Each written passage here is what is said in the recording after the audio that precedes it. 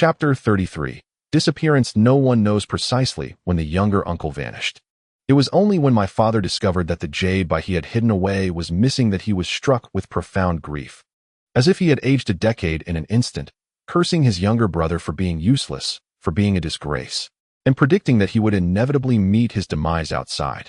Later, while my father was still alive, Zhuanrui once witnessed him silently gazing at old photographs of the younger uncle under the dim light, lost in thought.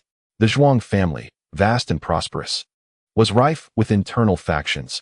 The head of the family was not as unshakable as one might presume. Some relatives constantly eyed the position of the patriarch with covetous intent. Each heir chosen by the Zhuang family was burdened with immense pressure from birth, and Zhuanrui was no exception, just as his father had been. Thus, though unspoken, my father's feelings for the younger uncle ran deep. After grandfather's death, the younger uncle continued his reckless ways, and to some extent, this was a result of my father's indulgence. Therefore, one can easily imagine the profound impact of the younger uncle's disappearance on my father's psyche. Until my father's passing, Zhuanrui could not fathom the intricacies of the situation. Why did the younger uncle and father fall out? Where did the younger uncle go during his absence? What did he do? Was he alive or dead? What connection did the jade have with the younger uncle's disappearance? From where did the jade originate? What did it symbolize? These questions remained unspoken by my father, becoming an enigma in Zhuangrui's heart. After ascending to the position of patriarch, entangled in affairs, the need to investigate these matters from the previous generation diminished. Little did he expect that 20 years later, he would once again lay eyes upon this jade. I felt a jolt of surprise and remarked, "When your younger uncle disappeared, the jade vanished as well. Do you believe that this skeletal remains before us belonged to your uncle?" Zhuanrui shook his head, his eyes glinting ominously, and said, "No. Not even this jade is the original one." Doufu gasped, his expression shifting to one of sudden understanding. "I see. You mean there are many jade bis? But how do you know this corpse is not your uncle's? Do you recognize your uncle's skeletal structure?" Zhuanrui furrowed his brow and pointed at the photograph in my hand, saying, "First, the photograph is incorrect. Second, my younger uncle practiced bone reduction techniques, making his frame more delicate than a woman's. This skeleton clearly does not match." After speaking, perhaps feeling that conversing with Doufu was diminishing his intellect, he turned to me and said meaningfully, "I believe the number on this jade may represent some sort of code, perhaps signifying something of unique importance, or possibly a code name for a certain operation. This person should have been allied with your grandfather. It appears that the ghost king Chen Siyuan harbors many secrets." A sudden chill ran through me. If what Zhuanrui asserted were true, and if this jade indeed represented a code name for an operation or bore some special significance, did that imply that my grandfather had also been involved in this endeavor? Was Zhuangrui's younger uncle also part of this operation?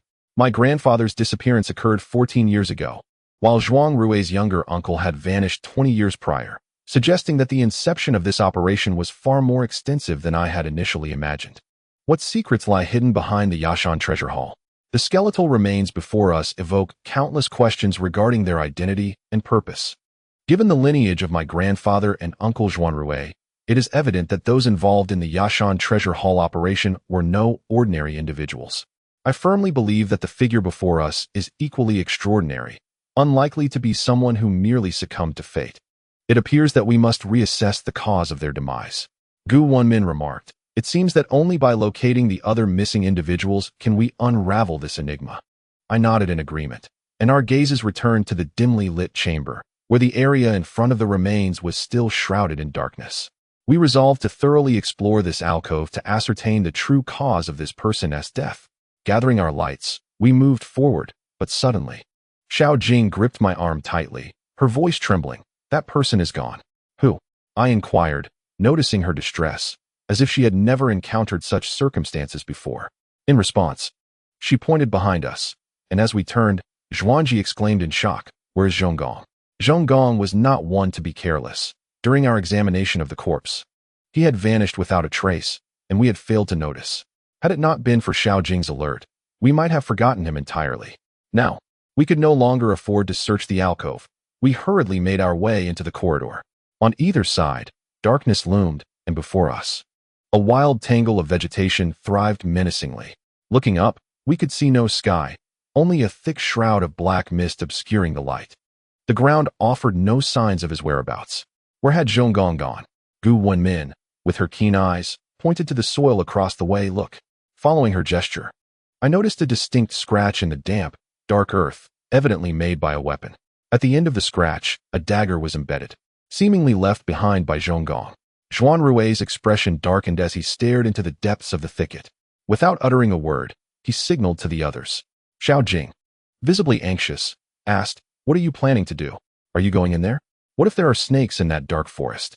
Wenmin frowned slightly and suggested softly, "Perhaps you should wait here." Xiao Jing shook her head vigorously. "No, if I stay here alone, I might also be taken." Zhuanrui, preoccupied with the safety of his men, had no time to dally with Xiao Jing. He shot me a cold glance and said, "Your woman, you handle." Doufu, relishing the situation, added, "Your woman is your responsibility. We must go rescue someone." Wenmin sighed, expressing a sense of helplessness. Moments later, several of us, armed and resolute, ventured into the dense underbrush, leaving Xiao Jing and me behind. Xiao Jing lowered her gaze, twisting her fingers. "It's my fault. I'm sorry." She looked up, her eyes glistening with unshed tears. I felt a wave of frustration. Though my heart had already chosen Wenmin, I could not simply abandon Xiao Jing, especially since she had accompanied me. I reassured her. "Staying here is perilous. You must stick with the group for safety. This was my mistake for allowing you to come. Do not worry, I will protect you." I turned and grasped Xiao Jing's hand, causing her to momentarily halt. Tears began to stream down her face as she softly uttered, "I already sensed it." Her sudden display of emotion puzzled me, and I couldn't help but inquire, "What do you mean?" Xiao Jing offered a faint, bittersweet smile, saying, "The one you truly love is her, isn't it? You have cared for me along this journey, yet in every matter, you consult her. Your gaze towards her reveals an intimacy that leaves me feeling utterly excluded." I sighed and replied, "Xiao Jing, I apologize. I cannot prolong your wait any longer. It is my fault. However, I promise to ensure your safe passage out of here. Trust me." Xiao Jing's smile faltered as she remarked, "Is this your answer to me? I am merely a responsibility to you now, devoid of love, am I not? I understand." She wiped her tears and hurriedly caught up with the main group ahead of us. Wenmin, noticing the traces of tears on her face, approached me with a look of disbelief, whispering, "Did you make her cry?" I responded, "We clarified everything." Wenmin appeared taken aback, asking, "What do you mean?" I confessed. "I told her I have changed my heart. The one I love is you. I am an irresponsible man." Wenmin bit her lip, glancing around before a smile crept onto her face as she lowered her voice, saying, "Then I must be the wicked woman who led you astray. Do not feel guilty. Place all the blame on me." I chuckled at her serious demeanor and patted her shoulder, ready to speak, when suddenly we heard Zhuang Ji's voice ring out from ahead. "Hurry, shoot." In our distraction, Wenmin and I had momentarily let our guard down, unaware of what had been spotted ahead. Fortunately, we both reacted swiftly. Wenmin raised her gun, while I drew my machete. Peering into the distance, I saw nothing but a vast expanse of withered grass and strange trees, with darkness shrouding the rest, obscuring our view. "Shoot. Where should we direct our fire?" Doufu, seemingly oblivious, remarked, "Zhuang Ji, what are we shooting at?" Zhuang Ji, visibly frustrated by Doufu's new nickname for him, retorted, "Why should my brother be the wealthy one while I am merely the little dog? I am wealthy too." Wenmin coughed lightly, stating, "It seems these two have lost focus on the matter at hand." I nearly succumbed to irritation at Doufu. Was this really the appropriate time to debate nicknames? I quickly interjected, "Stop the nonsense. Let us shoot. What are we shooting at?" It appeared that Zhuang Ji finally remembered, his expression shifting as he exclaimed, "I know what dragged Zhonggong away. It was a snake, a large snake." Doufu replied, "A snake? I have encountered dragon snakes, horned snakes, and the crowned snake king. I am not afraid of snakes. The bigger, the better, as we can feast on grilled snake meat." Zhuang Ji scoffed. "You may find that your appetite vanishes upon seeing that snake." As he spoke, his gaze fixated on the darkness in the southwest, as if something sinister lurked within. Chapter 34. The shadow of the snake. The area ahead was shrouded in darkness. I asked Zhuang Ji, "Is the snake still there?" Zhuang Ji replied, "It darted away just ahead. Little Zhong is likely already in Zhuanrui's sights." I spoke in a low tone. My subordinates are not so easily defeated. Having gestured, he took the lead, as the group traversed through the dense underbrush, surrounded by intertwining vines.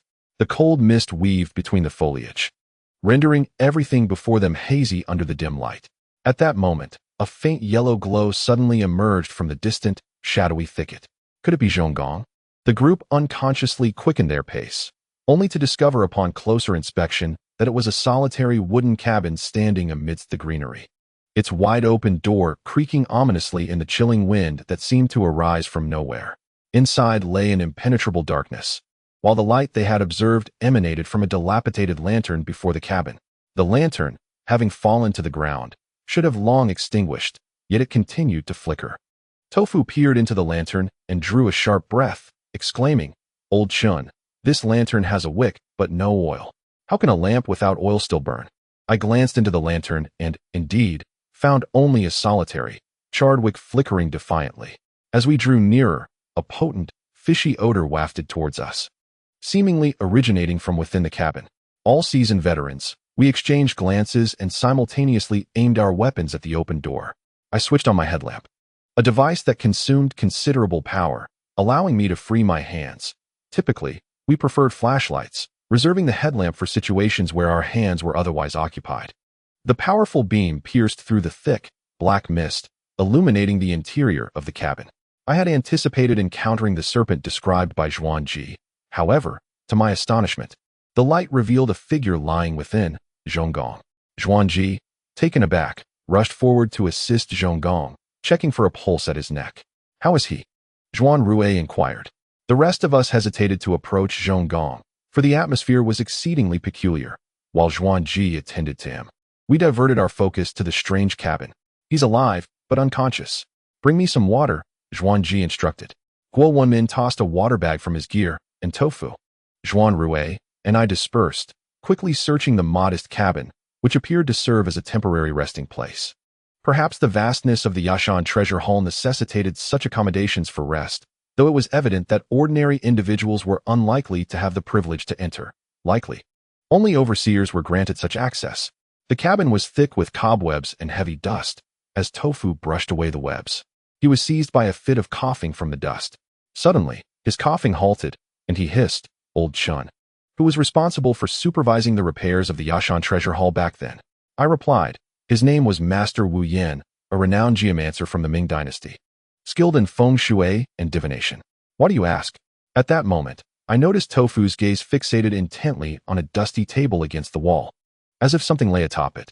I leaned in for a closer look, and a chill ran down my spine, for there lay a toppled spirit tablet, its inscription barely legible, reading, "The Spirit Tablet of Master Wu Yan." Tofu swallowed hard and inquired, "Why is there a memorial tablet in this place?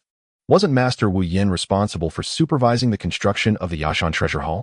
Could it be that he met his demise here? It has been several centuries since then. Who could possibly recall the details?" Feeling perplexed myself, I speculated, given the complex geological structure of this area, perhaps some unforeseen incident occurred during the construction supervision, leading to his untimely death, hence the memorial tablet. Tofu, lost in thought, glanced around restlessly before asking, "Could his body be buried here as well?" "Body?" I replied. "Of course, the deceased must be buried. After hundreds of years, it has likely decayed in the marsh. There's no need to dwell on it."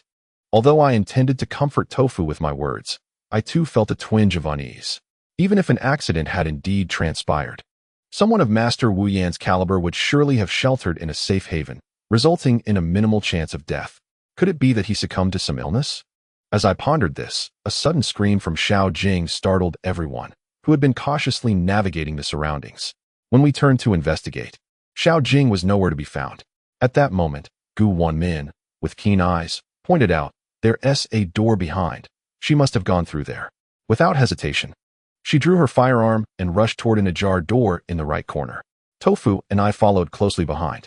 Upon entering, we discovered Xiao Jing cowering behind Wenmin, her face pale and trembling, stammering, "There's a corpse."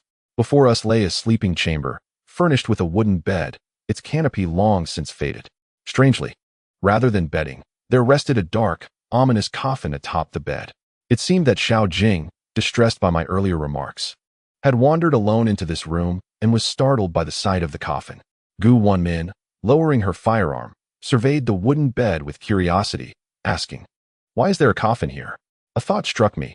Could the occupant of the coffin be Master Wu Yan? Why would a corpse remain unburied, displayed in such a manner? As someone accustomed to foraging mushrooms, I felt a heightened sensitivity towards the coffin. I stepped closer, bending down to examine it. When I noticed something amiss, the coffin lid was not securely fastened, revealing a slight gap from which a foul, putrid odor emanated, overwhelming and nauseating.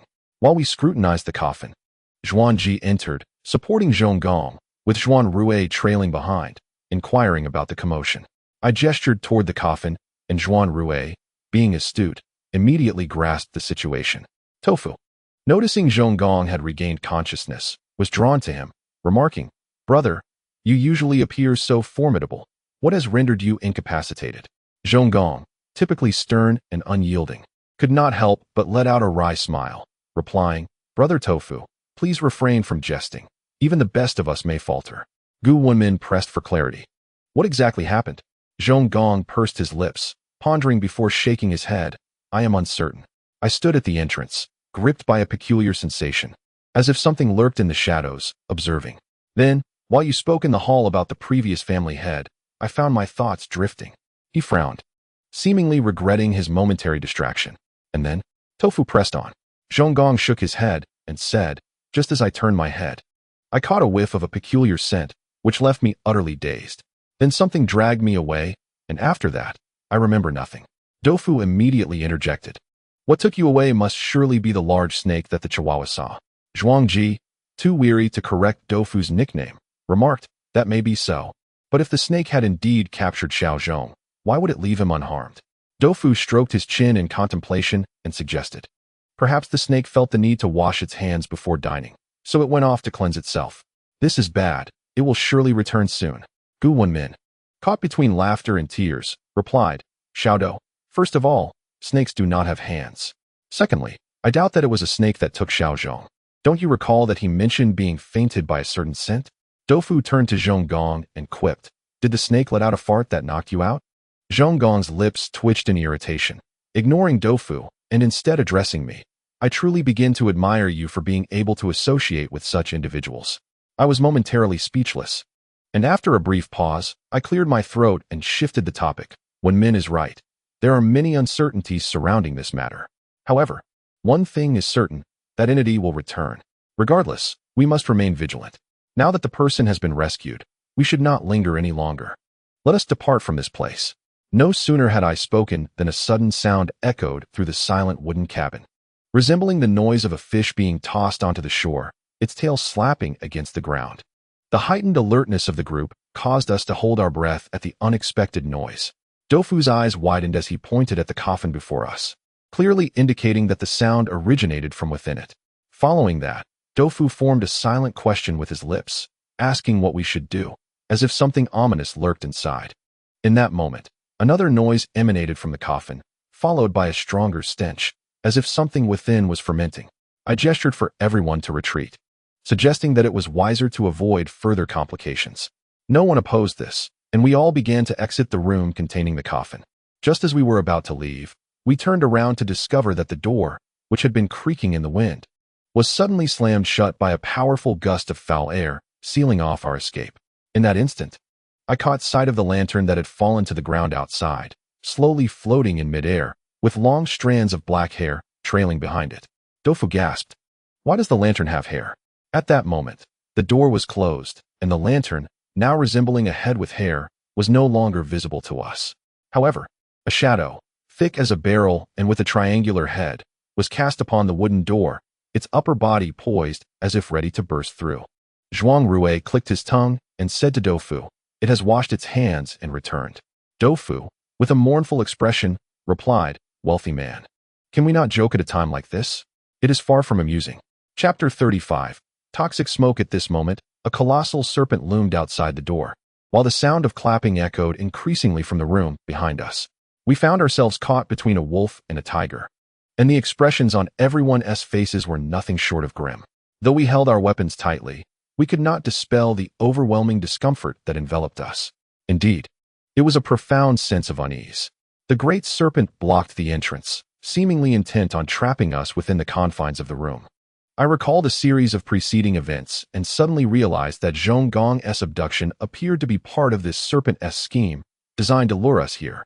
And now it stood at the door, clearly unwilling to let us escape this place. This small wooden door, even if kicked by both Tofu and myself, could easily be toppled.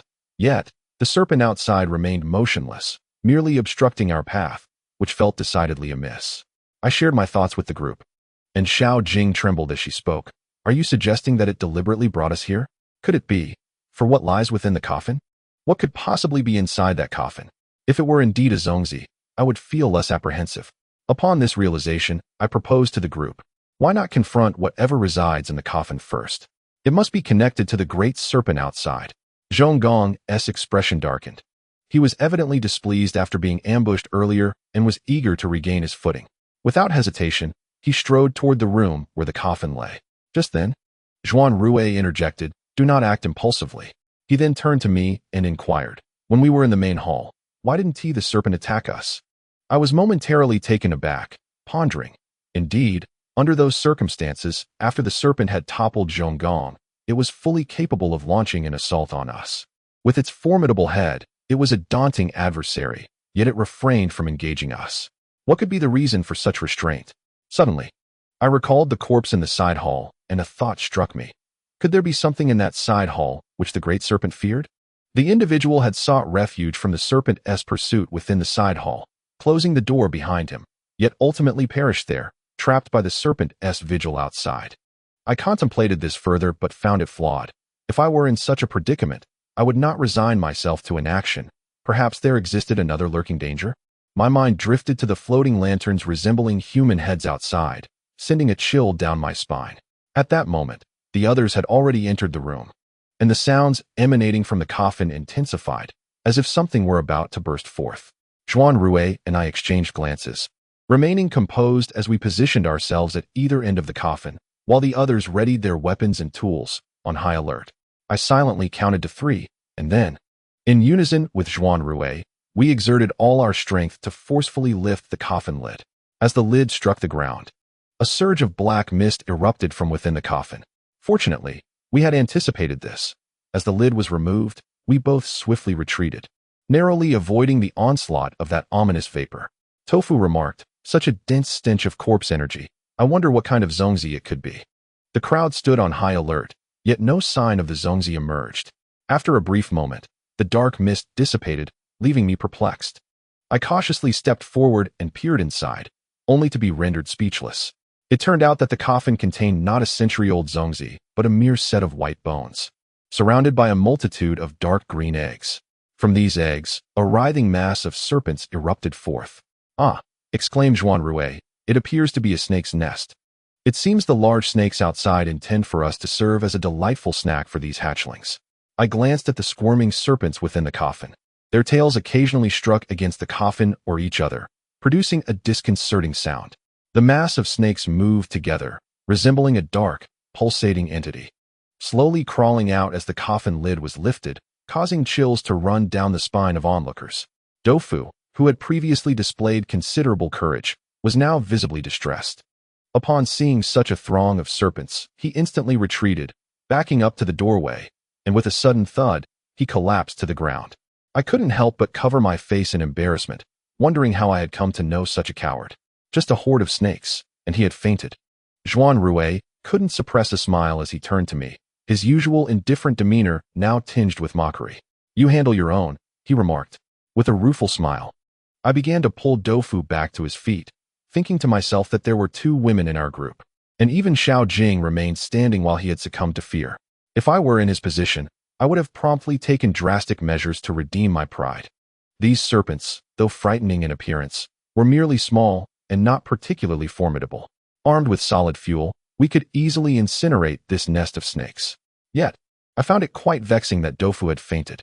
As I lifted him, I suddenly noticed something amiss. His complexion had turned slightly red, and he was not entirely unconscious, but rather gasping for breath. Then, I realized that a crimson mist had wafted in through the narrow crevice of the tightly shut wooden door, its acrid scent overwhelming. The moment I inhaled it, dizziness enveloped me, and my limbs grew weak. It dawned on me that Tofu had not fainted from fear, but had been overcome by the noxious smoke that had seeped in as he retreated. I knew we were in grave danger, but it was too late. The smoke had already infiltrated our room. The others began to sway, and I heard Zhonggong exclaim, "Everyone, hold your breath. This is the same scent that incapacitated me earlier." At this point, it was futile.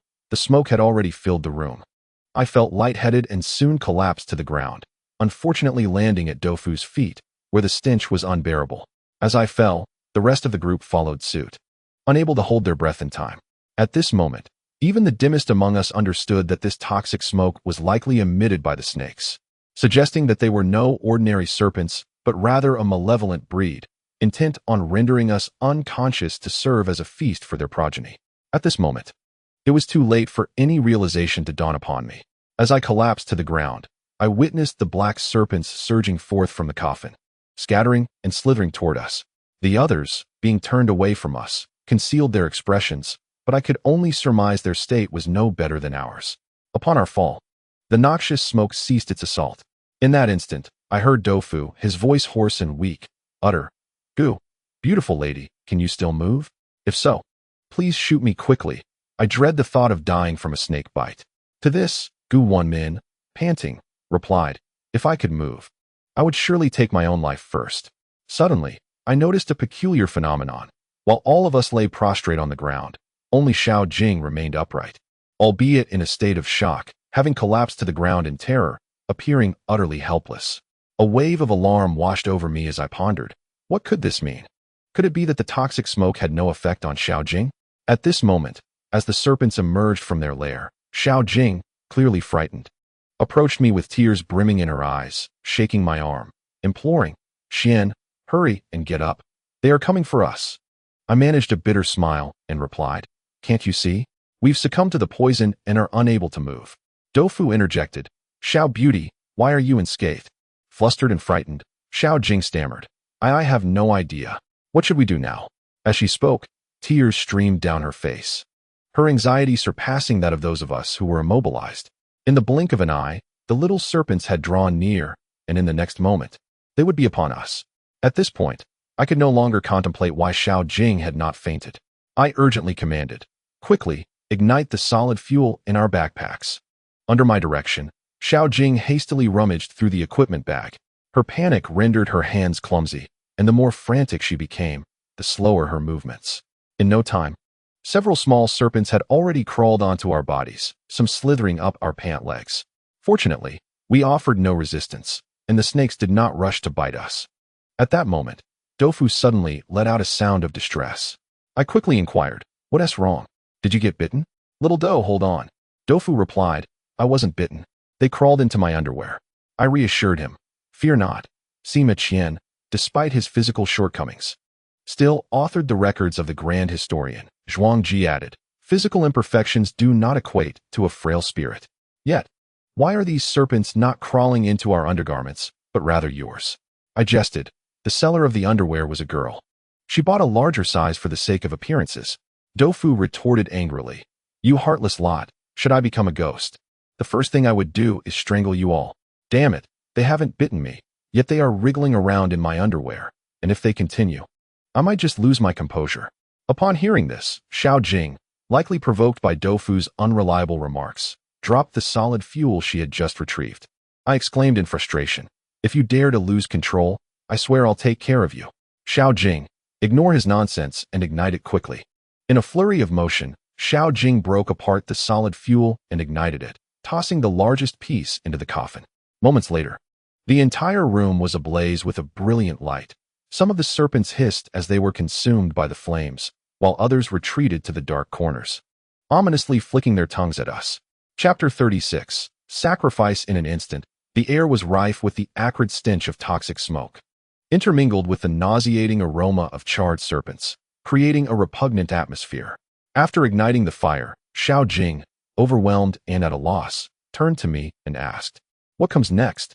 I steadied my mind, unsure of how to proceed.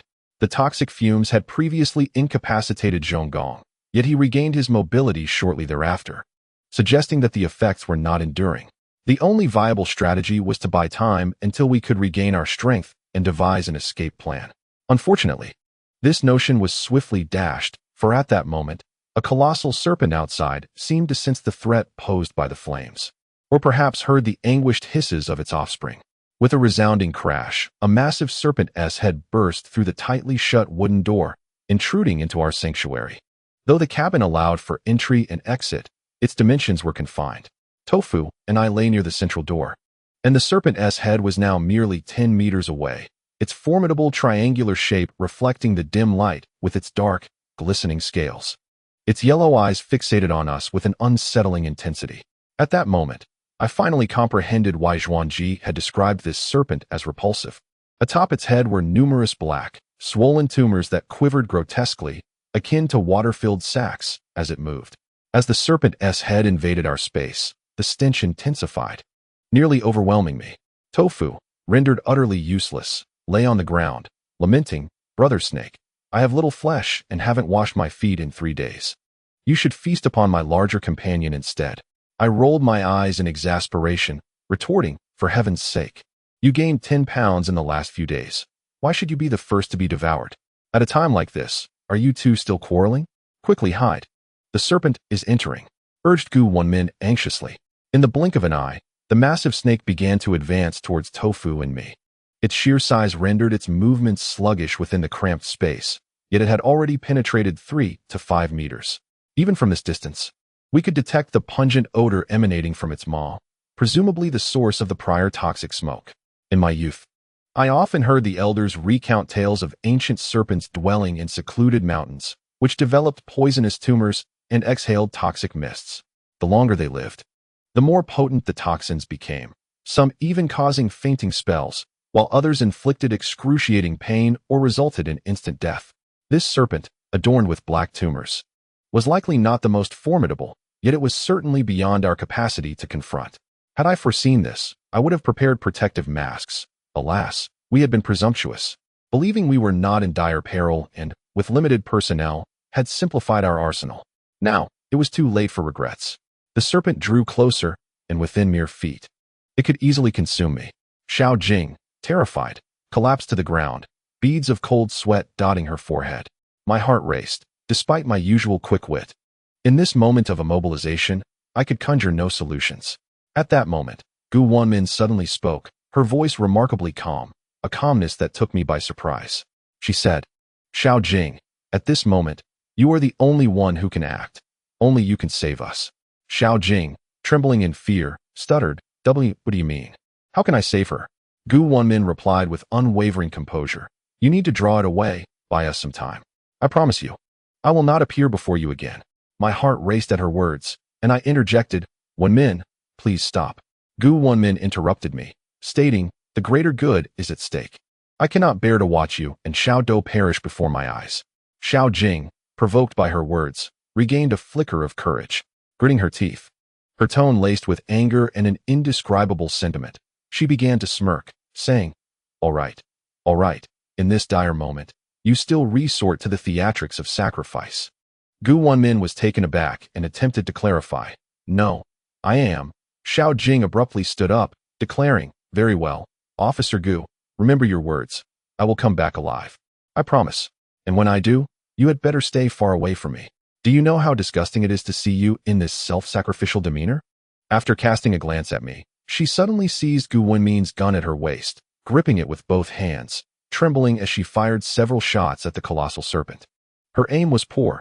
Only one bullet struck true, penetrating the serpent's tough scales, but it was enough to capture the creature's attention. The serpent's head whipped around, focusing on Xiao Jing. In that instant, Xiao Jing tossed the gun aside and dashed toward the window, perhaps fueled by adrenaline. Her movements became agile as she flung open the window and leapt outside. The serpent, having lived for so many years, had never encountered such a predicament. It was consumed by rage, disregarding us, retracting its head before lunging after Xiao Jing, who had escaped through the window. All of this transpired in a fleeting moment. The room was filled with the sizzling sound of burning snake flesh and the hissing of a group of small snakes cornered by the flames, leaving everyone in stunned silence. After a brief pause, Dofu was the first to break the stillness, saying, "Xiao Jing really made it out. Can she outrun that serpent? I doubt it. She probably won't return." He then turned to Wenmin and asked, "Miss Gu, you didn't mean what you said earlier, did you?" Wenmin ignored Dofu and instead asked me, "Do you blame me for sending her into danger?" In truth, I was equally astonished by Wenmin's sudden declaration. Yet deep down, I understood that if Xiao Jing did not take action, our fate was sealed. We would all perish, and Xiao Jing would meet the same end. Wenmin's subsequent strategy was, in essence, to offer Xiao Jing's life in exchange for a fleeting chance for us to survive. I remained silent for a moment before responding. I do not blame you. The outcome would have been the same regardless. Zhuanrui, ever direct, remarked coldly. Sacrificing her is a worthy trait. Zhonggong, Zhuanrui's loyal companion, echoed his sentiment with a chilling tone. If she does not save us, as a frail woman, she would ultimately perish anyway. If she can save us, her death would at least serve a purpose. Upon hearing this, Wenmin nodded slightly and turned to address Doufu's query, calmly stating, Xiao, this is my answer. Regardless of the circumstances, I indeed exploited Xiao Jing. It is unlikely she will have another chance to survive. However, should she manage to live, it would be a debt I owe her. Therefore, my earlier words were not spoken in jest. After speaking, Wenmin's gaze dimmed, and she closed her eyes to rest. At this moment, the most pressing matter was to swiftly regain her strength. My emotions were tumultuous, as everyone had analyzed. If Xiao Jing had not taken the initiative to divert the giant serpent, she, a frail woman, would have faced the same grim fate as us after our demise. Yet, the implications of such outcomes were not entirely equivalent. The first form of death stemmed from her own frailty. The second, however, was a consequence of our manipulation. Wenmin's actions were not erroneous. Indeed, her cleverness had saved us all. Nonetheless, I sensed her profound guilt as I gazed upon her pale visage, my heart heavy with sorrow. Wenmin's intent was clear. She had utilized Xiao Jing, fully aware that survival for her was a distant prospect. Yet, if Xiao Jing were to survive, Wenmin would, out of guilt and a desire for atonement, depart from me, as she had just articulated. Wenmin embodied a person of strong principles, her sense of justice somewhat overwhelming, and she had not deceived Xiao Jing with her words. At this moment, the feelings swirling within me were beyond description. My throat tightened, rendering me speechless. My thoughts then turned to Xiao Jing. Although my emotions towards her had faded, I felt a sense of indebtedness. The notion of sacrificing her for my own survival stirred a conflict within me, a tumult of emotions that was best left unspoken. After a brief moment, I compelled myself to regain my composure, refusing to let these complex and somber feelings cloud my judgment. I directed my gaze towards the now ajar door, and upon looking, I was startled to discover that the lantern, devoid of oil, still emitted a yellow glow. But this time it floated in the air outside the entrance. Behind the lantern, a dense mass of black hair sprouted, resembling a head without features, eerily suspended in the air. The sight was profoundly bizarre, and my heart sank. I thought to myself, it seems I had been overly optimistic. A great serpent had departed. Yet now there lingered a floating head lantern. Doufu, too, was captivated by the lantern, while Zhuanrui and others, due to their fallen positions, were oblivious to the commotion at the door. Zhuangji noticed us staring intently outside and inquired, "What is out there?" Doufu replied in a hushed tone, "The lantern with hair is still floating there. I have a feeling it will come inside." Alas, this ominous foreboding. No sooner had he spoken than the lantern began to drift slowly inward. Doufu's eyes widened, and he immediately sealed his lips, his expression one of regret. Moments later, the lantern had floated into our midst, and from such close proximity, I suddenly discerned a human face concealed amidst the hair of the lantern. No, more accurately, the skin of a human face. The waxen, pallid visage of a human face was affixed to a lantern, obscured by dark hair, intermittently revealed by the chilling wind, its hollow features exuding an aura of death. What on earth was this apparition? In Chapter 37, The Face, the atmosphere initially weighed down by the events surrounding Xiao Jing was abruptly shattered when this unsettling lantern drifted in, sending a shiver down our spines. The lantern dangled ominously above me, rendering me momentarily speechless, my mouth agape. It was then that Zhuangji exclaimed in shock, "What the hell is this?" In contrast to the serious demeanor of Zhuanrui, Zhuangji's earthy tone lacked any air of opulence. After cursing, he struggled momentarily before stating, "Hey, it seems I can move." Indeed, his limbs began to stir, albeit sluggishly, as his strength had not fully returned. With such a ghastly object hovering above me, I dared not remain on the ground. Observing Zhuangji regaining some awareness, I attempted to move my own body, and to my relief, I could crawl, though standing remained beyond my capabilities. At that moment, the lantern spun in midair, its face suddenly lunging toward me, the waxen countenance closing in alarmingly fast.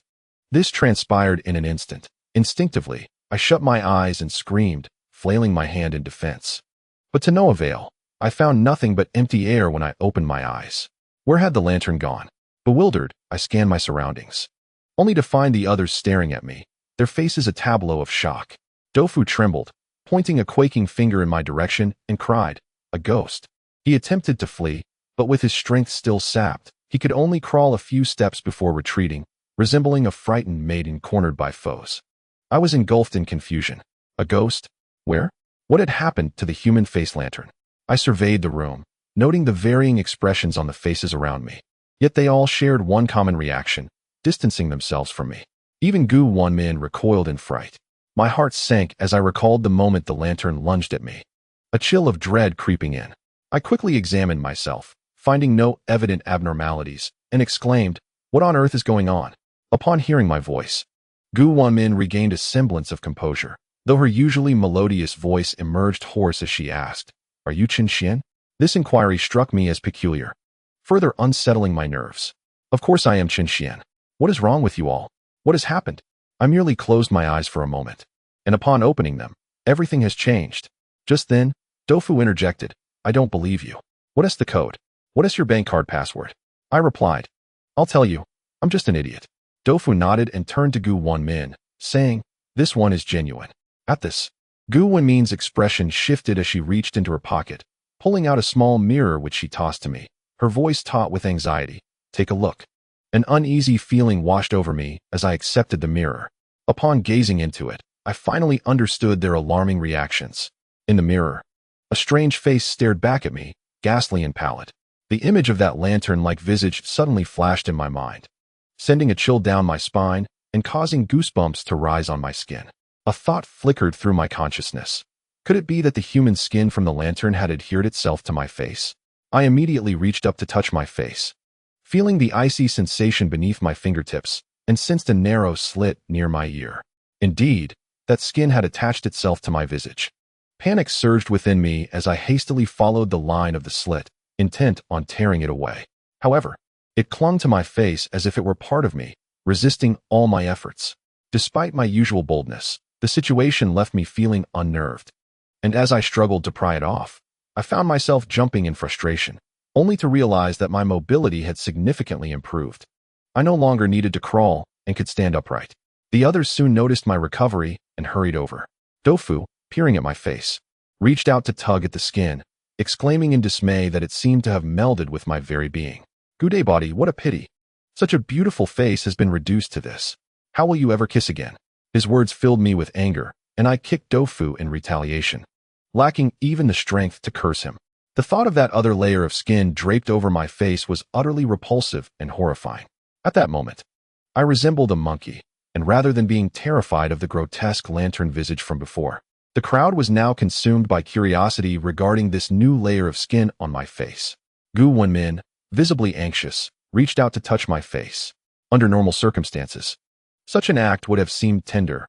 However, with a layer of skin obscuring my features, no sensation could be felt. After a moment, she turned to Zhuanrui, her voice tinged with urgency, asking, "Mr. Zhuan, you are well versed in such matters. Do you know what this is?" Zhuanrui furrowed his brow and shook his head, replying, "I am uncertain." He then glanced at the dimming flames within the room and the small snakes tentatively attempting to escape. "We shall devise a solution for this matter later. For now, we must leave this place. That great serpent is likely to return." The thought of the venomous serpent spurred us into action, and we could not afford to linger over the skin on my face. We hastily donned our backpacks and made our way outside. As we stepped through the wooden door, we were met with a wild expanse of overgrown vegetation, shrouded in darkness and thick fog. The air was cold and damp, rendering everything hazy. The grass bore the unmistakable marks of the great serpent's pursuit of Xiao Jing. Though Doufu's words were often sharp, he was known to soften in critical moments. Hesitating, he finally spoke, "Are we truly abandoning Xiao Jing? After all, she is a girl. Are we being too harsh in our treatment of a fellow woman?" Zhuanrui replied coldly, This is not a place for chivalry. That is precisely why I never bring women into the depths of danger. Doufu, displeased, retorted.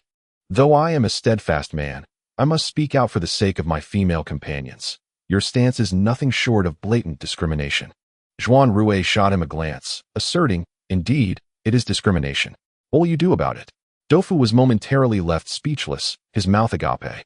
I interrupted the two, having already made up my mind, and said, let us return to the previous side hall.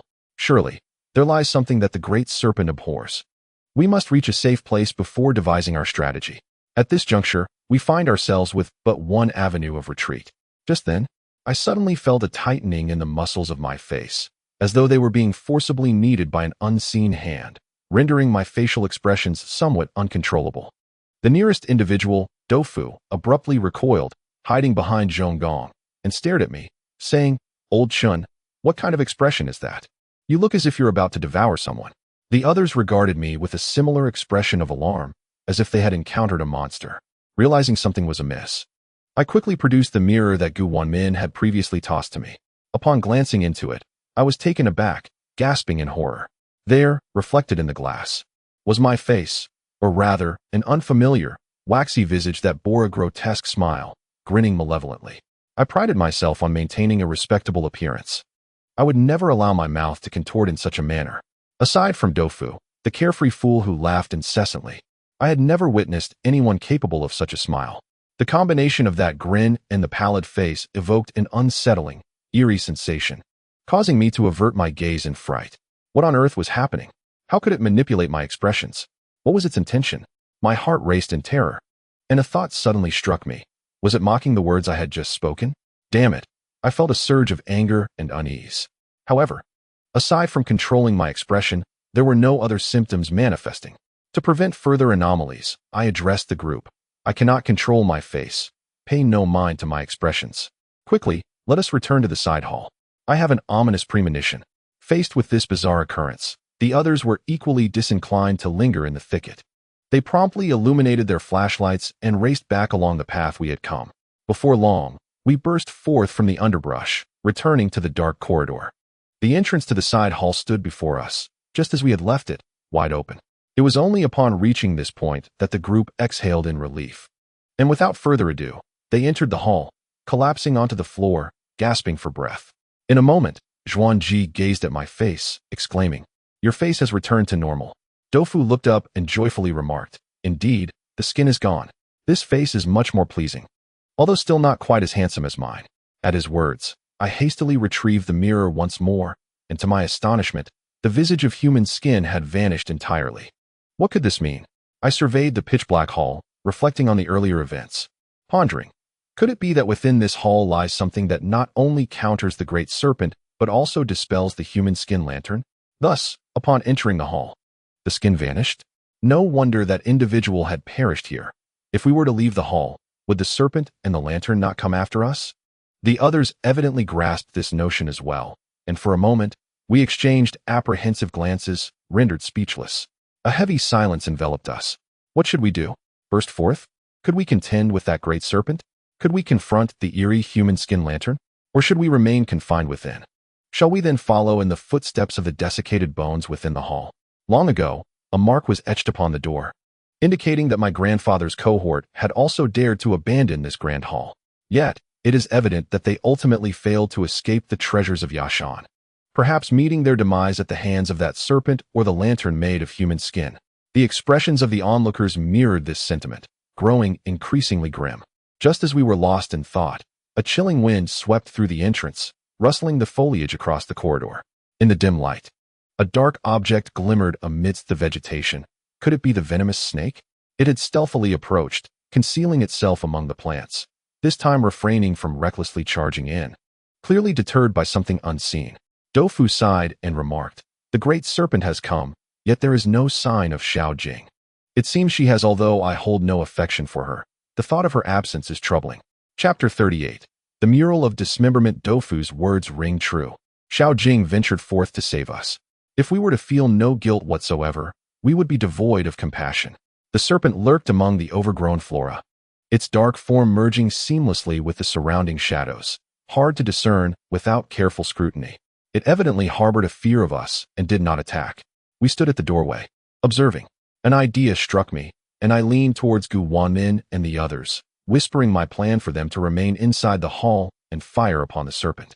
While the creature is indeed formidable, it is not invulnerable. Even the mightiest cannot withstand the bite of an ant. Should we commence firing? Two outcomes were certain. Either it would perish beneath our shots, or it would be driven away by the gunfire.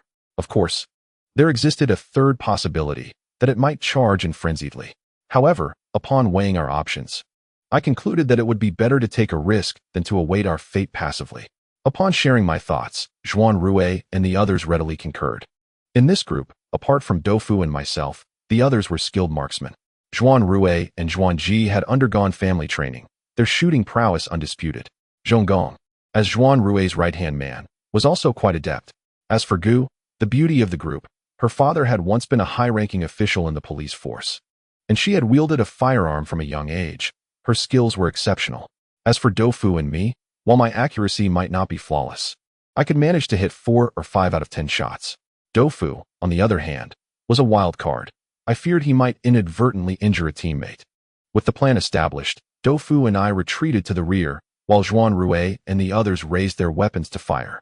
The sound of gunfire reverberated, sending splintered branches and decayed leaves flying. The serpent emitted a peculiar gurgling noise from its throat before hurriedly retreating with its massive form. A wave of joy swept over the group, realizing that our strategy bore fruit. Yet, as I observed their jubilant expressions, my own heart was not filled with delight. Instead, I cautioned, it is premature to celebrate. The serpent remains, and once we exit the grand hall, it, along with the lantern of human skin, will converge upon us. To avoid being ensnared in this place, we must devise a foolproof plan. Zhuanrui squinted as he surveyed the vacant side hall, posing a pivotal question to us. Why did the great serpent and the human skin lanterns cower in the presence of this chamber? Were they afraid of the hall itself? Or were they wary of something concealed within its confines? Zhuanrui asserted that unraveling this enigma would grant us our escape. Doufu, quick to grasp Zhuanrui's implication, clapped his hands in realization, exclaiming with delight, "Indeed, if they fear something within this side hall, then we need only extract that object and carry it with us. And those two ghastly entities shall dare not approach us again." While this was merely a possibility, any glimmer of hope necessitated our pursuit. Otherwise, we would remain ensnared in this place. Without delay, we resolved collectively, designating Zhonggong to guard the entrance, albeit this time from within the hall rather than outside. Consequently, the 5 of us, myself, Doufu, Zhuanrui, Zhuanji, and the enchanting Gu, scattered to search the chamber. This side hall possessed a peculiar design, resembling a symmetrical eye shape, broad at both ends and narrow in the center, forming a continuous tripartite structure, with the position of the previously discovered corpse located centrally. Moreover, the grand hall was supported by 10 symmetrical stone pillars, each intricately carved with swirling water patterns, among which peculiar little demons lurked, peering with lecherous expressions, seemingly intent on dragging passers-by into their depths, evoking a profound discomfort. Due to the prior discovery of the corpse, we had not thoroughly explored the hall's lower regions. In no time, we had all conducted a cursory examination and soon gathered at the base of the hall. The 5 of us exchanged knowing nods without uttering a word, instinctively dispersing to investigate further. Wenmin and I ventured to the left side of the hall, while Doufu and Zhuanji moved to the right, leaving Zhuanrui to advance straight ahead. Before long, Gu and I arrived beneath one of the pillars, where a tattered black curtain hung, having been carelessly gathered and now coated in dust. Just as we were about to proceed, my peripheral vision caught a glimpse of a pair of human feet faintly emerging from beneath the curtain. My heart lurched. Could it be yet another apparition intended to frighten me, just as it had before? Cursed be that entity for allowing no one but me to witness its presence. Ignoring my fear and the urge to alert Wenmin, I swiftly drew the firearm I had procured from Zhuanrui and stepped forward, aiming upwards to fire a shot. Bang! The gunshot reverberated, sending dust swirling into the air, stinging my eyes. Yet, upon firing, the feet vanished once more. I could not suppress my doubts. Was it all merely a figment of my imagination? Why could no one else see it? Yet I alone was privy to its existence. The gunfire attracted the others, with Wenmin being the first to reach my side.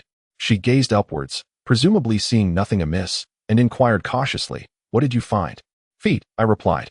Wenmin paused in surprise, asking, "Is it the same one as before?" I nodded, my voice dry. "It is still following us." As the remaining individuals listened to our exchange, they began to comprehend the situation. Doufu let out a sharp breath, exclaiming, "First the feet, now the eyes. It has been following us all along. What could it possibly want?" Zhuanrui furrowed his brow and directed the flashlight into the darkness, seemingly attempting to ascertain whether that entity still lingered. Suddenly, the beam of his flashlight hesitated, and he signaled us to be cautious with a gesture, subsequently leading us to the left. Taken aback by this signal, we all paused momentarily, then silently followed Zhuanrui's lead. In an instant, my eyelids fluttered, for I once again beheld that pair of feet. Exchanging glances, we promptly readied our weapons and hastened to follow Zhuanrui towards that direction. The feet stood motionless against the wall, elevated more than a meter off the ground. This time, they did not vanish swiftly. Instead, as we drew closer, they became increasingly distinct. Upon our full approach, the scene before us left us utterly perplexed. Zhuanrui shook his head and remarked, "It's a mural." Indeed. The left wall was adorned with vibrant frescoes, as if freshly painted, dazzling in their brilliance. I understood that, as Body had suggested, this was merely a manifestation of object memory. The true murals had likely long since faded. Prominently featured at the center of the mural were those feet, clad in black boots, with blood streaming from above the calves, devoid of any other details. Above the feet, countless malevolent spirits emerged from the ground, actively tearing a person apart, and those feet were cast aside as remnants of the gruesome act. The imagery depicted in the mural was bizarre, the colors striking and lifelike, evoking feelings of both the uncanny and the macabre. Doufu, upon witnessing the mural, recoiled in shock, which spoke volumes about its effect. The entire mural bore no substantial significance, merely illustrating a scene of dismemberment, provoking nothing but disgust and horror. After gazing at it for a few moments, my eyes were drawn once more to those severed feet, and I mused. They resembled precisely what I had seen on 2 previous occasions. Even the cloud-like patterns were identical. Could this merely be coincidence? In search of reassurance, I unsheathed my dagger and plunged it into the feet depicted in the mural with force. The blade, exceptionally sharp, caused some paint to flake away, revealing the dark wall behind. At that moment, Doufu suddenly tapped my shoulder and pointed towards the dismembered figure in the mural, saying, "Have you not noticed something amiss?" Following his, I was taken aback, for it revealed a profoundly grotesque scene. A person devoid of limbs, with only a chest cavity and a head remaining. Surrounding him, more malevolent spirits emerged, one of which had gouged out his eyes, gripping the eyeball in its hand, with strands of flesh still connecting it to the eye socket. Another spirit clawed at his ears, while within the chest cavity, intestines were being prodded by some of the spirits, creating a scene drenched in blood. In such a surreal environment, under dim lighting, it was almost unbearable to behold. Yet remarkably, Doufu dared to confront the mural directly. I could not help but ask, "What is amiss?" Doufu swallowed hard and said, "I feel that the dismembered person bears an uncanny resemblance to you." I was startled by Doufu's words and instinctively covered his mouth, exclaiming, "For heaven's sake, your infamous crow's mouth is known far and wide. Please refrain from such talk. I wish to live a few more years." Damn it, the face of that person in the mural was distorted. How could it possibly resemble mine? Doufu struggled against my hand covering his mouth, and despite my firm grip, he bit me, causing me to loosen my hold. Seizing the opportunity, Doufu jumped back and spat. "Damn it, it's salty." I retorted, "Of course. Not long ago, my hand touched the skeletal remains outside and also brushed against a coffin. Did you expect it to be sweet?" Wenmin approached and said, "Enough, stop bullying Xiao. At that moment, I felt quite wronged, and a smile escaped me. No wonder Doufu was so supportive of the stunning Gu, for she was indeed his guardian angel. Just then, I noticed Wenmin glance at the individual in the center, and her expression abruptly changed, paling as she stepped back, saying, "Xiao is right. It truly resembles you." Doufu is usually unreliable. I often dismiss 9 out of 10 of his statements as nonsense. However, Gu's words carried weight, and her assertion sent a chill down my spine, prompting me to scrutinize the figure upon the wall. Suddenly, a buzzing filled my mind, for the figure indeed bore a striking resemblance, not to me, but to the human skin that had once covered my face. Chapter 39. The grave of the dual corpses. Most individuals share the experience of being able to vividly recall the appearances of those around us. Yet our own reflections often remain obscured. The human skin that once adorned my face, though I had glanced at it in the mirror a few times, left me with only a vague impression. In contrast, Doufu and Wenmin, due to their close relations with me, had inevitably observed me more closely after my face was shrouded in that skin, leading them to retain a clearer memory of its features. Thus, Doufu's sudden remark earlier made sense. His words, though somewhat disjointed, had led me to misinterpret him, believing he was merely rambling. At this moment, as I focused intently on the mural, the hazy visage of that human skin in my memory immediately aligned with the dismembered figure depicted on the wall. In an instant, images of human limbs, eyeballs, and human skin flashed through my mind, all converging upon the mural. A startling thought struck me. Could it be that the events illustrated in the mural were not mere figments of imagination, but rather accounts of actual occurrences? Could it be possible that the disembodied feet I had seen suspended in midair, the voyeuristic eyeballs, and the human skin that had clung to my face all belonged to the figure in the mural? Evidently, I was not the only one to arrive at this unsettling conclusion. The expressions of those present shifted dramatically. Moments later, Doufu, unable to contain his curiosity, spoke first, asking, "Do you think what is depicted here is real? Could there truly be a scenario of dismemberment by a horde of ghosts?" No one answered him. In truth, Zhuanrui's face, a blend of handsome and grotesque, had also grown solemn. A horde of ghosts dismembering. What is the meaning of this painting? Is it a warning? If we linger here any longer, will we meet the same fate?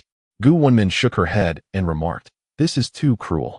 What transgressions did these individuals commit to deserve such treatment?" Doufu recoiled slightly and replied, "Do malevolent spirits require justification to harm others?" Wenmin's beautiful visage darkened as she pondered aloud. While spirits may indeed exist, they are infrequently encountered. The notion of dismembered corpses is rather fantastical. Could it not be a mere symbol, suggesting that those depicted in the mural were victims of human dismemberment? Her mention of human dismemberment struck a chord within me, triggering a vivid recollection. My grandfather's notes had once documented a particular formation known as the double corpse earth evil formation. This exceedingly sinister tactic is said to originate from a malevolent sect in the ancient Western regions. The so-called double corpse earth evil formation is most commonly employed in the realm of yin-yang residences. A yang residence, in a narrow sense, refers to a dwelling for the living. In a broader sense, it encompasses all terrestrial structures. Conversely, a yin residence pertains to the abode of the deceased, naturally referring to subterranean tombs. When we speak of tombs, we refer to the buried portions, known as the underground chambers, while Ling refers to the structures above ground, such as the magnificent mausoleums of the Ming dynasty. Before the fall of the Qing dynasty, these mausoleums housed attendants dedicated to serving the spirits of the ancestors. Adhering to the principle that serving the deceased is akin to serving the living, preparing meals, bathing, and providing garments for the non-existent lords of the tomb each day.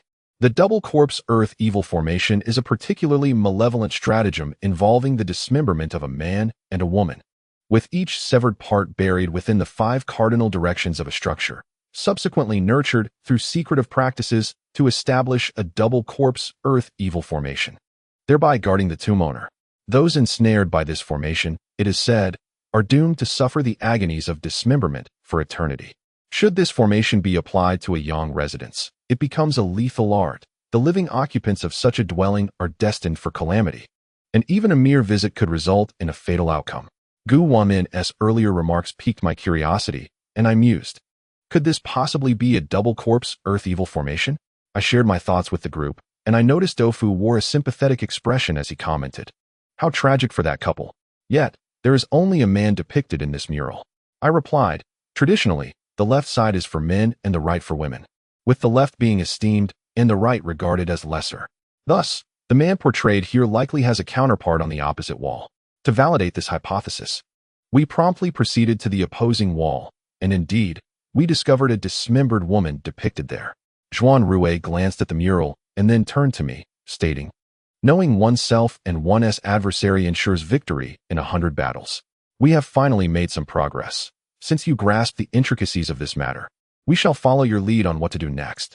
I smiled wryly, responding, my knowledge of this double corpse earth evil formation is limited. But one thing is certain. The dismembered man and woman have set their sights on us. We must not act impulsively. We must carefully devise our strategy. At that moment, Dofu interjected, "So, are we currently in a Yin residence or a Yang residence?" I had not anticipated such a question, and it momentarily left us all perplexed. According to the architectural specifications of the Yashan Baodian, it is undoubtedly categorized as a Yang residence. Even though it is reputed to serve as a site for the entry and exit of spirits, it still falls within the realm of Yang dwellings. However, it is evident that the Yashan Baodian no longer exists, and the place we currently occupy, from a superstitious perspective, resembles a ghost ship formed from the lingering essence of the ancient Baodian, while from a scientific viewpoint, it embodies the memory of objects. So, can it still be considered a Yang residence? As I found myself at a loss for an answer, Dofu stroked his chin and remarked, "I sense something amiss." Regardless of whether it is currently a Yang or Yin residence, it certainly was a Yang residence when it was originally constructed. By your reasoning, if a Yang residence is arranged with a dual corpse-de-sha formation to cause harm, then who exactly is the target of this malice? Wenmin tilted her head and softly replied, "Certainly, it is those who enter this Baodian." Dofu pressed further, "Why prohibit entry into this Baodian?" Wenmin momentarily faltered at the question. Zhuanrui seemed to have an epiphany, clicked his tongue, and suddenly smiled faintly. However, the disfigured side of his face was turned toward me, making his smile rather unsettling. He fixed his penetrating gaze upon us and said, "Because this Baodian is a place for the passage of numerous spirits, ordinary people are forbidden from entering." Dofu's mind began to race as he inquired, "If this is indeed a realm for the spirits, then why establish a dual corpse-de-sha formation?" In an instant, a realization surfaced, and Wenmin exclaimed, "Could it be that the legends surrounding the Yashan Baodian are fabricated?" This exchange of questions and answers formed a remarkably tight-knit hypothesis. Everyone present was astute and quickly grasped the situation. I took a moment to outline the entire sequence of events and analyzed. Indeed, the assertion that the Yashan Baodian serves as a passage for spirits is likely a facade concocted by its builders to obscure the truth. Behind this Baodian, there must be other secrets concealed, which is why the dual corpse-de-sha formation was established for its protection. Zhuanrui regained his composure and ominously remarked, "It seems that the ghost king Qin Siyuan came here precisely because of this secret." Dofu wore a proud expression, as if he had unearthed a remarkable discovery and was eagerly awaiting our praise. After a moment of silence, seeing that no one acknowledged him, he looked disappointed and said, "Have you all forgotten something?" Body, having spent considerable time with us, shared an unspoken understanding. Upon hearing his words, she slapped her forehead in an epiphany and exclaimed, "All right, it was thanks to Xiao Dou's discovery of this truth that we were able to see through it. You truly are brilliant, a true artist." Flattered by such praise, Dofu beamed with delight, yet attempted to maintain an air of nonchalance as he replied, "Oh, it was nothing. Now, let us not waste any more time. We should consider how to deal with this dual corpse-de-sha formation." At this proclamation, everyone turned their gaze toward me, compelling me to relay all that I knew. The dual corpse-de-sha formation draws upon the Earth's energy to nourish the tragically deceased dual corpses, with the capabilities of these corpses varying according to the differing soil and water conditions.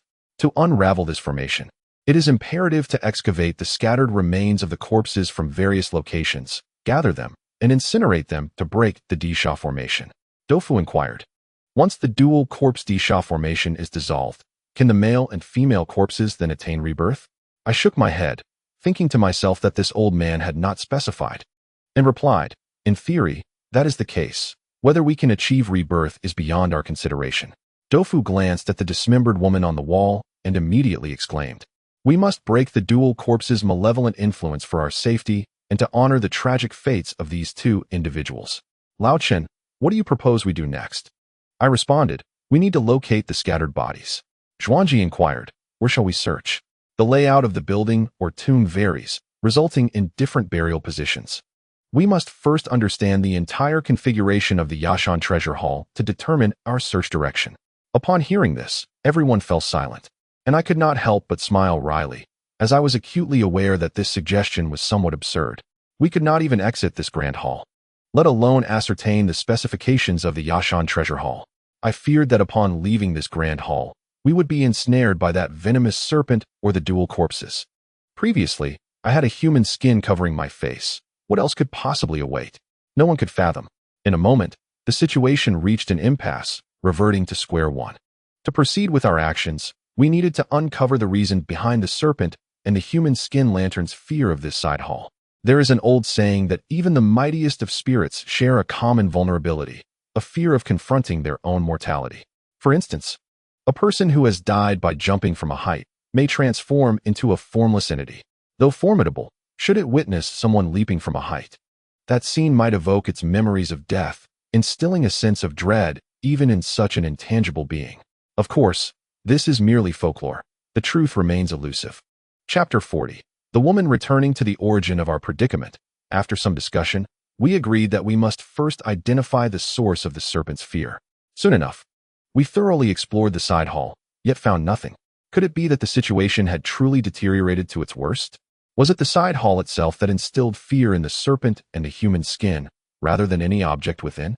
Indeed, this side hall was devoid of any other items, leaving the group in a state of stalemate. Doufu, anxiously tugging at his hair, paced back and forth, observing the silent crowd and imploring, "Why has everyone turned mute? Think of a solution. I refuse to perish here and become nothing but a skeleton." At this point, what options remained? I declared, "We must force our way through." Zhuanrui nodded, beginning to inspect his firearm. Everyone understood that there was no alternative. To avoid sharing the fate of those bones, we had to risk our lives. After a brief moment, we completed our equipment check and discussed our strategy, deciding to divide into 3 small groups. Zhuanrui and I would lead the charge, while Wenmin and Zhong Gong, the best marksman, would follow closely behind. Although Zhuangji was quite capable, he lacked experience in such perilous places, so he teamed up with Doufu to form the middle of our formation. I addressed the beautiful Gu, saying, "You are always vigilant. You and Zhong Gong will take the lead and keep a close watch on our surroundings. The rest shall be managed by Zhuanrui and me." Doufu then asked, "What shall I do?" After some contemplation, I uttered, "As long as you ensure that the firearm in your possession is not directed toward our own, we shall be fine." Once our plans were laid, we extinguished the flashlights and activated our headlamps, adjusting the brightness to its maximum before proceeding to the threshold. Outside, a chilling wind rustled, and the venomous serpent had vanished without a trace. Seizing the moment, Zhuanrui and I cautiously stepped outside, followed closely by the other 2 teams as per our previous arrangements. A group of 6 hastily advanced toward the extending corridor. Our intent was to first ascertain the layout of the Yashan Treasure Hall, which necessitated locating a relatively secure spot before ascending to the highest point to survey the surroundings. Soon, the corridor reached an end, bifurcating into a shape resembling the character for mouth. 3 sides of the corridor were adorned with tightly shut crimson doors, enveloped in an eerie silence. We felt as though we had entered a confined alley, yet it was reassuring that neither the serpent nor the human skin lantern made an appearance during our passage. Doufu exhaled in relief, remarking, "At last, we have departed." Wenmin remained vigilant, cautioning, "We have not strayed far yet. We are not entirely out of danger. Let us proceed with caution." I nodded in agreement with her sentiments and lifted my gaze, discovering that the upper part of the corridor was still shielded by a wooden overhang, obscuring the sky. This overhang connected the 3 doors, creating a large box-like enclosure, and we resembled tiny insects trapped within it, an unsettling notion indeed. Zhuanrui surveyed our surroundings and declared, "This area feels rather confined. It seems we must seek another location." Doufu gestured towards the surrounding closed doors, suggesting, "Shall we explore within? Perhaps old Master Chun and his companions ventured here years ago and left behind some clues." My purpose for this expedition was to locate my grandfather's remains, and I was disinclined to overlook any potential leads. However, given our current predicament, the longer we lingered, the more disadvantageous it became. Thus I replied, "Let us postpone this matter. We should first devise a strategy to break the dual corpse's earthbound constraints, and we can search at our leisure thereafter."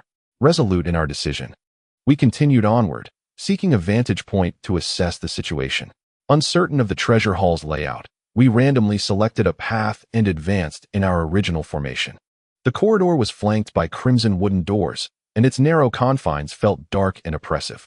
With our headlamps illuminating the way, the end of the corridor remained elusive, shrouded in shadows that seemed to stretch infinitely.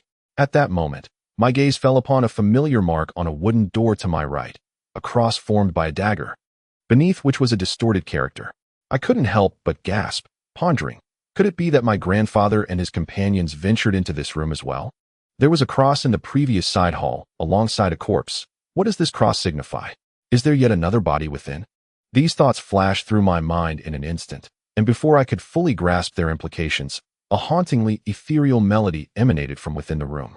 The tone was delicate, yet it seemed to resonate deep within the soul, rendering it impossible to ignore. In an instant, our gazes were irresistibly drawn to the wooden door before us, our minds racing with countless thoughts. Who is singing? Aside from us, could there be any other living souls here? The voice emanating from within must belong to a spirit or a specter. Just then, Tofu, in a fit of inexplicable fervor, suddenly slammed against the wooden door. It was unlatched, and with a single forceful push, it swung open. Startled, I exclaimed, "Tofu, what are you doing? In such a bizarre situation. How could he dare to open the door so recklessly?" Tofu, equally bewildered, turned sharply to glance back at Wenmin and Zhong Gong, asking, "Who pushed me just now?" Wenmin appeared astonished and softly replied, "How could we possibly have pushed you?" Although the implication was left unspoken, we all understood that Tofu had not acted on his own volition. Something had compelled him to collide with that door. My heart skipped a beat as I pondered. Could the entity singing within be beckoning us to enter? Under normal circumstances, I would undoubtedly seize the opportunity to investigate further. Yet Tofu's inexplicable act made everything seem like a trap.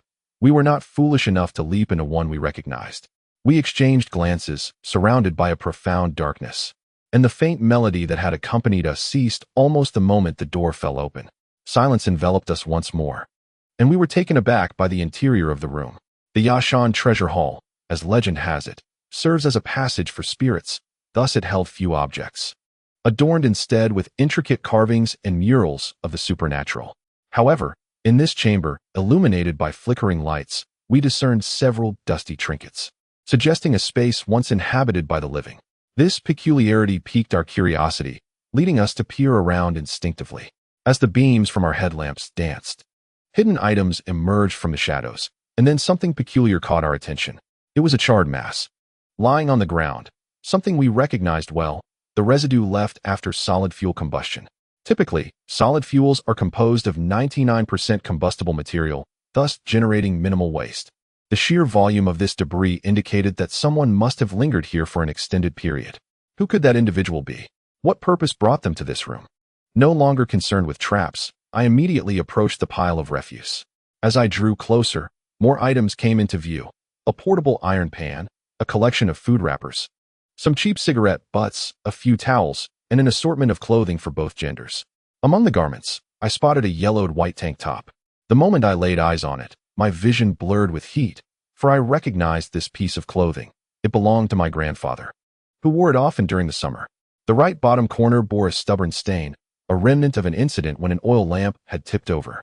Clutching the shirt tightly in my hands, I felt a tremor coursing through me, and the image of my grandfather grew increasingly vivid in my mind. For the first time in the 14 years since my grandfather's disappearance, I felt an inexplicable closeness to him. Quickly, I compelled myself to regain my composure and began to analyze the situation before me. Firstly, from the traces left behind at the scene, it was evident that this was not the work of a single individual, but rather a group of people, both men and women, who had lingered here for an extended period. Clearly, this group had departed, leaving behind a collection of remnants, and before their exit, someone had etched a distinctive mark resembling a cross at the entrance, signifying some form of message. I keenly sensed that there might be other items within this room that we had yet to uncover. Previously, everyone had been captivated by the pile of discarded belongings and had not thoroughly examined other areas. With this thought, I exhaled deeply, calming my mind, and signaled for the others to search separately. The room was spacious, partitioned by intricately carved wooden doors into several sections, furnished with tables and benches, seemingly intended for the living. However, we quickly discovered that these pieces of furniture were all painted black, their undersides adorned with patterns associated with the netherworld. It was evident that despite the room's complete arrangement, it was not meant for the living. As I continued my inspection, attempting to trace the source of the earlier sounds, I suddenly lifted my gaze and beheld a woman clad in vibrant attire, seated with her back to me on a chair engraved with the same netherworld patterns. Her long black hair cascaded down her back, and in front of her lay a bronze mirror. The reflection in the somewhat murky mirror revealed a face of a ghastly hue, and as I locked eyes with the visage through the glass, a chill ran down my spine. Startled, I stumbled backward, inadvertently tripping over an unseen object and landing clumsily on the ground. The commotion attracted the attention of the others nearby, and upon discovering the seated woman, it was clear that I was not the only one taken aback. Doufu leapt 3 feet into the air, covering his eyes as if that might cause her to vanish. Wenmin trembled as she uttered, "Could that sound we heard earlier have come from her?" Zhuanrui swallowed hard and remarked, "Surely not. She appears to be a corpse. Do the dead even sing?" He then glanced at Zhong Gong and instructed, "Zhong, go bring her over so we can ascertain what she is." Zhong Gong, however, feigned ignorance, focusing his gaze elsewhere. Fortunately, the group was not comprised of timid souls, with the exception of Doufu. Regaining their composure, they gathered once more and directed their lights toward the female corpse. Approaching her side, as I drew closer, I immediately discerned that this was indeed a genuine ancient corpse. Strangely enough, despite the corpse's pallor, the flesh appeared remarkably plump, as though death had claimed her only recently. She was adorned in a gown from the Ming dynasty, intricately embroidered with peonies in gold and silver threads. Zhuanrui, unable to contain his curiosity, reached out to touch the fabric of the corpse's attire, lowering his voice to say, "This is authentic Ming dynasty material. It seems we are indeed dealing with an ancient corpse." At that moment, as we stood so near, our perspective shifted, and we suddenly noticed yet another peculiar detail. The female corpse sat upon a black wooden chair, accompanied by another identical chair beside her, seemingly reserved for another individual. However, this second chair was unoccupied and obscured by a large piece of black fabric, as if concealing something hidden within. Wenmin, with her keen eyes, suddenly gasped, her finger trembling as she pointed towards the side of the corpse's face, exclaiming, "Look, her face is stitched together." Stitched together?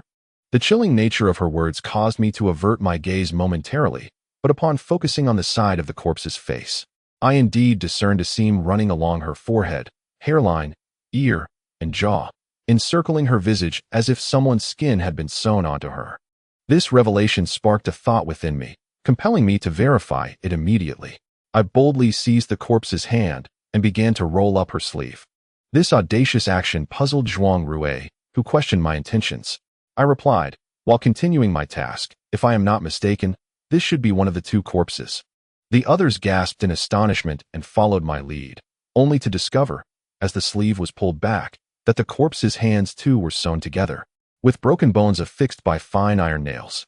We continued our search downwards, the clothing of the corpse becoming somewhat disheveled, and soon we had examined her from head to toe. The results were disconcerting, as we found signs of stitching even upon her abdomen. Doufu, with a puzzled expression, remarked, "Old Shun, didn't you say that in the dual corpses geomantic formation, the bodies are disassembled and buried? How then could this female corpse be sewn back together and placed here?" I remained silent, yet I had already formulated an answer in my mind. Zhuanrui, being astute, evidently grasped the situation and addressed Doufu's inquiry. Earlier, we had noted numerous signs of life on the ground and pondered why my grandfather's group had lingered here for so long. In retrospect, the matter became clear. All the skills I possessed were imparted by my grandfather, and if I could discern the dual corpses' geomantic formation, surely he was aware as well. Their party must have sought to first dismantle the dual corpses' geomantic formation, thus using this room as a base to gather the scattered remains. However, how they had accurately located the burial site of the dual corpses' geomantic formation remained a perplexing question. Perhaps someone among them was privy to the overall situation of the Yashan Treasure Hall, or they might have independently uncovered it through their own efforts. The truth of the matter remains elusive. The reassembled female corpse before us was undeniably the result of my grandfather's efforts. At this juncture, Doufu seemed to recall something, his gaze darting suddenly to the chair beside the corpse. Could it be that? I nodded silently, approaching the chair and abruptly lifting the curtain that draped over it. In an instant, a gaunt male corpse materialized before our eyes. The male corpse was not as robust as the female. Its body was hunched, muscles atrophied, and it was devoid of clothing. The hands and feet were similarly stitched together, and those feet clad in black boots were unmistakably the pair previously seen by the onlookers. A sudden jolt coursed through me. As I looked up, I beheld a familiar visage, none other than the face of the human skin lantern, its expression rigid and numbed, mouth slightly ajar, as if it were silently narrating untold anguish. Dofu gasped, reciting Ba while exclaiming, "It appears that both corpses have been collected by old Master Chun and his associates. If that is so, what then of the ones we encountered earlier? Why do they still haunt us?" Momentarily perplexed, I pondered, reasoning that to thoroughly dismantle the dual corpses' malevolent configuration, incineration was essential. Could it be that the previous disturbances arose because these two corpses had not been cremated? My grandfather could not have been oblivious to this fact. So why had he not set the bodies ablaze? Gazing at the combined corpses before me, I was enveloped in confusion when Wenmin articulated a crucial thought, asking, "Why is it that the male corpse is unclothed? Could it be that some parts have yet to be gathered?" Her words prompted our collective gaze to scour the male corpse. Hands, feet, face, eyes, all accounted for. What, then, was missing? My eyes lingered on the hunched form, and suddenly it dawned upon me that there was one area we had yet to examine, the abdomen of the corpse. With that realization, I donned gloves and grasped the corpse's shoulder, pulling upward to elevate its hunched body. As it straightened, the rest of the group turned pale. Dofu covered his mouth and stepped back, exclaiming, "There are no intestines." Understanding dawned upon me. I released my grip and remarked, "It seems the dual corpse configuration has not been entirely unraveled. One crucial element remains uncollected." A shadow of worry crossed Wenmin's face as she remarked, "Old Master Chun and the others used this as their base, but did not return. Could it be that something went awry in their search for that final piece?" Her thoughts mirrored my own, and the realization that my grandfather and his companions had amassed these two corpses only to falter at the final hurdle weighed heavily upon me, igniting a desire to flay the architect of this Yashan Treasure Palace. Of course, that Wu Yin master had perished centuries ago. Perhaps the skeletal remains within the serpent's nest coffin belonged to him, a fate of his own making. Yet it was Zhuanrui who first regained composure. Strategizing on how to retrieve the contents from the male corpse's abdomen, we returned to square one, oblivious to the structure of the Yashan Treasure Palace, thus unable to ascertain where the remaining components lay buried. Perhaps by following this lead, I could uncover my grandfather's remains. After much deliberation, we found ourselves at an impasse, and I suggested, let us adhere to the original plan. We should find an elevated vantage point to survey the situation before proceeding. The group, lacking any knowledge of the feng shui dynamics at play, willingly deferred to my guidance. Just as we prepared to depart, Zhonggong suddenly observed that the female corpse had inexplicably turned its head. He has always been calm and dependable, but upon witnessing this scene, he gasped in shock, causing the rest of us to turn our heads in unison. Zhonggong, though familiar with the phenomenon of Zhongzi rising from the dead, quickly regained his composure after the brief fright, drawing his cold weapon with an expression that suggested he would not hesitate to act should the female corpse approach. However, to our astonishment, the corpse, aside from its inexplicable head movement, remained utterly still. Wenmin, quick-witted, suddenly remarked, "First, we were lured here by the singing, and then Xiao Do was pushed by something unknown, as though some entity was deliberately guiding us into this place. It must be it." Dofu responded, "Could it be that this tragic beauty has something to reveal to us?" At her words, I scrutinized the corpse's face. Its pallid, bluish complexion rendered any assessment of beauty moot. Yet the shape of the face, an elegant oval, suggested attractiveness. The head, which had initially faced the mirror, now tilted slightly to the left, with sunken eye sockets and a pair of shriveled eyeballs fixed unblinkingly on the darkness to the left. Following her gaze, I noticed a pillar in that direction, draped with a cloth that obscured much of the view. We had yet to investigate that area, but seeing the corpse's intense focus, we exchanged glances and instinctively moved towards it. As multiple headlamps flickered to life, the illumination proved sufficient, revealing a table surrounded by several stools, atop which lay a few half-used pencils and a sheet of white paper. Pencils? White paper? A surge of excitement coursed through me. The paper was undoubtedly meant for recording information, and these pencils and paper must have been left behind by my grandfather and his companions. Discovering textual information here was of paramount importance to us. Yet, as I leaned in for a closer look, I was momentarily stunned, my heart racing. The surface bore little text, but rather a schematic diagram with the words Yashan Baodian inscribed at the top. Wenmin gasped softly, "It's a map of Yashan Baodian." Goodness, how could they have this? The map was roughly drawn, but I recognized it as the handiwork of my grandfather, an archaeologist adept at sketching the structures of ancient tombs. Although the map was somewhat haphazard, the crucial locations were clearly marked. According to the diagram, the entire Yashan Baodian was structured into 6 parts, arranged in a 3-courtyard layout, with rectangular buildings flanking the eastern, western, and southern sides. The central hall, resembling the Forbidden City, was divided into 3 large architectural clusters, exhibiting a distinctly late Ming Dynasty palace style. At that moment, we found ourselves at the junction of the first and second courtyards. While the areas beyond the palace structures were represented merely by dots, indicating seemingly trivial locations, likely denoting gardens and vegetation.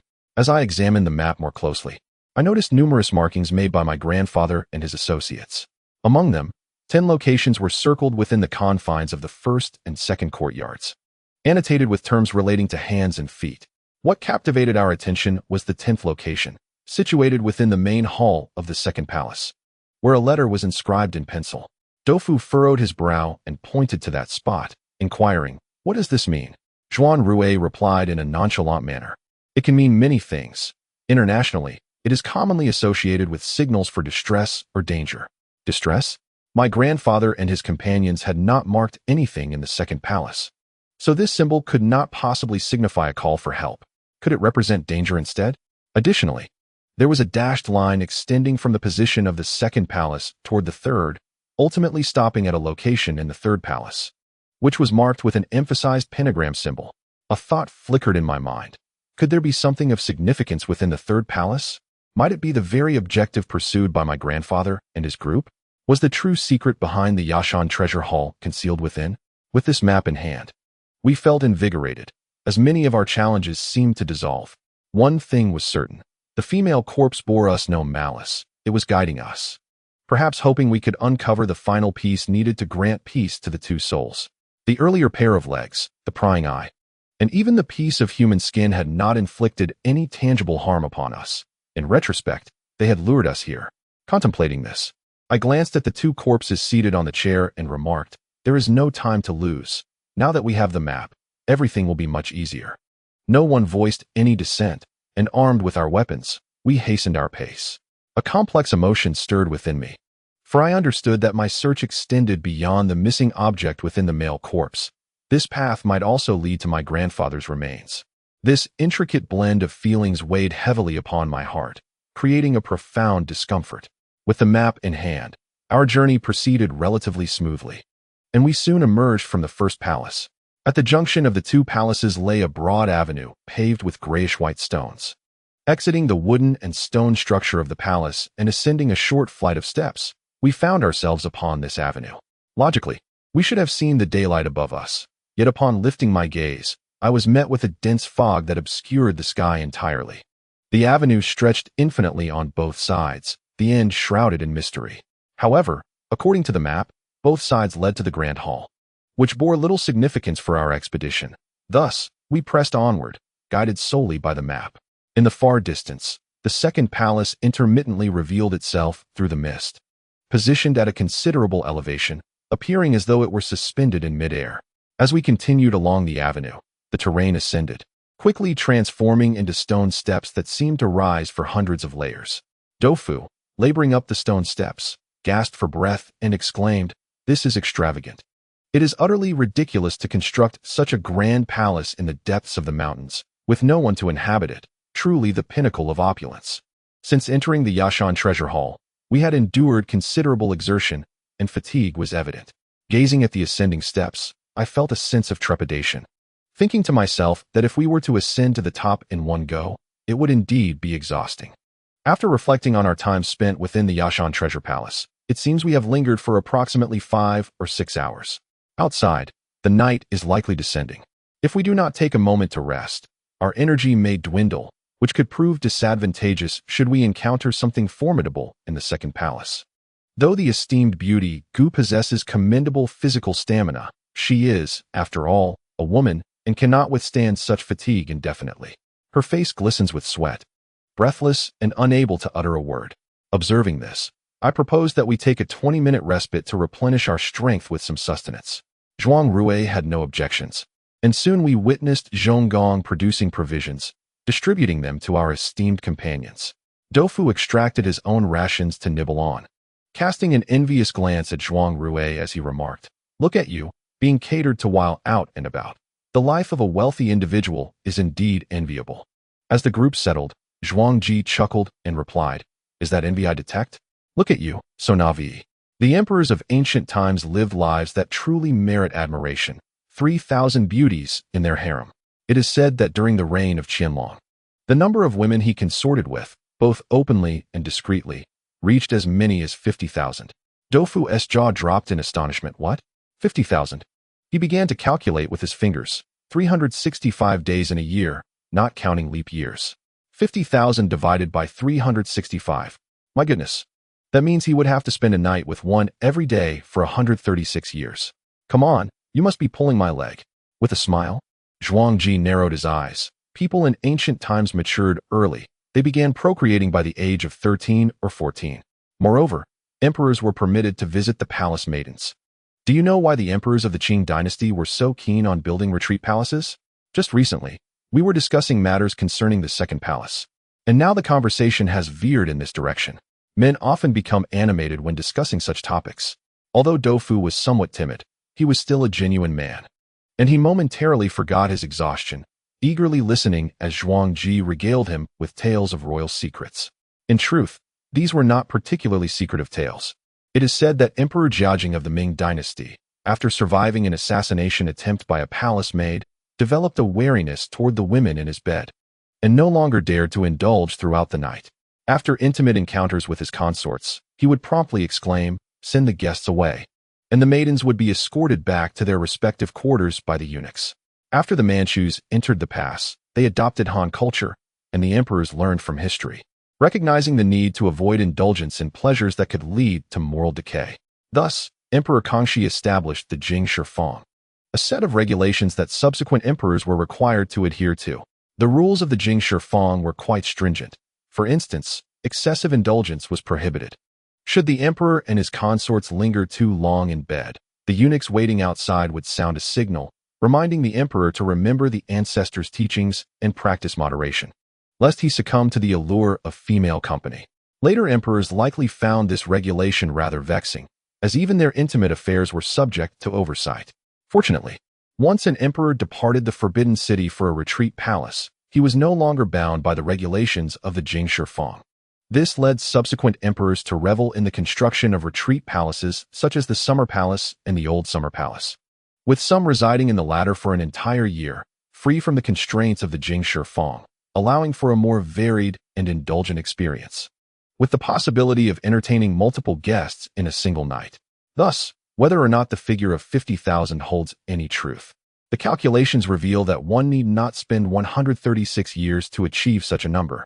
The two of them spoke with great enthusiasm, and Doufu made sounds of approval, his eyes brimming with envy. The conversation concluded with the remark, "This is the life a man should enjoy." Beside them, the beautiful Gu did not hesitate to deliver a scathing retort, laughingly saying, "You too should abandon your dreams. History has irrevocably passed. If you wish to experience such a life, you might as well return home and watch a television drama." In an instant, everyone had eaten and drank their fill, their legs no longer trembling. I called out, signaling that it was time to resume our journey. The group ascended the seemingly endless stone steps, and after approximately 20 minutes, we finally reached the summit. Standing atop, I turned back and was taken aback.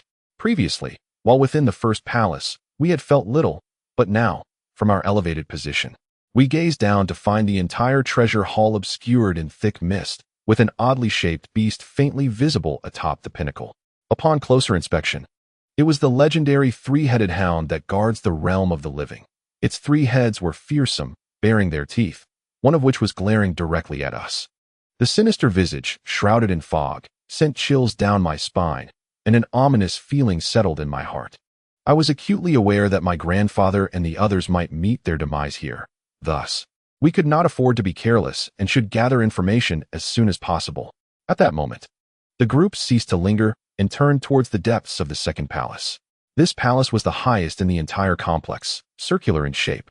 Resembling the ancient earthen buildings of Zhangzhou more than a palace, evoking the sense of a sacrificial site.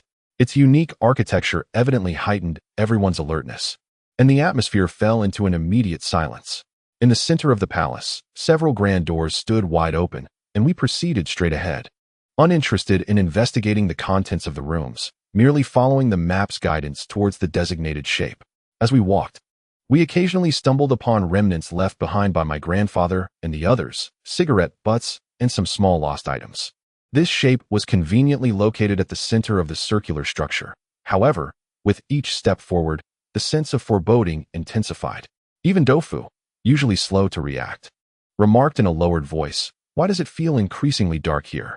It has a chilling atmosphere." Zhuanrui, possessing a keen sense of smell, suddenly stated, "I can smell death." At that moment, we were still in the corridor, a straight passage leading directly to the heart of the palace. Although a few doors lined the way, they had all been opened by the previous group. The corridor's sides were lined with tightly shut doors, as if a pair of hands might push them open at any moment. The smell of death? Where was it coming from? Zhuanrui directed his gaze into the darkness of the corridor ahead, clearly indicating that the odor emanated from that direction. A heaviness settled in my heart. Wenmin sensed my unease, silently grasping my hand and offering a reassuring glance. Chapter 43. The corpse nest worm. We continued along the dimly lit corridor, and as we drew nearer, the scent that Zhuanrui had described as the odor of death infiltrated our nostrils. As the stench grew more potent, the corridor abruptly ended. At the terminus were several stone steps leading down into the central open area. The atmosphere in this place was thick with fog, creating an unbearably gloomy ambience. Through the hazy mist, I beheld a figure lying prone on the ground ahead. The shape appeared to be that of a burly man, certainly not my grandfather, Qinsiyuan. The individual wore a yellow outdoor jacket, his feet contorted, sprawled on the ground in an unusual manner. The air was permeated with the distinct odor of decaying flesh. And I mused, could this foul scent be emanating from him? Clearly, this man was likely a member of my grandfather's team, yet some misfortune had befallen him, leading to his demise in this very spot. Doufu, expressing surprise, remarked that this incident occurred over a decade ago. The person in the side hall had decayed into mere bones, the stench long dissipated. How could the corpse ahead still exude such a potent odor? Perhaps having rotted for 14 years? Doufu's observation struck a chord. Indeed, this was the peculiarity of the situation. However, merely standing at a distance provided little insight. At this moment, we had already entered the designated area on the map, and everyone proceeded cautiously, soon arriving at the corpse's side. Upon closer inspection, the situation was alarming. As Doufu had noted, the body had not completely decomposed. The exposed skin, swollen from gas buildup, resembled a balloon, glistening with a purplish hue, seemingly ready to burst, and emanating a ghastly stench. There was even a bulge in the groin area, likely the result of internal organs forced out due to the corpse's inflation. As we approached, the odor intensified, causing Doufu to recoil, covering his mouth and retreating. I felt a tickle in my throat, and it required immense self-control to stave off nausea. In such a sinister environment, encountering a corpse so suddenly would unnerve anyone. I heard Zhonggong exclaim, "What is the matter with this corpse? Why has it remained in such a state of decay?" Doufu, standing not far off, pointed at the body and declared, "I certainly want to touch him." "Hey, should you all search him?" He gestured towards the bulging pockets of the corpse. As the leader of this expedition, I observed that Zhuanrui and the others showed no intention of intervening, so I sighed, donned my gloves, and held my breath as I began to search the body. Given the peculiar position of the corpse, I had to flip it over first. Upon doing so, an object tumbled out of its pocket. To my astonishment, it was yet another jade disc, identical to the one found on the previous skeleton. As the body turned, an inflamed, distorted face was revealed. Its bulging eyes filled with crimson veins, almost protruding from their sockets, locking gazes with me as I knelt beside it. Though the corpse was swollen and misshapen, the features were still somewhat recognizable. It appeared to be a middle-aged man, likely in his 40s, who had been quite robust in life. Just as I reached out to rummage through his pockets, the eyes of the corpse suddenly shifted. Startled, I instinctively withdrew my hand, preparing to retreat, when two flat, centipede-like creatures crawled out from beneath the eyes.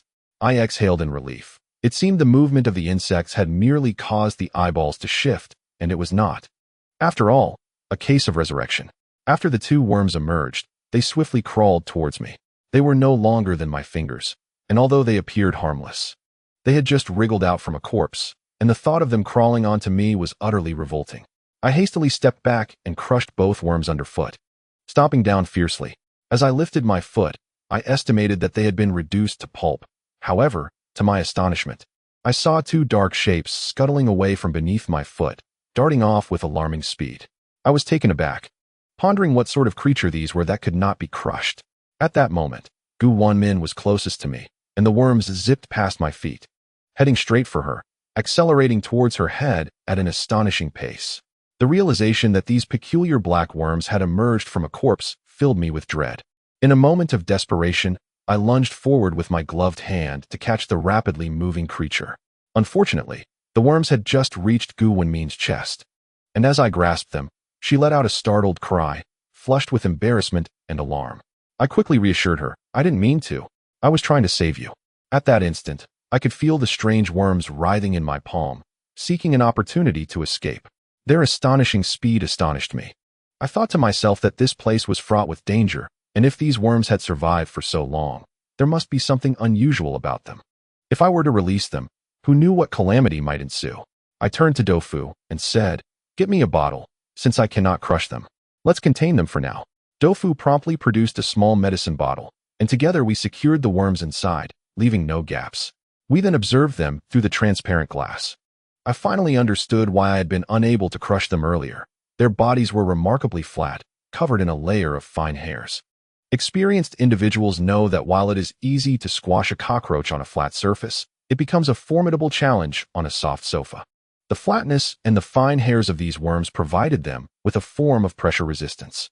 I considered myself quite knowledgeable about the creatures of the mountains, being familiar with various snakes, insects, and rodents, yet these worms eluded my identification. However, I realized that the world is filled with countless unknown forms of life, and I would not dwell on this matter. I casually tossed the bottle to Doufu and turned to continue examining the corpse. Just then, I noticed that the corpse's already swollen face had become even more distended, resembling a balloon on the verge of bursting. Zhuanrui suddenly yanked my arm, sternly commanding, "Step back." As he spoke, he pulled me several paces away. Zhuangji and the others reacted swiftly, and in that moment, we found ourselves 4 to 5 meters from the corpse. The beams of our headlamps converged upon the body, which began to swell further before our eyes, its face contorting into a grotesque expression, staring blankly at us. The skin of the corpse grew increasingly translucent, and it was then that I noticed something akin to tadpoles wriggling within its flesh.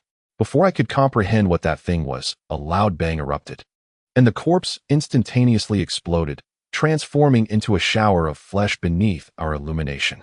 We had not retreated far, so it was inevitable that we were caught in the aftermath. Beside me, Zhuanrui was covered in bits of flesh, with blood splattered across his clothing. The grotesque sight was beyond description, and I could only imagine my own state. Wenmin hastily produced a handkerchief to wipe her face. Despite her resilient spirit, she could hardly withstand such a shock. What woman does not cherish cleanliness? The fact that she did not succumb to nausea was remarkable in itself. Where the corpse once lay, all that remained were the garments it had worn. The area enveloped by the clothing, while ruptured, still retained its swollen form, as the flesh had not burst forth. Yet, at that moment, the mass concealed within the fabric began to writhe slowly. To our horror, a swarm of jet-black creatures, reminiscent of the insects found in glass bottles, swiftly emerged. Although they were significantly smaller than the bottled insects, they moved in a dense throng, like ants, surging towards us in a frenzied exodus. It was only then that I realized the small black specks writhing within the corpse were, in fact, these creatures. Zhuanrui suddenly recalled something, his expression shifting dramatically as he exclaimed, "This is bad. It's a corpse nest worm. We must flee." Hearing that name sent a jolt of fear through me. I had heard El Su mention these worms. Once they latch onto human flesh, they burrow in to proliferate, consuming the flesh from within until only bones and a layer of skin remain. Fortunately, when I had captured those 2 larger specimens, I had worn gloves, thus avoiding any harm. Thankfully, Wenmin was clad in mountaineering boots with leg bindings, leaving no exposed skin on her lower body. Otherwise, she would have been in grave danger. As the name suggests, corpse nest worms make their nests within cadavers, and their excrement serves as a natural preservative, preventing the decomposition of the skin exterior. Thus, the corpse had remained in a state of decay, likely having been invaded shortly after death. The group, being knowledgeable, was instantly terrified upon realizing the rarity of corpse nest worms, and everyone began to flee in a panic. As we ran, Doufu exclaimed, "Oh my God! These worms are too fast. We need to devise a plan to burn them." We dashed forward, without so much as a moment to pause. Even if we wished to employ fire as a weapon, we could not spare a hand to gather fuel. Doufu's suggestion proved futile. Everyone was preoccupied with their escape, and soon, we failed to pay attention to our direction. After a brief sprint, we noticed the fog ahead thickening ominously. Upon closer inspection, we were confronted by a colossal three-legged cauldron, towering at least 5 or 6 meters high, emanating white mist as though boiling water was within. What on earth is this? The large cauldron, exuding steam, was undeniably peculiar, but there was no time for contemplation as the insects behind us advanced rapidly. With each passing moment, we risked being overtaken. As I ran, I glanced back, only to see the ground teeming with a multitude of tadpole-like creatures. Once they infiltrated a human body, they would breed even more. The mere thought sent shivers down my spine. Gazing at the towering cauldron before me, standing at least 5 or 6 meters high and emanating wisps of white smoke, an idea suddenly struck me. I shouted while running, "Everyone, climb onto the cauldron." Doufu exclaimed, "What? Climb? We're barely escaping as it is, and you want us to climb?" Chapter 44, An Unexpected Reunion. I replied, "If you wish to survive, heed my words." Zhuanrui understood the nature of the corpse nest worms. These creatures were not easily vanquished, yet they possessed a peculiar aversion to heat. Although there was no fire beneath the cauldron, the steam rising from its summit suggested that something extraordinary lay within. Indeed, as we approached the cauldron, we felt a wave of warmth envelop us. The surface of the round cauldron was adorned with numerous protruding grotesque figures, making it relatively easy to ascend. As we drew closer, we found ourselves lifting off the ground within just a few steps. Upon glancing down, we noted that the corpse nest worms did not dare approach the cauldron, only encircling us from a distance. Wenmin sighed in relief, remarking, "Thank goodness for this cauldron." Zhuanji flicked his hair, drenched in sweat, and gasped. "How is this cauldron generating heat on its own? Is there coal inside?" At this moment, we found ourselves uncomfortably wedged against the cauldron, unable to ascend or descend. I suggested, "Let us climb to the top first. Whether it contains coal can be determined once we see." Suspended in midair was no viable option. So we began our ascent, swiftly reaching the summit of the cauldron. It was extraordinarily weighty, lacking a lid, and featured ears on all 4 sides. This 4-eared cauldron was a sight I had never encountered before. Once atop, we settled on the edge, and peering inside, we sought to uncover its secrets. To our astonishment, beneath the billowing mist, we beheld a boiling pot of yellow liquid, as if it were being fervently cooked over a great fire, bubbles surging and popping. It was indeed perplexing. Without any visible flame below, how was this cauldron being heated? What was it that simmered within? We were all taken aback, struggling to comprehend the situation. Doufu, seemingly uninterested, glanced down and said, "This is bad. Those corpse nest worms seem particularly intrigued by us. What should we do?" As I looked down, I saw the worms encircling the cauldron, and if we descended, they would undoubtedly pounce upon us. Fortunately, we were able to free our hands, rendering us unafraid of them. Within Zhuanrui's gear was a modified high-pressure firearm. With a single sweep, these creatures would be reduced to nothing. Without further ado, Zhonggong retrieved the firearm from his pack, loaded it with a gas cartridge, and the barrel erupted with a straight jet of flame. The firearm featured an adjustable switch, which Zhonggong promptly turned to its maximum setting. In an instant, the flame shot forth, extending 5 or 6 meters, accompanied by a searing wave of heat. The corpse nest worms below were instantly incinerated, not even a sound escaping them. After a sweeping barrage, aside from a few stragglers that managed to flee, the ground was left devoid of any trace. Zhonggong switched off the firearm, dusted off his hands, and declared, "All taken care of." Tofu appeared to be in profound admiration and remarked, "Goodness, this weapon is even more effective than insecticide. If we could acquire one for our future endeavors, our safety would be significantly enhanced." This firearm, capable of carrying gas-filled projectiles, is typically a military apparatus, and even most military units lack access to it. The version carried by Zhuanrui is merely a high-quality counterfeit smuggled from the underworld. Due to its limited demand, It is often available, yet seldom sought after, making procurement rather challenging. As I pondered this, I couldn't help but recall the top-tier equipment possessed by the mute individuals, which was unmistakably not of civilian origin. I was left wondering where the mute had ventured after seizing the seal. At this moment, the corpse-nesting insects had been dealt with, and we found ourselves perched at the edge of the cauldron, the heat rising uncomfortably around us. We intended to descend, but at that moment, a shadowy figure emerged in the distance, shrouded in thick mist, leaving us uncertain of its nature. Zhuanrui promptly gestured for us to extinguish our lights. Instantly, our headlamps were turned off, plunging our surroundings into darkness. In this obscurity, I initially thought we would see nothing. Yet, to my astonishment, numerous phosphorescent lights began to float above the clearing. Known colloquially as ghost lights, these phosphorescent flames often appear in graveyards, believed to be the result of decomposing human bones generating phosphorus in the presence of many deceased.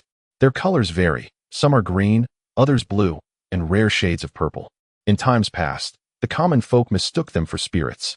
At that moment, as the ghost lights danced and flickered in the air, even with our headlamps extinguished, the environment did not succumb to complete darkness. We were taken aback, questioning how so many ghost lights could suddenly materialize. Could it be that this place harbors numerous dead? Before we could fully grasp the situation, the shadowy figure grew nearer, illuminated by a ghastly green glow. Gradually, we discerned its form. Upon recognizing the figure, Tofu gasped sharply and exclaimed, "It's Xiao Jing." The shadow was indeed Xiao Jing, yet she was not walking towards us. Rather, she seemed to be carried by some unseen force, her body lying horizontally about a meter above the ground. Below her, a dark mass was vaguely discernible, while she herself appeared to be unconscious. I was struck with dread, pondering how Xiao Jing had evaded being consumed by the venomous serpent. While this was undoubtedly fortunate, her current state, alive or dead, remained uncertain. What entity had transported her here? And what was that ominous mass beneath her? These thoughts flashed rapidly through my mind. Soon, the unconscious Xiao Jing drew closer to us, seemingly moving in our direction, or more accurately, towards the colossal cauldron. Tofu, beside me, dared not breathe, whispering nervously. What should we do now? My mind raced. Despite my desire to investigate further, experience advised against hasty actions. We needed to first ascertain the nature of the object beneath Xiao Jing's body. Thus, I signaled to the others, urging them to remain still and observe the unfolding situation. At that moment, an unexpected transformation occurred. Xiao Jing's hands suddenly twitched, followed by her entire body beginning to move, struggling with her hands and feet. To our astonishment, the entities supporting her were revealed to be creatures resembling monkeys. These beings were covered in black fur, approximately 1 meter tall, with arms that hung down to the ground. It was evident that Xiao Jing was still alive. As the 4 creatures scattered, she immediately attempted to rise, flailing in a desperate bid for escape. Without a moment's hesitation, I called out her name, and upon seeing us, a glimmer of joy crossed her face, tears welling in her eyes as she turned and ran towards us. I urgently signaled to Dofu and the others to descend and rescue her, while Zhonggong and Wenmin remained atop the altar, as their marksmanship was the most precise in our group. With them covering us from above, we would be better prepared for any unforeseen circumstances. The rest of us rushed down to the ground, sprinting towards Xiao Jing. Upon noticing our sudden presence, the 4 furry creatures seemed startled and, contrary to our expectations of a fierce confrontation, dashed away with remarkable speed, swiftly disappearing into the dense fog. I breathed a sigh of relief, still processing the situation, when Xiao Jing abruptly leapt into my arms, clinging tightly. Ordinarily, Dofu, a devoted admirer of the beautiful Gu, would have intervened, but this time he merely scratched his nose, likely refraining from comment due to the earlier events. I felt her body trembling in my embrace. Although my feelings for Xiao Jing had long transcended romantic ties, I felt a deep sense of compassion for her plight as a woman who had accompanied me into this perilous scenario and endured a series of harrowing experiences. Thus, I did not push her away, gently patting her shoulder, and reassured her, "It's all right now. Thank heavens you are still alive." Once her emotions settled, she wiped her tears and inquired, "How did you all end up here?" After glancing around, she added, "Where exactly is this place?" Dofu, puzzled, asked, "You don't know where you are?" Xiao Jing shook her head. Dofu pressed further, "How did you escape that venomous snake?" This question struck at the heart of our curiosity, We were all intrigued by how she, a seemingly fragile woman, managed to survive in such dire circumstances. Upon hearing our inquiries, Xiao Jing appeared bewildered. After a brief pause, she shook her head and replied, "I don't know. I just kept running until it ensnared me. Its grip was strong, and I fainted. When I regained consciousness, I found myself in an open area shrouded in fog, devoid of any structures or people. I thought I was dead. An empty space, devoid of buildings or inhabitants, enveloped in fog. Wasn't that precisely where we were now? Could it be that the giant snake had deposited her here?" Doufu, clearly intrigued, stroked his chin and asked, "And then what happened?" According to Xiao Jing's account, upon awakening, she had believed herself to be dead, gripped by fear as she wandered aimlessly in this desolate place. Soon, the battery of her headlamp began to weaken, and just as the light extinguished, something pounced on her from behind, leaving her with a tingling sensation at the nape of her neck before she lost consciousness once again. Upon awakening, I found myself being inexplicably carried by some unseen force, prompting me to struggle against it. The peculiar circumstances she described were indeed bizarre. If her account held any truth, then the venomous serpent must have traversed the same path as we did. If that were the case, why had we not encountered it? Zhuanrui pondered for a moment, then lifted his chin to signal Xiao Jing to speak. We had lingered too long at Shun Siyuan's resting place, and since the snake's agility surpassed ours, it had likely arrived here long before us. Doufu shivered and inquired whether the serpent might still be wandering in the vicinity. Xiao Jing hesitated briefly before responding that it was unlikely. She had roamed this area for quite some time without any sightings, and given its vast expanse, it seemed improbable. I nodded in agreement. According to the map drawn by my grandfather, the second palace was circular, resembling the mouth of a cannon, with a substantial central open space depicted. Thus, Xiao Jing's words seemed credible. This led to the unsettling question of the serpent's peculiar behavior. Having captured Xiao Jing, why had it chosen not to consume her? Chapter 45. The Human Cauldron. The occurrences within the Yashan Treasure Hall were truly enigmatic, leaving everyone momentarily at a loss. Yet amidst the myriad challenges, the fortunate return of Xiao Jing lifted the spirits of all present. Just as we engaged in conversation with her, we noticed Zhonggong and Wenmin, who were seated atop the large cauldron, preparing to descend towards us. Unexpectedly, Wenmin leaned back precariously, as if losing her balance and about to tumble into the boiling water below. Alarm surged within me. The cauldron was ominous, and should she fall in, the consequences would be dire. Although I was too far away to assist, a chill gripped my heart, as if doused in cold water. In that critical moment, Wenmin suddenly spread her legs, securing her ankles around the cauldron's handles to prevent her fall. Realizing the urgency, we rushed towards her without hesitation. Zhonggong, closest to Wenmin, had already begun to descend, but swiftly climbed back up. By the time we reached the edge of the cauldron, Zhonggong had already extended himself and yanked Wenmin back to safety. At that moment, Wenmin sat upright. Her hair, previously tied in a ponytail, had come undone and cascaded around her. Before she had fully regained her balance, she called out, urging us not to approach. What was happening? To our astonishment, Zhonggong and the others leaped down into the cauldron. One must understand that this cauldron stood 5 or 6 meters high. While such a jump might not break bones, it would certainly inflict injury. Their boldness was astonishing. I knew Wenmin to be a prudent individual. Her actions must have been deliberate. After landing, they rolled to absorb the impact, and Wenmin, limping slightly, seemed to have twisted her ankle. Meanwhile, Zhonggong supported her as they hurried toward us, exclaiming that there was something within the cauldron. At that juncture, we had activated our headlamps, and the ghostly lights surrounding us extinguished alongside the disappearance of those 4 unidentified entities. As soon as Zhonggong's voice faded, I noticed the white mist above the great cauldron thickening, and amidst this hazy veil, a shadowy figure began to emerge. What could that be? A soft dumpling? Wenmin limped over to my side, her expression pale and strained as she recounted the events. It turned out that just as she was preparing to descend from the cauldron, an unexpected force surged from behind, seizing her gear bag.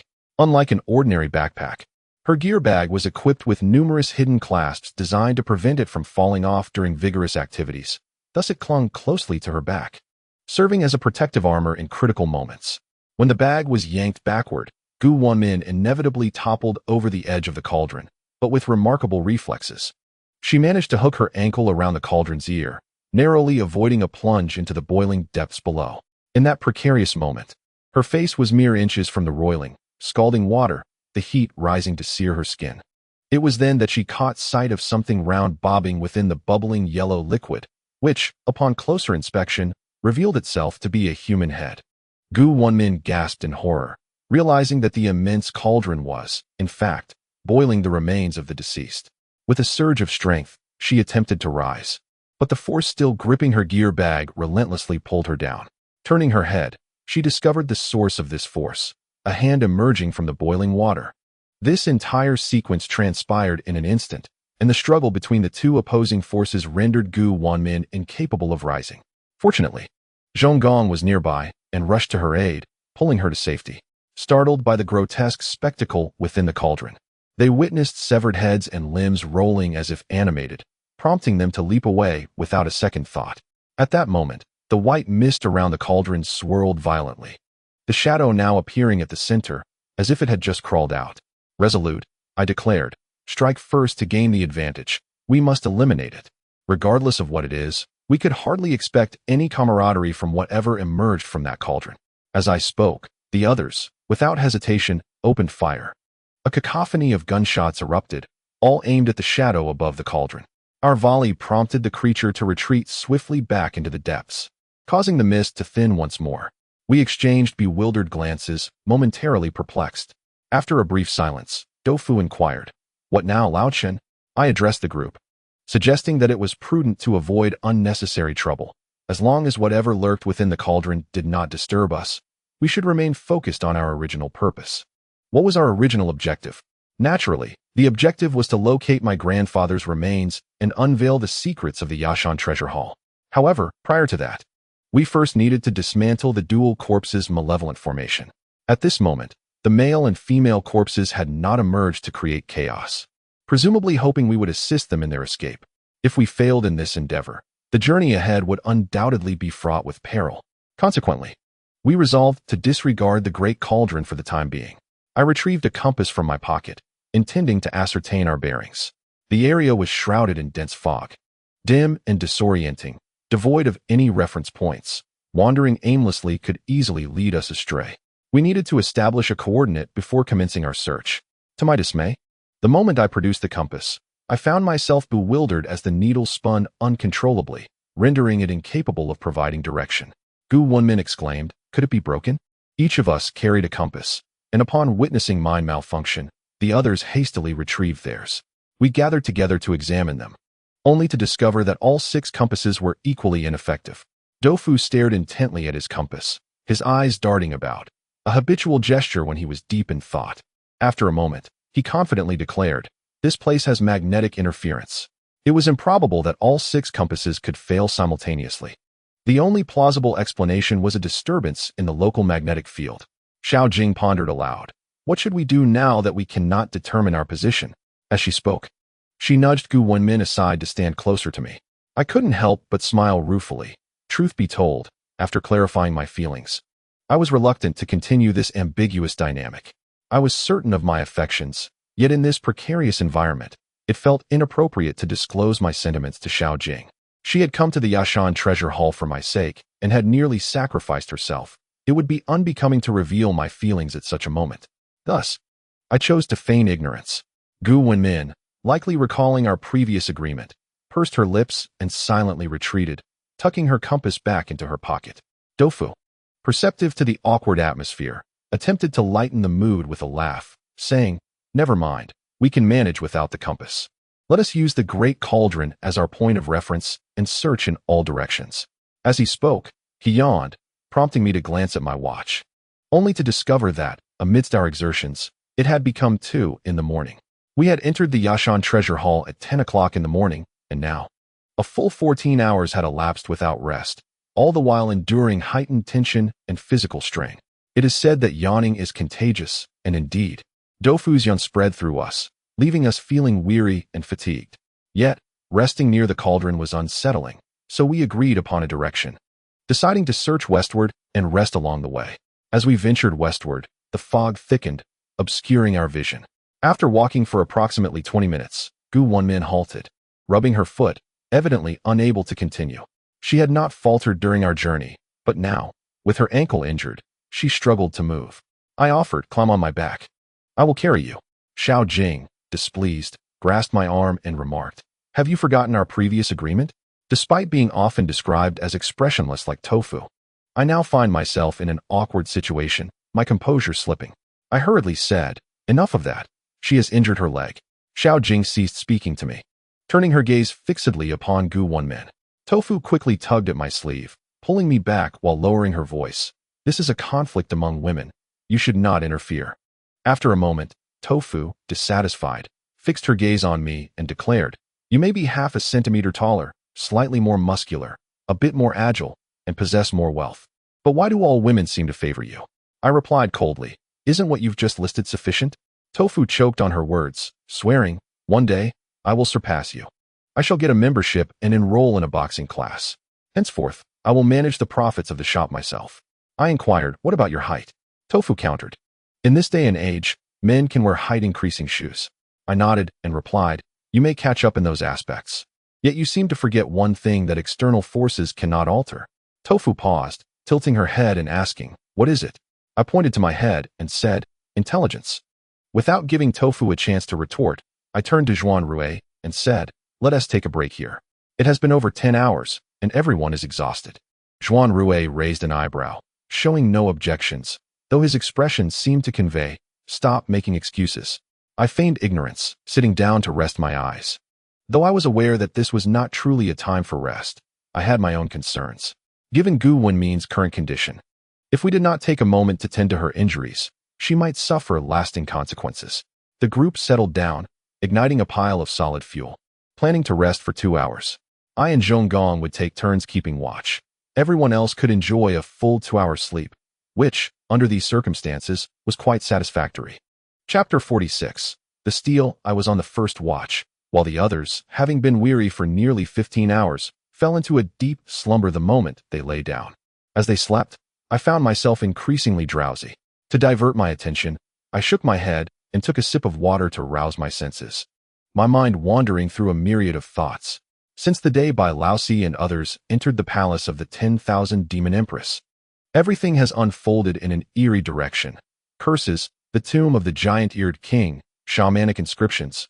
Ultimately, all of this is inextricably linked to that scoundrel Laosi. My thoughts then drifted to the individual with the surname Bai who had invited my grandfather here. I mused that Laosi had long since departed from this world. Could this letter writer perhaps be a descendant of his? Or was it merely a coincidence? Perhaps only my grandfather truly knows the answer to all this. Lost in my musings, time slipped away, and as the hour approached, I checked my watch and promptly awakened Zhonggong. Once he became alert enough to take over, I collapsed into slumber. The overwhelming fatigue made it almost impossible to keep my eyes open. I fell into a deep sleep. When I was roused, everyone appeared lethargic. Although 2 hours of rest alleviated our physical exhaustion somewhat, our mental fatigue had intensified, and each person bore an expression of drowsiness. I rubbed my face, mustering my spirits, only to realize that 2 members of our group were missing. One was Zhuanji, and the other was Dofu. According to Zhonggong, the 2 had gone to relieve themselves. He gestured towards the right, indicating their direction. Squinting into the dense fog, I could vaguely make out 2 indistinct figures. I felt uneasy about Dofu. He was notoriously unreliable and prone to mishaps, easily falling into trouble if not careful. Thus, I refrained from hastily rising, choosing instead to sit on the ground, fixating on the distant silhouettes of Dofu and his companion. Initially, the 2 appeared quite calm, but suddenly they seemed to have discovered something and abruptly turned back, sprinting towards us. Everyone was watching their movements, and upon witnessing their flight, we feared some danger had arisen, hastily raising our weapons. To our surprise, the 2 waved their hands and shouted, "There's a situation. Great news. Come quickly." Great news? What could possibly be joyous in this desolate place? We hurried towards Dofu's location and upon arrival, found the surroundings eerily empty. Save for a puddle on the ground where they had urinated, there was nothing else. Noticing that we were all staring at the ground, Dofu exclaimed, "What are you all looking at our urine for? Look over there." He pointed to the left, and we all turned our heads, shining our lights in that direction. We were astounded to discover a large, dark object not far ahead. What could it be? Dofu, with an air of mystery, recounted, While we were relieving ourselves just now, I suddenly heard someone calling my name. When I turned towards the sound, this thing appeared. His choice of words, appeared rather than discovered, implied that the ominous object had not been there when 5he and his companion commenced their business. It had materialized out of nowhere. A jolt of apprehension coursed through me. I knew we could not afford to be careless. I signaled for the others to remain vigilant and, wielding my machete, advanced towards the left. As we neared, the true nature of the object gradually came into focus. It was a massive stone tablet, with a turtle-like creature, the mythical 5he, resting beneath it. The tablet towered over 3 meters high and bore 2 lines of inscription: Huangquan River, Yinsi Gorge, those who arrive here, between yin and yang. Huangquan River, Yinsi Gorge. This phrase had appeared in a letter from my grandfather, revealing its origin to be right here. Zhuanrui scoffed, saying, those who arrive here, between yin and yang. What an audacious proclamation. 5he, confused, asked, what do you mean, Jiwa? Resigned to his nickname, Zhuanrui replied, can't you see the meaning? This stone tablet serves as a boundary. We are still in the realm of the living. Cross this tablet, and you enter the domain of the dead. 5he, intrigued by this revelation, abruptly leaped behind the tablet, exclaiming, now I've crossed over, Haven Ti. He then bounded back, repeatedly traversing the supposed boundary, which elicited laughter even from 5he, a sight that had become rare since Xiao Jing's arrival. This was the first time I had seen her smile, and I felt a sense of relief, dismissing 5he's reckless antics. If, as 5he claimed, the tablet had suddenly appeared, it was indeed peculiar. Could it have truly emerged from the realm of the dead? At that moment, I suddenly discovered that, in addition to the words originally inscribed on the stone tablet, someone had also written on it with a pencil. The tablet's dark color made the faint gray pencil markings difficult to detect at first glance. A thought struck me. I surmised that these words must have been left by my grandfather and his companions. I leaned closer to the stone tablet to inspect it and found a hasty script inscribed upon it. The scrawl suggested urgency, as if it had been penned in a moment of distress. It read, at the crowing of the rooster, crossing this boundary may restore life. I glanced at my watch. It was currently 4 in the morning, and the break of dawn was still about an hour away. Xiao Jing read aloud, at the crowing of the rooster. Crossing this boundary may restore life. What does it mean? Are we in the underworld? After all we had endured, her courage had grown somewhat, and she was no longer as clingy as before. Furrowing my brow in contemplation, I noted that the handwriting did not resemble my grandfather's. Yet it was certainly written by someone from their group. Why would this individual inscribe such a line? Was it intended to guide those who followed? A thought struck me. Could it be that the person who wrote this had become separated from their party and, upon arriving here, discovered a way to leave the Yashan Treasure Hall, thus leaving this message for their comrades? If that were the case, did it not imply that we were currently in the realm of the dead? Such speculation seemed absurd, yet recalling the shadow that had emerged from the great cauldron, I found little to smile about. The others exchanged glances, and eventually, 5he turned to me and asked, what should we do? I replied, we wait for an hour. Zhuanrui looked at me and said, are you prepared to give it a try? I nodded. Zhuanrui did not oppose me, but instead sat cross-legged against the stone tablet to rest, instructing his subordinate, Zhonggong, to awaken him when the time came. He was indeed fortunate to have such a devoted attendant, always by his side, even in dire circumstances. Zhonggong, upon receiving the order, stood vigil with unwavering diligence. The rest of us settled down near the stone tablet, occasionally glancing at our watches as we awaited the passage of time.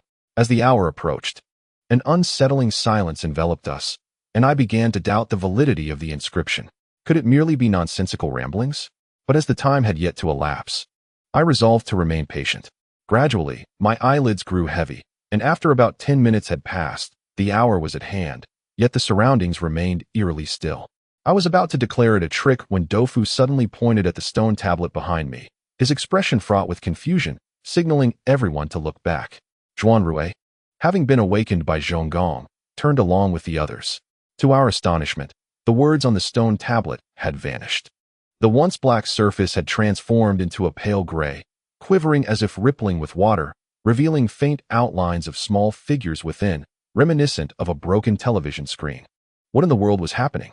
I blinked hard, questioning my own vision, but upon focusing again, I discerned that the figures within the stone tablet were becoming increasingly distinct. As I counted, there were precisely 6 figures. The crowd was captivated by this strange phenomenon, instinctively drawing nearer to observe. To our astonishment, the figure etched upon the stone tablet became increasingly distinct, ultimately resembling each of the 6 of us with uncanny precision. This revelation left us in a state of shock. Doufu, wide-eyed and speechless, exclaimed, "What on earth is this? I must report this. It infringes upon our right to our likeness." Wenmin wiped the cold sweat from his forehead and remarked, "No, look. Those 6 little figures are also gazing at us."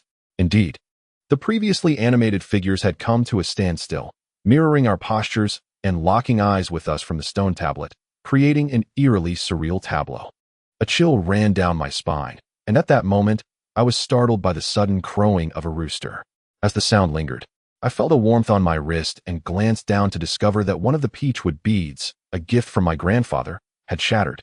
This string of beads had once saved my life in the depths of the returning Surge River and at Princess Gija's mortuary. Its sudden fracture sent a jolt of fear through me. I hurriedly urged, "Everyone, step back from the stone tablet." However, my warning came too late. The figures within the stone tablet abruptly extended their hands, and several withered fingers emerged, forcefully pulling us toward the tablet. In an instant, I felt a pair of iron arms grip my shoulders, and I was yanked forward, my stomach churning, my mind buzzing with a flurry of images, before I lost consciousness. I had anticipated that our demise would be horrific, yet upon awakening, I found myself confronted with an entirely different scene. The azure sky and fluffy clouds greeted me. As I sat up, I noticed the others wore expressions of bewilderment as well. Before us lay an expansive marsh, and our wooden raft was still adrift upon its surface. We were sprawled on the bank of the marsh, the raft anchored nearby, and before it, I finally recognized a familiar sight, the Blackstone tablet. It still bore the ominous inscription, "Yellow Spring River, Een Sea Gorge, the living arrive here, straddling the realms of Yin and Yang."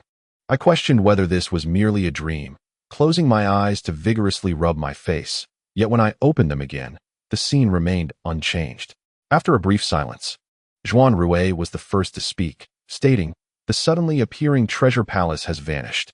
Doufu, equally perplexed, remarked, "When we were still in the marsh, we paddled the raft to the palace's entrance and entered it. Now, how is the raft positioned before this stone tablet? How did we end up on the bank? Did we somehow traverse into the realm within the stone tablet?" I retorted, "Do you think this is a novel?" Doufu shook his head vigorously, insisting, "Then offer a plausible explanation." Chapter 47. The Underground Palace, a Plausible Explanation? Given the current circumstances, not even Newton or Einstein would fathom what was happening. Zhuanji pinched his own cheek, exclaiming, "Could this be an illusion? Ouch, that really hurts." At this moment, we were seated upon a soft expanse of grass, interspersed with dew and insects, as a few ants crawled upon us, eliciting an itchy sensation. Everything felt so tangible. I inhaled deeply several times, forcing myself to regain composure. And then I rose to crouch beside the wooden raft. The air still lingered with the unique scent of the swamp, identical to when we first arrived. The only distinction was that the shallow water atop the marsh had risen slightly, likely due to the passage of time. I glanced at my watch, which indicated that it was precisely 7 o'clock in the early morning. When we were ambushed by the entities from the stone tablet, it was approximately 5 o'clock. This meant that we had been unconscious for 2 hours? What on earth was happening? Could it be that the Yashan Treasure Hall had simply vanished? What of all we had experienced within its confines? Had it all ceased to exist? Despite having encountered numerous strange occurrences, I found my mind in a state of bewilderment. After a moment, I approached the stone tablet for a closer inspection. This tablet differed from the one we had seen in the Yashan Treasure Hall. It appeared older and more weathered, bearing witness to centuries of wind and rain. The inscriptions had become blurred, yet some words remained discernible. Yellow Springs River, Een Division Ravine. The living arrive here, on both sides of Yin and Yang. However, no matter how I searched, I could not find the previous inscription written in pencil. Tofu, still struggling to adapt to the surroundings, rubbed his face, and then said to me, "Old Chun, do you think we've been blinded by a ghost?" According to folklore, those blinded by a ghost would experience hallucinations. I surveyed our surroundings and replied, "I'm not certain, but I believe it is intricately linked to this stone tablet." Zhuanji clicked his tongue, crossing his arms, and remarked, "Could it be that everything we experienced before was a fabrication? Or perhaps what we see now is the mere illusion?" He turned to Zhuanrui, asking for his perspective. Zhuanrui, lost in thought, suddenly squinted, then checked his pocket with a serious expression, saying, "The jade disc is missing." I knew he referred to the jade disc we had obtained from the skeletal remains. Upon hearing this, I hastily searched my own pocket, only to find it empty as well, where I had kept my grandfather's hand-drawn blueprint. Wenmin speculated. Perhaps everything within the Yashan Treasure Hall was merely a phantom memory of objects. Having escaped, those items naturally ceased to exist. It seems that what we see now is indeed real, not a case of being ghost-blinded. As she spoke, a thought struck her, and she pulled out the compass. Exclaiming with delight, "The compass has returned to normal." Tofu chimed in, "That's wonderful. Does this mean we've exited that haunted place?" I coldly countered, "It is premature to celebrate. If everything we experienced was merely a memory of the Yashan Treasure Hall, it signifies that those dangers truly existed. Now that we have left the illusory hall, the real peril still lies beneath." The collective gaze of the group instinctively turned towards the swamp. According to the blueprint we had seen of the Yashan Treasure Hall, it was conceivable that the entire structure was not entirely submerged in the marsh. Given the vast expanse of the hall, only a portion had sunk into the swamp. Thus, the remaining part likely resided beneath the very ground upon which we stood. The tofu, momentarily taken aback by my remark, soon appeared to gather its thoughts. Raising its head and stroking its chin in an air of profundity, it stated, "The corpses we encountered in the Yashan Treasure Hall indeed indicate that there were deceased individuals within. What do you think happened to the team led by Elder Chun?" This inquiry struck at the heart of our current predicament, which is precisely the pivotal issue we now confront. From a superstitious perspective, our previous encounter with the Yashan Treasure Hall resembles a phantom ship, something that has long ceased to exist. Scientifically speaking, as Wenmin suggested, it could be a manifestation of object memory. Thus, witnessing the deceased in such a locale presents two possibilities. First, those individuals may have perished within the illusory Yashan Treasure Hall. Second, they might have entered the subterranean treasure hall and met with accidental death. While the corpses and artifacts we previously observed are merely projections of object memory, the actual remains lie undisturbed beneath the ground. Though both scenarios involve the dead, their implications diverge significantly. Should the first possibility hold true, it implies that we would never recover the remains of our forebears, as they would have been consumed by the spectral treasure hall. Consequently, we would remain oblivious to the true secrets of the Yashan Treasure Hall, unless we await its reemergence to explore it anew. In such a case, our current expedition would be rendered utterly meaningless. I would not even have glimpsed my grandfather's remains. After much effort to procure 2 relics, they vanished upon my awakening, leaving me in a state of profound despondency. Conversely, if the second scenario is accurate, there may well be a passage nearby that was forged by my grandfather and his companions, though not a descent into the abyss. The principle remains similar. To access the buried treasure hall, one must excavate. If my grandfather and his associates indeed perished within the hall, the implications of the second possibility become rather eerie. This would mean we must confront once more the terrors we previously endured. The mere thought of ginseng, venomous serpents, dual corpse specters, and human flesh cauldrons sends shivers down my spine. Having faced such horrors once has left me with lingering trepidation. To endure them again would severely test one's psychological fortitude. I shared my analysis with the group, seeking their thoughts, particularly those of Zhuanrui and the others, as they were my chosen companions for this venture. Their willingness to accompany me on this perilous journey remained uncertain. To my surprise, Zhuanrui, perceptive as ever, quickly discerned my underlying intentions. Before I could articulate them, he coolly interjected, "I am not here for Elder Chun." Though succinct, I grasped the implications. Zhuanrui's persistence likely pertains to the jade we discovered in the treasure hall, suggesting he is keen to unravel the circumstances surrounding his uncle, having narrowly escaped death. And with the true treasure hall looming beneath us, none of us wished to abandon this critical juncture. The tofu, typically straightforward in its reasoning, observed our animated discussions and interjected with urgency, Stop. All this talk of first and second possibilities is making my head spin. I say, let us not complicate matters unduly. Firstly, it is certain that old Master Chun and his companions have long departed from this world. Their remains either lie within that ghostly palace or beneath the very ground we tread upon. The ghostly palace has vanished, and its reappearance remains uncertain. Therefore, we should begin our search for any subterranean tunnels that old Master Chun and his group may have excavated. If we find such a tunnel, our task will be considerably simplified. I was momentarily rendered speechless, As my ancestors' adage of great wisdom appears as foolishness suddenly resonated with me, fitting perfectly within the context of Dofu's statement. I must admit, though his words were blunt, they struck a chord. Our group, typically quick-witted and meticulous in our endeavors, found ourselves mired in countless doubts and speculations. It was Dofu's remark, amidst the chaos, that provided us with a much-needed moment of clarity.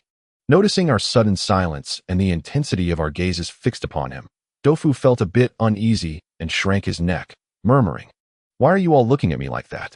Did I say something wrong again?" Zhuanrui wrapped an arm around Dofu's shoulder and replied, "No, you are absolutely correct. Why overthink it? Let's look for any tunnels that might have been left by old Master Chun and his companions. If we find a tunnel, it indicates they have descended into the earth, and their remains will naturally be found below. If no tunnel exists, it implies they perished within the ghostly palace. In that case, we can take the risk and wait for it to reappear before we investigate further." Zhuanrui interjected coolly, "Don't celebrate too soon. This area is low-lying with loose soil. Erosion occurs rapidly. After 14 years, even if there were tunnels, they would likely have vanished by now." Xiao Jing suggested. "Then what should we do? How about?" She seemed to want to propose a return, but, glancing at Wenmin, likely did not wish to appear inferior. So, she quickly adjusted her statement. "Then let us dig our own tunnel." Dofu, still at odds with Xiao Jing, had tempered his words due to previous events and mumbled, "It's not merely a matter of digging tunnels. A tunnel is a form of information. Ugh, I can't believe I'm discussing tunnels with a girl." Xiao Jing retorted angrily, "You scoundrel." Their banter resumed, and I shook my head, choosing to ignore their squabbling. I turned to discuss with Wenmin and the others. After a brief deliberation, we devised a plan. Zhuanrui was correct. The traces left by my grandfather and his companions were unlikely to be found in this geological setting. Rather than pursue this futile search, we should forge a new path. Although we no longer had a blueprint, the layout of the Yashan Palace was etched in my memory. By utilizing calculations through drawing, I could estimate the corresponding locations underground. It was improbable that my grandfather and his companions had entered the palace through the marshes, significantly narrowing our search area. With that in mind, I took out paper and pencil to begin my sketches. My initial foray into the world had been in architecture, and scaling drawings was a trivial task for me. However, this endeavor required a tranquil mindset, so the others refrained from interrupting. They occupied themselves nearby. Some, like Zhuanrui, rested with closed eyes, while Dofu busied himself dragging Zhuanji into the sparse woods to hunt rabbits. I calmed my thoughts and climbed a relatively tall tree, surveying the surrounding terrain, and began to deduce positions based on the mental blueprint I had retained. Once one wholeheartedly dedicates oneself to work, immersing the mind entirely in the task, time seems to pass with remarkable swiftness, and distractions become a rarity. I was thoroughly engrossed when, just as I was on the verge of completing my endeavor, a sudden exclamation echoed from not far beneath the tree. The sound jolted me from my concentration, pulling my thoughts from the canvas, for it was none other than Wenmin. Chapter 48. The iron mask being perched in the tree, my reaction was somewhat delayed. Zhuanrui and the others, hearing Wenmin's call, hastened towards the source of the sound. I could not afford to linger over my drawing any longer and swiftly descended the trunk. Upon reaching the ground, I found myself in a sparse thicket, where I could see Zhuanrui and the others gathered closely, encircling Wenmin, who appeared to be discussing something. I rushed over, scrutinizing Wenmin from head to toe. Relieved to discover she had not sustained any injuries, I inquired what happened. What was the matter just now? Wenmin's eyes flickered with trepidation as she seemed to be recalling the event, her breath slightly labored. She replied, "Xiao Do asked me to come assist. And then I saw something hiding behind a tree." "Assist?" I questioned, puzzled. "Assist with what?" It was then that I learned the reason. Dofu had ventured into the forest, seeking to procure some game for our meals. After 2 days in the mountains, the group was weary and subsisting on tasteless ration bars. It was understandable that Dofu yearned for some wild delicacies. Recognizing Wenmin's keen eyesight, he had invited her along with Zhuangji, and the three intended to hunt rabbits or wild birds in the woods. With her sharp vision, Wenmin had barely entered the forest when she spotted a tuft of yellow fur behind a tree, resembling an animal's pelt. Delighted, she assumed it was a yellow-furred rabbit and thought of bringing it back for a feast, so she remained silent and slowly raised her gun, preparing to take aim at the creature. However, at that very moment, a human face suddenly emerged from behind the fur, startling Wenmin and causing her to cry out. Doufu and Zhuangji were separated at the time, each searching for prey, and thus did not witness the alleged face. Upon hearing Wenmin's exclamation, Doufu gasped. A human face? Could there be others here besides us? What did they look like? Did you scare them away? Wenmin shook her head, fixating on a large tree not far away. It was hiding behind that tree, wearing an iron mask. I couldn't tell if it was a man or a woman. As soon as I called out, it vanished. The group's attention followed her gaze to the tree, which appeared to be as thick as two people's embrace. Standing about 20 meters away, instantly, a sense of caution enveloped us all, and we drew our weapons, instinctively forming a semicircle as we approached. As we moved, I scrutinized the ground. The soil was damp, suggesting that any human passage should leave footprints. Yet, curiously, there were no marks to be found. Before long, we drew near to the great tree, only to find it empty behind it. There was no sign of anyone, not even a single footprint. Tofu could not help but exclaim, "Gorgeous Gu, are you perhaps too fatigued, causing you to see things?" There is no one wearing a mask. Wenmin, seemingly bewildered, furrowed her elegant brows and murmured, "But I distinctly saw it. How peculiar."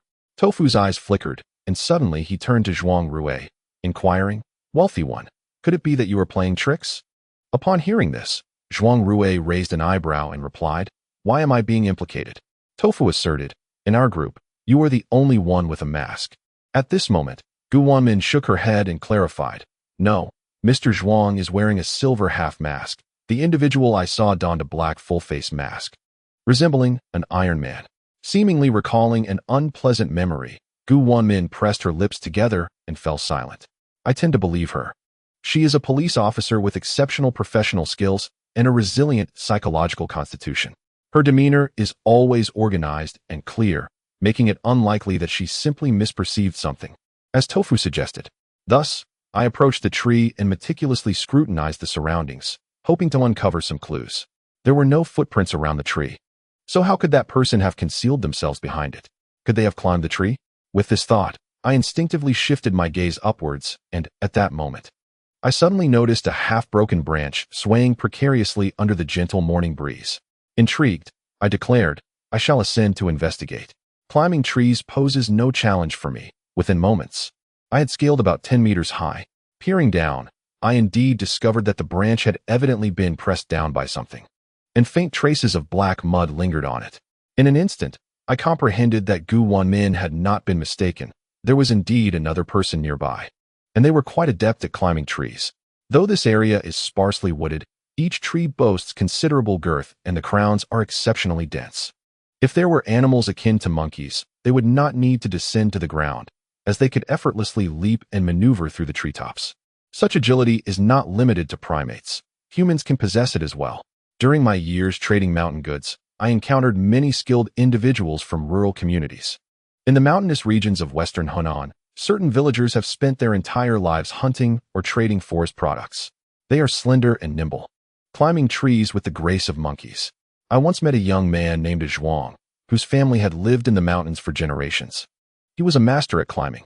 I witnessed firsthand his remarkable ability to traverse the jungle without ever touching the ground, moving through the treetops like a human Tarzan, deftly snatching a bird's nest with ease. Observing these traces, I immediately concluded that this person must have been traversing the treetops. However, they had not entirely avoided the ground, as evidenced by the dirt on their shoes being transferred to the tree. In this depth of the swamp, within the heart of the circular mountain, who else could be present besides us? Moreover, this individual was wearing a mask. What kind of person would wear a mask? Aside from those like Zhuanrui, who might do so for reasons of disfigurement, the only remaining possibility is that this person wishes to conceal their true identity from us. A chill ran through me as I pondered. Could this person be someone we know? Otherwise, what reason would they have to hide their face? He hid behind the tree. But for what purpose? A cascade of thoughts flooded my mind, yet I could not decipher them in that moment. Glancing around, I noticed that from a height of over 10 meters, the lush canopy enveloped the area, obscuring all sight. To be frank, even if that person were nearby, perhaps concealed in another tree, I might not perceive them. With this thought, I grew uneasy about the treetops. Should that individual suddenly strike, they could maneuver through the branches like a monkey, a feat beyond my capabilities. What a dreadful predicament that would be. Thus, I hastily descended from the tree and relayed the situation to the others. Zhuanrui pondered for a moment before saying, "We cannot ascertain whether that person harbors malicious intent.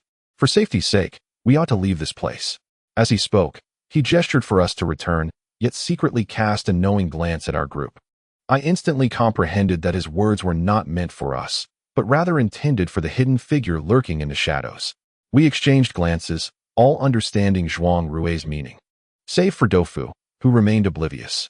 The rest of us began to retreat in unison. Doufu, in moments of unexpected cleverness, could be endearing, yet when foolish, he could provoke murderous thoughts. He remarked, "Wait a minute, rich guy, aren't you usually the one who slaughters anyone in your path? Why the sudden timidity? Have you lost your mind, spinning around like that?" Upon hearing this, I was nearly driven to fury, pulling him closer and seizing him by the neck. I retorted, "Who says a wealthy man must kill those who stand in his way? We are pursuing a path of peace. What do you mean by losing your mind? You know very well that Mr. Zhuang is disabled. Half of his eyelid on the right side is in tatters. How can his eye function normally?" Once those words escaped my lips, I realized they were somewhat harsh towards Zhuanrui, all because of Doufu's foolishness, dragging me into his folly. As we conversed, we hastened to leave the forest, but at that moment, a cold laugh resonated from above. We were taken aback and looked up, yet aside from the verdant canopy, no figure was in sight. It seemed our suspicions were confirmed. That person had indeed remained hidden among the branches, eluding our naked eye. Zhuanrui whispered urgently, "Run." I was perplexed by his sudden caution, as he was usually quite boastful. Yet, given this individual's ability to conceal themselves, we were at a distinct disadvantage in the woods, and the exit lay approximately 20 meters away. We quickened our pace, ready to dash out. Just then, an unexpected turn of events unfolded. I caught a fleeting glimpse of a yellowish shadow darting from the edge of the forest, perhaps a weasel or a yellow-haired fox, or something else entirely. Its form was swift, rendering it indistinct. As that creature zipped past, the exit to the forest vanished. Originally, beyond the trees lay an open space, followed by a swamp.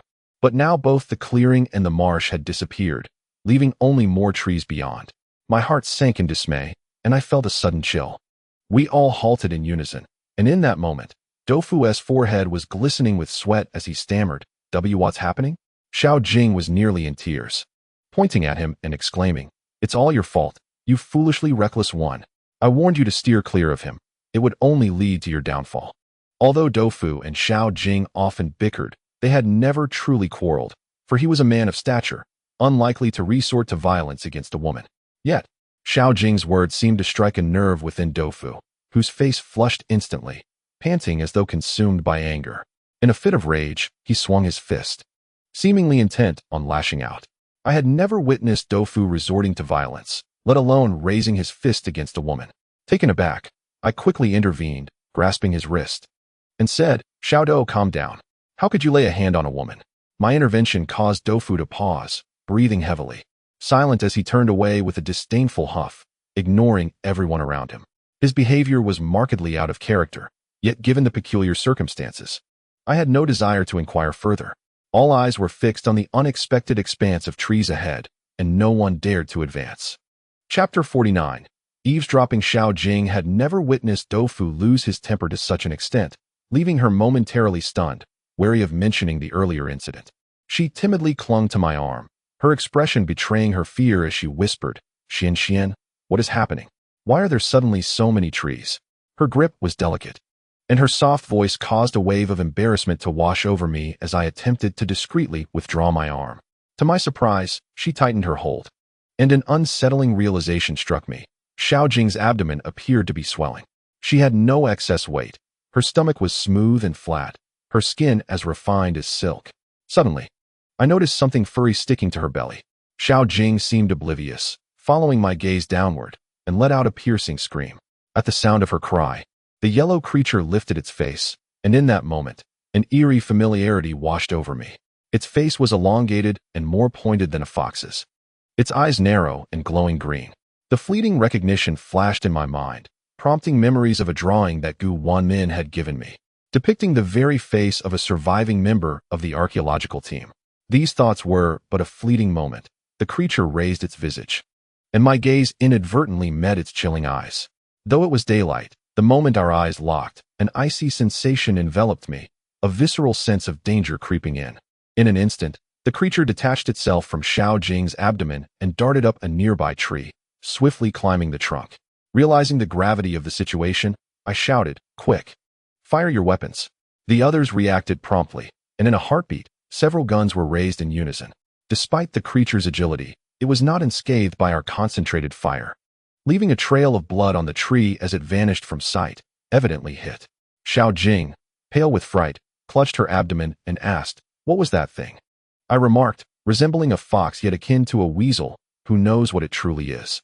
My gaze fixated on the spot where that creature had vanished, meticulously searching. At that moment, Wenmin, who had been somewhat distant from me, approached quietly and touched my waist. I was taken aback, thinking to myself, when did the stunning Gu learn to behave so brazenly? However, upon meeting her eyes, I saw her discreetly gesture to the right. Understanding her implication, I stealthily glanced in that direction and was startled to discover several drops of blood on the ground not far to my right. In an instant, it dawned on me that the creature must have been injured. Although it had taken refuge in the trees, the blood would inevitably drip down. As long as we followed the trail of blood, finding it would not pose a challenge. Immediately, everyone hastened to pursue the blood trail, and before long, we arrived at a large tree where the bloodstains ceased. I looked up and suddenly glimpsed a face concealed behind an iron mask amidst the dense foliage. This person was evidently spying on us, unaware they would be discovered. Although I could not discern their expression, their swift attempt to hide their face indicated they were likely taken aback and contemplating escape. I was puzzled, having tracked the yellow-furred creature. How was it that I now encountered a person? Could it be that the creature had transformed into a human? While I had previously witnessed a weasel achieving sentience in Liaobu village, such occurrences are rare, making it unlikely to encounter another extraordinary being so fortuitously. With this thought, I raised my weapon and fired. The individual, despite their quick reflexes, could not outpace our guns once we had pinpointed their location. A muffled grunt echoed, and soon after, the shadows on the treetops began to sway. The once adeptly concealed figure became partially visible, likely hindered by their injuries, thus facilitating our pursuit. Wenmin, with remarkable precision, fired 3 consecutive shots, each striking where the individual attempted to advance. She then declared, "Descend immediately. Resist, and I shall execute you, this terrorist." On the spot. Such is the nature of the police, always requiring a justification for their actions. My reason for killing you is clear. You have been spying on us, marking you as a terrorist.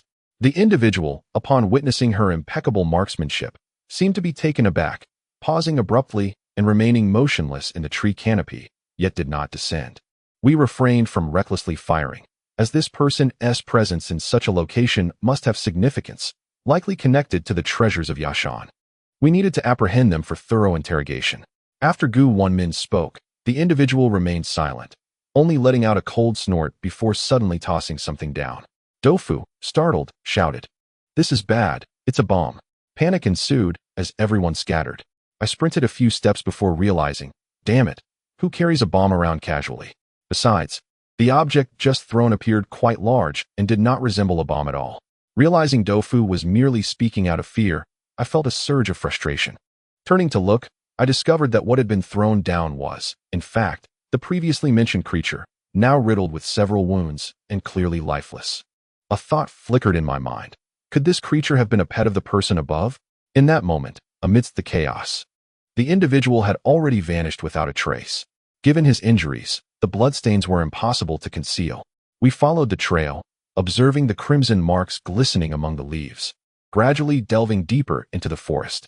The foliage here was not particularly dense, likely due to the soil quality. As we proceeded along the dripping blood trail, it suddenly ceased not far ahead.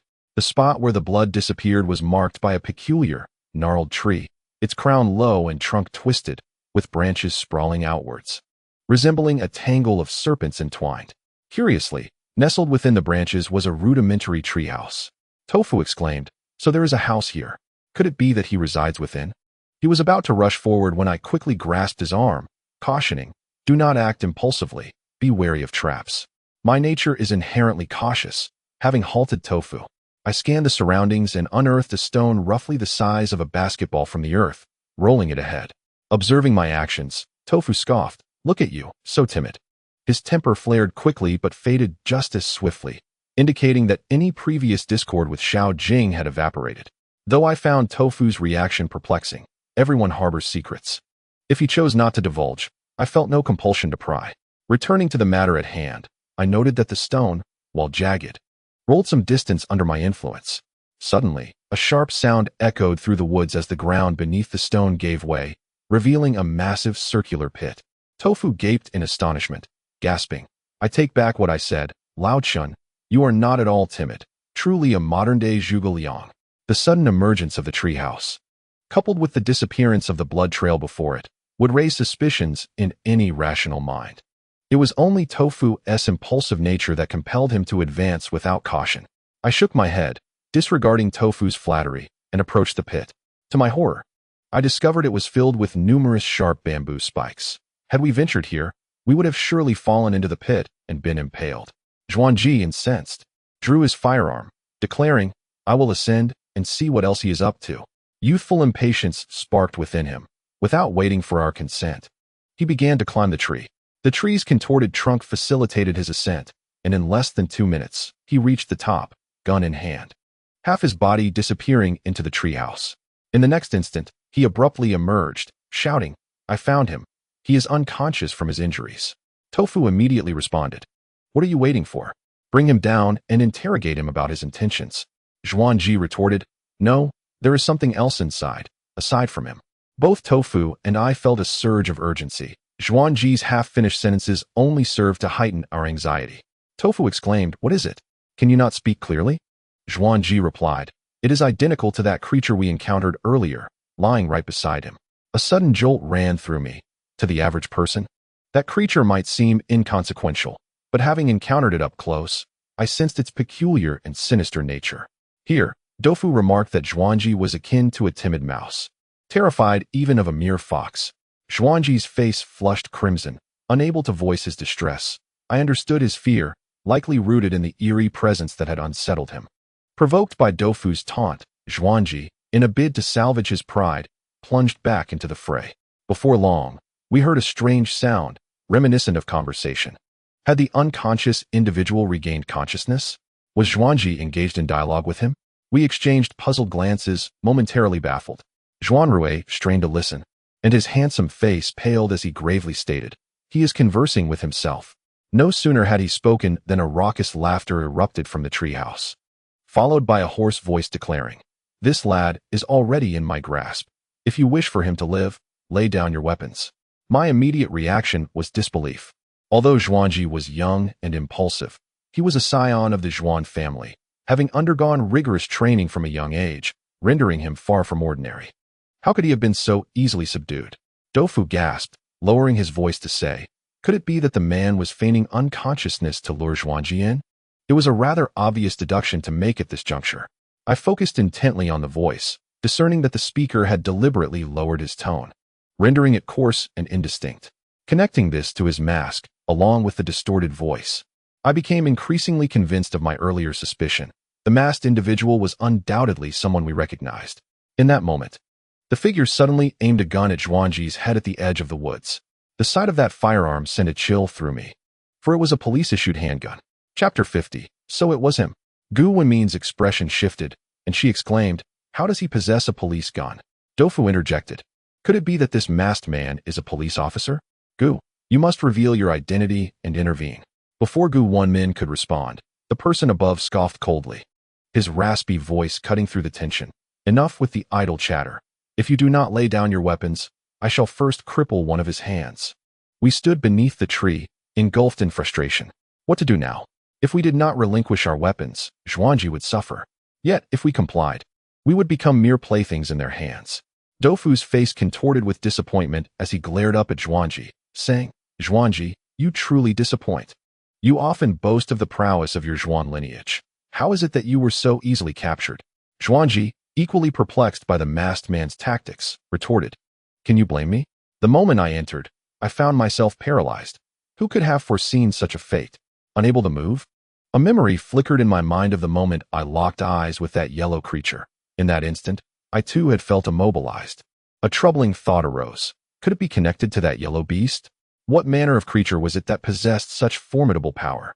And what abilities did this individual possess to command such peculiar beings? At the critical moment of the dialogue with the tofu, the masked man ominously declared, "I have no time to listen to your banter. Since you refuse to relinquish your weapons, I shall take the first prize." With that, he lowered the muzzle of his gun, aiming it directly at the joint of Zhuanrui's elbow. A surge of alarm coursed through me. If he fired at that spot, Zhuanrui's arm would be rendered useless. My heart raced, but someone was even more anxious. To my astonishment, the previously stoic Zhuanrui sprang into action. Without hesitation, he discarded his weapon and stated, "Do not harm him." The masked man above momentarily slowed his movements, letting out a few rasping chuckles before adding, "And what about them?"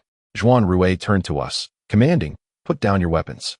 Xiao Jing objected, her voice tinged with anxiety. "Without weapons, what if?"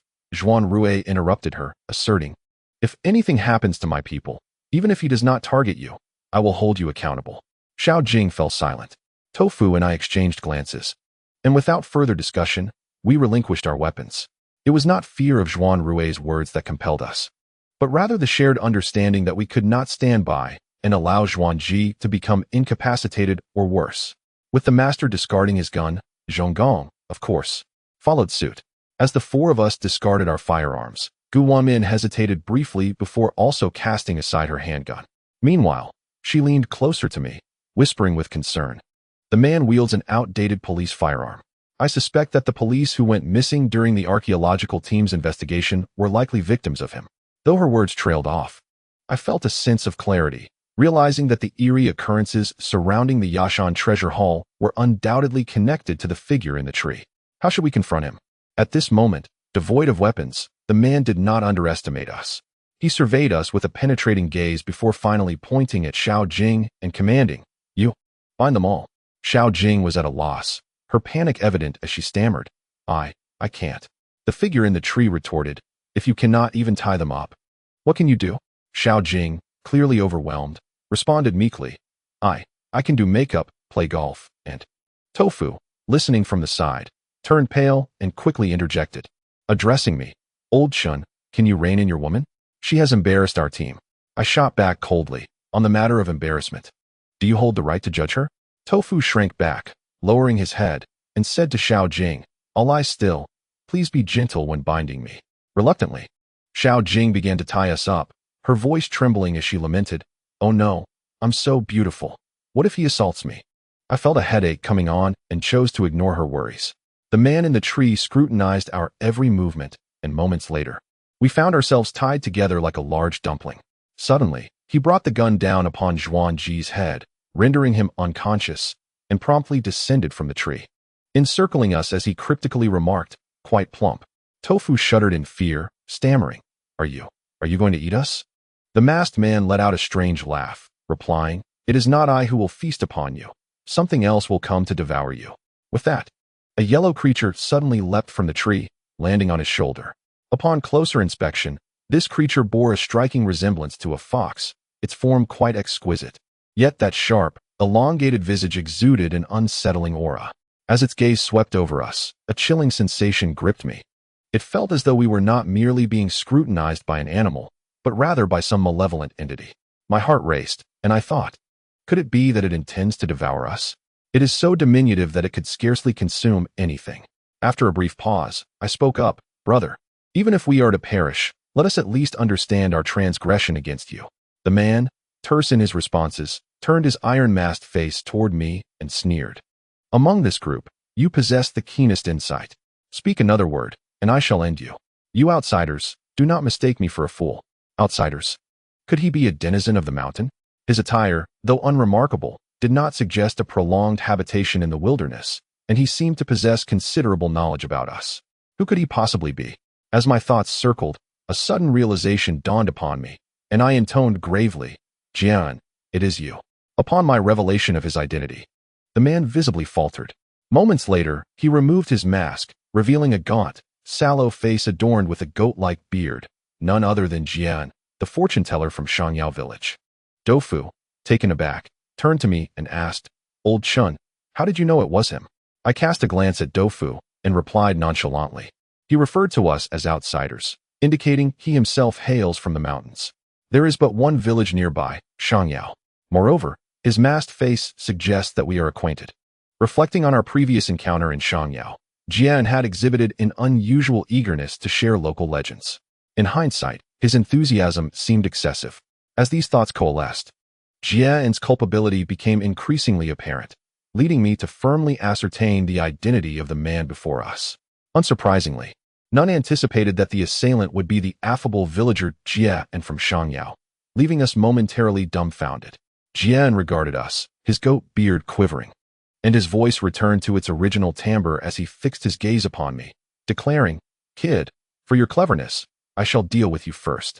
Doufu, startled, presumed Jian intended to take my life and immediately interjected, No, he is not clever. The most cunning among us is this wealthy fellow. He is nefarious, filled with cunning schemes, and looks down upon the mountain folk. If you must act, let it be upon him. Such is the nature of true friendship revealed in times of tribulation. In this dire moment, it was my brother who showed concern for me, despite his face resembling the bottom of a pot. For reasons unknown, Jian appeared to harbor little animosity towards Doufu. Doufu, rambling nervously, spoke at length, while Jian merely furrowed his brow, seemingly deep in thought.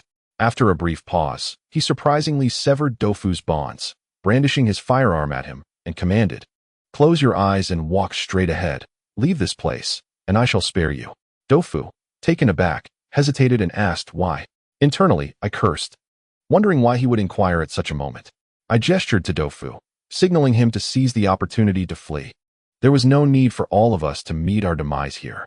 After Tofu's inquiry, he observed that Jian squinted his aged eyes, and his voice suddenly carried a hint of nostalgia, mingled with a trace of bitterness. He remarked, "Your character resembles that of my deceased son." Pausing, he clenched his teeth and added, "It is you people who caused his demise. Heaven knows I never harmed his son." I understood that his reference to you people likely pertained to those who had previously sought the treasures of Yashan Temple, perhaps the archaeological teams, the police, or even my grandfather and his companions. Who precisely he meant remained uncertain, yet it was evident that Jian harbored a deep-seated animosity towards outsiders. Could it be that his son's death had warped his psyche, prompting him to stalk us with murderous intent? No, that couldn't be the sole reason. How could an elderly man like him navigate the myriad dangers surrounding Yashan Temple? Tofu, typically soft-hearted, felt his earlier ire dissipate upon Jian's words. With a furrowed brow, he replied, "As the old saying goes, when will grievances be repaid? Moreover, it was not us who caused your son's death, Uncle Jian. Please do not redirect your hatred onto us." Jian regarded Tofu with a peculiar smile, the creases on his weathered face contorting into an odd expression. He said, "You are a good child, and you should not be here. I will let you go this time, but these others must remain to feed my treasure." As he spoke, he caressed a strange yellow-furred creature perched on his shoulder, and I was taken aback, pondering whether he truly intended to feed us to that beast. Tofu, equally alarmed, exclaimed, "With so many people, it cannot possibly consume us all. Are you not concerned about choking your treasure?" Jian shot Tofu a glare and scoffed, "Of course. It is not for it to eat. There are other treasures. Enough chatter, get lost." Tofu hesitated for a moment before turning to Xiao Jing and saying, "You should rebind me." Jian, taken aback, scrutinized Tofu and asked, "You are not leaving?" Tofu shrugged and looked at me, saying, "This is mine. Without him, our antique shop will close its doors for good. If the shop shuts, I will be left with no money. No money means no wife, and without a wife, there will be no children. Therefore, without him, I cannot have children, and I cannot leave." What kind of logic was this? I choked slightly and replied, "Little Tofu, I understand your loyalty, but this is not the time for jest. You must flee for your life, at least when you are gone. Someone will burn paper money for me." Xiao Jing pouted and threw herself into my embrace, saying, "I will burn it for you too." I responded, "You should refrain. If you cannot escape, you will perish as well." Chapter 51. Counterattack. As the conversation unfolded, Jian grew impatient. Noticing Tofu's unwillingness to depart, his expression darkened. "If that is the case, then you shall accompany them on their journey." With that, he bound Tofu securely. Despite his age, Jian possessed a surprising agility akin to that of a monkey, and armed with a gun, he was a formidable opponent, one Tofu could not contend with, let alone 5 of him. He then grasped one end of the rope and began to pull us along, weaving through the forest without revealing our destination. At this moment, Xiao Jing had also been tied up. Her pace faltered, and she stumbled, soon falling to the ground. Seizing the opportunity when the old man, Jian, momentarily lowered his guard, I discreetly activated a mechanism with my fingers. The concealed dagger, bound to my wrist, slipped into my palm, allowing me to silently commence severing the ropes that restrained me.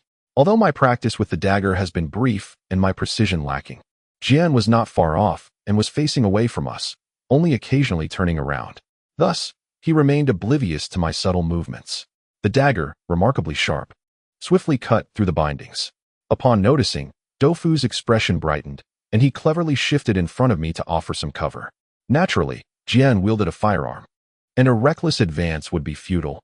We had to wait for the opportune moment to incapacitate him with a single, decisive strike. With that thought in mind, I maintained a facade of being bound while intently observing the back of Jian, contemplating the best approach. The distance between us was approximately 10 meters. Unless I could leap across that span to tackle him, any movement on my part would alert Jian, allowing him to easily turn and shoot me. Since close combat was not an option, I resolved to resort to a ranged attack. Given the proximity, I was confident in my ability to accurately launch a surprise attack with the dagger. However, striking a person requires a substantial force. And while shooting at a rubber target is one matter, aiming at a human being is entirely different. Human flesh is elastic, and muscle tissue is dense. With my current control over force, even a precisely thrown dagger would likely only create a minor puncture, failing to inflict serious harm. At that moment, I couldn't help but feel a pang of regret. Had I known it would come to this, I should have practiced more diligently. Previously, I had heard tales from those in the underworld, like 鬼5he's show, about the legendary Bai Lao Si's dagger skills, described as swift as lightning, with daggers plunging into throats, burying themselves to the hilt. Some even claimed he could slice through a person's carotid artery without touching the skin, achieving astonishing accuracy. At this moment, I was far from that level. To secure a single decisive blow, I needed to target the most vulnerable part of Jian's anatomy. Where's the softest spot? Naturally, it is the throat. Unfortunately, Jian had his back to me, and the muscular structure at the nape of his neck was tightly packed with bone, rendering the dagger ineffective unless he turned around. Just as this thought crossed my mind, Doufu suddenly cried out and collapsed to the ground, wailing in distress. I looked down to see that he had accidentally tripped over a protruding sharp stone, causing him to fall, and I was uncertain of his injuries as he lay there unable to rise. Jian, perhaps due to his son's predicament, exhibited a degree of tolerance toward Doufu. He furrowed his brow and approached us. My heart leaped with joy as I crouched down, feigning concern, and asked, "Little Dou, are you all right?" Doufu's voice trembled as he replied, "Damn it, I hit when I fell. Do you think I'm fine?" At that moment, Jian also crouched down, sneering, "Get up. Now is not the time to be in pain. You can still back out." With my hands concealed behind my back, I grasped the severed rope, taking advantage of the moment when I crouched to check on Doufu, closing the distance between Jian and myself. At the very moment he uttered those words, I lunged forward, forcefully tackling him to the ground, with my knife pressed firmly against his neck, causing crimson droplets to seep from his bronzed skin. I pinned Jian down, and his yellow-furred creature suddenly emitted a peculiar shriek, its sharp maw gaping wide as it lunged towards me. Startled, I realized that despite its small head and slender jaws, its open mouth could easily encompass a human skull. Much like a serpent, in that instant, I could not evade its attack. Regretting my miscalculation, I rolled aside, freeing myself from Jian. In this moment of vulnerability, I feared that Jian would retaliate against me. However, to my surprise, Zhuanrui acted with remarkable agility. Though bound, he utilized his legs to great effect. As I rolled away, Zhuanrui leaped, landing on his knees, which pressed down upon Jian's arms. I distinctly heard the sickening crack of bones breaking, accompanied by Jian's anguished scream as he succumbed to the pain and lost consciousness. The yellow creature, witnessing its master in distress, abandoned the fight, swiftly ascending the nearest tree. We were unarmed and could not shoot it down. In mere moments, it vanished without a trace. Meanwhile, Zhuanrui had rendered Jian unconscious with nothing but his legs, leaving Doufu in a state of shock. I hurried to untie everyone, and as Zhuanrui flexed his limbs, he seized Doufu by the collar and coolly remarked, "Repeat what you said earlier." Doufu stammered, "Wealthy man, please." That was merely a temporary strategy. After a pause, Sensing Zhuanrui's intent to settle the score, he cast a pleading glance in my direction. I couldn't help but chuckle inwardly and replied, "Mr. Zhuan, this fellow has already suffered a blow to the groin. Consider it punishment enough, and let it go." Zhuanrui released his grip, perhaps merely wishing to instill a lesson in Doufu. He then turned to Zhonggong, instructing him to bind Jie and securely. Wenmin surveyed our surroundings and remarked, "I wonder what his intentions were in bringing us to this place." She then inquired about my earlier measurements. Hastily, I retrieved the map from my bag, estimating a general location. Based on our pace, we were likely situated at the position of the second palace, suggesting that beneath our feet lay the very spot where the infamous human meat cauldron once stood. What could Jie's purpose be in leading us here? Doufu, sensing that Zhuanrui had no further intentions of retribution, perked up, saying, "Once he regains consciousness, we must interrogate him thoroughly." As he spoke, we reclaimed our previously confiscated firearms, feeling a sense of security with the weapons in hand. The yellow creature's whereabouts were unknown, but I suspected it would return. So I advised everyone to remain vigilant as we rested in place, waiting for Jie and to awaken. Zhuanrui, however, coldly stated, "There is no need to wait." Immediately following, he exchanged a knowing glance with Zhonggong. The rapport between the master and servant was palpable. Zhonggong, the epitome of loyalty, required no words to comprehend Zhuanrui's intent. He promptly retrieved a water pouch and doused cold water onto Jian's face. Doufu, ever the complainer, muttered, "Such brutality towards an elder." I replied, "Once he has you carved up to feed his pet, you will grasp the true meaning of cruelty." Perhaps it was due to Jian's previous kindness towards Doufu, or perhaps out of sympathy for the loss of his son, but Doufu felt compelled to intervene, expressing his discontent with Zhuanrui's methods. At that moment, Jian coughed and stirred awake.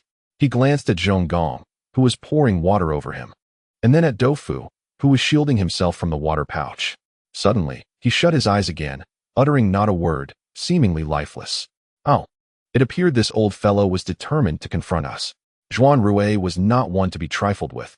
His demeanor was often cool and detached. Even when Doufu jested with him, he would occasionally play along, yet in action, he was merciless. With unblinking eyes, he subtly gestured to Zhonggong, leaving us bewildered. Though we could not decipher their silent exchange, Zhonggong understood perfectly. Without a moment's hesitation, he seized Jian's hand, which had recently been broken, and twisted it with force. Even my hardened heart flinched, and I felt a sympathetic ache in my own arm. Jian, the unfortunate recipient of this torment, could not endure it. He widened his eyes and let out a blood-curdling scream, more harrowing than when his bone was initially broken, sending chills through all who heard it. I could scarcely bear to witness it, let alone Doufu and Wenmin. Wenmin interjected, "Perhaps we should refrain from such harsh measures. After all, he is an elderly man."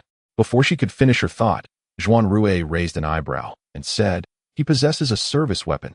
He has killed police officers. And certainly not just one." This statement rendered Wenmin speechless. Indeed, Jian had likely caused the demise of countless individuals, and their fates had been tragically grim. Wenmin fell silent, unable to bear the sight, turning her face away with a sigh. Doufu anxiously tugged at his ears, aware that Zhuanrui spoke the truth. Yet he could not bear to witness Jian's suffering. He implored, "Uncle Jian, why do you persist in these deeds? Speak out, or that ruthless, two-faced man will not spare you." Zhuanrui replied coolly, "I appreciate your moniker. I find it quite delightful." As he spoke, Zhonggong released his grip. Jian was now drenched in sweat, trembling, and gasping for breath. Zhonggong addressed him, "This is merely an appetizer. If you wish to avoid further suffering, confess your intentions. What purpose do you serve by aligning with us? Were those who came here victims of your doing? What manner of creature are you harboring?" After a moment's reflection, Zhonggong seemed to recall the strange occurrences in the forest, narrowing his eyes as he inquired, "Were you the one meddling with the affairs of this forest?" Chapter 52. The Yinyang Fox. After this barrage of inquiries, one might have expected Jian, having endured such torment, to soften his stance. However, he unexpectedly opened his eyes, a sinister smile creeping across his face as he chuckled darkly, proclaiming, "If you possess the capability, then do kill me." Upon hearing the words, Zhuanrui clicked his tongue, seemingly taken aback by the unexpected resilience of the old man. Jian, a cold smile curled at the corner of his lips, as if he were a puppeteer, and without delay, Zhonggong began to torment Jian once more. The ensuing ordeal need not be elaborated upon. Only the incessant screams pierced the air. Before long, Jian was drenched in blood, his breath shallow and labored. My heart ached with sympathy, and I was taken aback to discover that Zhong Gong, usually as silent as a tomb, could be so merciless. As my grandfather had said, those who delve into the underbelly of society in search of mushrooms seldom possess the virtues of saints. Meanwhile, Xiao Jing had covered her eyes, unable to bear the sight, while Wenmin wore a face of distress, though restrained by Zhuanrui's earlier remarks. At that moment, Doufu could no longer contain himself. He rushed forward to block Zhong Gong, shouting, "Enough! If this continues, you will truly kill him." Zhong Gong furrowed his brow, casting a questioning glance at Zhuanrui, who merely nodded, prompting him to cease his actions. Doufu's intervention was somewhat impulsive. Although Jian was indeed suffering, many had met their demise at his hands. It is often said that those who evoke pity may also possess qualities that incite disdain. While the scene was undeniably gruesome, Jian was hardly deserving of sympathy. Thus, I interjected, "Doufu, do not let your emotions cloud your judgment. This is not the time for excessive compassion." Upon hearing my words, Doufu's anger flared, and he retorted, "Look at what you have reduced this man to. He is nearly 60, and yet you can be so brutal. Can we not adopt a more civilized approach?" "Civilized?" Zhuanrui countered with a scoff. "Is there civility in the underworld? Did you exhibit civility when dividing the spoils?" I was taken aback, as this was the first time I had heard Zhuanrui utter such profanity, revealing a side of him that was rarely seen. Doufu was rendered speechless, his face flushed with indignation. Ultimately, while I recognized that Doufu's compassion had led him astray, I felt compelled to support my brother. Observing Zhuanrui's triumphant stance, I stood up and declared, "Let it be. He has indeed suffered enough. This old man is a tough nut to crack. Perhaps we should consider a different strategy." Zhuanrui, showing me some courtesy, merely raised an eyebrow in acknowledgement, remaining silent. The astute Body, sensing the atmosphere had eased, suggested, "I believe we should vacate this forest. That strange creature still lurks nearby, and we must avoid any unforeseen complications." Xiao Jing squeezed closer, forcibly displacing Body from my side. I could only offer a wry smile and cast an apologetic glance at Wenmin, who appeared somewhat dejected and quietly retreated to the sidelines. I was acutely aware that she still pondered our earlier agreement, and I thought to myself that the moment was ripe. Once we exited the woods and reached a safer clearing, I would clarify matters with Xiao Jing. In matters of the heart, indecision often leads to greater harm. With little time wasted, we hastily tended to Jian's wounds to prevent excessive blood loss, thankful that his robust constitution seemed to safeguard him from imminent peril. Supporting Jian between Doufu and myself, we retraced our steps. Body and Zhong Gong led the way, while Zhuanrui and Zhuanji brought up the rear, with Xiao Jing positioned centrally, our group advancing as 3 separate units. Approximately 40 minutes later, I sensed something amiss and signaled for the group to halt. I inquired, "Why have we not yet reached the end of this forest?" Despite our earlier exertions, we had not ventured deeply. We remained at the second palace's position. Logically, we should have exited the woods by now. The memory of the previously vanished clearing struck me, and I pondered, could something be amiss? The group paused, evidently recalling the earlier anomalies within the forest. Doufu hesitantly suggested, "Could it be a ghost wall?" Xiao Jing countered, "Can there be a ghost wall during the day? Aren't ghosts supposed to appear at night?" Her remark struck a chord. Indeed. How could a ghost wall manifest in broad daylight? Perhaps it was akin to the labyrinthine structure of the Yashan Treasure Hall? With that thought, I retrieved my compass. At this moment, free from magnetic interference, the compass clearly indicated the cardinal directions, and we proceeded towards the location of the clearing. Surely, with the compass, we could not go astray. However, 20 minutes later, we found ourselves still ensconced within the woods.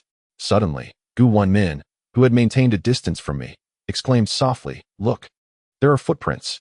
After being jostled aside by Xiao Jing, she had deliberately kept her distance and now crouched down, studying the ground with a grave expression.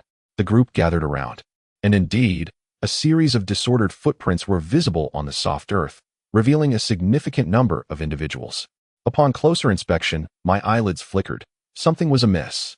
The footprints resembled our own. A meticulous examination revealed 5 large and 2 small prints, clearly indicating 5 males and 2 females, exactly matching our number. Given that the environment within the forest was largely uniform, we were uncertain if we had traversed this location before.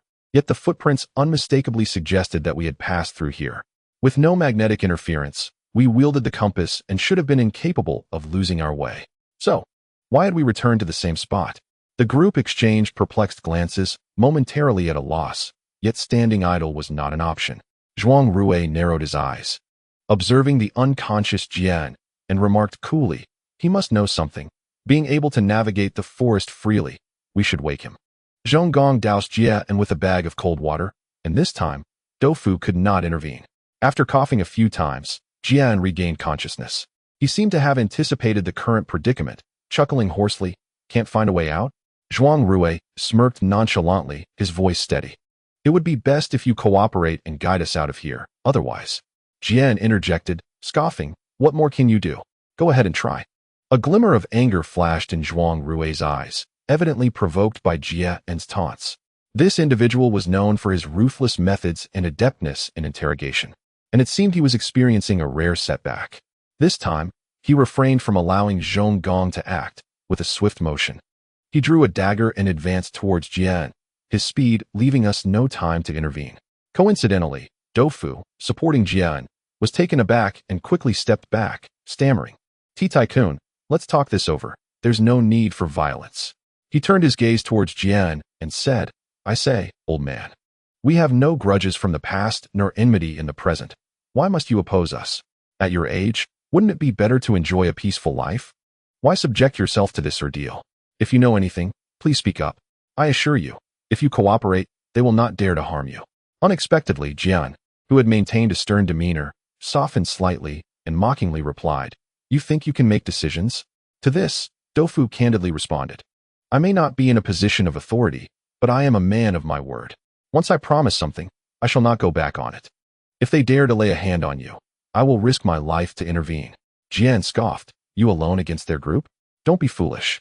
Doufu found himself at a loss for words. At that moment, Wenmin, who had been standing some distance away, stepped forward with a clear and gentle voice, saying, "I stand with him." These two, one with a tender heart overflowing with compassion, and the other brimming with a sense of justice, left me with little to add.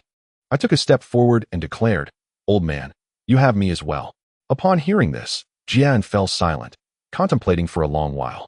Just as I began to doubt whether the old fellow might be dozing off, he suddenly spoke, "Do you know what I have raised?" We were all quite curious about that peculiar yellow-haired creature. Thus we paid no heed to his non sequitur and listened intently as he continued. According to Jian, that creature was anciently referred to as the Yin-Yang fox, a legendary being said to reside at the junction between the underworld and the human realm. Its most notable feature was the ability to cast spells with its eyes, transporting individuals into a bizarre environment known as the mirror realm. The term mirror refers to the reflective glass, rather than the environment itself. What is the purpose of a mirror? Naturally, it reveals the other side of an object, and the Yin-Yang fox possesses this capability. The reason we found ourselves lost in the woods was that we had fallen into a place akin to a mirror, orchestrated by the cunning of the Yin-Yang fox. This place was half real and half illusion, and we had long since become ensnared within it, unable to distinguish truth from falsehood. Upon hearing this, Doufu was momentarily stunned and asked, "Is it truly so magical? Is there really such a formidable fox?" I had no doubts about this. After all, I had seen spirits emerge and weasels transformed, so encountering an extraordinary fox was hardly surprising. I recalled the painting Wenmin had shown me earlier, depicting a fox's head with 5 dark spots in its mouth, seemingly representing the 5 archaeologists who had been devoured. At this thought, a sudden realization struck me, and I questioned, "Is the emergence of the Yashan Treasure Hall connected to your fox?" Upon hearing my query, the others evidently made the same connection. Wenmin exclaimed, "Could it be that the Yashan Treasure Hall we entered earlier was created by this Yin-Yang fox?" Perhaps the deranged archaeologist was not speaking nonsense. Those 5 missing team members were indeed consumed by a fox. As this notion took hold, a chill ran down my spine. Could it be that everything we had experienced thus far was orchestrated by that Yin-Yang fox? No, it couldn't be.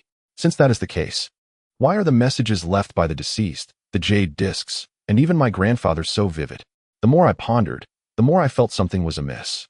After sternly questioning, the old man Jian chuckled, his eyes glinting with a peculiar emotion, and hoarsely remarked, "You are quite astute." Chapter 53. True Identity. At that moment, Zhuanrui suddenly spoke, stating, "The Inyang fox, also known as the ghost fox, lurks underground, delighting in the consumption of the entrails of humans and livestock, which cannot be domesticated by human hands." Jian was taken aback and said, "You actually know this?" Zhuangji, who had been humiliated by Jian previously, could not swallow his anger. Gripping Jian's grayish hair, he sneered, "Old fool, do not test my patience. Do not underestimate us as foolish police officers. We possess far greater knowledge than you can fathom. Since this place was created by the ghost fox, and it is under your control, you must summon it forth immediately, or I will flay you alive." Inadvertently, his words also implicated Wenmin, as he waved the dagger in his hand while speaking. What is termed as flaying alive in folklore essentially refers to a death by Ling Qi, which in contemporary terms is akin to dissection. However, it is considerably more excruciating than dissection, being a swift process where one dies almost immediately after. Of course, Zhuangji's threats did not intimidate Jian, who merely spat blood and said, "If you wish to leave, it is simple. Let us first strike a deal." Zhuanrui scoffed. "You believe you are in a position to negotiate with me?" "Indeed, I am," Jian retorted, his weathered face displaying disdain. "Without my assistance, you shall not escape this forest." Upon hearing this, Zhuangji turned to Zhuanrui and said, "Brother, I find this old man utterly insufferable. Let us end him right here, and then track down the ghost fox to eliminate it once and for all." Zhuanrui, however, remained composed and replied unhurriedly, "The ghost fox is cunning by nature. It will not reveal itself, and we shall not find it." Zhuangji, unconvinced, countered, "Since the Yashan Treasure Hall was also created by this ghost fox, if we could emerge from the treasure hall, why can we not escape from the forest? This old man is surely exaggerating." Jian closed his eyes, refusing to engage in a debate with Zhuangji, adopting an attitude of surrender to whatever fate awaited him. While they exchanged words, I had already formulated a plan in my mind. If the ghost fox indeed possesses the ability to create mirror realms, then the Yashan Treasure Hall is likely a product of its handiwork. This creature must have existed for quite some time, having seen and experienced much. It projected the treasure hall and the events that transpired within, a blend of truth and deception that ensnared individuals, making it difficult to extricate themselves. It seems that my grandfather's generation had also fallen victim to its trickery. Fortunately, someone had discerned the ruse and left a series of instructions on the stone tablet, allowing us to navigate through the peril. However, now that we find ourselves in this forest, we could not rely on the same fortune we had in the Yashan Treasure Hall. Alone, it would be exceedingly difficult to find our way out. According to Zhuanrui, this ghost fox requires the entrails of living beings for sustenance and dwells underground, seldom seen by ordinary people throughout their lives. What abilities does Jian possess that allow him to tame two ghost foxes? Thankfully, we had previously shot one, for if both had attacked simultaneously, we would be in an even more perilous situation now. Upon contemplating this matter, I realized that the situation was far more complex than Zhuangji had envisioned. The enigma surrounding Jia was replete with intricacies that could not be resolved through mere violence. My gaze inevitably fell upon Doufu, the sole individual capable of softening Jia's demeanor. Could I perhaps leverage Doufu's influence?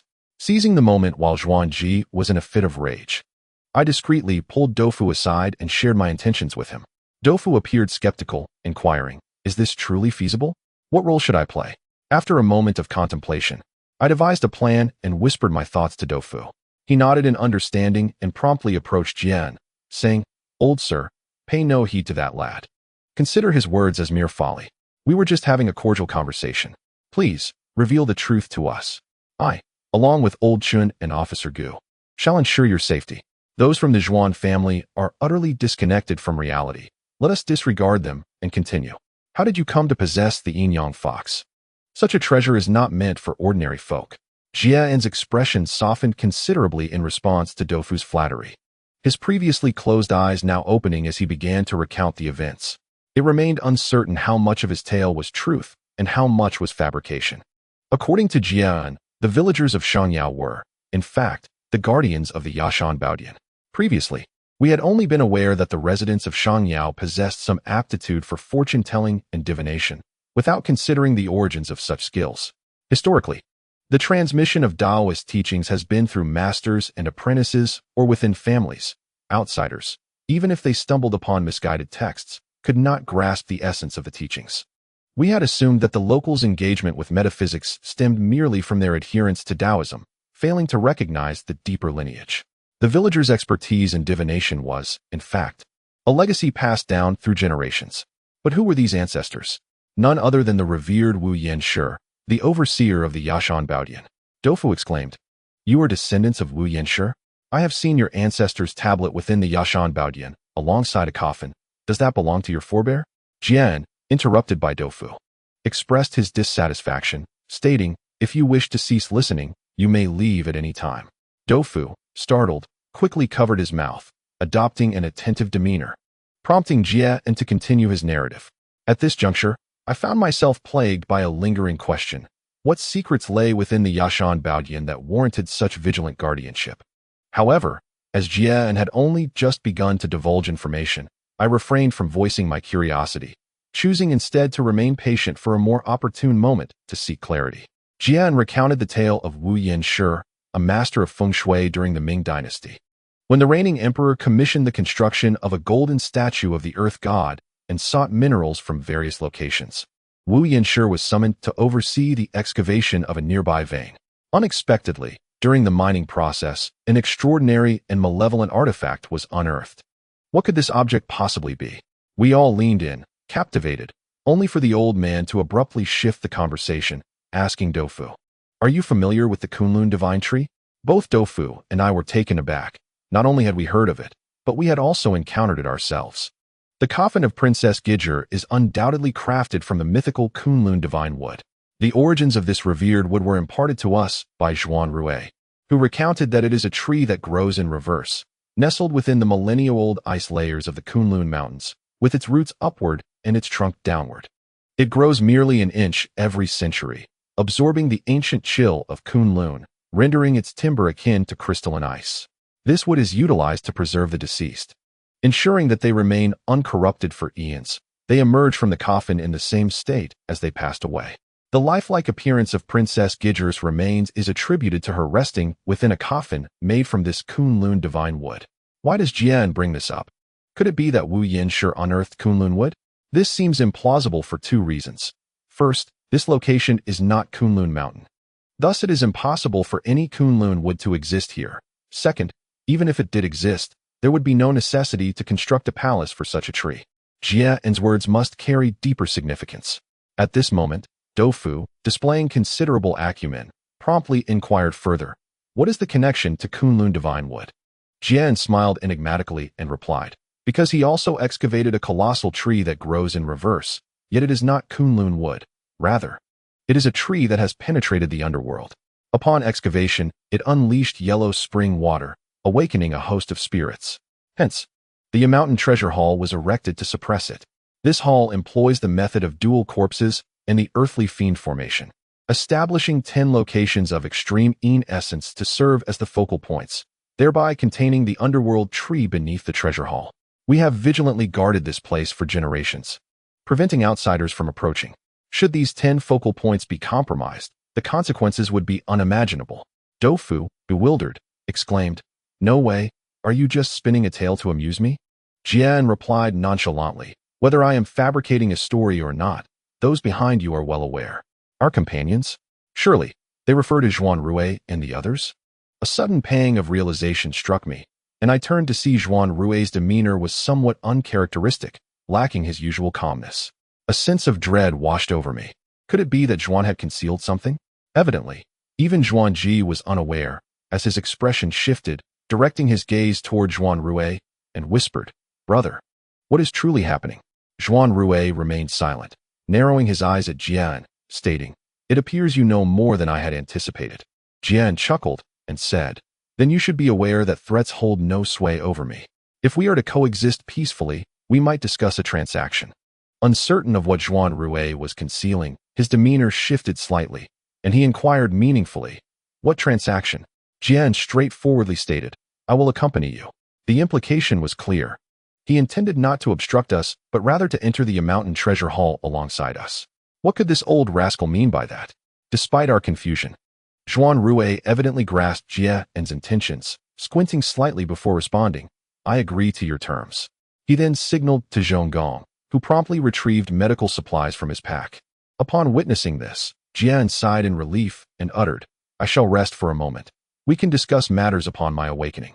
Having spoken, he seemingly could no longer endure, his head drooping as he lost consciousness. Meanwhile, Zhonggong tended to Jian's injuries with the finest medicine. While my previously devised strategy became obsolete due to the shifting circumstances, rendering Doufu without a role to play. At this moment, a crowd encircled Zhuanrui and Doufu. Inadvertently polite, remarked, Wealthy one, you have truly played us all. Your skills are remarkable. Zhuangji cast a glance at us, perhaps mindful of our status as outsiders, and pulled Zhuanrui aside, engaging him in a hushed conversation. Observing his expression, it was evident he was inquiring about the situation. Yet Zhuanrui merely shook his head without providing a direct answer. Instead, he approached us and, with a measured tone, declared, Since it has come to this, I shall speak frankly. I have concealed something from you, but it pertains to my family matters. A spark of realization ignited within me, and I ventured. Could it possibly involve your uncle? Zhuanrui appeared taken aback, raising an eyebrow as he replied, Your intuition is quite sharp. Indeed, it concerns him. Chapter 54, 7 Lanterns. After a brief pause, Zhuanrui's gaze drifted towards the unconscious Jian as he recounted a tale from the past. It turned out that the events Zhuanrui had described regarding the Yashan Treasure Hall were indeed true, albeit with certain elements deliberately obscured, particularly the secrets hidden beneath the Yashan Treasure Hall. Zhuanrui's uncle, named Zhuanrui, had a clandestine meeting with Zhuanrui's father shortly before his mysterious disappearance. Given Zhuanrui's growing suspicions at the time, he had decided to eavesdrop. However, on this occasion, the two had entered the Zhuan family's secret chamber, leading to Zhuanrui's failed attempt at eavesdropping. Dejected, he returned to his room, troubled by thoughts of his uncle, finding it difficult to sleep. In the dead of night, as he lay in a state between wakefulness and slumber, a shadow suddenly infiltrated his chamber. Awakening in alarm, Zhuanrui called out, Who is there? A hushed voice responded, Shu, as the visitor approached his bedside without lighting a lamp. It is I. Recognizing the voice as that of Zhuanrui, Zhuanrui exclaimed in surprise, Uncle, what brings you here?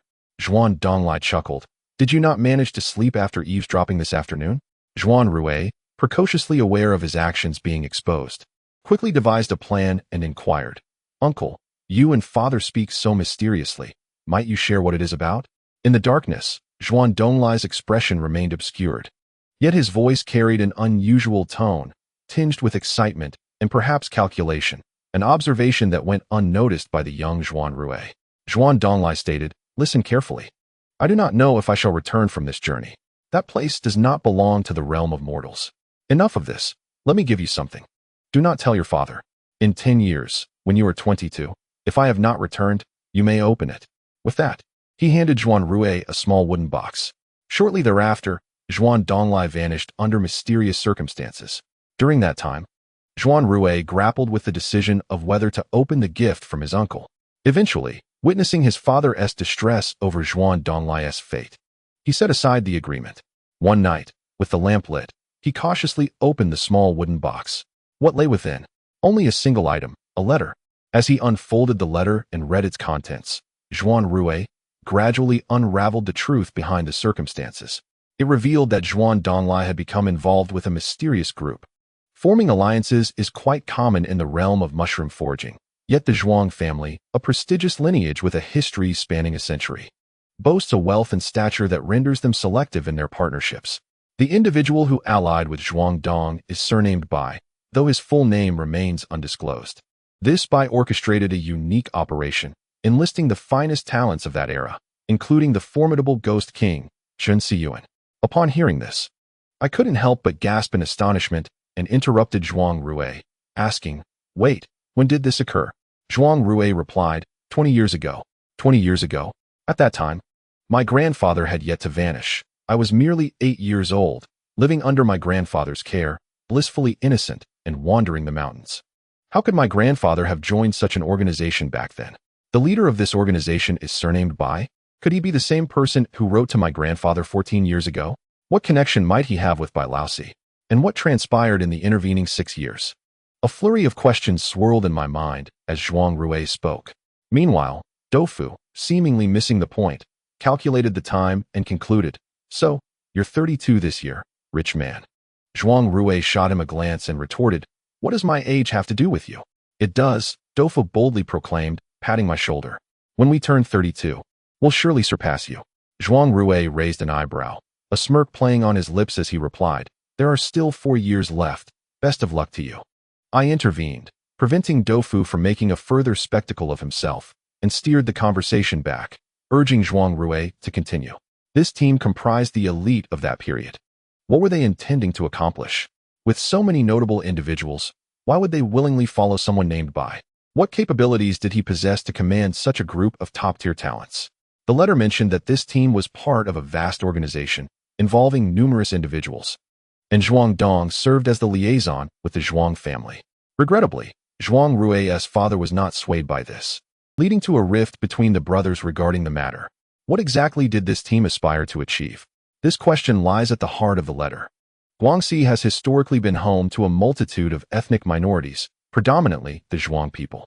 Countless ancient nations have emerged from this land, only to be consumed, vanish, or fade into obscurity through the tides of history.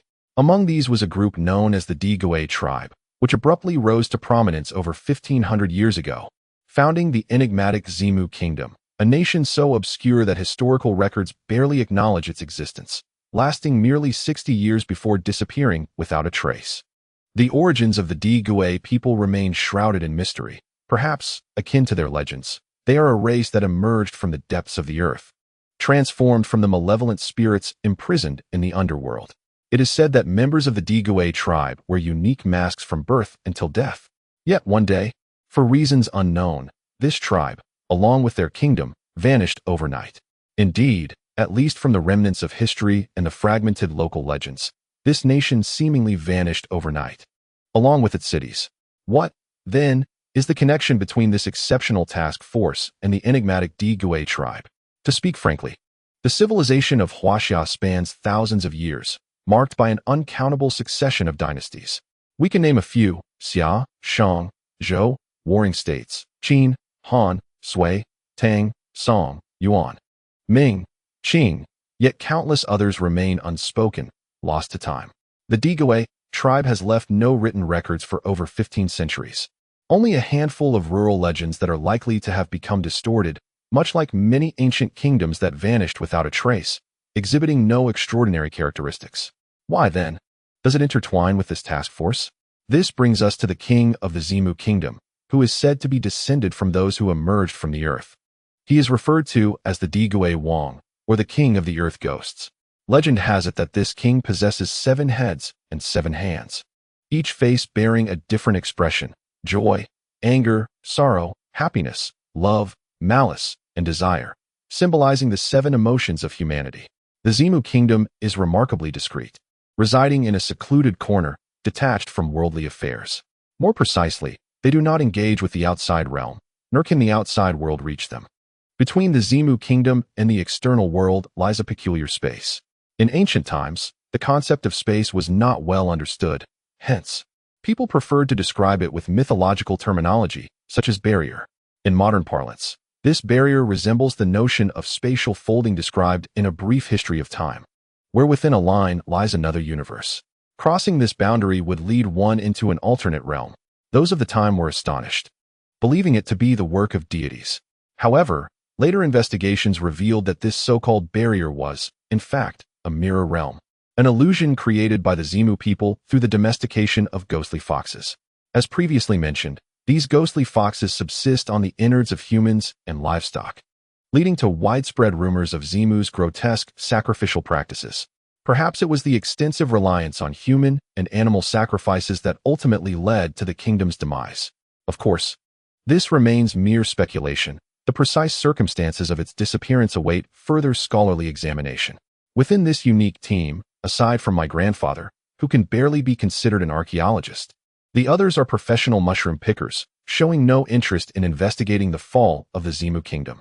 Their true fascination lies with the Demise Wang. What peculiarities does this king, rumored to have 7 heads, possess?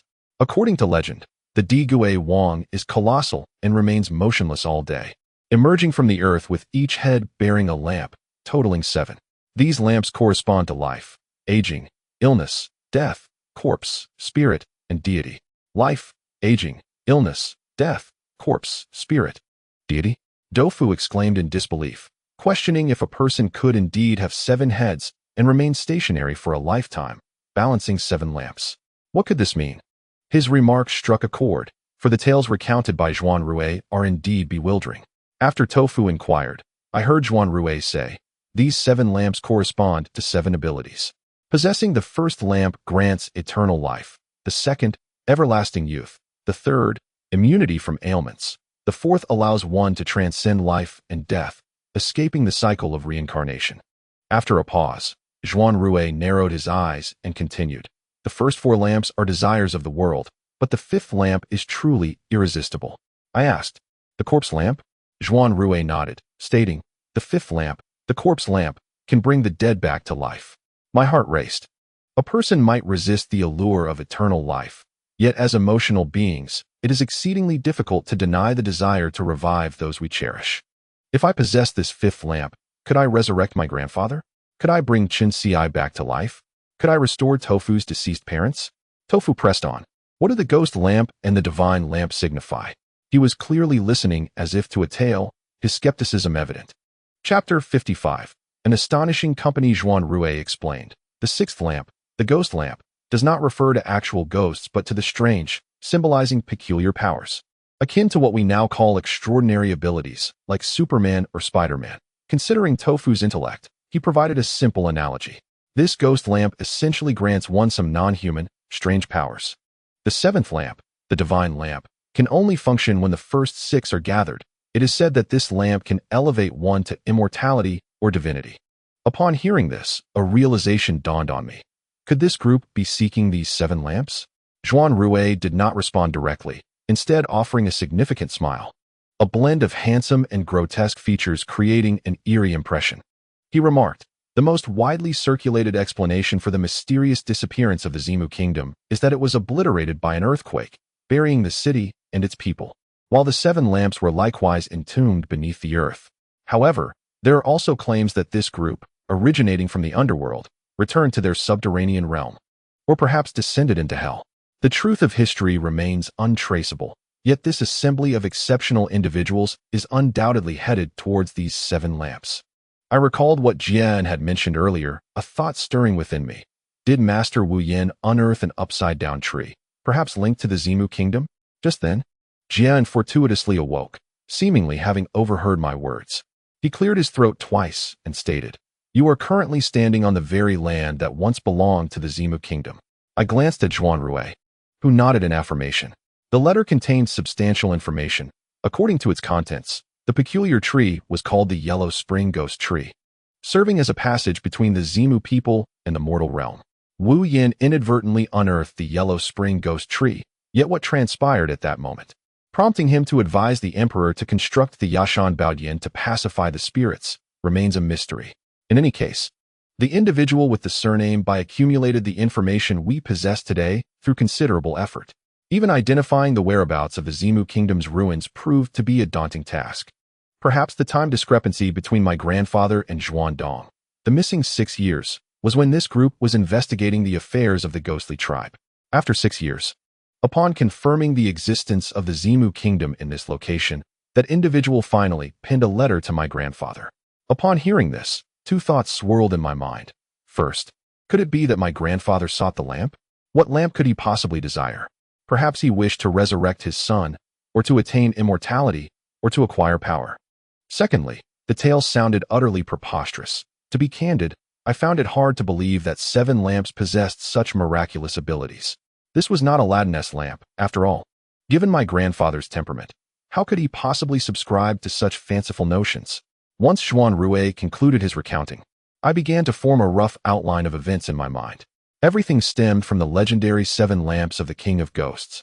And it seemed my grandfather had been lured by the prospect, likely with a mindset of testing the waters, hoping to bring his son back to life, only to vanish without a trace. Meanwhile, Wu Yanshi, in search of the golden stone, unexpectedly unearthed the Huangquan ghost tree of the Zimu kingdom. An exceptional individual. He was likely unaware of his motivations at the time, and thus fabricated tales of the Yashan Treasure Hall, constructing the Yashan Treasure Hall as a fade, leaving behind a contingent to safeguard it, which included his own descendants. This group adhered to ancestral teachings, perpetuating their lineage in the mountains until attention was drawn to the Yashan Treasure Hall, prompting Jie to rise in rebellion.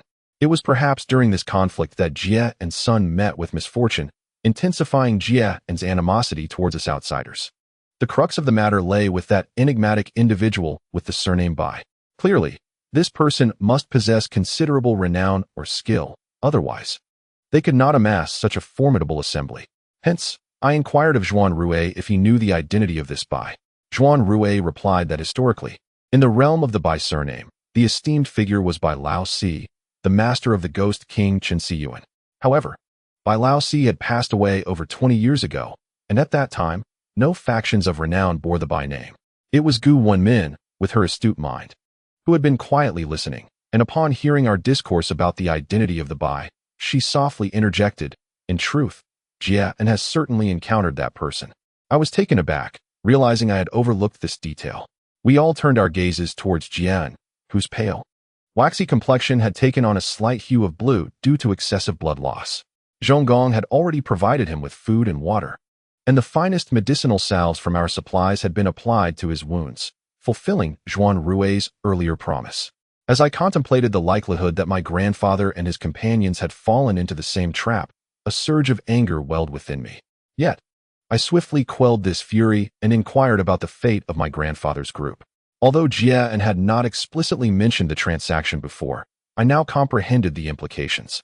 They had originally been the guardians of the Yashan Treasure Hall for generations, but with the tragic loss of his son, Jie likely harbored other intentions, contemplating the abandonment of ancestral vows in pursuit of the lamp that could revive the dead, thus seeking to ally with us. After all, operating in an underground site from a millennium ago was not something an unskilled elder like him could accomplish alone. Due to the nature of the transaction, Jie became cooperative and began to narrate the events of that time. Firstly, the spectral fox does not solely create illusions. The mirror realm it conjures is a blend of reality and fantasy. To illustrate, one could liken it to possessing the ability to evoke spatial transformations. For instance, the elusive Yashan Treasure Hall, which should have left no trace of material memory, materializes due to the activation of the Yin-Yang spectral fox's mirror realm. Thus, those who perished within the ghostly hall are indeed real. As for grandfather and his companions, they did not meet their demise in the ghostly hall. They are a group of remarkable individuals who, after much effort, quickly discerned the anomalies of the spectral hall, leading to the discovery of a particular stone tablet. This tablet serves as a boundary, akin to the barriers that prevent outsiders from entering the kingdom of Zimu. The identity of the discoverer is of little consequence. What matters is that grandfather and his companions escaped, numerous in number and undeterred. At that time, Jian was a robust man in his 30s, solitary and nurturing 2 spectral foxes. However, the truth is that once one sees through the fox's tricks, they can be easily unraveled. Hence, the fox's powers no longer posed a significant threat to grandfather's group. Jian was anxious yet powerless. Over the centuries, with the passage of time, Shangyao village had transformed beyond recognition. With intermarriages with foreign tribes, economic development, and a slew of changes, many had forgotten or were even unaware of their mission, while others regarded it merely as a tale. Strictly speaking, Jian was the last guardian of the Yashan Treasure Hall. Now, this guardian no longer existed, for he was to collaborate with us. Such is the lamentable nature of history. Nothing can withstand the ravages of time. At that time, Jian was left with no recourse but to discreetly observe grandfather and his group. Jian aptly described, within that team, each member possessed extraordinary abilities, and together they constituted an unparalleled force. They employed various expert techniques for positioning, exhibiting boundless patience, courage, and strategy, rendering them nearly infallible. After more than half a month of precise positioning, this group seemed to have reached a conclusion and commenced their ambitious excavation. The scale of this endeavor was vast. Situated deep in the mountains, there was no need for discretion, allowing the excavation to be expansive and unrestricted. Strictly speaking, what grandfather and his team were digging was a looting tunnel. Unlike ordinary burrows, These tunnels were the accumulated wisdom of generations of ancestors who sought mushrooms through various sizes, scooping methods and angles tailored to different terrains, resulting in the simplest yet most stable and practical tunnels. This looting tunnel was profound, and with the subsidence of the Yashan Treasure Hall, many areas had collapsed and fused with yellow mud, resulting in numerous bifurcations within the tunnel. The process was exceedingly time-consuming, spanning over a month. They could only determine the location of the yellow spring ghost tree based on the formation of the treasure hall. To unearth that tree would signify the unveiling of the mysterious veil that the ghostly clan had concealed for millennia, as Grandpa and the others had already descended. Making surveillance difficult, Jian followed at a considerable distance, preoccupied with the thought of finding an opportunity to deal with them. Unfortunately, the opportunity never arrived, as they mysteriously vanished. Due to his distant following, it was not until an indeterminate day that Jian suddenly realized he could no longer trace their whereabouts. He described that group as extraordinary, akin to a force that could traverse heaven and earth, yet they simply evaporated like vapor. This realization deepened Jian's dread of the underground palace, instilling in him the understanding that his hopes of rescuing his son were perhaps futile. At this point, a heavy weight settled in my heart, prompting me to inquire further. "You still haven't told me what the leader was like." Jian furrowed his brow and replied. "He was an exceedingly ordinary young man, remarkably plain. Strangely, I cannot seem to recall his exact features." Zhuanrui astutely remarked, "That individual must have altered his appearance. Even if you could remember, it would not reflect his true visage." We chose not to delve deeper into this topic. At this juncture, many things had begun to take shape. Following the death of Chen Ci, Grandpa had been alone, making slow progress, devoid of hope, which led him to place his aspirations here midway. I sighed, closing my eyes to calm my heart. Dofu patted my shoulder, saying, "Take heart. At least we have made some progress, which should bring some solace to the spirit of old Master Chen." Just then, Jian suddenly whistled, and a yellow-furred creature darted through the forest, disappearing from sight. Subsequently, Jian announced, "The mirror realm has vanished. I need to recuperate. I will take you down in 2 days." Chapter 56, Strange Occurrences at Midnight, Part 1. Jian's injuries were severe, necessitating rest. Initially, Grandpa and his group took over half a month just for positioning. Thus, if we were to attempt positioning ourselves, it was evidently unrealistic. Moreover, our group, compared to the formidable presence of Grandpa's party, was still significantly lacking, placing us at an even greater disadvantage. At this point, we could only wait for Jia and to recover somewhat before planning our descent. It was just past 1 in the afternoon, and after much commotion, everyone was indeed fatigued. Under Jian's guidance, we reached a western section of the woods, where a cluster of seamless stones connected to a distant circular mountain. At the base, a naturally formed hollow cave awaited, with a nearby low-lying area containing fresh water. Jian mentioned that he often patrolled this location. While some individuals would pass through Shangyao village, others with ulterior motives would take a convoluted route. To protect this area, Jian occasionally ventured into the mountains. The treehouse and this cave served as his resting points. Since the treehouse was cramped, he led us to this more spacious location. Afterward, we refrained from asking further questions, allowing Jian to concentrate on his recovery without distraction. Seizing the opportunity to rest, we took advantage of the nearby fresh water to cleanse ourselves of blood and grime, preparing ourselves for the night, which ultimately afforded us a peaceful slumber without incident until the following day. We intend to take action tomorrow. Although Jian is in high spirits today, his wounds still require ample rest. Fortunately, during our earlier encounter, despite being struck, the bullet merely grazed him, failing to embed itself and thus sparing him from severe injury. As for Jian's hands, the situation is not as dire as I had anticipated. There is no fracture, only a dislocated joint, which Zhonggong has skillfully reset and stabilized with a splint, supplemented by superior medicinal treatment. After a night of recuperation, he has significantly improved, demonstrating remarkable resilience for his age. This day passes without incident, and Tofu and I prepare to venture into the woods to procure some game for a delightful repast. The lush forests of 5he Mountain are dense and rife with miasma, home to venomous serpents and ferocious beasts, yet they also abound with culinary treasures. Armed with long rifles acquired from Zhuanrui, we set off, ready to forage for wild mushrooms and vegetables along the way. As we walk, Tofu engages me in conversation, stating, "Old Chen, you were right. Zhuanrui is indeed a nefarious character. I replied, it is never too late for you to realize this. His professed intent to assist me in searching for my grandfather was merely a fade. His true motive lies in those 7 lanterns. Tofu expressed his surprise. I had thought he was after Zhuang. I mused silently. Zhuang is his uncle, not his father. Such individuals prioritize their own interests. And knowing Zhuangrui's penchant for familial gain, it is improbable he would risk himself for someone who has distanced himself from the family. It is the lanterns that are undoubtedly his primary objective. Upon hearing my thoughts, Tofu inquired, Old Shun, do you truly believe in the existence of those 7 lanterns? Although my recent experiences have been bizarre and perilous, I remain deeply skeptical about matters of life, death, spirits, and the supernatural. If such extraordinary artifacts existed, would not the Earth Ghost King, possessing these 7 lanterns, be invincible? If he indeed wields such unfathomable power, how could an earthquake ever claim his life? Would he not simply ascend into the sky like Batman during such a calamity? If the magical lanterns could grant one immortality, could even the divine be felled by an earthquake?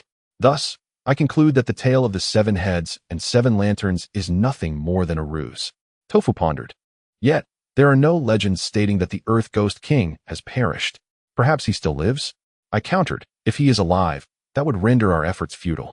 After the destruction of this place, he would undoubtedly flee with the 7 lanterns, hiding underground, waiting for us to unearth him? Tofu nodded in understanding, I see. In any case, you do not believe in this narrative, do you? I confessed, indeed, I find it rather implausible. However, there is one aspect I cannot fathom. Observing his troubled expression while scanning our surroundings, I asked, with your intellect, there are many things you cannot comprehend. What is it? Tofu replied earnestly. Your analysis is quite sound, yet consider the individuals within that expedition from years past. The remainder remains unknown to us. We only know of 2 remarkable individuals, your grandfather, Chun Siyuan, and the second in command of the Zhuan family, Zhuan Donglai, the formidable ruler of old Beijing. Their presence alone signifies extraordinary stature, and surely we can conceive of this. Can they not? Even if they were oblivious, the multitude of distinguished figures within their ranks would certainly not be. Given this, why do they persist in seeking those 7 evidently dubious lanterns? Tofu's words struck a chord, awakening me from my reverie. I couldn't help but exclaim indeed. If grandfather Qin Siyuan was merely grasping at straws in desperation, what of the others? These individuals stood at his level. None were fools. What could possibly be their rationale? Is there some hidden truth we remain unaware of? Has Zhuanrui concealed something? While pondering these questions, I noticed a rustle in the nearby thicket, drawing my gaze. Upon closer inspection, I spotted an animal resembling a deer, but not quite. It seemed ensnared by the tangled branches, struggling and causing a commotion. This creature is known as the fragrant deer, renowned for its alertness. Typically, it would have fled long before one approached. Its flesh is supremely tender, imbued with a unique aroma. I had once savored it in the mountains of western Hunan, and the mere scent could make one's mouth water. I thought to myself, what a delightful opportunity. Just as I was about to take aim, Tofu pressed my gun downward, saying, that appears to be a fragrant deer. At the sound of his voice, the deer, startled, managed to escape the thicket and vanished without a trace. In frustration, I remarked, you scared it away. Tofu shrugged and replied earnestly, Old Shun, the fragrant deer is a protected species. We cannot hunt it. What is referred to as the fragrant deer is, in fact, the musk deer. The musk we often speak of originates from this creature, which possesses a musk gland near its navel capable of secreting musk. Thus, it has historically been a target for hunters, and in modern times, it has become an endangered species. I found myself both exasperated and amused, saying, in these deep woods, 9 out of 10 animals are protected. Shall we give up hunting altogether and return to gnawing on our compressed biscuits? Tofu gazed at me with disdain, saying, lacking culture and refinement, we can hunt for other game, such as rabbits or wild chickens, to atone for the release of the fragrant deer. Tofu vowed to hunt a few wild rabbits. However, after wandering all afternoon, we failed to catch a single rabbit, but foraged a bag of mushrooms instead. We returned to have the beautiful goo clean and prepare a pot of mushroom soup, filling our bellies with water, only to find ourselves hungry again come midnight. My stomach grumbled, stirring me from sleep. The night watchman was Zhong Gong, a man of few words who mostly listened to Zhuanrui. Upon noticing my awakening, He merely nodded politely, and we exchanged no further words. It was now late August, while it remained sweltering in coastal Shenzhen. The mountains of Guangxi had already begun to exude a chill. I warmed myself by the fire, rummaged for my compressed biscuits to stave off hunger, and cursed tofu profusely in my mind, reflecting on how this fellow always caused me trouble in daily matters, yet became so earnest when it came to enforcing national policies. Next time I encounter a protected animal, I shall fire a shot first to avoid the discomfort of hunger. Having grown accustomed to roaming the mountains, I find little novelty in seeing a roe deer. It is the city dwellers, like Tofu and Xiao Jing, who become overly excited at the sight of a mere squirrel. As I chewed, my gaze swept through the night. Our current elevation is slightly higher than before, and as I scanned the darkness, I realized it was not entirely pitch black. The moon tonight was exceptionally bright. Perhaps due to the geographical differences, the moonlight was remarkably clear, casting a hazy silver layer over the dark expanse. At that moment, I suddenly noticed one person missing from our group, Xiao Jing. Everyone else was asleep in the cave. Generally, with only 2 women in the team, they would sleep in proximity, yet Xiao Jing and Wenmin did not get along, resulting in them keeping their distance. Xiao Jing had been sleeping next to me, so where had she gone? My gaze flickered to her sleeping spot, and at that moment, Zhonggong, who seemed to read my thoughts, pointed to the dark corner of the cave and said, "She went out about 5 minutes ago, complaining of a stomachache." It appeared that Xiao Jing had gone to relieve herself. However, upon hearing Zhonggong's words, my immediate reaction was disbelief. Xiao Jing, as an only child, was rather spoiled, lacking in consideration for others, and was timid by nature. For instance, I recall a time when I was ill and bedridden. She had received an invitation from a friend to go out. In such situations, one would typically stay to care for their ailing partner. But she was eager to go out and insisted that I drive her. To put it simply, while Xiao Jing's character had changed in many ways, her timidity was not something one could easily alter. After having been together for 3 years, I knew her well.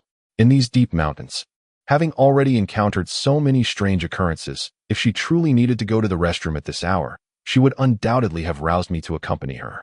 Yet now, she had ventured out alone. I sensed something amiss and retrieved my flashlight, stating, "I will go check." To my surprise, Zhonggong, normally serious, flashed a suggestive smile and quipped, "Better to go early and return late." Chapter 57, Strange Happenings in the Dead of Night, Part 2. I disregarded Zhonggong's peculiar smile, switched on my flashlight, and followed the direction he indicated. The ground was strewn with many small stones, likely fallen from the mountainside, causing uneven footing. Between the stones, tall weeds had grown, their tips turning yellow as summer waned into autumn. The night was filled with the sounds of chirping insects, punctuated occasionally by the calls of birds, creating an atmosphere of desolation. I walked about 30 steps, thinking, this distance should suffice. Why have I yet to see any sign of Xiao Jing?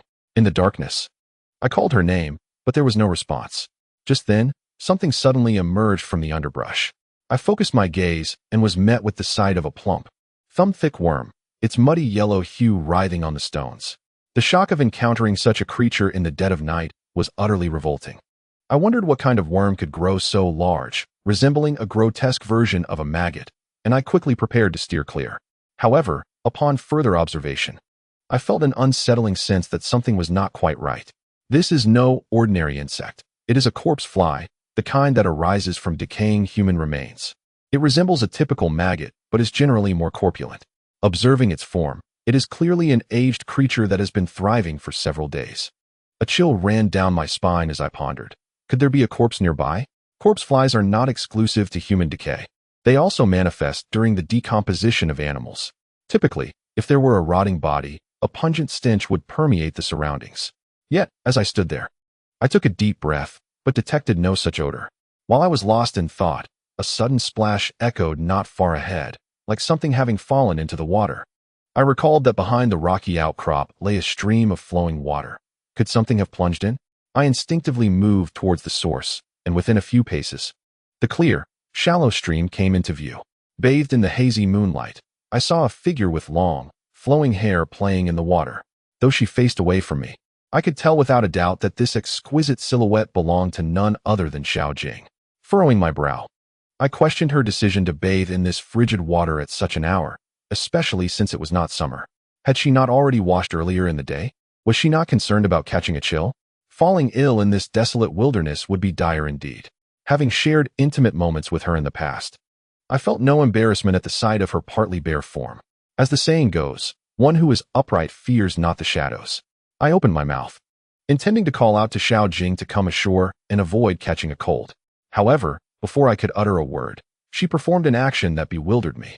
She submerged her upper body into the water, as if pulled by some unseen force, plunging into the depths without a sound. Alarmed, I sensed that something was amiss. Venturing out at night for a cold bath was already peculiar, but now she had completely submerged herself. Hastily, I rushed to the water's edge, and as I peered into the crystalline stream, I could see the bottom clearly. There, a figure lay prone, facing down against the smooth pebbles, her long, wine-red hair floating languidly in the current, a scene most eerie. "Xiao Jing," I exclaimed, poised to leap into the water to rescue her. At that moment, the submerged figure seemed to respond, suddenly turning her head. I froze, for the face that met my gaze was not Xiao Jing's. Instead, it was a pallid, unfamiliar visage, as if coated in frost. Her eyes rolled back, revealing only a tiny dot of black despair. Yet the voice that issued forth was unmistakably Xiao Jing's. "What are you doing here? You've discovered me."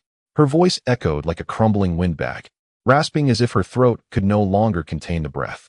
I stood in stunned disbelief, questioning whether I was trapped in a nightmare. To behold my former lover transformed into such a ghastly apparition in the dead of night was overwhelming. Who could withstand such horror? The memories of our past intimacy flooded back, intensifying my dread, rendering me momentarily speechless. Fortunately, I have always possessed a bravery that surpasses that of the average person. As a profound sense of dread washed over me, I beheld the specter of a woman emerging from the water, and I could not afford to ponder why Xiao Jing had transformed into a ghost. Lacking any weaponry at hand, I instinctively turned and fled without a moment's hesitation. In the instant I glanced back, an overwhelming stench of decay assailed me, nearly inducing nausea. Before I could react, a tremendous force knocked me to the ground. My face pressed into the earth, and I felt a dampness encroach upon my exposed skin. Turning my head slightly, I recognized the crimson hair that loomed behind me. A chill coursed through my body, and my legs trembled with fear. I dared not look again, instead struggling desperately against the unseen force. Yet, it possessed an immense strength.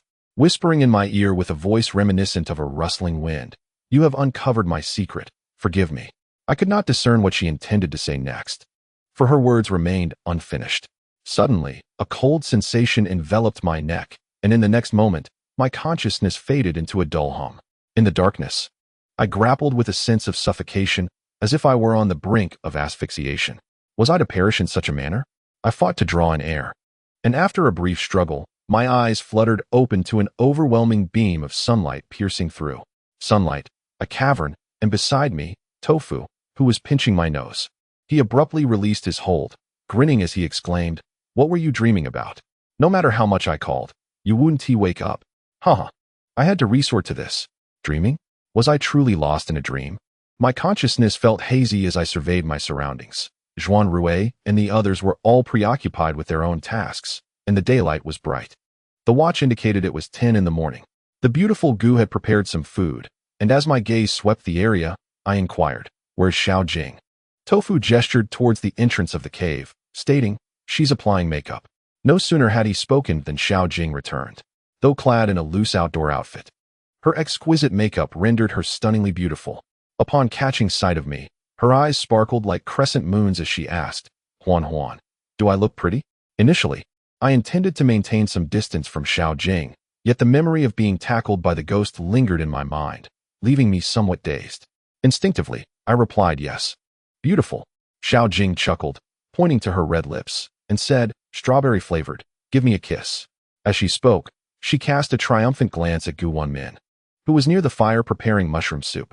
Her playful antics jolted my wandering thoughts back to reality, and I instinctively inhaled, catching the distinct scent of her cosmetics.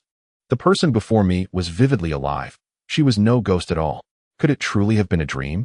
How could I have dreamt such an oddity? For reasons unknown, I suddenly recalled what Jianan had foretold during a fortune-telling session. Xiao Jing should have died 2 months prior. My heart skipped a beat as I remembered the corpse maggots I had seen the night before. My temples throbbed, and after a night's rest, I felt no better, but rather more fatigued. At that moment, Wenmin called everyone to dine. Yet throughout the entire process, I found myself in a state of disarray.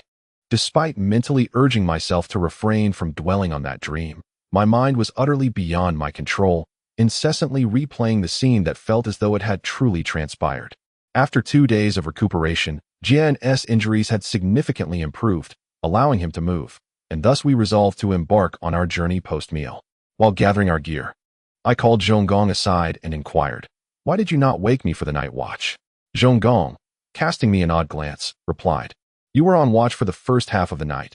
I took the latter half." Bewildered, I thought back to the arrangement and wondered if my memory had faltered. I couldn't help but ask, "Did I seek out Xiao Jing last night?" Upon hearing this, Zhonggong chuckled, his typically serious demeanor cracking with a hint of mockery. "Whether you sneaked off to see her at night, I cannot say."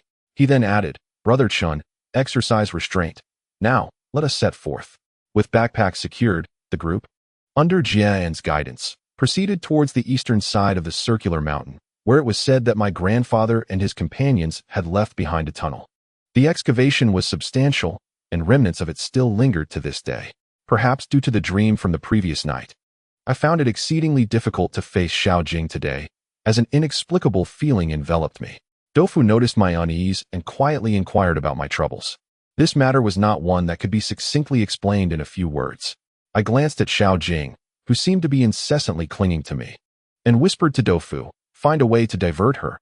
I have matters to attend to." Recognizing the gravity of the situation from my serious expression, Doufu discreetly signaled with his hands, proving himself reliable when he assumed a serious demeanor. He then approached Xiao Jing and tapped her shoulder, saying, "Hey, beautiful." Xiao Jing shot him a disdainful look, her eyes narrowing as she retorted, "What do you want? Keep your hands to yourself and stay away from me." Doufu, with a grin revealing his dimples, replied, "I just wanted to point out that your bra padding is mismatched. One side is larger than the other." Upon hearing this, Xiao Jing immediately looked down, quickly realizing she had been tricked and was ready to retaliate against Doufu, who ran away, deftly evading her grasp and successfully leading her astray. I nearly choked on my own saliva, astonished by Doufu's audacity to employ such a trick. Yet, now was not the time for reprimanding him. Seizing the opportunity while Xiao Jing was distracted, I approached Jian and inquired, "Is what you predicted last time true, or were you merely deceiving us?" At the mention of fortune-telling, Jian's expression morphed into that of a charlatan, as he proclaimed with an air of profundity, "This is an ancestral skill passed down through generations. It is an unerring judgment." Amused by his grandiosity, I chuckled and retorted, "Then surely you foresaw your current misfortune, being subdued by us?" Jian paused, a hint of irritation flashing across his face, and asserted, "Divination is not about foretelling. Everything is predetermined by fate. You outsiders, lacking understanding, should refrain from speaking out of turn. No true master of destiny would dare predict their own fate. How could you comprehend the intricacies involved?" I contemplated the conversation, realizing I had no intention of engaging in a verbal spar with him. Thus, I shifted the topic and inquired about the final 8 characters. Jiao's expression grew solemn, his gaze lingering on Xiao Jing, who was earnestly pursuing the tofu, as if he anticipated my question. He remarked, "I have stated before that as long as the 8 characters are accurate, my calculations will be precise." However, he paused, lowering his voice. "This particular 8 characters should indeed be correct." I queried, "Are you capable of discerning whether the 8 characters provided to you are accurate?" Hearing this, Jiao cast a scornful glance in my direction and retorted, "Ignorance. The mysteries of metaphysics reside within the intricacies of fate. For instance, a person with a darker complexion must belong to the water element. Your lovely companion, whose eyes radiate the allure of peach blossoms, perfectly aligns with the 3 celestial stems in her 8 characters. This knowledge is profound and enigmatic. What do you truly understand?" He continued, "By merely observing her external appearance and aura, I can ascertain that the 8 characters she provided are impeccably accurate, thus confirming their authenticity. The term external appearance refers to an individual's outward image, encompassing the palmistry, bone structure, and the study of moles and markings as per traditional physiognomy. Conversely, aura pertains to the essence, energy, and spirit one exhibits, manifesting through their mental state, pace of movement, and temperament." Jiao's assertions did not seem fabricated, and I found myself momentarily taken aback. At that moment, Jiaoan remarked sagely, since you have come to inquire, it is evident you have unearthed some clues. This astute old man, realizing the gravity of the situation, I felt inclined to share my suspicions with him. I suspect she is not human. Jiaoan squinted, his murky eyes fixated on Xiao Jing's silhouette. At that instant, Xiao Jing seemed to sense something amiss, abruptly turning her head to meet my gaze. She then abandoned her pursuit of the tofu and approached me instead. Jiaoan quickly gestured with his lips, lowering his voice further. Seek me out when you have the time. I have matters to discuss with you. With that, our conversation ceased. Now, with Xiao Jing by my side, my thoughts were tumultuous, replaying the events that had transpired. Once suspicion took root, it birthed an avalanche of further doubts, each more unsettling than the last. For instance, why did the venom emitted by that snake have no effect on Xiao Jing? Reflecting back, I recalled the stone tablet that had depicted our figures at that moment. I had not paid it heed, yet now I realized that Xiao Jing's likeness was conspicuously absent from the tablet. The journey continued in silence. I had initially planned to clarify matters with Xiao Jing once we exited the Phantom Treasure Hall, decisively severing ties to avoid a protracted and unfavorable resolution. However, the thought that she might not be human compelled me to reconsider. What if my revelations incited her wrath? With this in mind, I resolved to suppress my thoughts for the time being and deliberate further after conferring with Jiaoan. After a considerable duration, the forest began to thin, and as the sun tilted toward the west, a cluster of army green tents abruptly materialized ahead. From a distance, the tents were laden with fallen leaves, some even collapsed, evidently abandoned. Jiaoan pointed towards that area and stated, "That is the location, the encampment where they conducted their operations." After a prolonged journey, we finally arrived at our destination, prompting us to quicken our pace. Moments later, we reached the tent area. Dofu counted and exclaimed, "There are 12 tents in total. If we assume a minimum of 2 people per tent, that means there are around 20 individuals." Jian remarked, "Indeed, there are many of them. But they are not all from the same group. They are from 2 separate batches." 2 batches. Zhuanrui scanned the tents, raising an eyebrow as he noted their uniform color and style. "Are their supplies identical?" Jian affirmed, "Absolutely." Among the second group, there are 2 women who were blindfolded throughout their journey. Blindfolded women? Such operations are typically arduous, dirty, and perilous, unless they possess unique skills. It is usually men who partake in such endeavors, making the presence of women in treasure hunting and mushroom picking exceedingly rare. I was astonished and inquired, why were they blindfolded? Jian shook his head and replied, "I cannot say for certain, but those 2 women clearly did not go willingly, and they seemed utterly powerless. I was too far away to discern the reasons, but later on, they were taken down into the pit with the others." At that moment, we discovered the excavation site where my grandfather and his companions had unearthed a theft tunnel. Due to the soft soil in this area, the tunnel was difficult to maintain, leading Jian to describe it as an exceptionally large theft tunnel. Currently, it measured roughly a meter in diameter. When light penetrated, we observed that many parts were filled with loose earth, making it appear unstable. The tunnel was dark and reeked of damp soil. Zhuanji crouched down to inspect for a moment and remarked, "To enter, we must widen and compact the tunnel simultaneously. TSK. It will take at least 2 days to accomplish this." In this regard, the Zhuan family was quite skilled. The 2 brothers conferred and decided to split into 2 groups, one to set up camp and the other to expand the tunnel entrance while there was still light. We each attended to our respective tasks. Digging a theft tunnel is a specialized skill.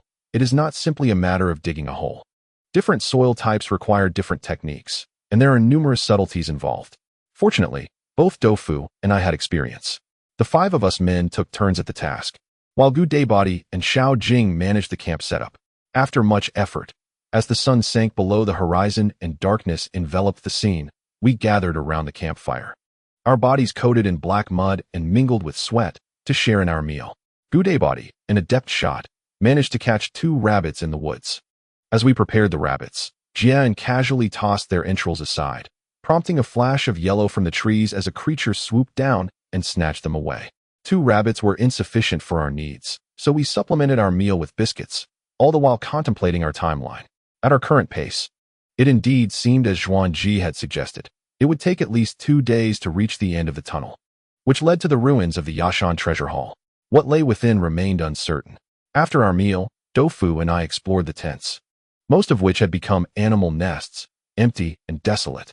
Aside from startling a nest of skunks, we also disturbed a nest of snakes, which frightened us considerably.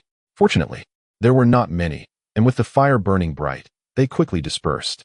As night fell, we pitched our tent and, as customary, took turns keeping watch. Among us, only Zhuanrui was exempt from the vigil. It was unavoidable, for his share of the duty was gracefully assumed by Zhonggong, a privilege bestowed by his affluence. Troubled by the events of the previous night, I found it difficult to succumb to slumber and thus volunteered for the first watch. Before long, the others had drifted into a deep sleep. Seated before the flickering campfire, I patiently awaited the change of guard, my mind unusually alert. At that moment, a sudden crack echoed behind me, akin to the sound of a brittle branch snapping underfoot. I turned sharply to discover Jian.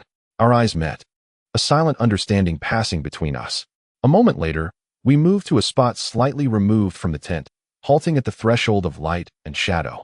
Here, the distance was just right to observe the campfire and tent not far away, while allowing for discreet conversation. Without preamble, Jian stated, "The dead do not move." Of course, except for the Zongzi you mentioned. It was surprising to learn that this elder was familiar with our clandestine vernacular, likely gleaned from conversations with my grandfather's circle. He continued, "However, there is one exception. Have you heard of the concept of borrowing a corpse to return a soul?" I scoffed. "Don't stretch the truth too far. Invoking such a notion is absurd." Jian clarified, "That is not my intent, yet the principle bears resemblance. In ancient times, numerous cults thrived, particularly in the ancient Western regions, where a variant of the Buddha was worshipped. This so-called variant Buddha was a fabrication by certain cults, repurposing existing beliefs to forge a new deity for veneration." He further explained, "Such religions rarely gain traction, hence these deities came to be known as variants. This variant Buddha is said to possess the ability to retain a person's soul. Should an individual be aware of their impending demise, they could offer devotion to the variant Buddha, who would then anchor their soul within their body, imparting divine power to the devotee, thereby transforming them into an apostle." I gasped, "Are you implying she worshipped the variant Buddha?" Jian replied, "There were countless cults in ancient times. I cannot ascertain whether she indeed venerated a malevolent deity. However, there exists a second possibility, the living corpse." I nodded in acknowledgement, as I was familiar with the concept of the living corpse. It is the most peculiar among all Zongzi, possessing thought, consciousness, and wisdom, even exhibiting all the traits of a living being. This rare transformation is said to occur only under specific conditions. Even my grandfather merely alluded to it in his notes, and those who have witnessed it firsthand are exceedingly few. Could it be that Xiao Jing has become a living corpse? A vivid memory of her leaping into the river surged to mind, sending a jolt through my heart. Was it possible that she had already perished when she jumped? Noticing my silence, Jian remarked, "When it comes to living corpses, you are likely more knowledgeable than I. I am a fortune teller, not a scholar of the dead." I pondered this for a moment before shaking my head. Although termed a living corpse, it still bears the marks of death. Ancient texts state, "When the body dies and the soul gathers, it resembles the living. Thus, it is considered a living corpse. Beyond 10 days, it begins to decay, exuding an unbearable stench." In other words, the phenomenon of the living dead is peculiar and rare. Although their movements are indistinguishable from the living, their corpses still decay. Within 10 days, corpse spots will emerge, essentially illustrating a delay in death. Ultimately, as the body decomposes, it will meet its demise. However, since reuniting with Xiao Jing, who has been by my side for over half a month, her skin remains as smooth as ever, far from being a living corpse. Suddenly, I recalled the strange Buddha she had gifted me, and a chilling thought struck me. Could it be that? Chapter 59. The night corpse Xiao Jing had once given me a Buddha with a grotesque design reminiscent of a human figure.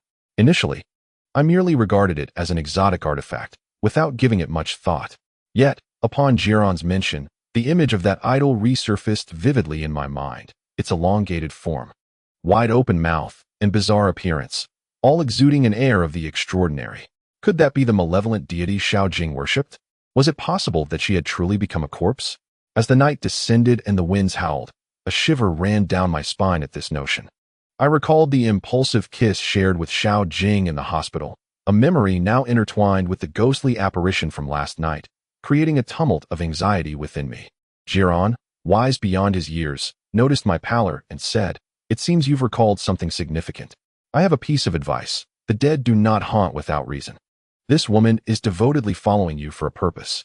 In my state of confusion, I realized that I needed to consult an expert regarding this matter. I asked, how should I deal with her? After all, Xiao Jing had not harmed me, and our speculations were merely conjectures. Steeped in the mystical, how could we definitively label her a ghost? Jiran replied, I possess a method to test her. Intrigued, I inquired, what method? He gestured towards the dark canopy above us, stating, the Yin-yang fox does not consume the living. It feasts only on the hearts and livers of the dead. I shall call for its attention, and it will reveal who among us is deceased. However, Jiran's words always seemed to trail off, and despite my usual composure, a sense of urgency welled within me as I pressed. But what if? He continued, I fear you may hesitate. What if she truly is a corpse? The image of the ghost transforming flashed before my eyes, sending a chill through me. Yet, I pondered, if there were a being neither fully human nor ghostly within our midst, it would be a matter of concern. Who knows her intentions for being near me? If she were indeed a specter, our larger group, along with Jiran's expertise, could handle the situation. Conversely, if she were not a ghost, we would remain unscathed. My thoughts turned to worry. What if this old man was deceiving me? The yin-yang fox, with its sharp claws and gaping maw, its fangs glistening, could pose a dire threat. If Jiran's words were mere fabrications, and Xiao Jing was not a ghost, would we not be vulnerable to its predation? Contemplating this conundrum, I realized that one must take risks to reap rewards. Cautious, yet resolute, I resolved to proceed with the test. I would remain vigilant. Should Jiran or the yin-yang fox exhibit any unusual behavior, I would be ready to act swiftly. Upon reflection, I nodded at Jian. I inquired about the timing of our actions and whether there were any particular protocols to observe. Jian calculated with his fingers, gazing at the moonlit sky, and replied, if the offering is made to a malevolent deity, the cadaveric energy will not dissipate while the yang energy remains strong. We must wait for the hour to pass, as it is then that the yang energy will wane and the yin energy will flourish. At that moment, the distinction between the living and the deceased will be evident. After stating this, Jian retreated to his tent. An hour, equivalent to 2 hours in contemporary terms, would bring us to midnight. As I sat by the fire, keeping watch, the passage of time felt particularly arduous. Finally, the awaited hour arrived. I entered the tent and roused Jian, who rubbed his eyes and accompanied me to the fire. Suddenly, he emitted a peculiar whistle, and upon hearing it, a slender-faced yellow fox, embodying the essence of yin and yang, leaped down from the dark tree canopy and settled neatly upon Jian's shoulder. Jian gently patted its head, bit into his fingertip, and marked the fox's brow with his bloodied digit. Perhaps due to the foxes for being a mix of yellow and red, or perhaps because of the dimness of the night, the bloodstain seemed to vanish as if it had never existed. In that instant, Jian let out a shrill whistle, which echoed through the darkness. Not only did I find it jarring, but it likely roused those within the tents as well. As anticipated, lights flickered to life in the 3 tents, suggesting that the occupants had turned on their flashlights. Doufu, hastily emerging from his sleeping bag with his trousers in disarray, exclaimed, "What's happening? Is there a situation?" He glanced around anxiously, as if fearing an emergency. Zhuanrui and the others soon followed suit, emerging from their tents. At that moment, I noticed that one tent remained unlit, the one inhabited by Wenmin and Xiao Jing. Despite any discord between them, they had no choice but to share a tent under the constraints of limited resources. Given the commotion caused by the whistle, it seemed implausible that the astute Wenmin would remain oblivious to the disturbance. A troubling suspicion began to form in my mind. Just then, Jian issued a series of urgent whistles, and the yellow fox on his shoulder twitched its nose, suddenly darting towards the tent where Wenmin resided. Almost immediately, a piercing scream erupted from within, the voice of Xiao Jing. My heart raced, and I swiftly drew the firearm I had prepared, charging into the tent with weapon in hand. As I lifted the tent flap, a shadow bolted out from within, disheveled and emaciated yet possessing great force, colliding into me and sending me sprawling to the ground. In that fleeting moment, I caught a glimpse of a shadow overhead, accompanied by a foul stench wafting past my nose, followed by the startled cries of Doufu and the others, and then the sound of gunfire. By the time I regained my composure, silence enveloped the surroundings. The turmoil of emotions within me is indescribable. Although everything occurred with alarming rapidity in the dimly lit tent, that figure, with its wine-red hair, could belong to no one else but Xiao Jing. She was truly dead. I hastily scrambled to my feet, only to find Doufu and the others standing in unison, firearms aimed at the widened entrance we had created during the day.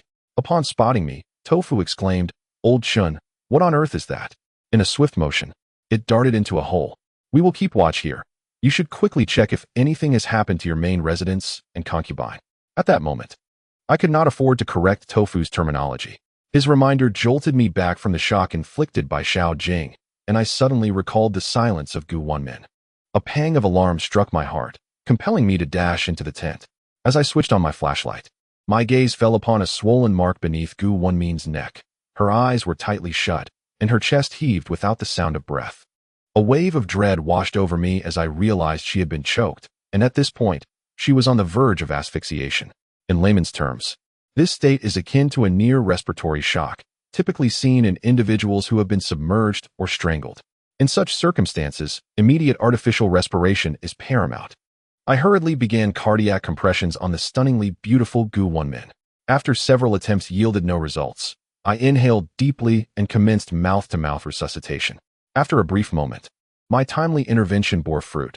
She coughed several times and gradually regained consciousness. Upon seeing me, without uttering a word, she wrapped her arms around my neck and wept quietly. I understood that her usually robust mental fortitude had been shaken, and the thought of her nearly losing her life in our ignorance filled me with profound dread. Just contemplating her ordeal was heart-wrenching. Xiao Jing had accompanied us all the way without causing any harm. Why then did she suddenly attack Wenmin tonight? Was it merely a coincidence, or had my discovery of Xiao Jing's activities that night prompted her aggression? As I pondered these questions, I gently patted Wenmin's back. She did not cry for long. Moments later, she rubbed her tears on my shoulder and, lifting her head with a hint of embarrassment, hoarsely remarked, "She was incredibly strong. When she suddenly choked me, there was a ghastly odor about her. I felt she was not human. Her neck was injured, and speaking was a strain for her." I quickly said, "I understand. Do not speak, just rest." Wenmin shook her head, swallowed hard, and insisted, "No, she said some very strange things." Strange things? Before I could inquire further, her expression turned reflective as she whispered, "When she was choking me, I felt somewhat disoriented. I seemed to hear her say something about surviving and a messenger." Survive? Messenger? What could that possibly mean? Wenmin, likely struggling to recall the details, shook her head in anguish and glanced towards the crowd outside the tent, asking, "Where is she? What exactly happened?" Observing her weakened state and noting that Tofu appeared to be unperturbed, I recounted the events in broad strokes. Wenmin's astonishment was palpable, yet to my surprise, she immediately posed a crucial question. How could she move so swiftly? Where could she possibly hide if she ended up in the thief's tunnel? Truly, her experience as a police officer sharpened her observational skills. I found myself momentarily perplexed, wondering if perhaps, having transformed into a Zongzi, she had developed an affinity for burrowing. There exists a folklore regarding ancient corpses that suggests they would dig their own graves when their tombs were disturbed, residing in their burial holes during the day and emerging at night. In ancient times, if one were to unexpectedly encounter a bottomless pit atop a mountain, adults would caution the overly curious children against venturing inside, deceitfully claiming it to be the lair of a great serpent. Indeed, serpent dens do exist, yet some may well be the resting places of the deceased. Chapter 60. The explosive pit. I assisted Wenmin out of the tent, where a gathering had formed at the entrance to the pit. The old man Jie and had already elucidated the situation regarding Xiao Jing to the crowd. Although Doufu often clashed with Xiao Jing, upon hearing of her demise, he appeared somewhat unsettled, exclaiming, "What a fine person she was, now transformed into something neither human nor ghost." Dear beauty, are you unscathed?" Wenmin shook her head and replied, "Fortunately, you arrived early." Zhuanrui addressed Jian, stating, "It seems we owe this old fool a debt of gratitude. However, what shall we do now? That female Zongzi is lurking inside, a formidable opponent indeed. If we attempt to enter through this thief's tunnel, it would be akin to courting death." The group found themselves at an impasse, taking turns to keep watch at the entrance. Doufu and I settled by the fire, maintaining our vigil over the entrance, sleep eluding us. Wenmin, shaken by the events, retreated to the tent for rest. Noticing my silence, Doufu stirred the fire and inquired, "What thoughts occupy your mind? Speak freely." As a brother, I felt no reservations, and replied, I am pondering the timing of Xiao Jing's death. The idol she bestowed upon my shop was likely a representation of her worshipped malevolent deity. This occurred prior to her plunge into the river, meaning she had already departed before seeking me out. How did she meet her end? And why did she come to me after her death? I did not expect Doufu's simple mind to unveil any insights. Rather, I continued to analyze the situation quietly. Upon hearing my musings, Doufu began to ramble incessantly, most of his words easily disregarded, yet one statement struck me unexpectedly. Doufu slapped his thigh and exclaimed, "Oh no! If that idol truly harbors malevolence, it resides in our shop, and the one-eyed dragon is currently staying there. Do you think something might happen?" A chill ran down my spine as I hastily pulled out my phone, only to curse in frustration. It was dead. As I silently fumed, Doufu suggested, "I'll call the one-eyed dragon and instruct him to dispose of that object as far away as possible. No, better yet, it should be buried." We had been in the mountains for several days, and with modern smartphones consuming considerable battery due to their background processes, my device had succumbed to exhaustion. I wondered if Doufu's phone still had power. I watched as he rummaged through his gear, and moments later, I was astonished to see him produce a portable charger. Along with a Risku anatomy book from the depths of his bag, Doufu, brimming with pride, connected the charger, and my phone, previously lifeless, sprang to life. Though the signal was exceedingly weak, after several attempts, he was unable to make a call. Doufu, shaking his head in disappointment, muttered, "Let us hope nothing is amiss. We should strive to return home soon." With that, he plugged in the portable charger and began playing games on his phone, intermittently flipping through the inappropriate content of the anatomy book. I found myself at a loss, unsure whether to laugh or cry. Clearly, he regarded our expedition as a mere vacation. I was engrossed in analyzing the situation regarding Xiao Jing, while the phone of Doufu incessantly emitted the agonizing sounds of characters meeting their demise. After a brief moment, I could no longer endure it. I seized the phone and, after a few minutes of gameplay, I remarked to Doufu, "With your level of intellect, it may be time to bid farewell to mobile gaming." Doufu, gazing at the 3 SSS ranks displayed on the screen, appeared quite disheartened. He reluctantly stowed away his phone and retorted, "If you are feeling discontent, why must you seek to undermine me? When I am troubled, I find it difficult to bear the sight of others reveling in joy before me." "Perverse," Doufu muttered, finally shifting his focus. He added, "Why are you so fixated on this matter? After all, Xiao Jing's demise is not on your conscience. Her choice to worship a malevolent deity is her own affair. Regardless of the circumstances that brought her to your vicinity, the truth has now been unveiled, has it not? Once we ascertain the identity of our adversary, they can no longer inflict harm upon us. Wouldn't you agree?" I cast him a glance, recognizing that sometimes such a simplistic mindset could be considered a blessing, allowing for a more straightforward approach to problems. Thus, I replied, "What you have articulated need not occupy our thoughts." "Then what troubles you?" he inquired. I contemplated her final words to Wenmin, "Survive, messenger." What did these signify? The phrase survive is self-evident, requiring no further explanation, while messenger can be interpreted in myriad ways. One who conveys messages may be deemed a messenger, and adherents of a religion may also be referred to as such. Considering the entirety of the situation, Xiao Jing's mention of a messenger might be connected to the malevolent deity she worshipped. Could it be that she intended to transform Gu Wenmin into a messenger? If so, what did survival entail? Did Gu Wenmin have to become a messenger for Xiao Jing to continue living? This matter was shrouded in enigma, and mere speculation would yield no clarity.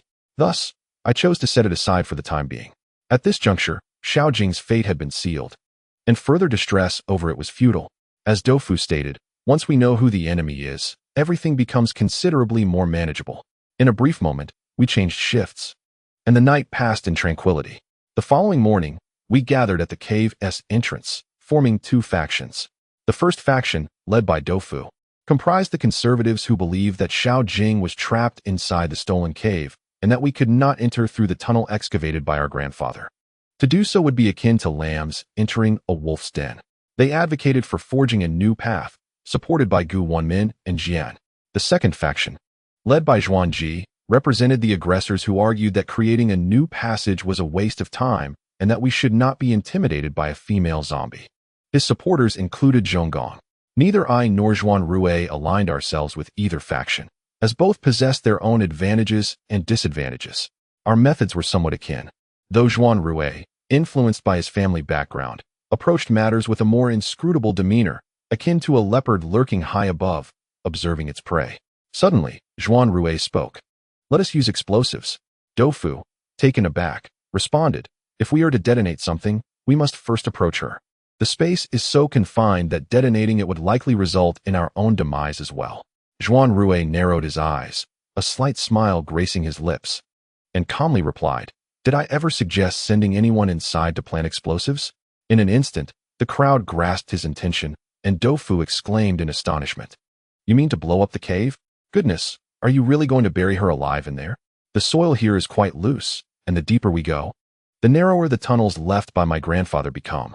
If Xiao Jing is hiding inside and we detonate explosives, the entire tunnel will collapse and entomb her within." Zhuanrui, unfazed and composed, remarked, "I am not in a hurry. I can take a few more days to dig a tunnel myself. However, I do not wish to descend into the site only to have her suddenly emerge." He had begun to refer to Xiao Jing as it, which unsettled me, though I concealed my discomfort.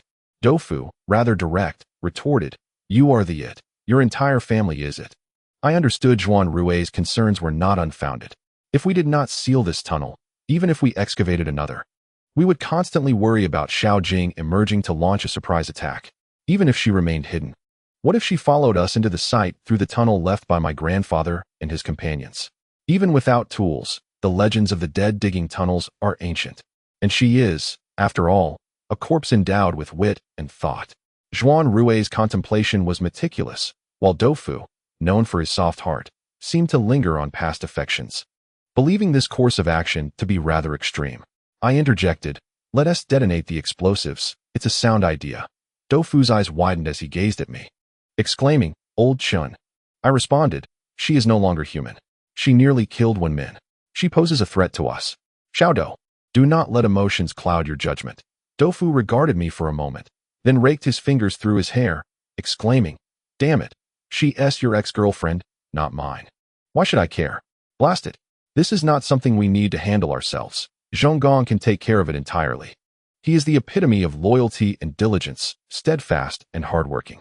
I found myself curious about how much Zhuanrui pays him monthly. As the explosives required a certain depth, they needed to be recalibrated, which would take approximately half an hour, so the rest of us rested beside the tunnel. I scanned the surroundings and noticed Wenmin lost in thought, seemingly pondering something. When our eyes met, she turned her face away, her expression complex. I understood her thoughts and couldn't help but smile wryly.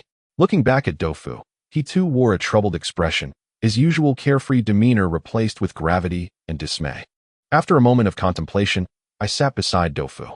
Before I could speak, he bluntly stated, "Do you remember the day before yesterday when I had an argument with Xiao Jing? I nearly struck her." I nodded, responding, "I find it surprising that you would raise your fist to a woman." Doufu explained, "It was because she mocked me for being a hindrance." Pausing briefly, he continued, "Old Chun, I know I often act without thorough consideration. If it weren't for your support, who knows where I would be now? I frequently remind myself not to drag my brothers down, not to be a burden. But," I interjected, "but your intelligence is evident, which is why I pardon you." Doufu choked slightly, retorting, "I am attempting to have a heart-to-heart with you. Can you speak without mocking me? Would it kill you to refrain from sarcasm for a day?" "It would," I replied, casting him a sidelong glance. "I am in no mood to have a heart-to-heart with a man." Doufu, feeling dejected, murmured to himself, "You cannot comprehend the emotions I am experiencing right now. She was the woman who shared your bed for 3 years, and I know how deeply you once loved her. I remember a time when she became infatuated with the casinos in Macau. In just a few days, she nearly brought your company to ruin. And you didn't even flinch. It feels strange that a woman you cherished so much could be discarded so easily. I cannot help but wonder if one day I, too, become a potential threat. Would you unceremoniously sever ties with me?" After saying this, Doufu offered a bitter smile and remarked, "Am I overthinking things?" Zhuanrui could speak so callously of burying someone alive with explosives because Xiao Jing was merely a stranger to him. At best a beautiful woman he had interacted with for a few days. However, for me, she was someone I had once cherished deeply, capable of being cast aside without a hint of compassion. I imagined that anyone who interacted with me would feel a sense of trepidation. Chapter 61. Descending Tofu's words left me feeling unsettled. After a moment, I replied softly, I realize I have undergone some peculiar changes. If that day ever arrives, before you take my life, you may kill me first. Tofu looked taken aback, meeting my gaze for a prolonged moment. He clenched his fist and gestured towards me, finally saying, "You kill me? Are you jesting?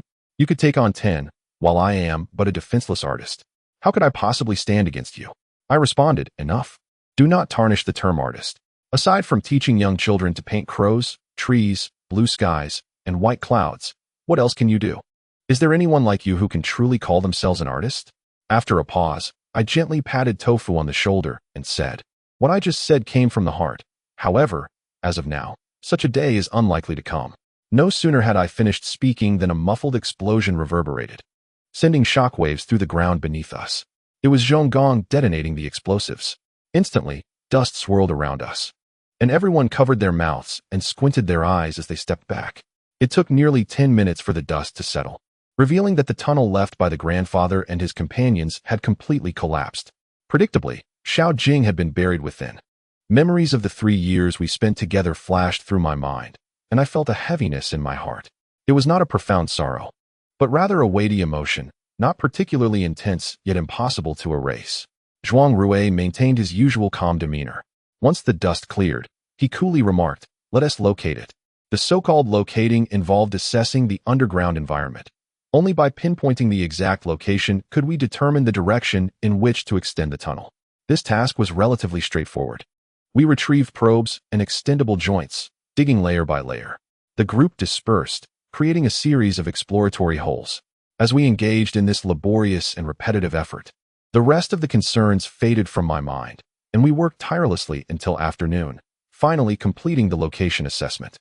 The grandfather's group had spent over half a month on their initial locating, but since they had already provided us with a rough estimate, our scope was considerably smaller, saving us both time and effort.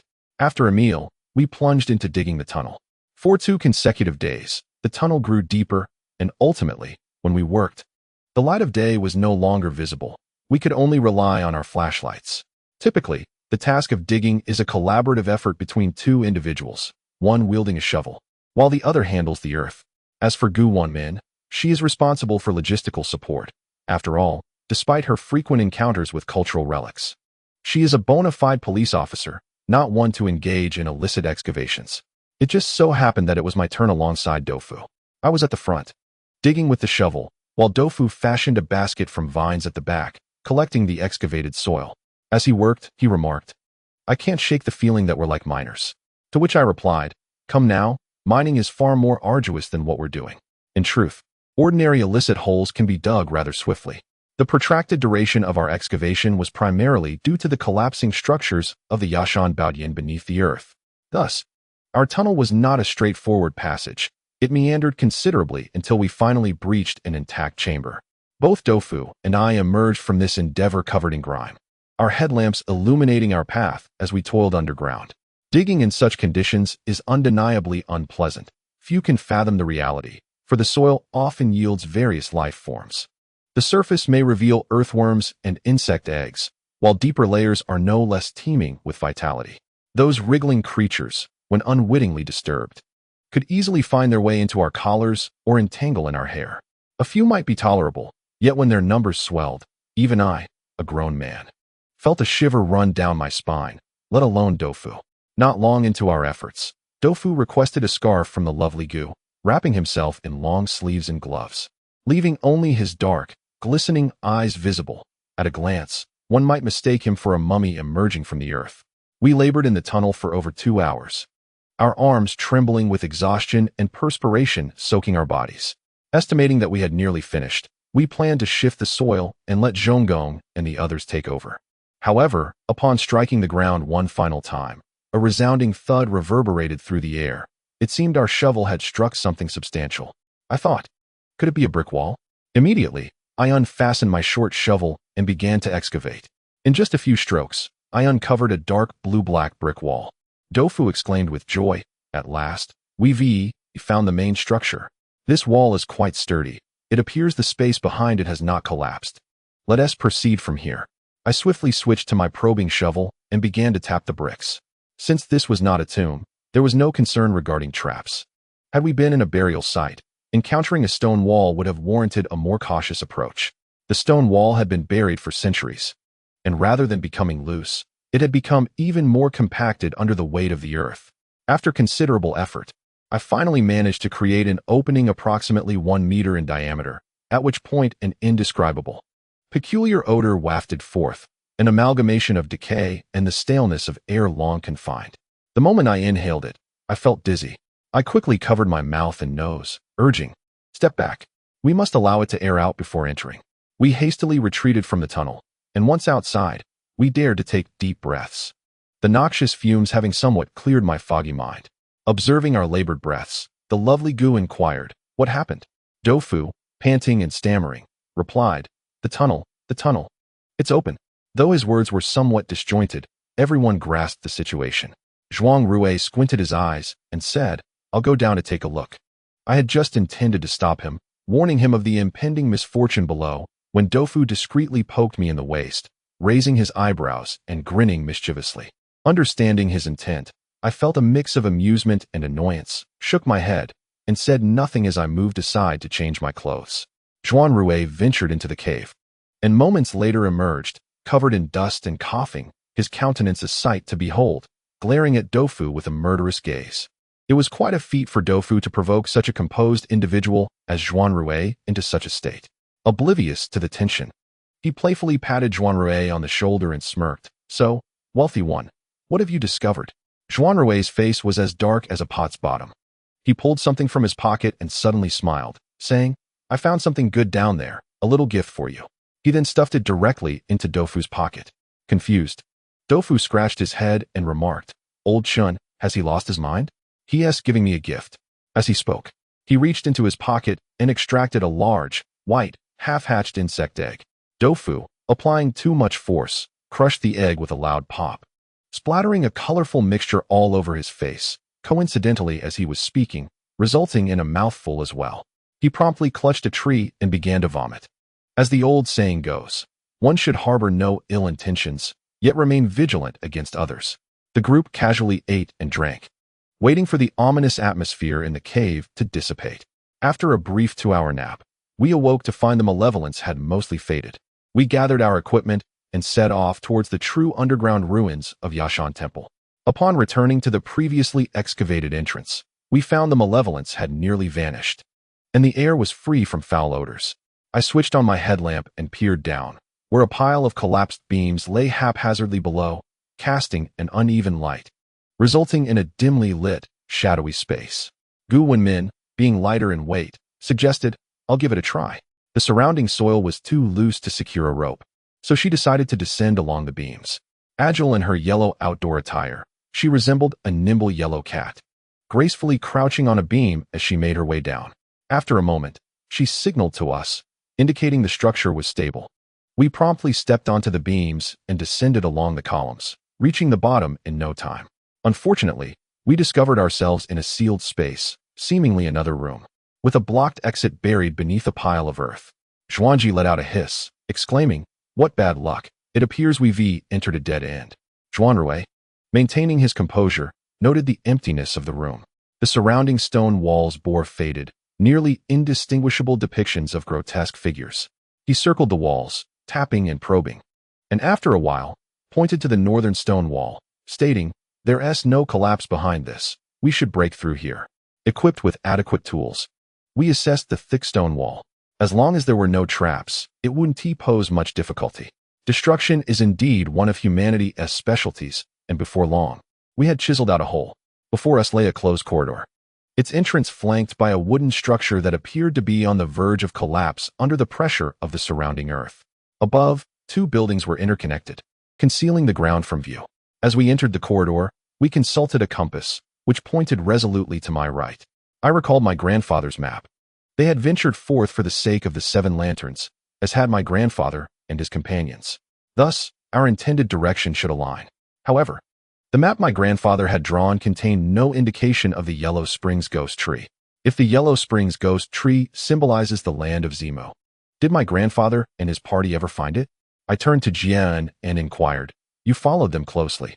Do you still recognize the way? Let us forward." Jian surveyed the surroundings and replied, We did not descend through the same thief's tunnel, so the route may diverge. I have not been here before. Allow me a moment to calculate. Only Jian understood where my grandfather's tunnel led, and thus only he could compare the two tunnels and ascertain the distance. After a moment of contemplation, Jian opened his eyes and stated, "The distance differs to the southeast." He gestured to our right, saying, "Proceed approximately 200 meters in this direction and then veer north for about 300 meters. We should intersect the path once taken by that expedition. Let us hope there are no collapses ahead." Chapter 62. The trap. At this juncture, we had no choice but to follow Jian's indicated route. Our fortune held. For although the underground ruins harbored numerous collapses and dead ends, the path we sought was sealed above, allowing for unobstructed passage. The surrounding structures, under prolonged stress, had become misshapen. Some doors hung askew, while brick walls had crumbled. The air was thick with the scent of decay and earth. We traversed over 500 meters, making 2 turns, until we encountered a stone wall.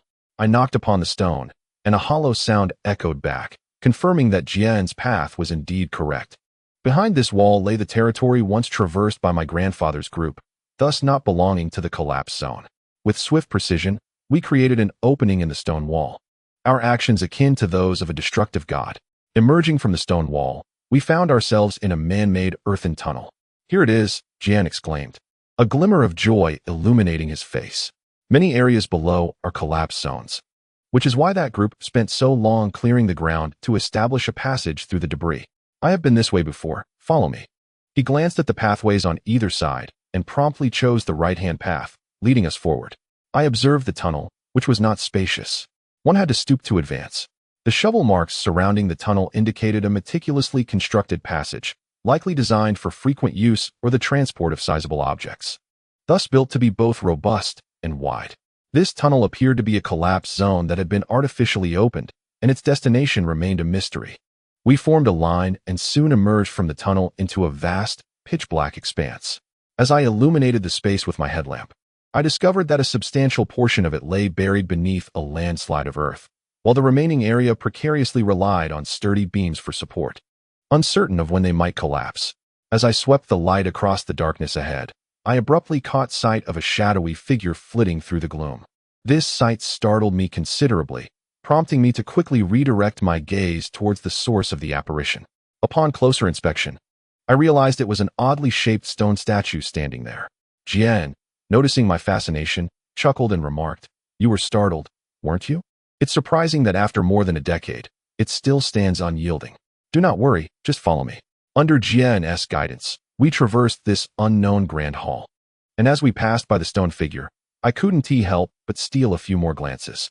This stone figure, devoid of ears and with notably small eyes, possessed hands that extended beyond its knees, with large palms seemingly well suited for climbing. In my recollection, aside from primitive man, I could hardly conceive of anyone resembling this form. Did the ancients even have knowledge of such beings centuries ago? At that moment, I noticed a dark stain of blood near the stone figure against the wall, as if it had been splattered there. Jian, leading the way, was oblivious to my discovery, but Wenmin, standing beside me, followed my gaze and caught sight of the bloodstain, her eyes widening in surprise. Just as she was about to speak, I shook my head, signaling her to remain silent. The dark bloodstain clearly dated back many years, likely the remnant of the group that had vanished 14 years prior. Surely, something must have occurred when they reached this spot. Given Jian's constant presence behind us, he should have known, yet he chose not to mention it. Was it because he deemed it unworthy of discussion, or did he prefer to keep us in the dark? I couldn't help but grow wary of Jian, questioning his credibility. Just then, we exited the grand hall behind us and entered another enclosed passageway, which led to a collapsed mound of earth at its end. The previous group had similarly excavated a tunnel, hinting at the magnitude of the undertaking at that time. We proceeded through the tunnel, Jian leading the way, and the deeper we ventured, the more remnants left by my grandfather's group became apparent. Food wrappers, small trinkets carelessly abandoned, all vividly indicating that we were drawing closer to the legendary expedition. After approximately an hour, Jian halted, his demeanor no longer exuding confidence, but instead radiating tension and seriousness. Before us lay a fragmented and collapsed grand hall, with heaps of earth creating numerous narrow, winding paths. Jian pointed ahead and said, "It is here. The interior is complicated due to the collapse. After they entered, I lost track of them. Zhuanrui scrutinized the expansive yet divided space, then glanced at the incomplete and precariously tilted beams above, asking, "Have you searched inside?" Of course I have searched, but to no avail. The collapse behind this hall is severe, leaving no path forward. I have yet to grasp how they vanished, Jian replied. A large group of people could truly disappear just like that? Doufu questioned. Could it be that this grand hall conceals a secret passage? Old Shun, can you tell us our current location? I retrieved the restored floor plan from my pocket and estimated our position. We are now at the terminus of the second palace, which indicates we traversed the central clearing of the second palace and arrived directly at its end. Previously, a peculiar symbol had been marked at the center of the second palace on the map. Initially, I presumed that my grandfather and his companions had ventured there in search of the remnants of the male corpse, only to meet their demise in that very spot. However, it now appears that not only did my grandfather's group survive, but they also navigated through that area to reach this place. This suggests they must have uncovered something significant, prompting them to abruptly abandon their efforts to decipher the dual corpse's sinister layout and instead enter this enigmatic space. What secrets lie hidden within? No need for him to lead this time. The group, in unison, entered the spiderweb-like expanse divided by the collapsed earth. To ensure we thoroughly searched every path, we marked the surrounding soil with a simple oracle bone script symbol representing the sun. The search process was rather protracted as we meandered through the area, our gaze falling upon nothing but mounds of earth and winding paths. After a short while, Doufu suddenly exclaimed, "Someone has fallen behind." Our attention was focused ahead and around us, and no one had bothered to glance back. At Doufu's remark, we all turned in unison, only to realize that the old man, Jian, was nowhere to be seen. A sense of alarm washed over me as I recalled the stone figure. "Where is he?" I asked. Doufu shrugged and shook his head, saying, "That old man was lagging behind. We must have outpaced him." The group became more cautious in our search, our pace slowing. Unless Jian had transformed into a tortoise, it seemed improbable that we could have truly lost him. A sense of dread crept into my mind. Could the old man have devised some trick? Zhuanrui immediately gestured and said, "Let us return to the entry point." But it was too late. Suddenly, a piercing whistling sound erupted from all around, and dark figures surged forth from the surrounding earth mounds. To my astonishment, these were precisely the same entities that had once lifted Xiao Jing in that ghostly treasure hall. How could there be so many here? These creatures, barely half a person's height, were covered in black fur, making them adept at concealing themselves in the darkness. They erupted from the mounds like a tide, overwhelming us in an instant. The proximity left us with little time to react, and we were swiftly knocked to the ground. Countless creatures trampling over us with sharp claws that made us reluctant to open our eyes, fearing we might be blinded in an instant. In a moment of desperation, Doufu shouted, "Damn it, fire your weapons. Hurry." Zhuangji retorted, "What use is firing? It's south too close, we can't shoot. Grab your knives." My large machete had been secured at my waist, and I thought to myself that the wisdom of our ancestors was indeed correct. In such dire situations, cold weapons prove most effective. Without daring to open my eyes, I endured the pain of their trampling and wildly swung my machete. Each swing elicited several cries, their sounds markedly different from those of humans, resembling a high-pitched wail. Accompanied by the anguished screams, the stench of warm blood splattered across my face, rendering me momentarily unable to open my eyes. The chaos surrounding me was overwhelming, yet as I swung my blade wildly, the commotion gradually subsided. When I finally managed to open my eyes, a wave of shock washed over me. Tofu and the others had vanished. I stood alone on the narrow path, drenched in blood, clutching my machete. The battle had erupted swiftly and dissipated just as rapidly. Were it not for the stinging pain of the wounds across my body, I might have thought it all a mere dream. A heaviness settled in my heart as I wiped the blood from my face. My headlamp had fallen amidst the turmoil, flickering erratically, illuminating the surroundings in a disorienting dance of light and shadow. Remnants of severed limbs lay scattered on the ground, furry hands severed cleanly. Apart from the pools of blood, the only evidence of the chaos were the holes left in the mounds of earth, nearly devoid of anything else. Clearly, Tofu and the others had been caught unarmed, leading to their current predicament, though I could not fathom how they had been taken without a sound. My gaze involuntarily shifted towards the openings in the mounds. The holes were about the width of a person. Could they have been dragged inside?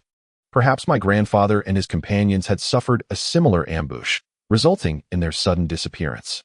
That cunning old fox, Jianin, had led us here only to vanish himself.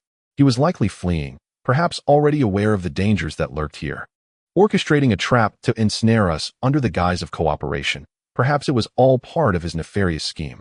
The more I contemplated, the more my anger surged. I regretted my naivety in trusting him so readily. Had I known better, I should have bound that old man and compelled him to lead the way. Yet, it was too late for regrets. I retrieved the headlamp from the ground, brushed it off, and to my surprise, it flickered back to life, casting a radiant beam into the darkness. I secured the lamp back onto my head, grasped my machete firmly, and cautiously approached the opening in the mound. Chapter 63. Conspiracy. To my astonishment, the tunnels within the mounds descended vertically, disappearing into an unfathomable abyss. I couldn't help but wonder. This opening was barely 2 meters from the surface. Could there be another realm beneath? Just as I leaned into the hole, I suddenly heard Tofu's faint voice echoing from the depths below, calling out something about meat. Damn it. Even at a time like this, he was thinking about food. I was infuriated, yet simultaneously relieved to realize that Tofu and the others were indeed relocated below, still alive for the moment. Despite being drenched in blood and alone in this eerie underground, I was not one to be easily intimidated. Instead, my anger at Jian's treachery ignited a fierce determination within me. I resolved to devise a plan to rescue Tofu and the others and reclaim the situation. With that intention, I pulled a digging tool from my equipment pack and began to excavate the earth. Before long, I had unearthed the mound, revealing a large hole in the stone slab below, but at that moment, the voices of Tofu and the others had fallen silent. A sudden jolt of fear surged within me as I pondered. This cavity is clearly excavated with tools. Could it be that these peculiar entities are somehow domesticated by humans? With this thought in mind, I hastily leaned down to gaze into the opening, only to discover a vast cavern below, faintly exuding an odd odor. The light illuminated the area, yet I saw no sign of those dark creatures, nor did I catch a glimpse of Tofu. Could this be the lair of those monsters? Aside from their razor-sharp claws, they bore no other frightful traits. My earlier surprise, compounded by the cramped space, had allowed them a fleeting advantage. Now, armed with preparation, I felt emboldened to confront them. The descent was merely 3 or 4 meters, not daunting for me. I leaped down, and as I landed, the light flickered, revealing a large cauldron not far ahead. That cauldron was all too familiar. It was the very one we had encountered in the Phantom Treasure Hall. Oddly enough, it should have been centrally located in the second palace. How had it come to be here? Beneath the cauldron, there was still no flame, yet it continued to emit white smoke. At that moment, I suddenly noticed several diminutive shadows standing atop the cauldron, hoisting a person, seemingly preparing to cast them into the boiling pot. I instinctively recoiled, illuminating the scene with my light, causing the shadows to freeze momentarily before turning to face me. It was indeed those small, dark creatures, and the person they were lifting was none other than Tofu. Tofu, precariously positioned atop the cauldron, was rendered speechless, terror-stricken at the prospect of being thrown into the seething pot. My heart raced to my throat.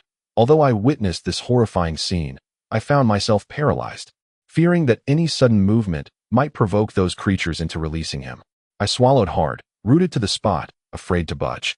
At that moment, Tofu caught sight of me and nearly broke into tears, exclaiming, "Old Chun, I understand now. The flesh being boiled in this cauldron likely includes that of your grandfather." The situation became painfully clear. Previously, in the Phantom Treasure Hall, we had seen human flesh boiling within the cauldron, and I had been curious about the whereabouts of the missing. Now it seemed evident that they had all been cooked by these creatures. What manner of sinister entity was this self-boiling cauldron? Tofu's words ignited a mix of rage and fear within me. As I leaped down, my entry startled the creatures lurking in the darkness. Numerous small, hairy beasts sprang forth, yet armed with a formidable cleaver, I felt undaunted. The blade danced fiercely in my hands, and with my considerable strength, any creature I encountered was likely to lose a limb. The monsters, sensing my ferocity, hesitated to advance. I could only imagine how fearsome I appeared, with my face smeared in sticky blood and the stench of flesh heavy in the air. The 4 creatures holding Tofu appeared momentarily dazed by my presence. Suddenly, their grip faltered, and Tofu let out a piercing scream as he plummeted into the cauldron. In that instant, shock coursed through me, and without a second thought, I dashed toward the cauldron, disregarding the lurking hairy beasts surrounding me. However, as I surged forward, I found myself besieged by monstrous creatures. In the chaos, the tofu plummeted into the cauldron with a soft splash, producing no sound at all. In a moment of desperation, my vision clouded by urgency, I hurled a flying dagger, driven by instinct. This time, it was both precise and lethal, striking one of the dark-furred beasts squarely in the throat. It let out no cry, collapsing into the cauldron. My swift action terrified the remaining three, causing them to leap away from the cauldron. By this time, I had approached the vessel closely, disregarding the creatures clawing at me. I scrambled to the top and peered inside, my heart sinking immediately. The cauldron was filled with a viscous liquid, occasionally bubbling up with fragments of bone and flesh. Yet the tofu was nowhere to be seen. Could it be? A wave of indescribable rage surged through me, clouding my reason, and without a thought for gloves, I plunged my hand into the boiling liquid. To my astonishment, rather than the anticipated searing pain, the water was icy cold. It possessed a peculiar chill that coursed up my arm as I probed deeper, sending a shiver down my spine. At that moment, my hand grasped something within the viscous fluid, hair. I yanked it upward, and to my relief, the tofu emerged, covered in slime, its state uncertain. My hand, still gripping the tofu, began to feel frostbitten from the chilling energy radiating from the liquid. Meanwhile, the dark-furred creatures, upon witnessing my retrieval of the tofu, erupted into a frenzy, as if their ancestral graves had been desecrated. In the shadows, a voice warned me, "Be careful." Turning, I recognized Wenmin and the others, surprisingly bound by ropes in a nearby corner. Could these creatures wield ropes? Impossible. Realization struck me, and I shouted, "Old thing, stop hiding and come out." No sooner had I spoken than a whistle pierced the darkness, followed by the frantic beasts halting their charge. From behind them emerged a figure, none other than Jian. I regarded him coldly as I hoisted the tofu, the action jostling it and prompting the creature to expel the viscous liquid it had ingested, slowly regaining consciousness. Its pale face turning a shade of green as it stammered, "I am freezing to death." Relief washed over me, my earlier frenzy subsiding as I fixed my gaze on Jian, demanding, "What is your true intention?"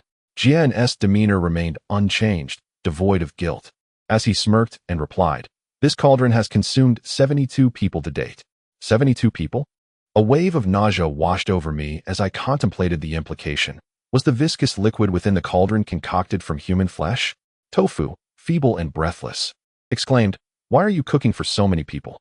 Am I supposed to eat it all by myself?" At that moment, the bound Zhuanrui coldly remarked, "If I am not mistaken, he has set up the 9 soul-nourishing formation." Jian, non-committal, replied with a hint of aloofness, "You possess knowledge. Yet it is too late to comprehend now.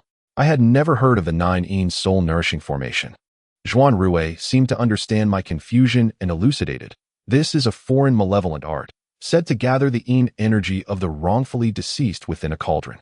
This energy nourishes corpses, anchoring their souls. By collecting 81 robust corpses, the energy will infuse their bodies, thus reviving them." In an instant, clarity dawned upon me, and I turned to Jian. "You wish to resurrect your son?" I couldn't help but recall the shadow I had seen within the cauldron in the ghostly treasure hall, pondering whether it was the soul Jian sought to nurture. Indeed, as I discreetly surveyed the surroundings, I spotted a pitch-black, open coffin against the wall. Strangely, the white mist emanating from the cauldron flowed towards that coffin. Jian sneered, "What 7 lamps? I do not believe in such things. I only trust myself. With you all included, I still need 11 more souls. It will be accomplished soon." His gaze drifted towards the coffin, his expression softening. At this juncture, Tofu erupted in anger. "You have harmed so many for some unreliable scheme? The dead cannot come back to life. Wake up." Jian scoffed in response, "Ignorance. There are countless things in this world that you do not understand. Was there not a fine example before?" I knew he referred to Xiao Jing. After a brief pause, I remarked, "Indeed, the mysteries of this world are beyond our comprehension. Resurrection of the dead. I believe it. After all, I have a living example beside me. But let me ask you this. Even if your son were to return, are you certain he would still be your son?" Upon hearing this, Jian's lips twitched involuntarily, clearly disturbed by a thought he wished to avoid. The cauldron was filled with an abundance of resentment and malevolent energy. Those who were resurrected under such nefarious conditions Would they truly retain their essence? Just like Xiao Jing, who, though alive, was no longer the person I once knew, but a vengeful specter. Jian's face twisted grotesquely in the shadows. His voice raspy and sharp. There is no need for further chatter. Today marks your demise. With that, a whistle pierced the air, and the diminutive, dark-haired creatures surged towards Tofu and me. Chapter 64. Decapitating corpses. I immediately leaped beneath the cauldron, clutching Tofu, whose trembling form was frail, nearly collapsing under his own weight. In a moment of desperation, I pushed Tofu towards the direction of Wenmin and the others, deftly inserting a flying knife into his waist. Without hesitation, I turned and brandished my machete, engaging in combat with the advancing monstrosities. The creature was agile, swift, and emitted a foul stench. Its claws were sharp, and a mere scratch would result in a gaping crimson wound. Fortunately, its small stature allowed me to wield my machete with significant force, and I swung it left and right, causing a gruesome spectacle of blood and flesh, managing to repel their assault for the time being. I remained unharmed, but if they breached our defenses, Wenmin and the others would be in dire straits. Our only hope was that Tofu would muster some courage and quickly free them from their bindings. Logically, these creatures, having witnessed the carnage I inflicted, should have been filled with dread. Yet, driven by the unseen force of Jia and behind them, they showed no inclination to retreat. Gradually, I began to feel fatigue set in. The machete grew heavier, and my movement slowed. With this deceleration, I was soon marked by several deep gashes. Thankfully, the fabric of my outdoor attire was robust, providing some resistance, but it wasn't long before it was reduced to mere strips clinging to my body. I could no longer see Jian, but I was acutely aware he was lurking in the shadows, observing us. At that moment, Tofu lived up to expectations, trembling as he skillfully used a flying knife to sever Zhuanrui's bindings. He was astute enough to release the strongest first. Once free, Zhuanrui flexed his arms and, without hesitation, drew a dagger to cut the ropes binding those around him. Zhuangji sprang to his feet, brandishing a firearm with a sinister grin, declaring, "My dear little ones, let me take good care of you." As he spoke, he commenced a barrage of gunfire. Our manpower was limited, and we had few firearms. But Zhuangji seized the only submachine gun, unleashing a torrent of firepower that resulted in a cacophony of piercing screams. Zhuanrui unsheathed his cold weapons, a pair of daggers strapped to his waist. It was only then that I grasped the extent of Zhuanrui's prowess. Previously constrained by the narrow confines of our surroundings, he had been unable to unleash his full potential. Now, with ample space and fueled by rage, he became ferocious, leaving a trail of devastation in his wake. I, having pushed my stamina to the brink, retreated to the rear, positioning myself beside Wenmin and Tofu. The beautiful Gu inquired while taking cover, "Are you all right?" I replied, "Just superficial wounds, I'll survive." She continued, "Something feels amiss. Are there too many of these creatures? With our firepower, why do they show no fear? Could this be the work of the yin-yang fox?" As I observed the seemingly endless stream of fearless black-furred monsters emerging from the darkness, I was struck by Wenmin's sharp observation. Could it indeed be the handiwork of the yin-yang fox? Jian remained hidden, displaying no fear of our formidable firepower, exuding an air of assuredness.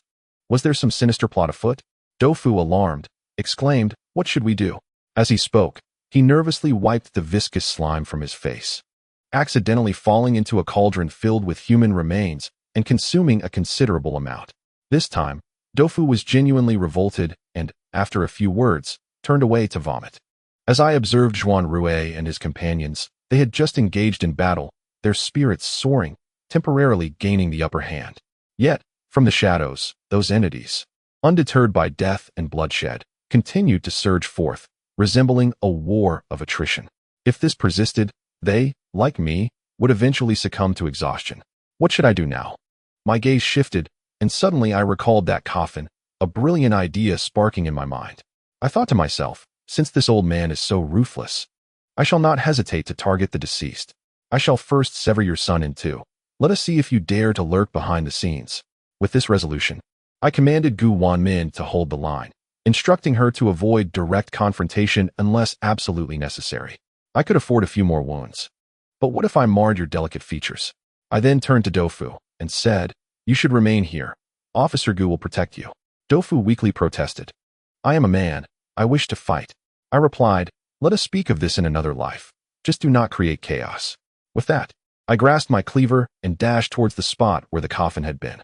That area was similarly teeming with those dark creatures, albeit fewer due to its peripheral position. However, as I rushed forward, it was as if I had stepped on their tails. These beings instantly became ferocious, more aggressive than I had previously encountered. Blood and sweat flowed freely during the skirmish, and faintly, I caught sight of the coffin nestled behind the horde of monsters. Regrettably, their ferocity was overwhelming, and I found it challenging to break through. At that moment, Doufu suddenly bellowed, "Old Shun, get back. I shall assist you." His assistance? A wave of unease washed over me. In a moment of desperation, I glanced sideways, only to see Doufu clutching a smoking object. My goodness, a miniature grenade. I quickly sidestepped, nearly tripping over my own feet in fright. As I ran, the grenade he hurled traced a parabolic arc behind me, and then I heard a thunderous explosion. A wave of heat surged toward me, thrusting me forward and leaving my back ablaze with pain. Our stock of grenades was limited, but given the chaos of our battle with those creatures, their lethality was immense. Until now, I had refrained from using them. Yet Doufu had shown remarkable audacity in tossing one my way. Had I not reacted swiftly, I too would have faced obliteration. That explosion was a perilous brush with death. I found myself on the ground, shaken, my legs trembling, and my back throbbing agonizingly. I heard Doufu exclaim, "It worked." Looking over, I saw that indeed. A path had cleared. Without a moment to spare to express gratitude to Doufu, I swiftly grabbed my cleaver and sprang up, charging forward. With the obstruction removed, I swiftly reached the coffin. Peering down, I noticed mist swirling within, revealing a vague human silhouette, pallid and clad in a shroud, eyes firmly shut. Were this person alive?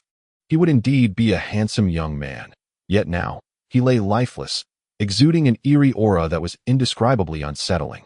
I dared not hesitate. With a swift motion, I raised the cleaver and struck fiercely at the neck of the figure in the coffin. Just then, Jian suddenly lunged out from the shadows, charging at me with a desperate ferocity. Anticipating his move, I understood that Jian had been watching our every action and would surely intervene. In that fleeting moment, I pivoted the cleaver, redirecting it towards Jian's side. Clearly unprepared for my sudden counterattack, his expression shifted to one of horror. But the proximity rendered his reaction too late. The old man collided directly with my blade, blood erupting in a spray as he let out a piercing scream and collapsed to the ground. The force of my strike was merciless, and I feared for his life. As Jian fell with a cry, the surrounding dark-haired creatures, no longer spurred on by a master, scattered in fright, swiftly vanishing into the myriad crevices of the cave. Zhuanrui erupted in laughter, wiping the blood from his face, and commended, "Well done." The group, drenched in blood, gathered around as Jian writhed on the ground like a wounded beast, clutching his grievous wound and gasping in agony. His expression was devoid of the terror one might expect on the brink of death. Instead, it was almost filled with resentment. As he struggled, he rasped in a voice close to extinguishment, "Do not revel in your triumph. You shall all accompany me in death." After enduring so much, Doufu's sympathy had dissipated, and he gasped, "You old fool, you truly lack awareness. We bear no intent to kill. It is you who has forced our hand." As he spoke, his throat tightened, swallowing hard. Previously, cutting Zhongzi was one thing, but now we were dealing with a living human being, and it was impossible to remain psychologically unscathed. I could sense Doufu's fear.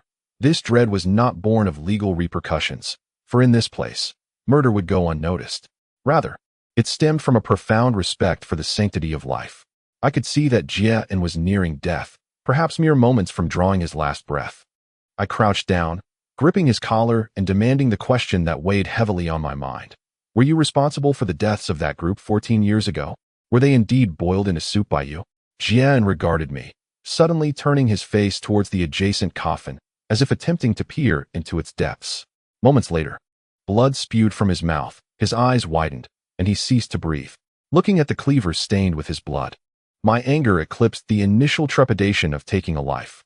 The thought that my grandfather, Chen Siyuan, might have been turned into a pot of soup ignited within me an urge to dismantle the two corpses before me. At that moment, Wenmin placed a reassuring hand on my shoulder and said, "Chen Xian, take a breath. I believe the situation may not be as dire as it seems. We can find a way out, and as for old Master Chun and his group, I doubt Jian has the capability to harm them." Her words held merit. The formidable ghost king Chen Xiyuan and Zhuang Ji's second-in-command, Zhuang Donglai, were already exceptional figures, not to mention the others in our ranks, who were among the best in their fields. Surely, they would not be inferior to us. The comforting words of Wenmin extinguished the flames of fury within me, allowing my mind to gradually cool. I glanced at the corpse in the coffin and at Jian, swiftly wielding the cleaver to sever the heads of both individuals. This gruesome scene horrified Wenmin, her face drained of color, while Doufu trembled and exclaimed, "Old Chun, what madness has overtaken you? Why resort to such barbarity? It is said that the deceased must be treated with reverence. This is exceedingly disrespectful." Chapter 65. The ghostly tree of the yellow springs. I cast aside the severed heads, feeling a wave of revulsion wash over me. Yet, this was a necessary act. I replied, "The malevolent energy in this place is overwhelming, making it susceptible to the rise of the dead. We must exercise caution. And as for the phrase the deceased must be treated with reverence, let us not forget our purpose."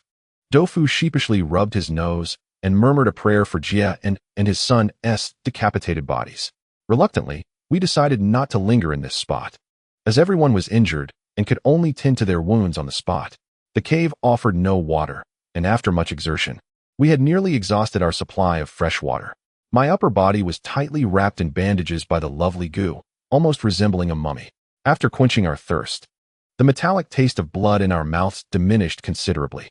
We then lit our lamps and began to explore the cave's environment.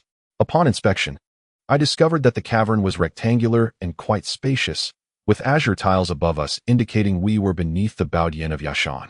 Doufu speculated, could it be that we are beneath the site excavated by Master Wu Yin long ago? Zhuanrui, indifferent, replied, it is possible. We must search thoroughly. There will surely be clues nearby. We illuminated our path, following the cave's contours. The further we ventured, the more pronounced the signs of human excavation became. After approximately 200 meters, the terrain began to slope downward, becoming somewhat steep. At this moment, Zhuanrui took the lead, while I, having expended considerable energy earlier, chose to walk leisurely behind with Doufu and Wenmin. The ground here was treacherous, littered with loose stones that could easily cause a fall. As we advanced, it felt as though we were descending into an unfathomable abyss. The azure tiles above us were gradually replaced by rocky terrain, making it clear that we had truly exited the confines of Yashan's Baodian. This cavern was likely the one excavated by Master Wu Yin, perhaps leading to the ghostly tree of the yellow springs and the ancient land of Zimu. As we walked, Wenmin pondered. Jian must have explored this place to set up the 9-yin soul-nourishing formation. Why did he not attempt to find those 7 lamps? Surely, that would be simpler than the 9-yin formation? Doufu speculated. Perhaps he once sought them out but failed? Consider that even formidable figures like the Ghost King and his cohorts have gone missing. Jian, being no fool, would certainly lack the courage to risk it. Contemplating too much at this juncture was futile. I refrained from joining their conversation, instead focusing intently on my surroundings, hoping to uncover any traces of my grandfather and his companions. Just then, the trio ahead, Zhuanrui and the others, suddenly halted, standing motionless as if they had discovered something significant. I hurried forward, and upon peering ahead, I found myself momentarily speechless. Before us stood an enormous tree root, deeply entrenched in the surrounding soil and rocky terrain. The upper roots extended directly into the stone wall above, resembling a hollow sphere towering before our eyes. Beneath these roots lay a massive trunk, dark and polished, plunging straight into the earth. The trunk was adorned with numerous sprawling branches, creating numerous hollow spaces, and a glance downward revealed an abyssal darkness, making it impossible to discern the depths below. A term flashed through my mind, the tree of the underworld. Indeed, it was. In that moment, we appeared as if we were perched on the edge of a funnel, with this peculiar giant tree at its center, exuding a somber aura. The roots broader than a human waist. We found ourselves at the periphery of the tree's shadow, akin to tiny insects navigating a tropical rainforest. The stark contrast between the immense and the minuscule was profoundly overwhelming. I was the first to regain my composure. Rather than being awestruck by the strange tree, I was more inclined to seek clues about my grandfather and his companions. As my gaze swept over the vast roots, I suddenly spotted a familiar mark, a fork, with an inscription underneath resembling a distorted character. Wenmin also noticed it and lowered his voice. suggesting that it seemed likely that old Master Chun and his party had ventured beneath the tree. Zhuanrui let out a hiss, peering down the trunk towards the unfathomable funnel, and inquired, "Do you know why this thing is called the Tree of the Underworld?" It is said that the inhabitants of Zimu country are transformed from malevolent spirits, and they rely on this tree, which reaches into the underworld, to traverse between the realms of the living and the dead. What, I wonder, lies at the very bottom of this tree? Doufu, easily frightened, stammered, "Could it be hell? Oh my, now I understand why old Master Chun and the others disappeared. They must have ventured into hell." I nudged him with my foot, reprimanding, "Don't be cowardly.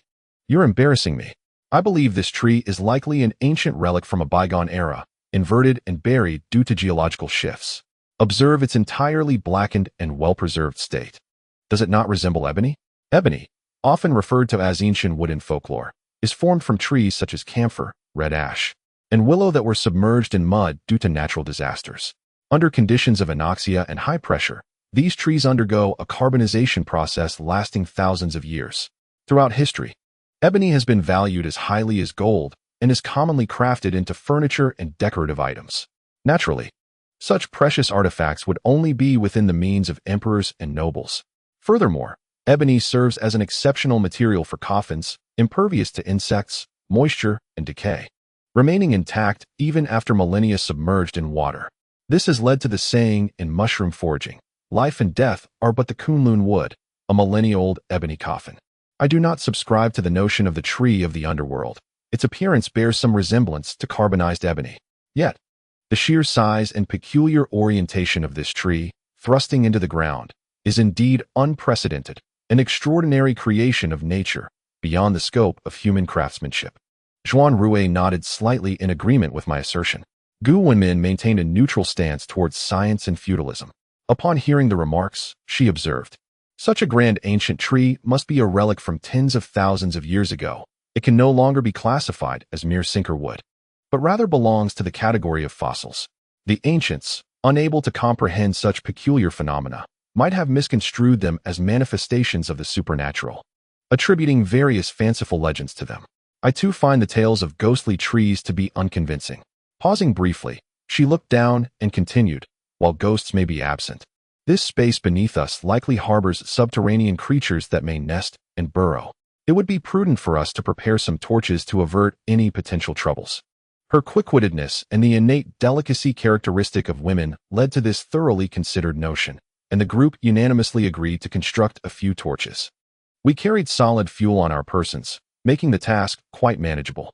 Shedding our blood-stained outer garments, we wrapped the inner fabric around the fuel and secured it to the handle of our probing tools, thereby crafting the torches. As they burned, the fuel would adhere to the handles, preventing any fall. We divided into two teams. Adhering to our prior arrangement, the skilled marksmen Wenmin and Zhonggong took the rear, while Doufu and Zhuanrui were positioned in the middle.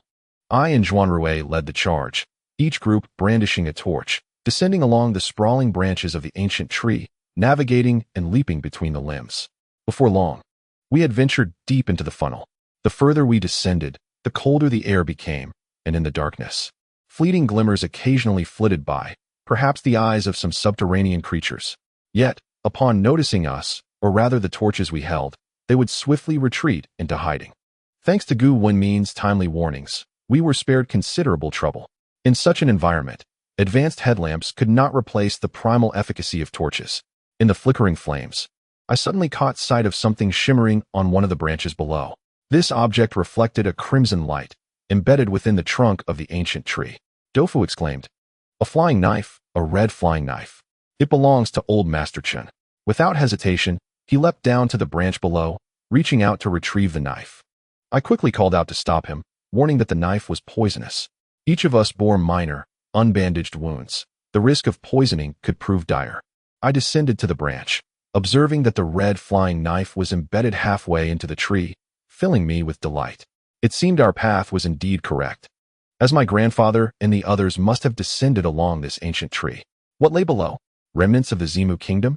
Or perhaps the 7 treasured lamps of the underworld king? The atmosphere in the depths grew increasingly tense, even silencing Doufu, who had become noticeably anxious. The tree delved deeper than we had anticipated. I estimated we had descended nearly 100 meters, a rather formidable depth. Doufu, feeling the mounting tension, remarked, "Why haven't we reached the bottom yet? I have this unsettling feeling of being buried alive." His mention of being buried alive inexplicably reminded me of Xiao Jing, stirring a sense of unease within me. I retorted sharply, "If you ask me, who should I ask? Keep your ominous words to yourself." Doufu, recalling his uncanny knack for foreboding, promptly covered his mouth in silence. Just then, the torch's fuel reached its limit, and the flames began to dwindle. The earthy scent of the underground enveloped us, with the surrounding soil densely darkened and ancient tree branches interspersed within it, forming bridges. At that moment, I noticed that the bridge beneath us had inexplicably vanished. Adjusting the angle of my headlamp, I cast my gaze towards the tree trunk and was startled to discover that, rather than being devoid of branches, the limbs of this ancient tree had been deliberately severed. Above the tree, slender copper needles, akin to the thickness of a pinky finger, glimmered with a bluish hue under the light. Zhuanrui squinted and remarked, "The needles are poisonous." Suddenly, this ancient tree transformed into one festooned with toxic spikes. Doufu exclaimed, "What a fine tree! How could it have come to this? Could it be the work of the people from Zima country? My grandfather would never engage in such thankless tasks. Who else could it be but the Zima people?" Doufu continued, "Could their intentions be to prevent us from descending? These needles are exceedingly long, all embedded into the surrounding soil, their bodies adorned with countless needle-like tips, weaving together to completely block the space beneath our feet." Chapter 66. The thief's tunnel. This tactic is indeed quite insidious. It effectively renders our descent impossible. The dense interweaving of the poisonous needles above leaves no room for evasion. Their dark green coloration vibrant even after millennia, a testament to their lethal potency. A mere prick could spell doom. What could be of such importance beneath this ancient tree that the Zimu people would resort to such measures? We stood approximately 3 meters away from the deadly array of needles, exchanging glances, momentarily at a loss for a solution. Doufu produced a probing shovel, extending its handle, and aimed the heavy blade downward to strike the larger copper needles, presumably to clear a passage. However, upon impact, the shovel caused Doufu to stagger and tumble towards the abyss below. Standing beside him, I felt my heart leap into my throat. In a moment of desperation, I reached out and yanked him back just in time. I was greatly alarmed. The thought that this fool nearly plummeted sent chills through my limbs, and I couldn't help but scold him, "Idiot! If you act recklessly again, I'll feed you to the dogs. Go wait at the back." Doufu, looking quite aggrieved, defended himself. "This isn't my fault. There was a tremendous suction below, like a magnet. The moment I swung the shovel, I was drawn in by that force. I was just trying to help.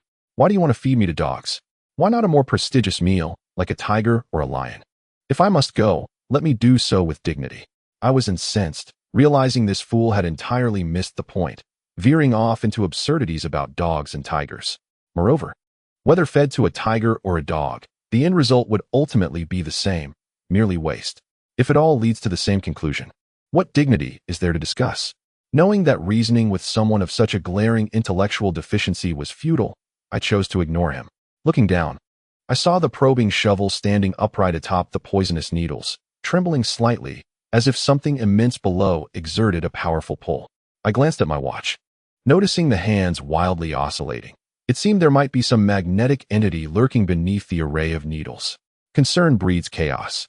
I was recently startled by Doufu, and in a fit of rage, I unleashed a torrent of invectives upon him. Displeased, Doufu retreated to the opposite side of the giant tree and declared, from a distance, that he wished to part ways with me henceforth. I replied that I would embark on my own journey to the Western Paradise while he could return to his Gao Lao Zhuang. If we were to part, so be it. After a moment of contemplation, Doufu exclaimed in indignation, "Why should I return to Gao Lao Zhuang? I am not Zhubeiji. You, Chun, are quite the scoundrel, hurling insults without a single vulgarity." He then noticed a hidden hole and called out, "Old Chun, come look." I cleared my ears and replied nonchalantly, "How old are you this year? Would you like a lollipop? What is the situation?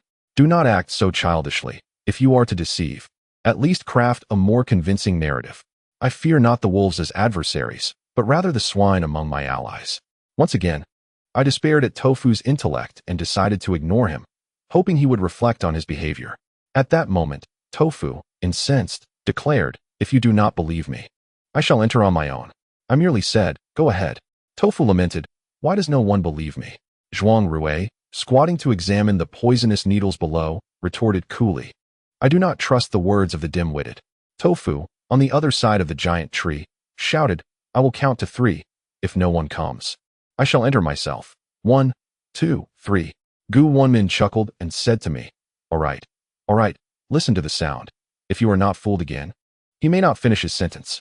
Suddenly, a terrified scream echoed from the other side, as if one had encountered a ghost.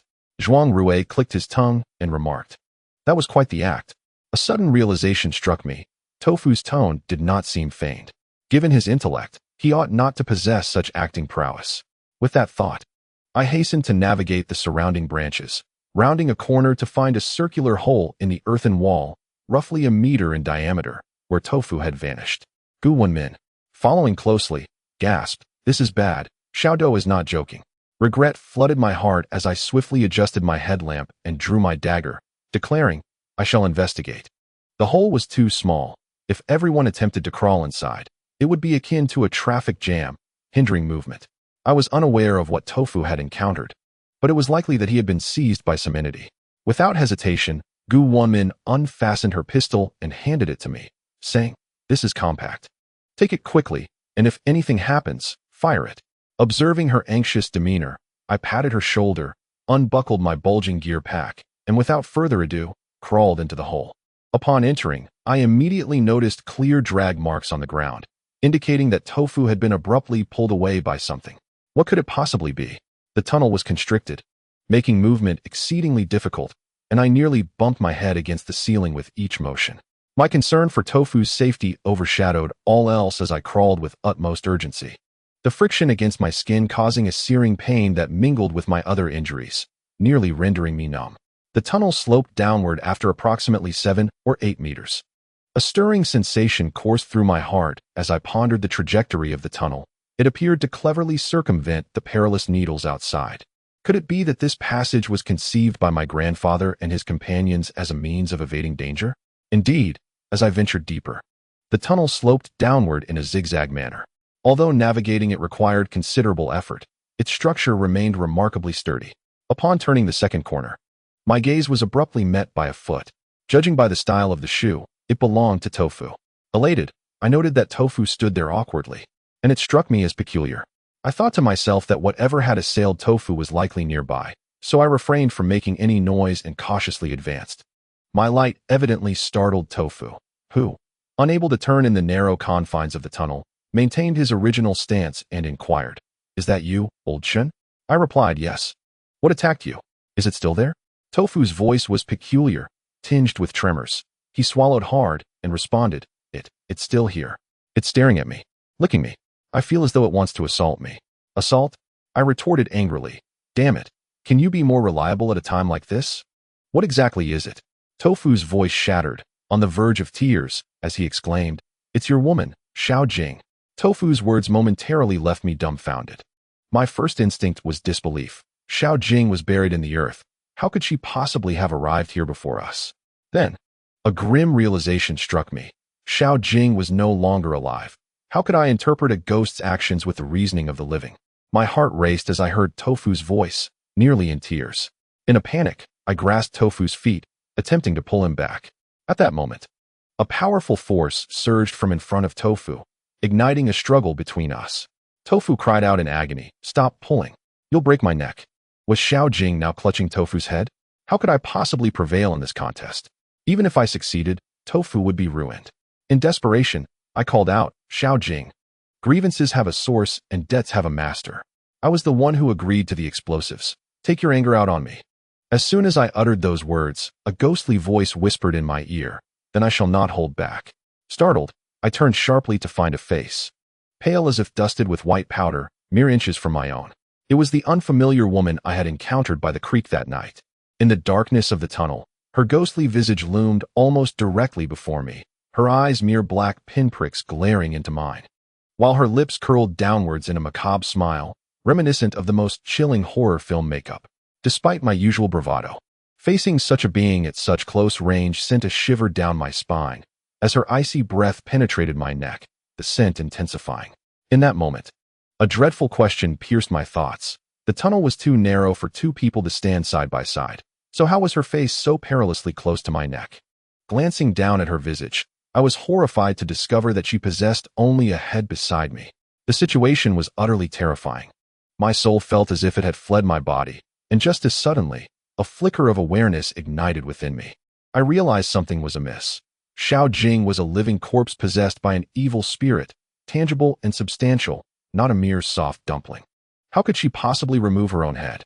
Folklore tells us that ghosts and monsters are adept at conjuring frightful illusions. Was it possible that everything before my eyes was but a mirage? I have never been one to sit idly by in the face of danger. Resolute in my thoughts, I spat at the face across from me, reciting the incantations meant to curse spirits according to local customs. The so-called curse words were akin to insults directed at people. Though when cursing a spirit, one must invoke figures like Zhongkue or Guangong instead of the police. As I spat and cursed, that visage indeed vanished without a trace. At that moment, I suddenly felt a firm grip on my foot, startling me into a reflexive kick, only to hear the voice of the stunning Wenmin behind me exclaim, "Ouch. It's me, don't kick." It turned out to be Wenmin who had entered. I could not turn around immediately and quickly inquired, "What brings you here?" Wenmin replied, "You've been in here for quite some time without a sound. We were worried." We? I pondered, wondering if Zhuanrui had also arrived. Sure enough, I then heard Zhuanji from further back ask, "Have you found that idiot yet?" The tofu-like figure in front retorted angrily, "Jiwawa, who are you calling an idiot?" I felt overwhelmed and interrupted them, asking the tofu figure, "Where's Xiao Jing?" Suddenly, she retreated and vanished. In this confined space, we could only see the feet of the person ahead, making communication exceedingly difficult. After some time, we managed to piece together the situation. Tofu suggested we hastily leave this tunnel. I considered the matter.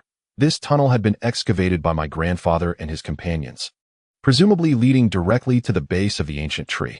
Exiting this tunnel was our only option. Thus, I told Tofu, if we retreat, we will have no way forward. We must press on.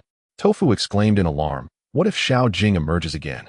Chapter 67. The tomb's terrifying revelation. I handed Wenmin's handgun to Tofu, instructing, "If she reappears, you must fire." Tofu reluctantly grasped the gun, cursing, "What good will that do? She's already a corpse." Zhuanrui chimed in, "Every being has its weaknesses, and so do corpses. If she dares to appear, shoot at her upper dantian." Traditional anatomy divides the dantian into three. The upper dantian, located at the center of the forehead, is believed to house the soul. The middle dantian, at the center of the chest, is the vital point for the living. And the lower dantian, situated in the lower abdomen, stores the body's essence. This traditional theory has been passed down through generations. Thus, in the study of spirits, targeting the upper dantian is one method to vanquish the undead. Though Tofu grumbled, he did not shy away and began to crawl forward slowly. I could only see his feet, while the others struggled to remove their gear and push forward with great difficulty. Ironically, Tofu had become our vanguard. As I crawled alongside him, I offered words of encouragement, fearing he might falter and freeze in place. After approximately 20 minutes, we veered around a bend within the narrow tunnel, at which point Tofu exclaimed with delight, "I see the exit." However, just then, he let out a sharp hiss. And immediately after, a gunshot reverberated through the constricted space of the tunnel, amplifying its sound to an ear-splitting degree. The tunnel shook under the impact of the sound wave, causing loose earth to cascade down, leaving us momentarily disoriented. I spat out the gritty soil and coughed, asking Do, "Is she here?" Tofu stood frozen, responding, "No. Xiao Jing isn't here, but we can't exit. There's a spider web blocking the way, and perched upon it is a spider larger than a human head." "A spider?" Wenmin exclaimed in astonishment. "Is there truly a spider so deep underground?"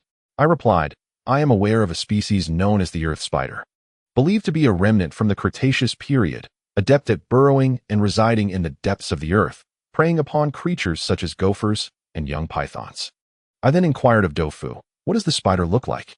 Does it have a white pattern on its head resembling a Peking opera mask?" Tofu confirmed, "Yes." "How did you know?" I reassured him, "Do not fear. This is indeed the earth spider, which does not consume humans. Did you hit it with your shot? If not, take another shot." In truth, my intention was to comfort Tofu, for the earth spider is notoriously vicious, often consuming its own kind and adept at storing its prey. It is said that its silk possesses an extraordinary stickiness capable of ensnaring a child, and more alarmingly, it harbors potent venom, with its fangs capable of delivering a bite lethal enough to fell a large bull. Had I spoken the truth, Doufu would have surely been terrified to the point of losing control. At that moment, the tunnel was constricted, with Doufu blocking the way ahead. We could only advance if he pressed forward. Thus, I spun a tail to embolden him to take decisive action, lest the earth spider intrude upon us. Doufu, easily persuaded, puffed up with bravado and declared, "So it's just a blusterer. Watch me." With that, another gunshot rang out, and Doufu triumphantly stated, "Got it. I shot it dead." He then began to crawl forward. Before long, we finally emerged from the tunnel. After being cooped up for so long, we all stretched our arms and legs, moving about while surveying our surroundings. Outside the tunnel, we beheld the spider, which Doufu had shot. It was not yet fully lifeless, its furry legs twitching sporadically. Illuminated by our headlamps, we found ourselves in a gourd-shaped cavern, with a narrow, rounded archway nearby, resembling the slender waist of a gourd. Above us loomed the treetops of the ghost tree of the Yellow Springs. The craftsmanship exhibited in this tunnel was undeniably remarkable. It not only evaded the poisonous needles, but also provided a direct passage to the depths below. The cavern bore unmistakable signs of human intervention. The surrounding stone walls featured numerous square-shaped fire pits, likely used for torches millennia ago. Doufu hissed softly, surveying the area, and remarked, "This place appears to have been artificially excavated. It seems the disappearance of the Zimu kingdom is unrelated to earthquakes. Otherwise, this tunnel would have been destroyed in such a calamity. What do you think such a deep underground cavern was used for?" According to the height of the ghostly tree, we had descended over 100 meters, a depth that could only be described as terrifying. Why did the ancient people of Guzmu construct such a deep underground cavern a millennium ago? What led to their sudden disappearance from history? Is their vanishing somehow linked to this subterranean chamber? Meanwhile, observing the surroundings, Doufu remarked, "Could Xiao Jing be hiding nearby? It's safer for us to stay together." Though this lad was timid, I too harbored a certain trepidation regarding Xiao Jing. Thus I nodded and led the way forward. The area was eerily empty, the ground slightly damp, its purpose unknown. While remaining vigilant, we proceeded towards the waist of the gourd-shaped structure, and by the time we reached the waist, the ghostly tree was no longer visible behind us. At that moment, however, my peripheral vision caught sight of something white seemingly suspended from the cave's ceiling. Startled, I halted and looked up abruptly, and in an instant, everyone gasped in astonishment. To our shock, countless corpses clad in white garments hung above us in the cavern. These spectral figures, draped in flowing white, were concealed in the darkness. Had it not been for the brilliance of our headlamps, they would have remained undetected. Upon this sudden revelation, my heart sank as if a stone had plummeted within me. Just then, Wenmin, with keen eyes, exclaimed, "Wait, they appear to be dummies." In the dim light, I squinted closely and indeed discovered that these suspended forms were constructed from wooden frames, topped with peculiar iron masks, their bodies shrouded in white cloth, giving them the unsettling appearance of hanged spirits. Wenmin commented, "These dummies with masks seem to represent the people of the Earth Ghost tribe." Doufu added, "Using such dummies to frighten others suggests that the Guzmu people are not as terrifying as the legends portray." At this moment, Zhuanrui seemed to have an epiphany. Casting a glance at Doufu, he coolly remarked, "What do you know? This is a hanging corpse formation, a type of malevolent array found in ancient tombs. Look, these figures are suspended above, their masks facing downward, almost as if they're watching us." I looked up, and, indeed, the masks, though affixed to the wooden frames, hung at an angle, resembling individuals peering down at us. Even knowing they were mere dummies, an unsettling chill crept over me. I had heard of the hanging corpse formation before. The ancients were deeply superstitious, and within grand tombs, in addition to concealed crossbow mechanisms for theft prevention, they often employed sinister arrays to deter grave robbers. For instance, the corpse-raising bureau encountered in the tomb of Princess Gige and the peculiar jade bridge served as examples. Originally, the hanging corpse formation utilized dummies suspended at tomb entrances to frighten intruders, but over time, it evolved to include living sacrifices and eventually incorporated dark sorcery, transforming it from a mere deterrent into a perilous and malevolent array. The hanging corpse formation before us consisted of wooden dummies, indicating it was still in its primitive stage, primarily serving a menacing purpose. I found it peculiar and questioned, This hanging corpse formation has been passed down through the ages as a protective measure for tombs. Why would it appear here? Did my gaze inadvertently drift towards the gourd-shaped waste, behind which lay a vast expanse? Our lights cast forth, yet they failed to illuminate the far reaches. It was evident that the collective thoughts of the group converged upon a singular notion. This place harbored a hanging corpse formation. Could it be that beyond this gourd-shaped waste lay an ancient underground tomb from a millennium past? Who could the master of such a sepulchre be? We chose to disregard the primitive hanging corpses above and cautiously stepped into the space concealed behind the gourd-shaped waste. Upon entering, Wenmin shivered and exclaimed, "It's so cold."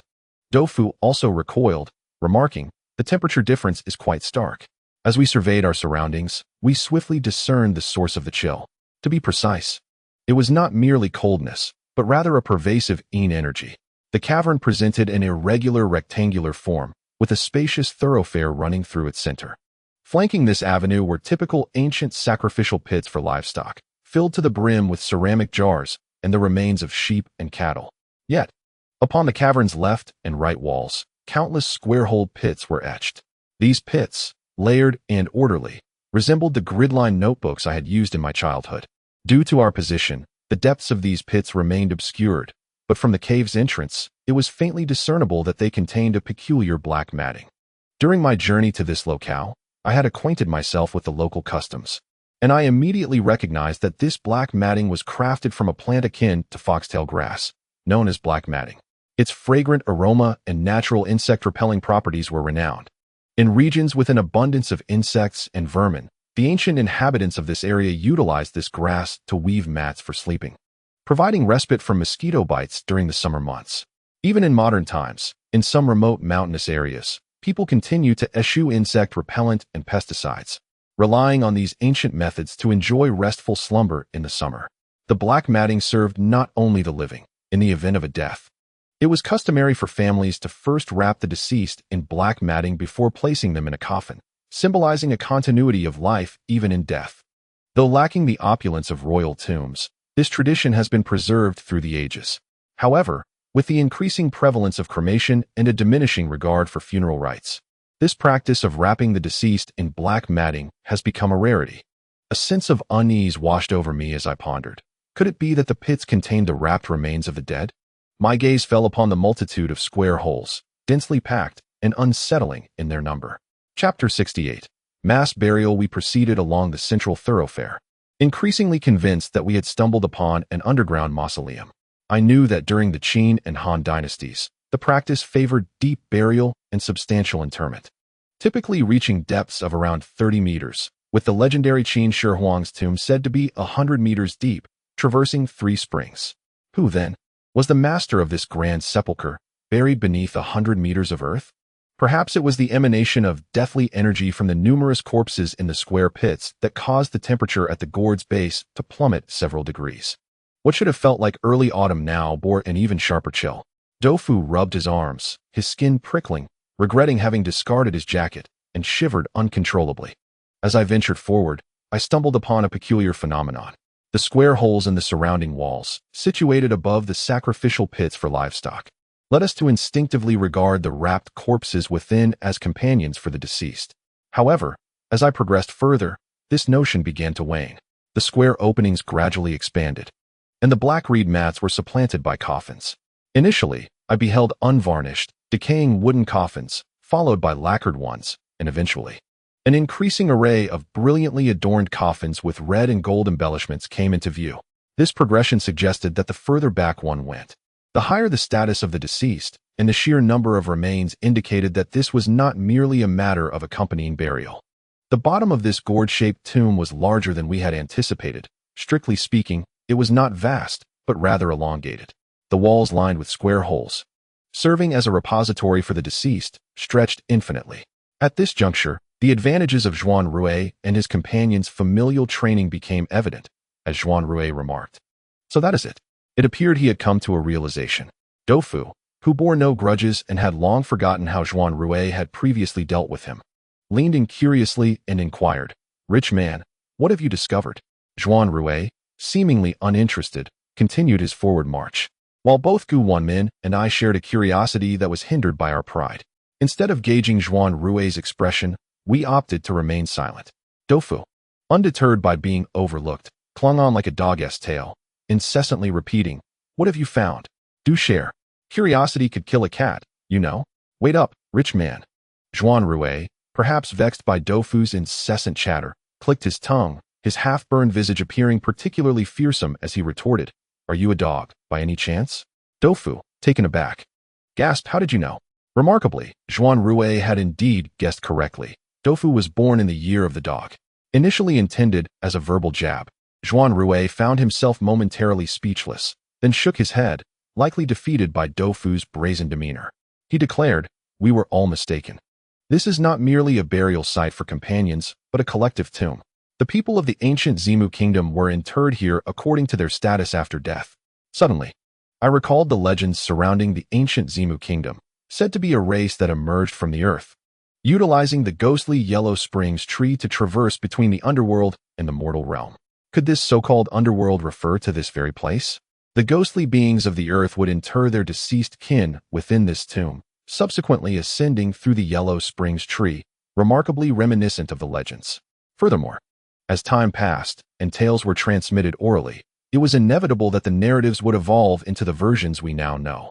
Upon sharing my thoughts, everyone nodded in agreement. Wenmin eloquently stated, "Your reasoning is quite sound. However, there is one aspect that perplexes me. Earlier, we all considered this tomb to be excessively large. Yet if it is indeed the collective burial site for the entire Zimu kingdom, it seems rather diminutive in comparison." Her observation struck a chord. If this were a single individual south burial place, it would indeed be overly expansive, yet for a nation's final resting ground, even for a relatively obscure one, it appeared somewhat insufficient. Doufu, upon hearing this, pointed towards the darkness ahead and remarked, "Wenmin, do not be hasty. Look, this path shows no signs of an end. It is difficult to ascertain just how vast it truly is." Doufu speaks plainly, contemplating matters with a certain simplicity that, at times, reveals a deeper insight. His words swiftly materialized into reality. We continued along the broad avenue beneath our feet, amidst an oppressive atmosphere that seemed to chill the air further. Having traversed a considerable distance, we turned back only to find ourselves engulfed in a dense, murky fog, an intangible haze whose presence was palpable. This phenomenon is not uncommon in the mushroom foraging community, where such fog is referred to as insha, a homophone for the term that denotes sinister energy. In myth and legend, there exists an immortal named Guan-inzi, and insha connotes the dispelling of evil spirits. In truth, it represents what we colloquially refer to as inchi. This energy, though invisible and untouchable, can be sensed by ordinary individuals once its intensity reaches a certain threshold. The path behind us had vanished from sight. The gourd-shaped waste we once passed lay far behind, and the distance to our future remained uncertain. As we pressed onward, the number of square holes increased, leading us to discern a pattern in the arrangement of the buried bodies. The first principle was based on status and rank, while the second seemed related to occupation. The coffins bore various designs, though the distance prevented us from discerning their exact details. Continuing forward, the eerie sensation intensified. The underground was shrouded in yin-chi, and the air was thick with the presence of the deceased, enveloping us in an unsettling silence, punctuated only by our monotonous footfalls. Walking in such a hushed environment felt akin to stepping into the underworld itself. Our footsteps instinctively softened, amplifying the stillness around us. I am not one to indulge in idle chatter, but I became increasingly vigilant. The collective breaths of my companions grew labored as the temperature dropped, a heaviness laced with unease. Ultimately, it was Doufu who shattered the silence, suddenly breaking into song. "In the dead of night, I long for dawn. In the depths of winter, I yearn for spring's breath. If I am to await the Red Army, let the mountains bloom in azalea's embrace." I understood that Doufu sought to dispel fear through his voice, a primal instinct that requires no teaching. Much like children who sing or make noise to ward off the dark during nighttime treks, humans are inherently afraid of the shadows and silence. Yet Doufu, who fancied himself an artist, possessed a voice so grating it sent shivers down our spines, eliciting goosebumps. Nonetheless, this eerie atmosphere lightened somewhat, prompting a tacit agreement among us to endure a bit longer. At that moment, Doufu's song abruptly halted as he exclaimed, "There's light ahead." It was not just him who saw it. All of us beheld a flicker of light in the darkness, an illumination resembling a small bean, dancing before our eyes. It was neither the eerie green flame of a ghost nor the dark fire of a curse, but rather a bright, warm yellow glow that, in such a chilling and foreboding environment, instinctively brought a sense of warmth. Yet, upon closer inspection, the anomaly struck us as peculiar. How could there be fire in these subterranean depths? We exchanged glances, and I kicked Tofu lightly, urging him, "Keep singing." Tofu, fixated on the distant light, nervously asked, "What should I sing?" "Anything, just to bolster our courage." Tofu cleared his throat and burst into a powerful song. The great river flows eastward, the stars in the sky align with the northern dipper. When we say go, we shall go. You have it, I have it, we all have it. The crowd, buoyed by Tofu's resonant voice, gradually advanced toward the flickering flames. Moments later, the wide path came to an end at a peculiar circular platform. This platform was strange, with two spacious passageways on either side, leading to unknown destinations. Before these passageways knelt two bizarre effigies, their heads raised, adorned with masks, gazing at each other from afar. At the front of the platform stood a half-open stone door, its threshold covered with a layer of green powder that nearly blanketed the entire area. The powder resembled flour, quietly adhering to the ground, leaving me puzzled about its nature.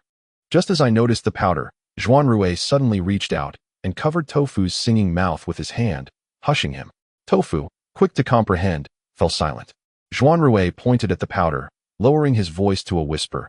"It's heavy copper powder. When it contacts a wound, it causes rotting, and inhaling it leads to lung blisters." Understanding dawned on me. The ancients were adept at employing mechanisms, and this heavy copper powder was likely a form of gate protection. The door was ajar, presumably a creation of my grandfather and his companions. Thus the mechanism behind the door had activated, releasing poisonous powder that blanketed the ground. A sudden jolt of fear surged through me as I realized the weight of the toxic powder. My grandfather's group had likely fallen victim to it. I quickly gestured for everyone to retrieve their clothing from the gear bags, instructing them to cover themselves completely, exposing nothing but their eyes. The group moved swiftly, wrapping themselves securely and stepping carefully over the heavy copper powder as they approached the open stone door from which the light emanated. The powder was light, and though we treaded cautiously, each step stirred up the toxic dust, which wafted like smoke, making it difficult to avoid. Despite our bodies being well protected, we had neglected one area, our eyes. Consequently, within that short distance, I felt a burning sensation and unbearable pain in my eyes, a plight shared by the others. Their eyes resembling those of rabbits, reddened and swollen. Fortunately, the stretch of toxic ground was brief, and we soon emerged behind the stone door. However, I felt not only pain in my eyes, but also a blurring of my vision, a condition shared by most. We no longer cared to pursue the flickering light and hastily unwrapped our clothing, discarding the contaminated garments, and fetched clean water to wash our eyes. After a flurry of activity, we managed to avoid blindness, but this left us completely out of clean water. Chapter 69.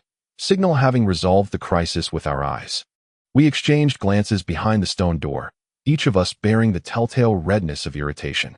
The region of 5he has always been rife with toxic miasmas, and we had underestimated the ancient locals' mastery of poisons, nearly falling into their trap. Tofu shook his empty water pouch, muttering, "Damn it, we're out of water." Zhuanji wiped the beads of moisture from his face and remarked, "One day, without water won't kill us. Let's hurry and finish our tasks so we can return early." The crowd refocused their thoughts and directed their gaze forward. Behind the stone door lay a meticulously arranged burial passage. It was my first encounter with such an unusual tomb corridor. There were no burial bricks surrounding the area or on the ground, only natural earthen tunnels and walls, and no signs of any mechanisms at work. This peculiar arrangement suggested that tomb raiders could easily breach the burial site while excavating for mushrooms. From both the structural integrity of the tomb and a security standpoint, this was evidently quite irregular. The strangeness of this burial passage was not lost on others. Even Zhuangji muttered that he had never seen anything like it before. Following the path devoid of burial bricks, the group's attention shifted ahead, their lights converging towards the end of the corridor. In such proximity, we finally discerned a fiery orb of light. It was not a genuine flame, but rather an enigmatic object emanating light. Upon closer inspection, we discovered it to be an old, tattered equipment bag, within which something glowed like fire. Doufu expressed his astonishment, exclaiming, "It seems to be something left behind by the previous group. What could be producing that light? Could it be a flashlight? After 14 years. What kind of flashlight could still function so remarkably?" Zhuangji appeared quite exhilarated. Being young and fearless, he rubbed his hands together and declared, "We'll find out soon enough." With that, he dashed ahead and crouched by the equipment bag, swiftly opening it. As we gathered around the bag, we immediately noticed it was stained with blood and in tatters, containing only a mass of charred food and a swollen water pouch. Our attention, however, did not linger on these useless items. We were fixated on the source of the light. Upon seeing it, Zhuangji exclaimed in surprise, turning to Doufu, "You know, I might just have to start calling you a prophet." For the glowing object was indeed a fragment of a flashlight. It was referred to as a fragment because it was not merely a flashlight but an old-fashioned carbine rifle, evidently modified, with a small lighting apparatus affixed to the top. It was this small device that was currently illuminating the area. I stared at the ancient rifle, momentarily lost in thought, unable to resist lifting it for a closer examination. It was quite old, showing signs of wear, and the modified lighting device was clearly from over a decade ago, as indicated by the small bulbs it housed. Something felt amiss. Not just me. Everyone appeared perplexed, their expressions strange. This equipment bag was clearly a remnant of a team that belonged to my grandfather. Its bloodstains suggested that its owner likely encountered some misfortune. There were no bodies in the vicinity, leading me to surmise that the bag was lost during a hasty retreat. Could there be some danger lurking nearby? I scanned the burial passage, noting that aside from the absence of burial bricks, everything else seemed normal. Indeed, more so than in most tombs, with no signs of mechanisms whatsoever. What peril could one possibly encounter here? Yet, the most pressing question remained. How was the light still functioning after 14 long years? As the crowd stood in stunned silence, I promptly activated the battery switch atop the lighting device. Once engaged, the interior revealed a number 5 battery, grotesquely deformed and swollen, emanating an unpleasant odor. Beside me, the tofu creature exclaimed, "How could it have illuminated under such conditions?" No sooner had the words left its mouth than, whether due to my opening the battery cover or some other reason, the light suddenly extinguished. This unexpected turn of events prompted an instinctive reaction. I flung my carbine, which landed squarely on a tattered, blood-stained gear bag. With that throw, a decrepit battery tumbled out, rolling a few times to expose a dark substance within. The captivating beauty, Gu, appeared visibly anxious. Her keen observations heightened her awareness of the unusual circumstances, and she whispered, "I sense something amiss in this place. And this burden is even more so. We should vacate immediately." Zhuanrui nodded in agreement, his gaze shifting to the peculiar firearm as he prepared to venture deeper into the tomb. Yet, at that very moment, the lighting device, devoid of batteries, unexpectedly reignited. The same dim glow, a beam as thick as an infant's arm, contrasted starkly with the empty battery compartment behind it. In an instant, Zhuangji's previously excited expression resembled one struck by a sudden slap. How can it possibly light up again? What is at play here? I felt an icy chill creeping up my spine, as if an eerie force loomed around us, halting our movements. Suddenly, the lighting apparatus began to flicker, resembling a watchful eye or perhaps malfunctioning.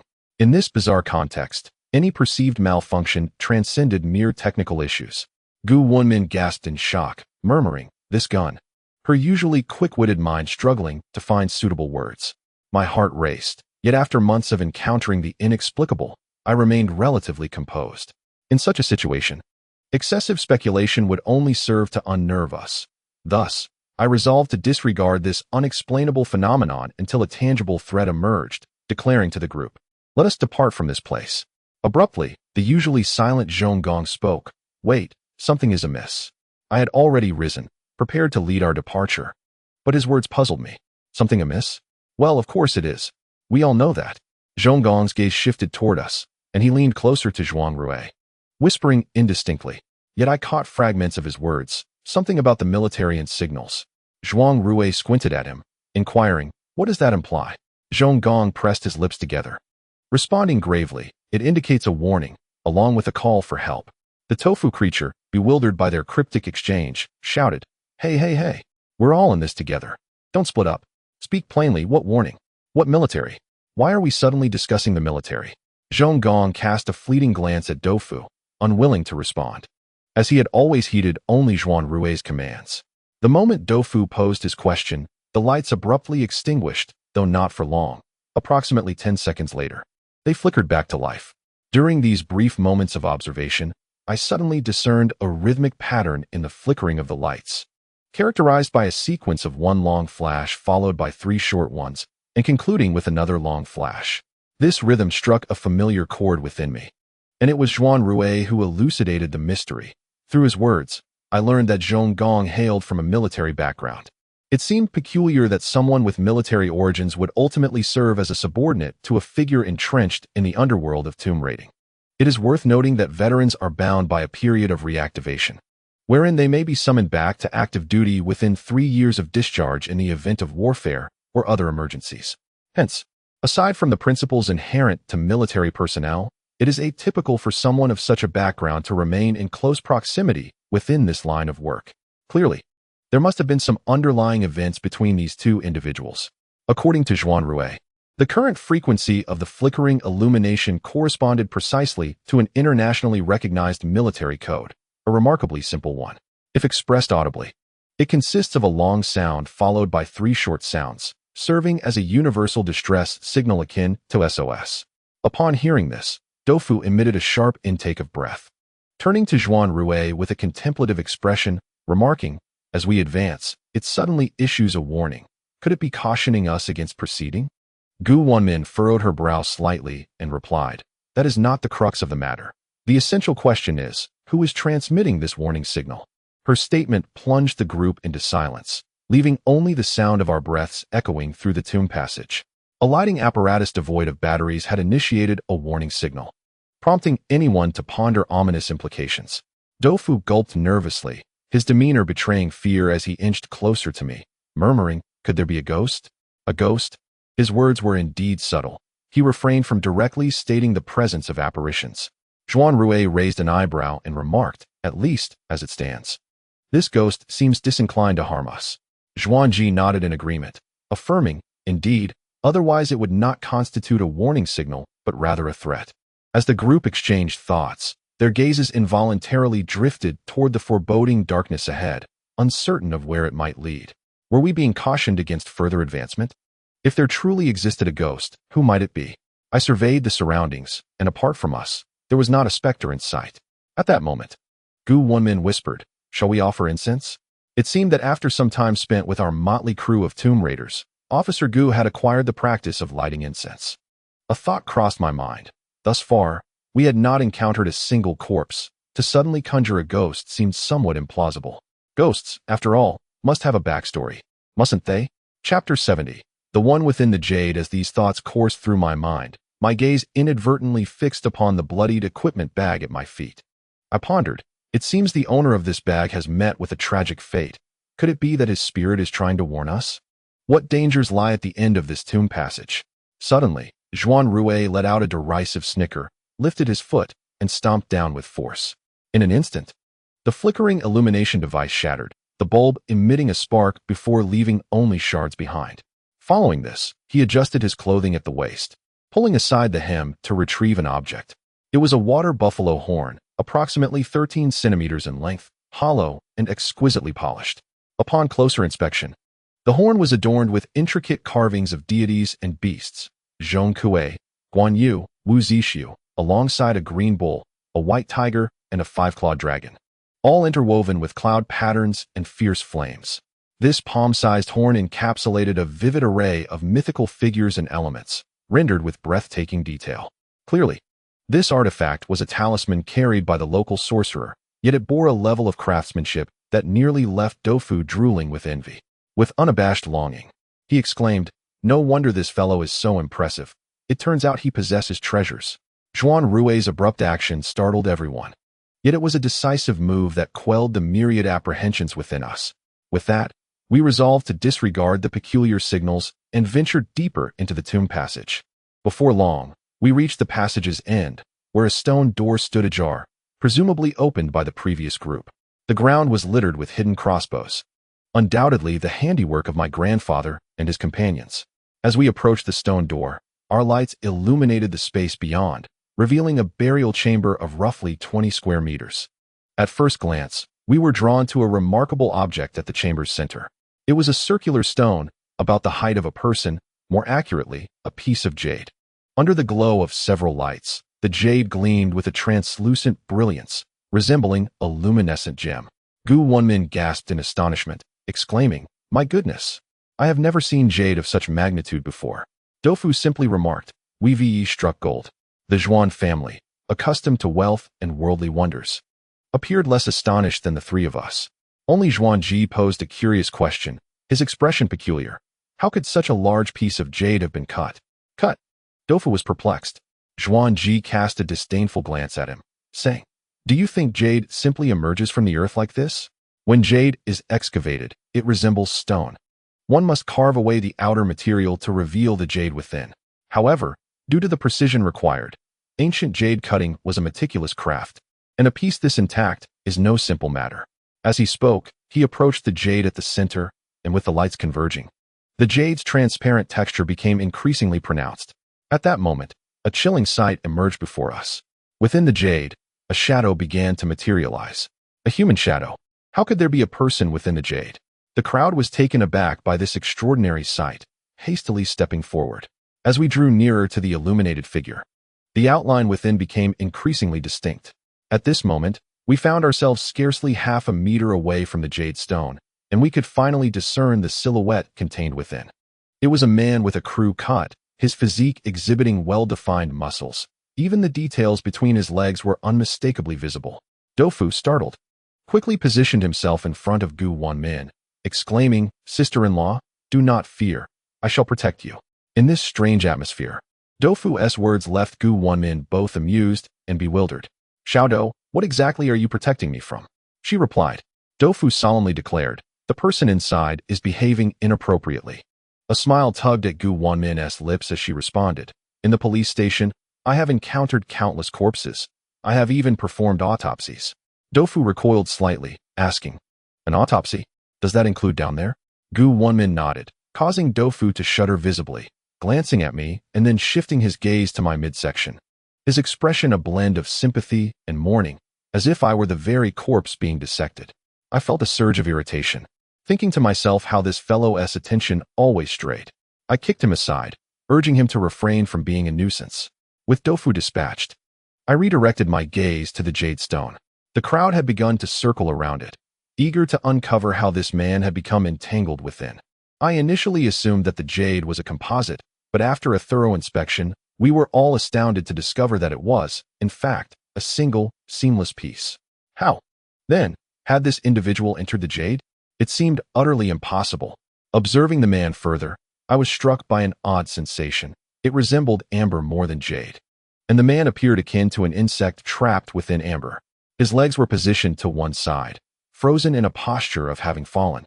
One hand raised as if to fend off some unseen force, his face partially obscured by his arm. Yet, his expression was still discernible, his eyes tightly shut, with radiating wrinkles at the corners, and his mouth firmly closed. This evoked a sense of familiarity within me, reminiscent of the moment one instinctively shuts their eyes and mouth when splashed with water. The more I observed, the more I grew convinced of my hypothesis. Indeed, it resembled amber rather than jade. Unable to resist, I extended my hand, intent on touching it to discern its true nature. Just as I reached out, Wenmin intervened, exercising caution as she offered me a pair of gloves, signaling for me to wear them first. However, jade requires not only keen eyesight but also a tactile understanding. I shook my head and touched it barehanded, immediately feeling its cold, smooth surface. Aside from myself, Zhuanrui and others began to caress the stone as well. In terms of texture, it bore no difference from jade, and it might very well be jade. But how could one explain the presence of the man within? As I scrutinized the figure inside, an ominous premonition arose within me. While I could not ascertain his identity from other aspects, his hairstyle betrayed him. He was a modern man. Without a moment's hesitation, we were almost certain he belonged to the same group as my grandfather. But how had he come to be in such a state? After a thorough examination, the atmosphere among the crowd grew increasingly somber. How could a single individual be confined within a piece of jade? Was the prior warning of danger referring to this very object? Could it be that the ominous signal emanated from this peculiar dumpling? My mind raced with countless thoughts, yet none could be substantiated with any conviction. As the collective gaze of the group fixated on the cryptic artifact within the tomb, they became oblivious to their surroundings. At that moment, someone unexpectedly tapped my shoulder from behind and called out, "Old Shun." Recognizing the voice as Tofu's, I surmised that the lad, having been sent to the side, must have completed his moment of reflection. I turned to inquire about his intentions, only to be confronted with a charred visage. A face that appeared as though it had been scorched, dark and ominous, loomed before me, the nose nearly brushing against mine, while two hollow eyes fixed their gaze upon me. In that instant, a chill coursed through my body, and my blood surged to my head, leaving me momentarily oblivious to anything beyond that charred face. Then, to my astonishment, the face retreated a step, and with a swipe of a hand, it was removed, revealing Tofu's mischievous countenance beneath. It was merely a mask, yet the shock from that sudden fright did not dissipate immediately. My eyes darted between Tofu and the mask he held. Presumably, he had intended to frighten me in retaliation for my earlier kick, but his unexpected success startled him as well. Realizing my expression was far from composed, he panicked, tossing the mask aside and stammering, "Old Shun, I." He then awkwardly shifted, suggesting, "Why don't you give me a kick? Don't be angry." Though I feigned indifference, I could not deny my vexation. However, seeing him admit his mischief, I resigned myself to my misfortune of befriending a troublesome companion. Curiously, I asked, "Where did you acquire that mask?" Tofu pointed toward the eastern wall of the tomb. Following his gesture, my heart raced with trepidation as I beheld the wall, densely adorned with such masks, dark and sinister, with only hollow eye sockets and wide, sealed mouths curving into an eerie smile. Initially, we had focused solely on the strange jade figure in the center of the chamber, oblivious to the fact that while we scrutinized the jade, the faces on the wall were grinning malevolently at us. Even now, as I turned to face them, the bright light only intensified my unease under the gaze of those grotesque masks. Tofu chuckled. "I was startled too. After all, you sent me away. I merely wanted to give you a fright, yet it seems you were more terrified than I." I retorted, "You would do well to refrain from mentioning this incident. The mere thought of it makes me want to strangle you. Fear is one thing, yet this was a different realm altogether." Anyone who turned to find a charred figure standing behind them would undoubtedly struggle to maintain their composure. Chapter 71. There are ghosts behind the door. Our commotion had already captured the attention of the other four. Instantly, their focus shifted from the jade figure to the masks adorning the wall. Wenmin, both astonished and intrigued, remarked, "Could these masks belong to the people of the Zimu kingdom?" Zhuanrui remarked that the masks worn by the hanging corpses were distinctly different. Although he had observed from a distance, the masks of the hanging corpses were green, unlike these charred visages. In this dimly lit tomb, with its peculiar jade figure and these masks resembling scorched faces, what could they possibly signify? What had previously alerted us? With an audacity that surprised even himself, Zhuanrui approached the wall of masks, casually plucking one from its place. After a brief examination, he seemed unable to discern any significance and carelessly tossed it to the ground. At that very moment, I was struck by the realization that the number of dark masks on the wall appeared to be amiss. They were arranged closely together, and as Tofu and Zhuanrui had taken two masks, the wall instantly revealed two glaring vacancies. It was only upon noticing these gaps that I spotted another inconspicuous void at the base of the mask wall, suggesting that someone had previously removed the mask that belonged there. I couldn't help but glance back at the jade figure behind me. Aside from his crew cut, there was hardly any indication of his identity. Could he have been the one to remove the mask? Who was he? Was he part of my grandfather's team? How had he entered this center of jade? What purpose did these masks serve? My intuition sharply connected the two, yet my gaze could find no tangible link between the masks and the figure encased in jade. My understanding of the burial customs of the Zimu kingdom was limited, but the ancestors of the 5he region had undergone significant sinicization over a millennium ago. Thus, Han burial practices had profoundly influenced the customs in 5he. If we were to adhere to the burial norms of that era, this underground chamber was likely a well-shaped tomb, with the interred positioned at its center. Yet, we found ourselves in which corridor of this well-shaped tomb? Or was this burial site unlike anything I had imagined? This tomb also possessed a stone door, but to our astonishment, the door was sealed shut. Logically, since my grandfather and his companions had entered this place, the door should have been opened by them. Approaching the stone door, I immediately sensed something amiss. The door had indeed been opened, but it had been resealed. and inscribed in blood were 8 chilling characters. There are ghosts inside. Do not open. A sharp intake of breath escaped Guda, the beautiful woman beside me. As she beheld the gruesome inscription, her voice trembling as she inquired, "Who wrote this?" In the darkness, we exchanged glances, the light above intertwining, enveloping our faces in a luminous halo, allowing me just enough clarity to discern her elegantly pointed chin. The commotion drew the attention of the others, who approached to examine the ominous words on the stone door. Zhuanrui asked me, "Is this the handwriting of the Ghost King?" I shook my head. His question implied that the script did not belong to Zhuan Donglai, but likely came from others within that team. Zhuan Ji stroked his chin, speculating. This tomb has only this one stone door, and yet it is closed. How strange. Indeed, the stone door within the ancient tomb is unlike the wooden doors we typically encounter.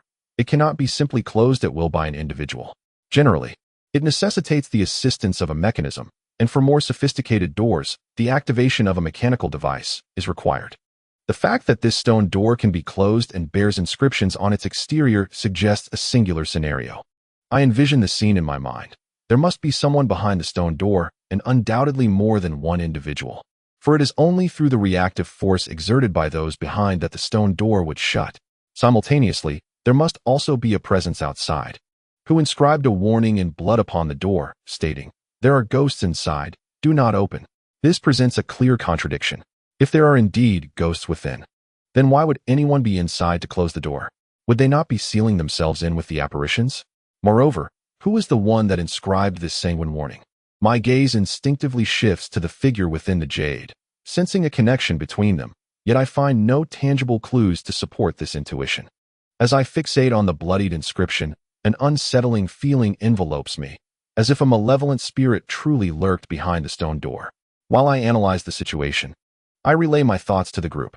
Just as I finish speaking, Dofu presents a rather implausible theory, suggesting, "Do you think the door was closed by the ghost inside? A ghost closing the door? I have heard tales of ghosts knocking at midnight, but never of one closing a door." Zhuanrui raised an eyebrow at this remark, coolly responding, "What purpose would a ghost have in closing a door? Is there a female ghost inside taking a bath?" His jest rendered Dofu momentarily speechless. Tugging at his hair in frustration, he exclaimed, "So what do we do now? Should we open the door or not?" As he spoke, his gaze turned toward me, clearly awaiting my decision. I replied, "Are we truly going to let a mere 8 characters frighten us into retreat? Even if there are Zongzi present, whether soft or firm, we must confront them." Zhuanrui, not one to concede easily, smiled slightly upon hearing this, signaling to the others. Having developed a rapport, they commenced to push the stone door without further ado. Since the door had been opened previously, the mechanism for closure was evidently absent. Thus, with our combined efforts, the stone door gradually parted, revealing the shadowy space beyond. At that very moment, I beheld the ghost behind the stone door. It stood there, its pallid visage adorned with a sinister smile, fixated on us as we struggled to push the door. I was not the only one to witness this.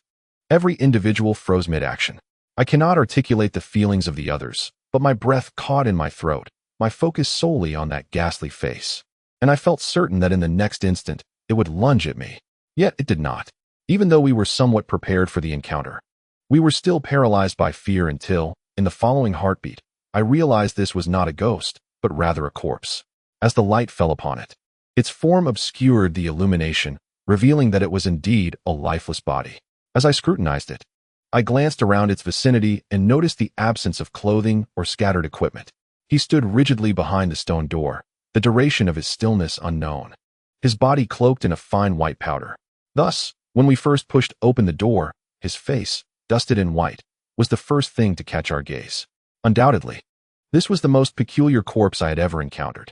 An eerie smile was frozen upon his lips, reminiscent of one who had discovered treasure or perhaps fulfilled some dark desire. The stone door had only been pushed halfway open, leaving us at the threshold, exchanging perplexed glances, utterly bewildered by the sight before us. After a moment, Zhuan Ji was the first to shatter the silence, inquiring, "Why are both of them unclothed?" Dofu shook his head, retorting, "No, no, no. Do you not find it more significant that their clothes are missing rather than the fact that they are without garments?" Wenmin, displaying her analytical prowess, squinted and speculated, perhaps, after encountering danger, someone in their group, driven by the scarcity of resources, took everything they possessed. Doufu, exhibiting a surprising quickness of thought, immediately countered, "That's impossible. Surely they wouldn't leave even their undergarments behind. Even in dire straits. One wouldn't resort to wearing someone else's undergarments." Wenmin's expression faltered, clearly taken aback by Doufu's objection, and she soon turned her gaze towards me, evidently seeking my opinion. Wenmin's hypothesis appeared to be the most plausible thus far. Even if this place were haunted, could it be the work of a lecherous spirit, one who delights in stripping men of their clothing? Yet, if such a spirit existed, surely some evidence would remain. The absence of any trace suggested that, as Wenmin posited, their clothing and gear had indeed been removed by others. However, under what circumstances could individuals be so desperate as to leave no garment unclaimed? After some contemplation, I calmly suggested, unless, of course, their resources had dwindled to an extreme scarcity. Zhuanrui failed to grasp my true implication, expressing his disagreement. So, according to you, the remaining group, having encountered some misfortune, resorted to stripping these two corpses of their undergarments? I clarified, I am referring to resources, not solely clothing. I corrected Zhuanrui's interpretation and shared my further analysis with the group. The garments that had been removed might not necessarily have been donned by others. In conditions of severe resource deprivation, they could serve myriad purposes, such as bandages, fuel for fire, or insulation. The fact that these individuals were stripped bare led me to believe it was likely their clothing had been taken for warmth or to serve as a source of light. Doufu, after listening, shook his head and said, "Do you fancy yourself Sherlock Holmes? You see a naked corpse and conclude that the other group faced resource shortages. Using clothing for fire? Old Shun, it's not that I doubt your judgment, but with so many people, including the esteemed Shun, how could such a severe shortage suddenly arise?" I replied, "This is merely a hypothesis." Zhuanrui interjected, "Rather than speculate on that, should we not ponder the circumstances surrounding this corpse? Do you think he might have closed the door himself? And what could the entity behind the door signify?" As Zhuanrui spoke, the crowd began to scrutinize the corpse before them. It showed no signs of decay. The white powder on its surface preserved it like a layer of salt. Even after such a long time, the muscles on its arms were still visible. Soon, we noticed numerous wounds covering its body, yet all were merely superficial injuries, akin to our current predicament. At that moment, Wenmin suddenly exclaimed, noting that there was something on the back of the skull. As she spoke, she reached out and retrieved a nail-sized object from the hair of the corpse. Chapter 72.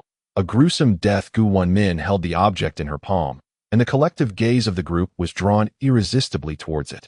It was an irregular, nail-sized shard, resembling some form of debris, dark and unidentifiable. As I pinched it between my fingers, the charred color abruptly triggered a realization within me. It was a fragment of a mask. Could it be that the mask, which had vanished from the corner, was taken by this individual? Logically, once a person dies, their body cannot maintain an upright position without some form of support.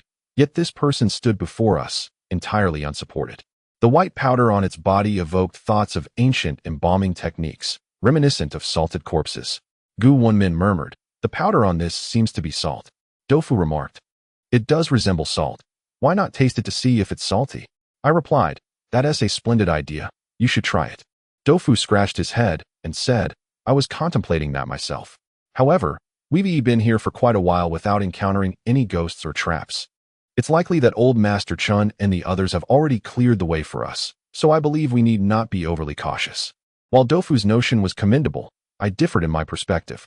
He tended to see the silver lining in every situation, while I often prepared for the worst. The individual trapped within the jade and the peculiar salted corpse before us left me with an unsettling sense of unease. At this juncture, we were utterly perplexed and had yielded no tangible results.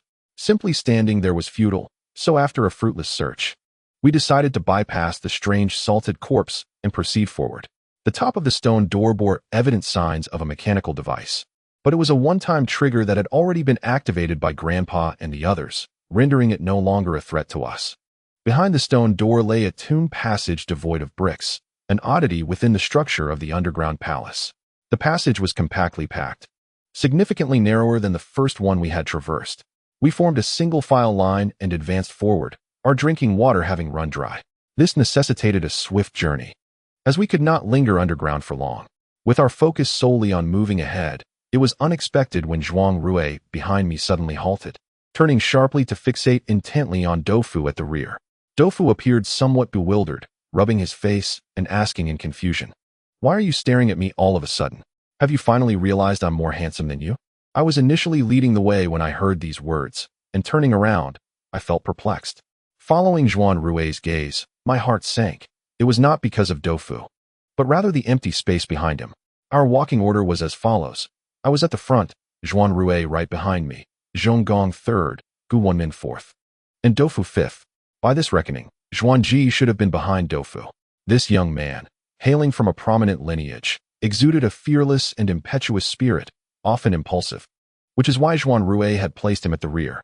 Yet now, Doufu found himself completely alone. Zhuanrui's calm demeanor shattered. He quickly retraced his steps, scanning the surroundings, gripping Doufu's collar, and demanding, "Where is he?" Being yelled at while having one's collar grasped is disconcerting for anyone. Doufu, embodying a tough exterior but a soft heart, could not conceal his discomfort and retorted, "To hell with it. I'm not his babysitter. My eyes aren't glued to him. Who knows where he has gone?" Zhuanrui snorted in disdain, released his grip, and marched back the way we came in search of Zhuangji. Naturally, Zhonggong followed closely behind, leaving only Wenmin, Doufu, and myself in the original spot. Doufu adjusted his soiled shirt and, despite his brash nature, expressed concern after cursing Zhuanrui's ancestors. "Zhuangji has likely met with trouble. Let us not dawdle. We must find him." Subsequently, our group of 6 traversed the narrow tomb passage multiple times. A living person could not simply vanish.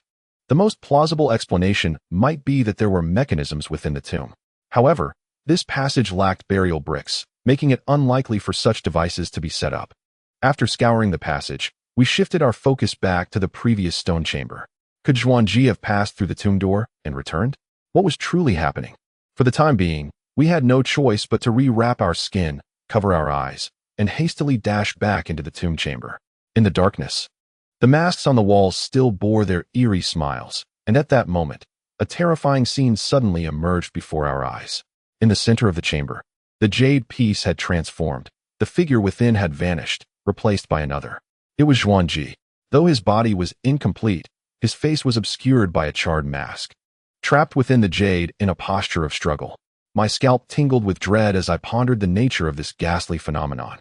Fixating on Zhuangji's dark mask and recalling the fragmented masks of the corpses behind the stone door, a chilling thought struck me. Could these masks be the source of harm? Yet, there was no time for prolonged contemplation. Zhuangji was ensnared within the jade. His expression contorted in anguish, seemingly attempting to escape. However, he had already begun to transform into a substance akin to amber, much like the previous individual. Doufu's eyes reddened, and he brandished a probing shovel, exclaiming, "What are you all standing around for? Hurry and save him." It was evident to any discerning observer that it might already be too late for a rescue, but in such dire moments, no one was willing to concede defeat. We retrieved our tools and began to chisel away at the strange piece of jade. Soon, we discovered that its texture was softer than jade. While jade is relatively brittle and prone to breakage, this substance resembled a high-concentration gel. It felt akin to jade when touched, yet possessed a subtle elasticity when carved in two. This endeavor consumed considerable time, and when we finally split it in two, the body of the chihuahua was unveiled. Zhuanrui maintained a stoic expression as he extended his hands to pull the figure outward. However, at that moment, a horrifying sight unfolded before us. Zhuangji was extracted, yet what emerged was nothing but a hollow human skin. Once freed from the jade's embrace, the skin collapsed utterly, leaving only the clothing behind. We stood before the lifeless skin, rendered speechless. Moments later, I heard a suppressed gurgling sound emanate from Zhuanrui's throat, as if he were on the brink of fury but restrained it, resulting in an odd, meaningless noise. My thoughts were in complete disarray. My perception of Zhuangji had been that of a bold young man, likely born into privilege and unaccustomed to adversity, exuding a youthful arrogance magnified several times over. Yet now, this young man had transformed from a living being into mere skin, and ultimately, even that had vanished beneath the garments. At that moment, I questioned whether I was dreaming. The dark tomb, the silent assembly of individuals, their rigid stances resembled a shadowy nightmare. Then, Tofu was the first to break the silence, pinching his own leg with force.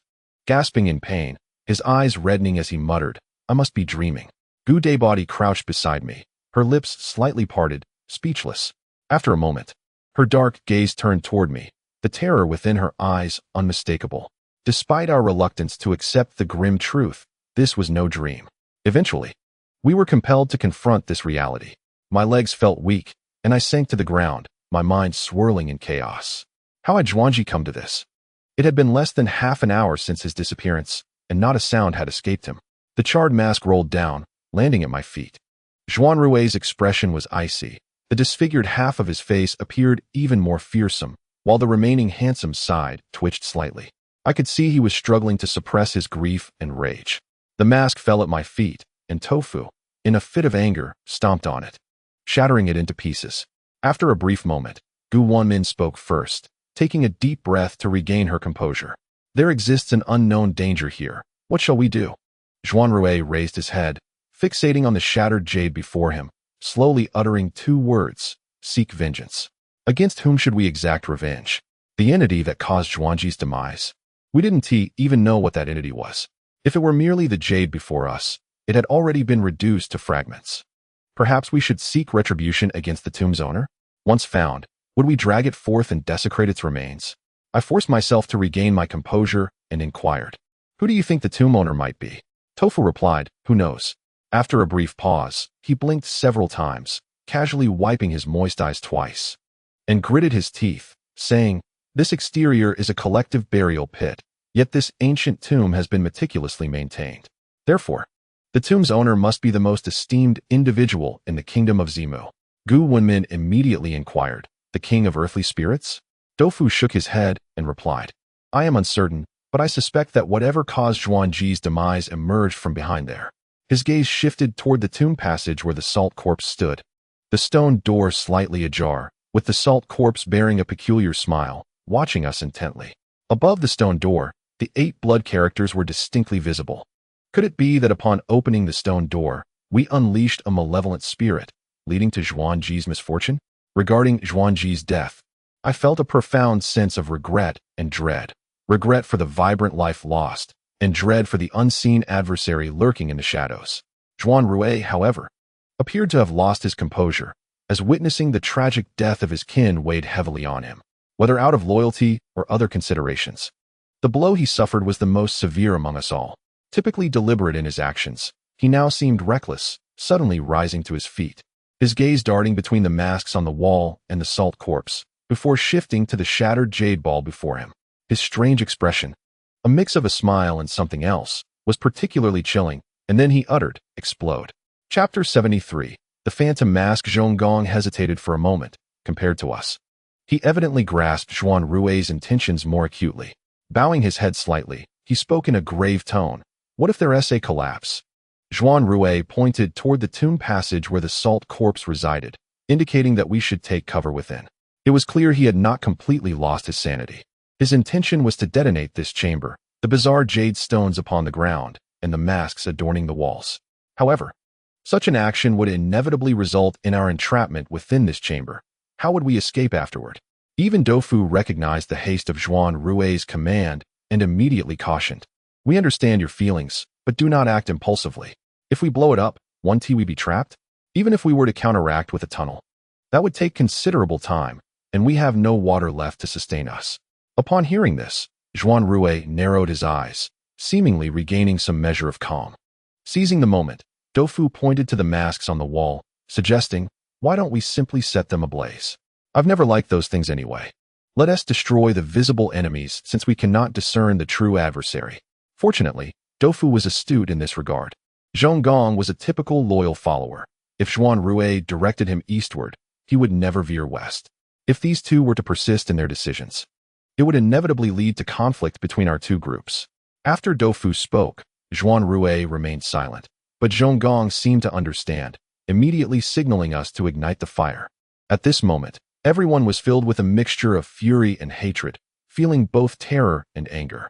Driven by this force, we gathered the masks, shattered jade fragments, and the salt-like corpse in the center of the chamber. Zhonggong ignited the solid fuel and hurled it inside. The fuel shattered into several pieces and began to burn simultaneously. Soon, The corpse and masks were engulfed in flames, while the peculiar jade-like substance began to soften before our eyes. The profound subterranean world was suddenly engulfed by a noxious stench of charred remains. Fortunately, we had prepared in advance, tearing pieces of cloth to cover our mouths and noses, squinting our eyes as we stood at a distance, observing the spot where the salt corpse lay. The withered human skin left behind by Zhuanrui was meticulously rolled into a bundle by Zhonggong, resembling a scroll of parchment. Quite frankly, this was an eerie tableau. Just moments ago, a living being had existed, and now it had been reduced to mere skin, coiled up by another. It struck me how fragile human life is, and how unpredictable the events of the world can be. Zhuanrui had descended into the depths with such vigor, yet none could have foreseen this grim fate. What would my future hold? Would I perish in some conflict? Or gradually succumb to the curse lurking beyond the ghostly realm? Or perhaps I would navigate through the mystery successfully and return to a semblance of normalcy. The group stood in silence, and as the flames began to wane, no unforeseen incident occurred. We ventured once more into the tomb passage. This time, a heavy silence enveloped the team. The weight of Zhuanrui's death pressed heavily upon our hearts. In truth, apart from a sense of regret and reflection, I felt no profound sorrow, for my connection with the Zhuan family was not particularly deep. Recalling Zhuanrui's misfortune at the rear, I hesitated to let Doufu and the others take the rear guard, so I voluntarily positioned myself at the back, drawing my weapon for protection. In front of me was Doufu, followed by Wenmin, Zhonggong, and then Zhuanrui. This tomb passage was rather lengthy, and we had yet to encounter a single tombstone. After approximately 100 meters, Doufu suddenly halted, then abruptly stepped back, colliding directly into my arms, causing me to bite my tongue and wince in pain, my nose tingling with discomfort. My temper flared instantly, and I exclaimed, "What in the world is going on?" At that moment, no one was in a pleasant mood, and Doufu's actions only intensified my frustration. Doufu, visibly startled, recoiled slightly and stammered, "And no, there's a straggler here." He pointed to a spot slightly to his left, bending down as the light shone directly on it, revealing yet another mask, identical to the one previously hanging on the wall. I was taken aback, pondering how another mask could possibly be here after the first had been burned. It was no wonder Doufu had reacted so strongly. This mask indeed exuded an unsettling aura, especially since the deceased Zhuanrui had once donned such a mask. The thought alone was disquieting. Could this mask have been left by someone else? What had transpired when my grandfather and the others arrived at this location? Under normal circumstances, when a member of the team perished, one would expect a proper retrieval of the body. Why did my grandfather's group neglect the individuals within the jade and the salt corpse? Doufu asserted this mask could not have been left by old Master Chun. Why? I inquired. Doufu swallowed hard and responded. There were 3 masks taken from that wall. One belonged to the salt corpse and was destroyed. Another was on Zhuanrui and was burned along with him just now, and the last one is the one I previously removed. My heart sank at his words, and I quickly asked, "Did you throw that one into the fire?" "I did," he replied. Doufu nodded fervently, his voice trembling on the verge of tears as he exclaimed, But I recognize this mask. It is the very one I took off back then." A chill ran down my spine at Doufu's words, and I quickly retorted, "Don't be ridiculous. Masks all bear a similar visage. How can you be certain it is the one you had?" Trembling, Doufu lifted the mask, pointing at the charred surface, saying, "There is blood on it, from the wound on my hand." Everyone bore minor, unbandaged injuries, and a few drops of blood were inevitable. I scrutinized the mask in Doufu's hands and noticed, indeed, a faint trace of blood at the corner of the mouth.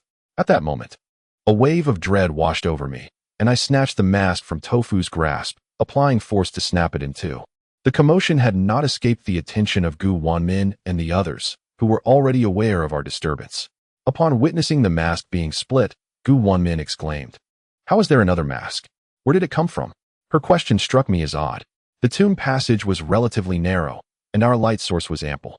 Wenmin and her companions walked ahead of Doufu, so logically, they should have discovered the mask first. Why did the beautiful Gu inquire about it instead? It was evident they had not noticed the mask. Could it be that this mask had intentionally appeared before Doufu? Connecting this to the salt corpse and the masked death of Zhuanrui, I was suddenly filled with foreboding. What if I had not been there to support Doufu? Would she, too, meet an untimely demise like Zhuanrui? I promptly shared my analysis with the group, stating, This mask is inextricably linked to Zhuanji's death. If my estimation is correct, its next target is tofu. What peculiar force could be at play? Even if it were the rice dumplings causing mischief, they should have made their presence known by now. Yet, aside from confirming the existence of this mask, we were entirely unaware of our adversary's whereabouts. Tofu's face had drained of color from fear, and after a moment, with tear-filled eyes, he looked at me and said, "Old Chun, my greatest dream in life is to own a helicopter and travel the world. After I die, remember to burn one for me." I replied, "You can barely ride a bicycle without scratching someone's BMW. Flying a helicopter is far too perilous." I recalled a time when Tofu rode that second-hand bicycle to buy paint. His skills atrocious. He accidentally brushed against a parked luxury car worth 4 million, leaving a long scratch along its side. Initially stunned, Tofu's second instinct was to flee. After only a few steps, in his panic, he rode into an open sewer, falling spectacularly and spilling paint all over himself. As I recounted this incident, Tofu seemed to relive the painful memory and remarked, "Then I suppose I should just stay alive." Wenmin, both anxious and irate, interjected, "What are you two talking about at a time like this?" She produced a small block of solid fuel from her bag, saying, "I find this unsafe. It should be burned." The mask was wooden, and with a little fuel, a flick of a lighter ignited it, reducing it to a small pile of ashen moments. Gazing at the remnants before us, we breathed a sigh of relief, eager to leave the eerie tomb passage behind, and hastened onward. After walking for a while, it seemed that the tomb passageway had no end, stretching endlessly before us. At that moment, Tofu halted, crouched down, and picked up an object. He turned to me and said, "Old Chun, I feel like it's got its eyes on me." In his hand was the charred mask that had been burnt to a crisp. The mask, adorned with an eerie smile, fixated on me. As if mocking our earlier reckless actions, the bloodstain at its corner suggesting it had just feasted on human blood. I gasped, my mind buzzing, and the others froze, leaving the tomb in an eerie silence. Tofu, terrified, stuttered, "I don't want the helicopter anymore. I don't want to die." "Old Chun, didn't you say even the king of hell would steer clear of you? Hurry, think of a way. I'm the last of the Do family. If I die, my parents will definitely come looking for you." Hearing him invoke his parents, I couldn't help but smile bitterly. I glanced at the mask in my hand, steeling myself, and replied coldly, "If it wants to follow, let it. I refuse to believe it can cause trouble right under my nose." From that point on, everyone remained on high alert, while the mask, now pierced and hanging from my dagger, became the focus of my attention. Soon, I felt an itch on my face, as if countless ants were crawling on it. Unable to resist, I reached up to scratch, only to discover a thin, sticky layer had formed on my skin. Alarmed, I realized something was amiss. Looking at the mask impaled on my dagger, I was struck by the sudden transformation. The once black mask had turned pure white in an instant. Chapter 74. A critical dilemma on the white mask. A black mist began to creep up my arm, bringing with it a sensation of numbness and itchiness. In an instant, my arm was coated with a slimy, pale liquid that rapidly coagulated, leaving me feeling as though I was ensnared, unable to move. The black mist spread with alarming speed, and I soon felt my entire body stiffen, rendering me speechless. Meanwhile, Tofu and the others ahead remained oblivious, cautiously advancing. My eyes widened in desperation, wishing to alert them. Yet no words escaped my lips. In a matter of seconds, my exposed skin was enveloped in a thin, jade-like substance. Suddenly, the truth dawned on me. Zhuanji's demise was indeed the work of this mask. Tofu and the others' figures grew distant, and I felt an overwhelming urge to curse. Just then, I sensed a chill behind me, followed by hands slowly encircling my waist. I froze, my scalp prickling. How could there be someone behind me? Then, a hoarse voice, akin to a broken gong, whispered in my ear, "You buried me alive." I immediately recognized the voice. It was Xiao Jing. Regrettably, I could not see her, nor did I wish to. So, this female ghost had been following us all along. What could she possibly want? Now, I find myself isolated. Could it be that she intends to strike a fallen foe? Several thoughts flickered through my mind, but as soon as Xiao Jing approached, I realized that the dark mist enveloping me began to recede. In a swift moment, the mask transformed back to its ebony hue, revealing that the shadowy smoke was, in fact, a gathering of minuscule insects, nearly indistinguishable to the naked eye. I pondered, could those jade-like substances have been conjured by these tiny creatures? Yet, time offered no respite for such musings. My body remained immobile, for Xiao Jing's hand had settled upon my neck. Without needing to see, I could sense her long, sharp fingernails poised dangerously close to my throat. At this juncture, Doufu and the others had ventured far away, cursed be their oblivion to my plight. As if sensing my gaze, the figure behind me rasped, "Do not expect them to rescue you." Just then, I witnessed Doufu abruptly turn his head. My heart leapt, thinking he might see me, but instead, he spoke to the empty air behind him. Moments later, he smiled as if he had heard something delightful. A chilling thought crossed my mind, ghostly deception. Damned be it, she had bewitched Doufu and the others, rendering them unaware of my disappearance. Perhaps a phantasmal illusion was trailing behind. With clarity of the current predicament, I forced myself to remain composed, contemplating various strategies as I swallowed hard and spoke softly. "Xiao Jing, you left me first. After 3 years, do you not know how I have fared? I cannot fathom why you have transformed into this. But why must you bring harm upon me?" Xiao Jing emitted a peculiar, eerie laughter. Suddenly, I felt her grip on my neck twisting. Though lacking force, I caught a glimpse of her transitioning from behind to my front. Before me stood Xiao Jing, still clad in her outdoor attire, now tattered beyond recognition, barely concealing her form. Her face was unnaturally pale, starkly contrasting her former self. The exposed skin bore scars, the flesh around them dark and festering, reminiscent of decaying meat. A nauseating stench filled the air, and as she drew closer, I could see a yellow worm writhing within the crimson wounds. In that moment, I felt a wave of revulsion nearly overpower me. Xiao Jing's face contorted into a grotesque smile as she hoarsely declared, "I know you have cared for me. Which is why, when that incident occurred, you were the first to come to my mind." "That incident?" A sharp instinct alerted me to a thread of revelation. I inquired, "What incident? What have you endured unbeknownst to me?" "You must already be aware of the idol. It watches over me. Only by finding the messenger can I continue to exist." "Messenger?" I recalled Wenmin's words and asked, "What precisely is this entity? Why did you think of me first?" Xiao Jing tugged at the corners of her mouth, recounting a strange tale intertwined with Lin Fatty. Lin, the corpulent scoundrel, indulged in reckless behavior, emboldened by the wealth of his parents. Such individuals possess their own social circles, where ostentation and flaunting of riches are commonplace. As the saying goes, in chaotic times, gold is prized. In prosperous times, antiques reign. In this era, adorning oneself with gold and silver is deemed vulgar.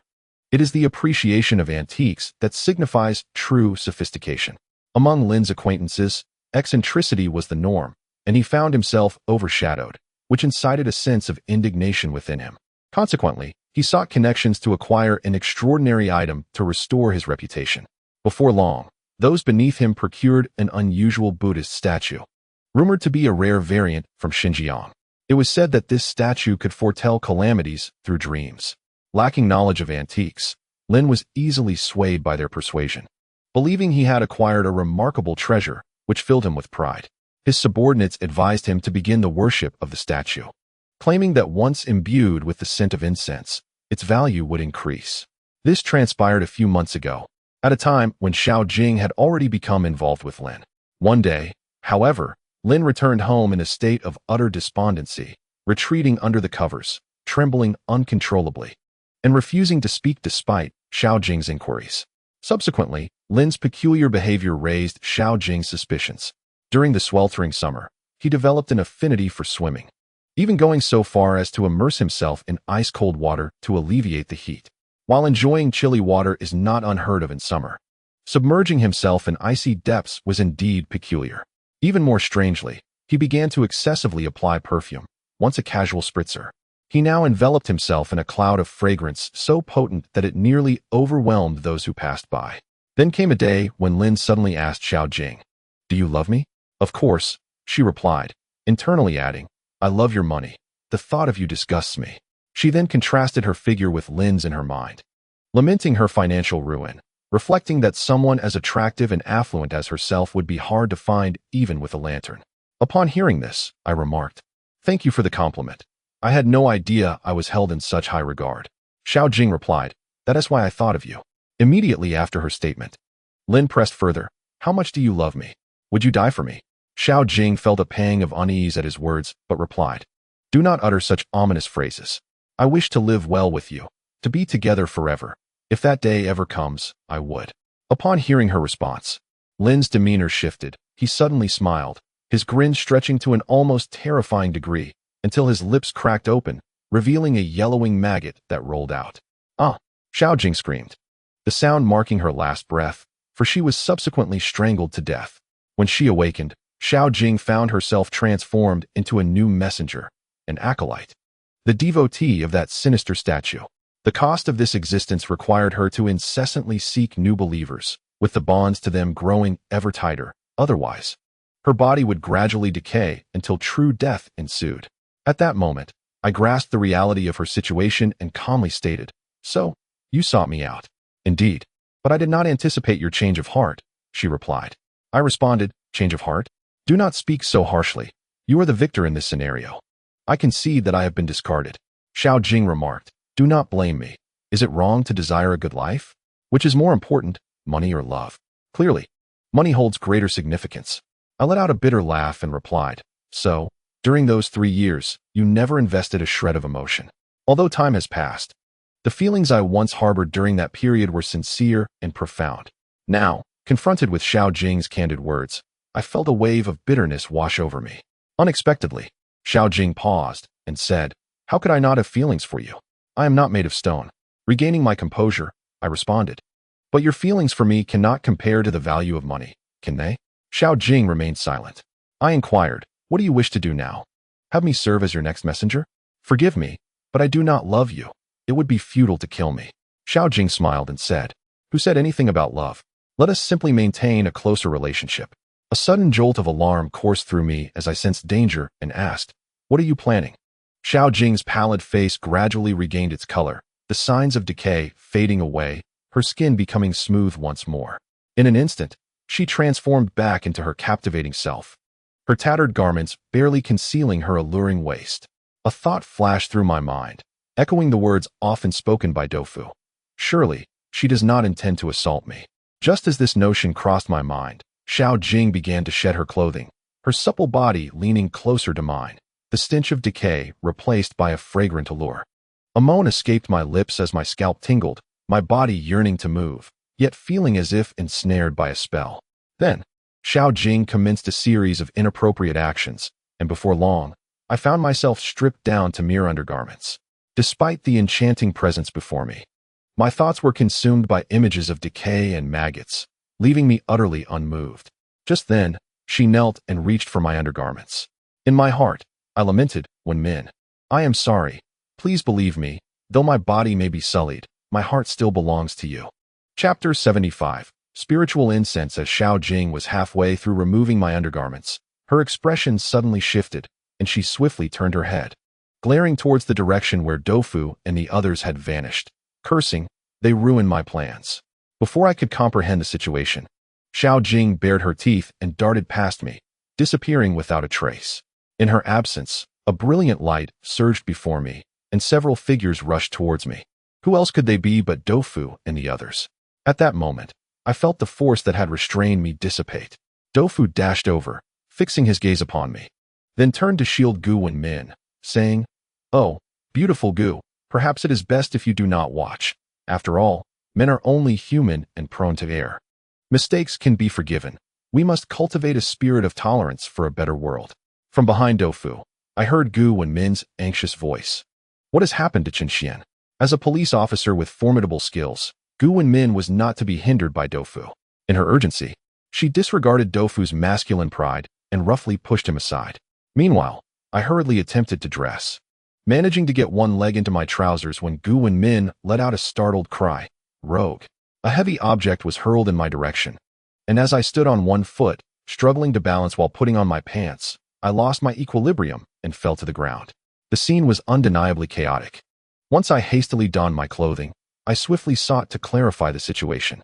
Doufu, casting a skeptical glance in my direction, inquired, "Are you certain you and she are innocent?" To which I retorted, "Of course. Have you not noticed that I am still wearing my underwear? After dealing with this mess, one must certainly put their pants back on." Doufu, ever the instigator, chimed in with a mischievous remark. Upon hearing this, the beautiful Gu turned pale, prompting me to deftly shift the conversation. "Wenmin, do not heed this fool's nonsense. I am entirely innocent. By the way, weren't you all bewitched? How did you come to realize something was amiss?" This question successfully diverted Gu's attention, leading her to credit Tofu for their discovery. It turned out that after my disappearance, due to the enchantment cast upon them, no one had noticed my absence. Tofu, unaware that he was shadowed by an illusory impostor, grew concerned that I might vanish like Zhuanrui. Thus he would occasionally glance back while engaging in trivial chatter to dispel his fear. As he spoke, Tofu began to sense something was amiss, pondering, why has this odd behavior suddenly changed? Usually, at this point, he would be kicking people. I couldn't help but chuckle at his self-awareness. Yet, as Tofu's suspicions deepened, he became increasingly industrious, relentlessly provoking the figure behind him, who complied submissively.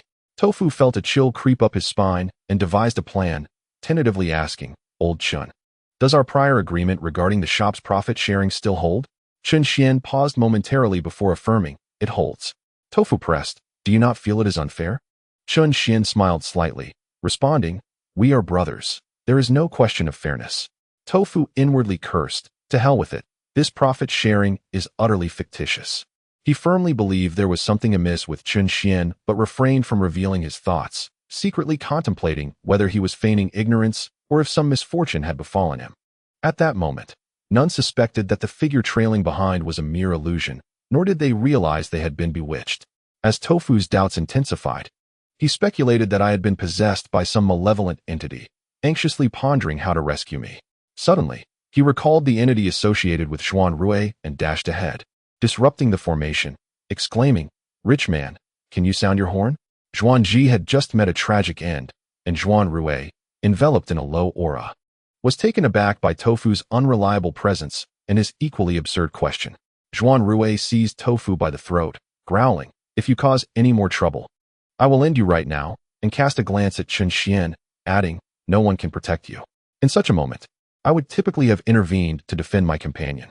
Zhuanrui, initially consumed by fury, had issued a warning to Tofu, but upon uttering those words, he noticed that Chun Xian showed no intention of intervening. This realization stirred something within Zhuanrui. He was a cautious individual, keenly observant of everyone's personalities and relationships. He understood that I and Tofu were closely aligned, and typically, I would have voiced my objection by now. Why, then, was Chun Xian remaining so silent?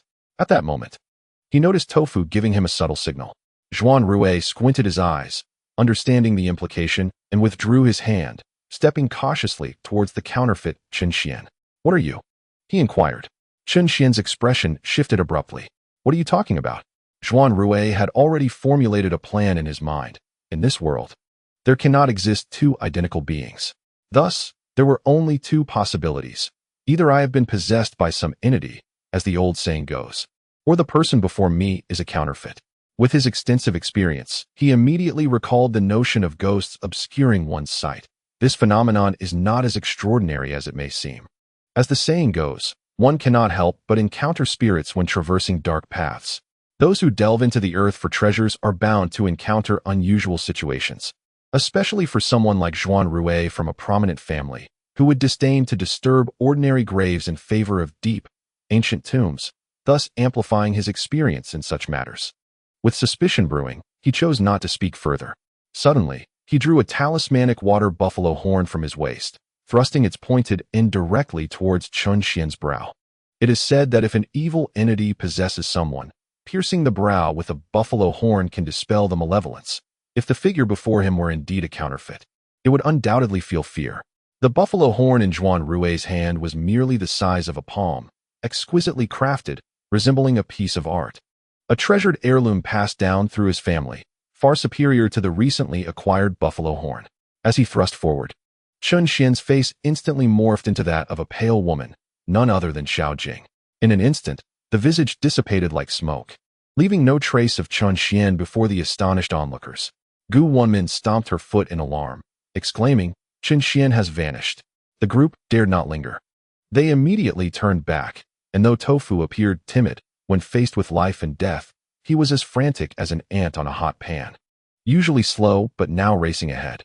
Soon, he spotted me standing not far away, with a beautiful woman crouched before me. For my lifelong happiness, he hastily turned to shield Wenmin from view. Upon hearing this, I could not help but feel a pang of fear.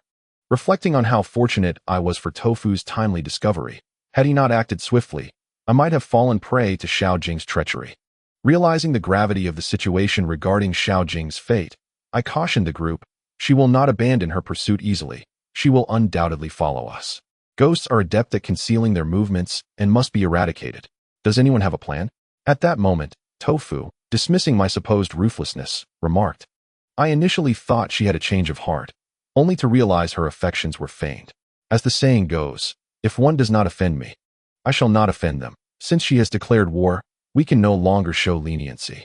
Tofu glanced around and added, however, her ability to conceal herself is quite formidable.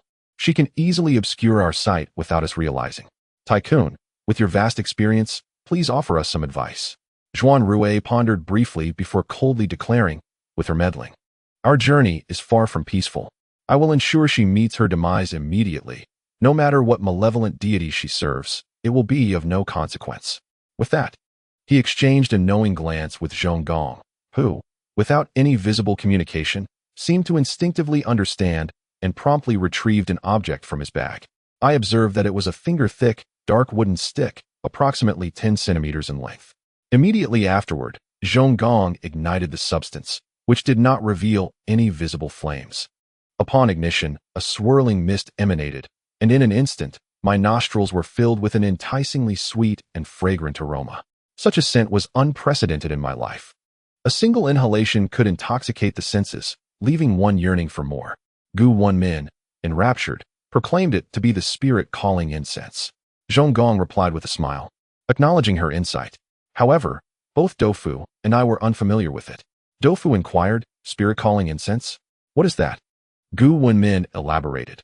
According to the ancient text 5he, this incense is a divine creation, derived from the transformation of ox bones buried deep underground for a millennium under special conditions. The fragrance is enchanting to mortals, but lethal to spirits, acting as a poison for them. This item is exceedingly rare and valuable. I once encountered a small fragment while investigating a case. Upon hearing Wenmin's description, I was taken aback, realizing the unusual nature of Zhuanrui, who possessed such a remarkable artifact. Typically, those who delve into tombs merely invoke spirits for manifestation, yet Zhuangrui's possession was not merely for appearance. It was akin to a deadly poison for the unwary.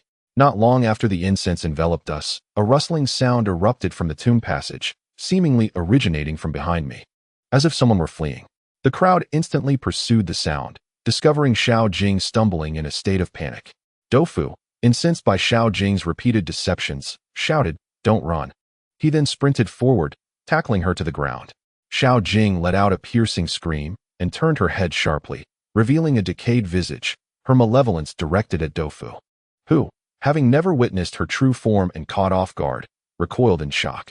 In that moment, she seized him by the throat, her voice rasping, "Extinguish that thing." As she spoke, her face transformed back to its former beauty. Alarmed, I realized I had erred in allowing Dofu to take such a risk. What was to be done? At that moment, Zhuanrui scoffed derisively, coldly stating, "I've long found this fool insufferable. Go ahead and kill her, and I shall take care of you afterward." Chapter 76. A new method. Xiao Jing's stunning visage twisted into a grotesque grin as she taunted, "Stop pretending. Do you think I lack the courage to kill him?"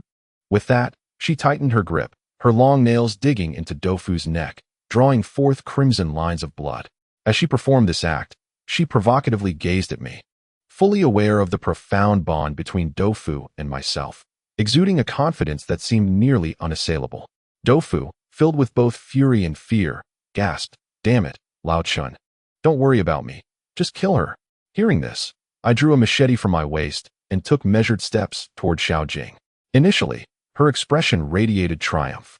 But as she perceived my unyielding advance, her demeanor shifted to one of trepidation, her voice rising in desperation. "Are you truly indifferent to his fate?"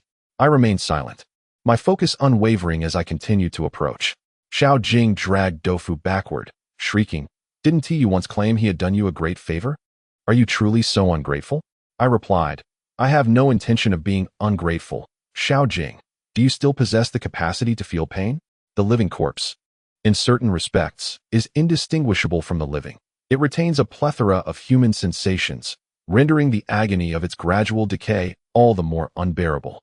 I can almost comprehend why Xiao Jing is so eager to find the messenger. Clearly, Xiao Jing has struck a nerve, her expression stiffening as she reveals genuine fear for the first time, asking, "What do you intend to do?" I responded, "You have already died once. Thus, ordinary wounds cannot claim your life a second time. Should you dare to harm my companion, I shall ensure you experience the true meaning of being unable to live or die." Silence enveloped us, and Xiao Jing took several steps back. In this moment, I could only gamble. This woman had always been timid, and I found it hard to believe she would dare to take drastic measures against Doufu. Gradually, we pressed her back by about 10 steps until she faltered, saying, "Chen Xian, you are ruthless. If you extinguish that thing, I will release him." Doufu, in a state of urgency, interjected, "Do not be deceived. This woman is weakened. If the spirit incense is extinguished, she will undoubtedly transform into a formidable being. We would stand no chance then." Before Doufu could finish, Xiao Jing suddenly opened her mouth and bit down fiercely on Doufu's shoulder. The scene was far from alluring, for as she bit, her once rosy lips transformed, revealing sharp fangs that tore away a piece of flesh. Her mouth stained crimson as she spat. "Silence. I will kill you eventually." Doufu winced from the pain, his eyes unable to focus, yet he remained defiant. The situation had become somewhat stalemated. If we were to extinguish the spirit incense first, the scenario Doufu predicted would inevitably unfold.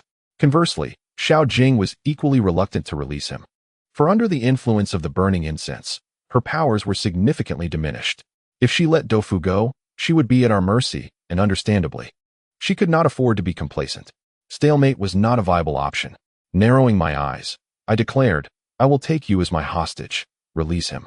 Xiao Jing's eyes lit up, and she said, "Then come here."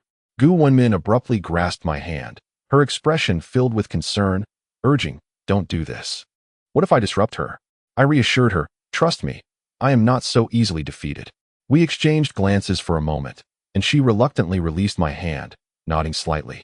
"I believe you." I approached Xiao Jing, while Doufu protested vehemently, "Don't come closer. She will ravish and then kill you." Xiao Jing, disregarding his warnings, kicked Doufu aside and reached for me.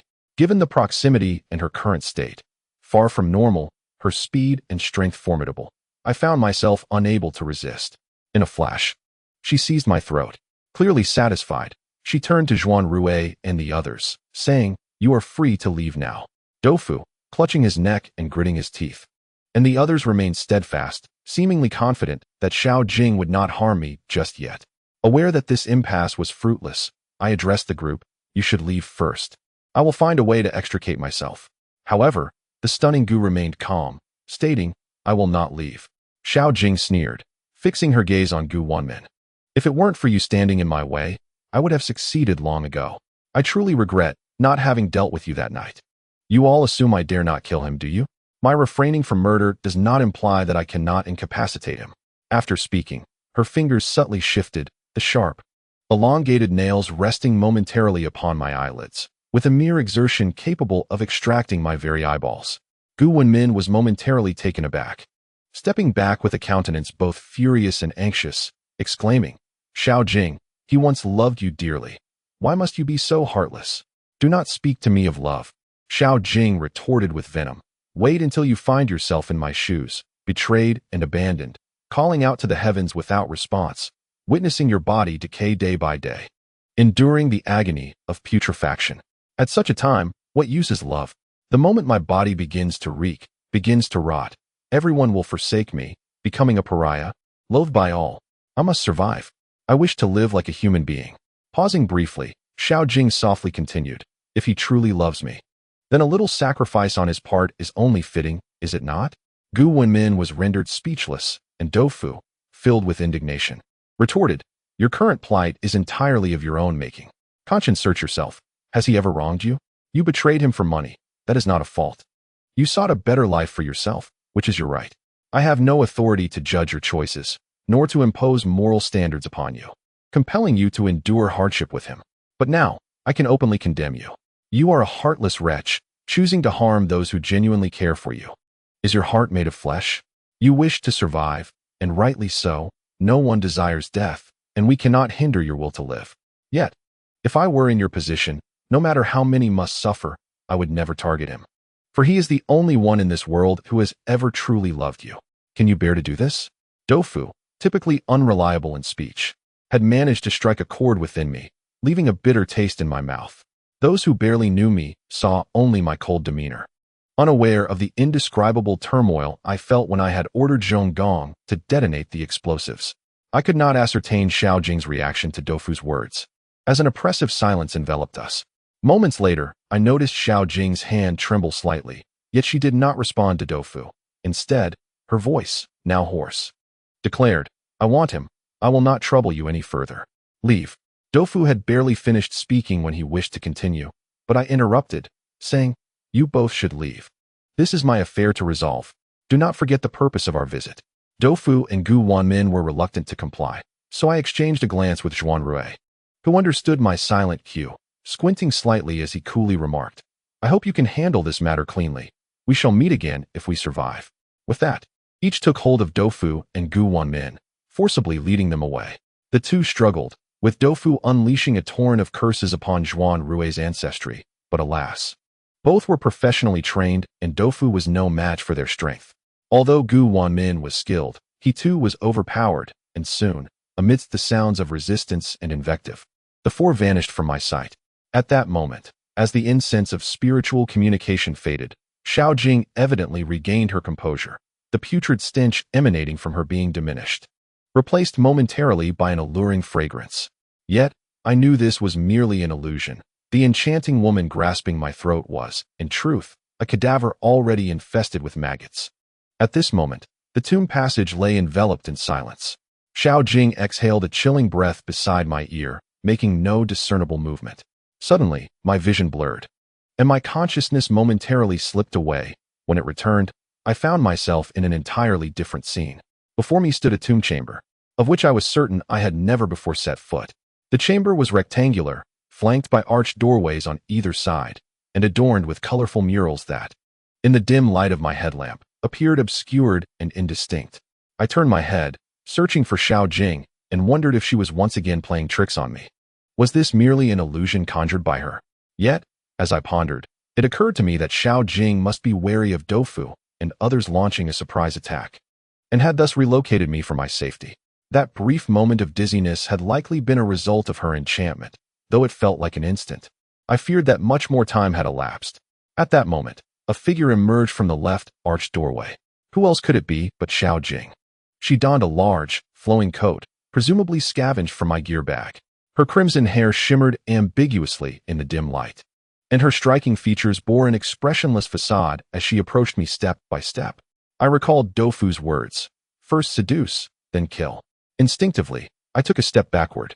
Previously, I had been at her mercy, unable to resist, but now that she had released me, I resolved not to succumb passively, even if it meant fighting to the death. I remained vigilant and inquired, "What is this place?" Xiao Jing replied, "I don't know." "Don't know?" I echoed. She continued, "I am not versed in ancient tomb structures. I merely sought a quiet, deserted spot and ended up here. Do you know what this place is?" I pressed. Xiao Jing responded, "The tomb of the Earth Ghost King? How should I know where this is? What does it have to do with me?" I nodded and said, "It is said that among the 7 lamps of the Earth Ghost King, the corpse lamp can grant one life after death." After a moment of silence, Xiao Jing remarked, "I don't believe that. It is too absurd. Isn't what is happening to you already absurd enough?" I countered. With a cold laugh, she replied, "Why would I bother with that? It is more reliable to deal with you directly." A plan was already forming in my mind, so I said, "If you kill me, how long can you sustain that? After a while, who will be your next target? Developing new messengers will only postpone your decay. But will you spend your life endlessly killing? Why not consider this new approach?" Xiao Jing gazed at me for a long time, her interest piqued. "A businessman indeed knows how to speak," she mused. "What if I kill you first, and then seek the corpse lamp?" I replied, "After you kill me, I will surely resurrect, won't I? When I come back, I will undoubtedly thwart your plans, for the corpse lamp is singular. You wouldn't want to create another rival, would you?" Xiao Jing fell silent, seemingly contemplating my words.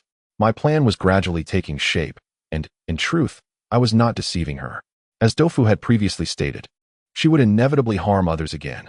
If the legends of the corpse lamp held any truth, allowing Xiao Jing to be reborn might eliminate a source of calamity. which would be far preferable to her continued malevolence. Even if the corpse lantern proves ineffective, as long as I can placate her for the time being, there will eventually be a way to deal with her. Chapter 77, Sundial. As these thoughts flitted through my mind, I observed Xiao Jing's demeanor, which was already imbued with confidence. I remained silent, preoccupied with examining this unfamiliar tomb chamber. Due to Xiao Jing's unfamiliarity with the structure of the underground palace and her reckless wandering, I was uncertain where she had led me. Upon closer inspection of this tomb room, I found it remarkably barren, devoid of any burial treasures, save for 4 enormous murals adorning the walls.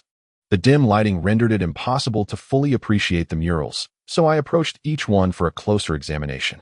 The first 2 murals depicted scenes of a marketplace, architectural structures, and attire reminiscent of modern Zhuang ethnic clothing, albeit more simplistic than today's intricate designs, portraying a vivid tableau of ancient Ximu kingdom life. However, upon viewing the 3rd mural, I was struck with a jolt of fear, for it bore no semblance to a marketplace or vehicles. Instead, it illustrated a colossal figure. This figure was grotesquely rotund, possessing 7 heads, one centrally located, displaying an expression of weeping, while 2 others sprouted from each shoulder, embodying anger and surprise. Additionally, 1 head adorned the chest, and another the back, totaling 7, complemented by 7 hands protruding from behind. Who else could it be but the king of the underworld? A chill ran down my spine as I contemplated that in this era, conjoined twins and similar deformities are not uncommon, yet the extent of this anomaly was truly unsettling. Each of the 7 faces exhibited varying expressions, yet all 7 pairs of eyes seemed to be fixated upon me, eliciting an uncomfortable sensation in the dim light. The king of the underworld sat cross-legged, each of his 7 hands grasping an exquisitely crafted black hollow sphere. I mused, could these be the 7 lanterns? It appeared that there were discrepancies with the legend. They were not positioned atop his head, and their forms bore little resemblance to lanterns. Rather, they resembled ornate balls that noblemen of ancient times might have played with. Given the presence of the king of the underworld's mural, the identity of this tomb's master became evident. It seemed likely that this was indeed the sepulchre of the king of the underworld. The mysterious disappearance of the Ximu kingdom was perhaps not due to an earthquake. There was likely a secret here that eluded our understanding. Next, my gaze shifted to the 4th wall, and I was momentarily taken aback. For this wall was dull and lifeless compared to the gilded and colorful murals of the other 3. Upon it were depicted 2 entities, a black circle and a black crescent. The color was pitch black, resembling a large cauldron or a vast black void. Its significance truly perplexing. Conversely, the crescent shape evoked thoughts of the moon. When placed together, they were easily interpreted as the sun and moon. Yet, why were both the sun and moon depicted in such dark hues? As I pondered this, Xiao Jing suddenly spoke, saying, I agree, but there is one condition. I inwardly sighed with relief. No matter her condition, as long as she consented to this collaboration, I was confident I could suppress her arrogance. And so I listened attentively as she elaborated. It turns out that Xiao Jing's conditions were not too difficult to fulfill. It was somewhat expected. She stated that cooperation was possible, but it would be between her and me. In other words, we would be working together to locate the coffin of the Earth Ghost King, without any encounters with Doufu and the others, as they possessed a spirit summoning incense. Should we converge, the sheer number of people would inevitably lead to complications that could be detrimental to her. I remarked that the 4 of them were also in search of the Earth Ghost King's coffin, so our meeting was merely a matter of time. Furthermore, Zhuanrui was also here for the 7 lamps. If the item fell into his hands first, Xiao Jing retorted fiercely, claiming she would kill me. Oh, I was not familiar with Zhuanrui, and threatening me would not sway him. Xiao Jing insisted that we must find the coffin before they did. After she spoke, I pondered that this demand was not too arduous. As long as Doufu and the others remained safe, I would have my own means to deal with her later. Thus, I nodded in agreement, confirming our forthcoming actions, and decided to temporarily forego searching for Doufu, and instead teamed up with Xiao Jing. With our agreement reached, I pointed towards the tomb chamber and inquired how she had discovered this place. Xiao Jing, without reservation, explained that after disorienting me, she had led me backward to evade Zhuanrui and his companions. This retreat brought us to the entrance of the chamber where the jade figure resided. Outside that chamber, 2 passageways lay ahead, each guarded by a clay figurine. We had previously passed by them but had not investigated. Xiao Jing, now a living corpse, was unafraid. Her earlier trepidation had merely been an act. After taking me with her, she randomly chose one of the passageways in search of a secluded spot. However, it soon became evident that this passage led to a dead end, and numerous marks from triggered traps were visible within. A thought crossed my mind. Surely, my grandfather and the others had explored those two tomb passageways, which must have activated the traps. Xiao Jing continued, expressing her initial frustration upon reaching the dead end. But then, she suddenly noticed a round hole in the upper right section of the tomb passage that resembled the one we had previously drilled. It was likely created by my grandfather and his group. Yet, Xiao Jing did not dwell on this, as a living corpse. She possessed a natural sensitivity to cavities and presumed that the hole provided a greater sense of security. Concerned that Zhuanrui and his companions might change their minds and pursue us, she took my hand, and we slipped into the hole. The tunnel was long and winding, and upon exiting, we found ourselves in a vastly different space. After turning through 2 chambers, we arrived at our current location. The 2 chambers bore signs of water leakage, rendering them filthy, which was why she had brought me here. At this point, I suddenly recalled the incident involving the salt corpse and the closing door, pondering whether my grandfather and the others had not entered that particular tomb passage. Instead, upon sensing something amiss, they turned back and entered the passage where Xiao Jing was located. Given the numerous traps within that passage, it was clear that my grandfather and companions had encountered significant challenges.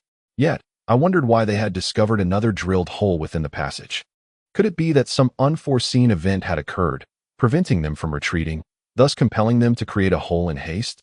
This hole fortuitously led to our current location, indicating that at least one person from that group must have been here. Noticing my contemplation, Xiao Jing paused for a moment and pointed to the arched passageway on my left, stating, "I have checked that direction. There are 3 coffins back there, but no other passages." 3 coffins? This is the underground palace of the Earth Ghost King. Aside from his own coffin, the other caskets found within should be burial accompaniments.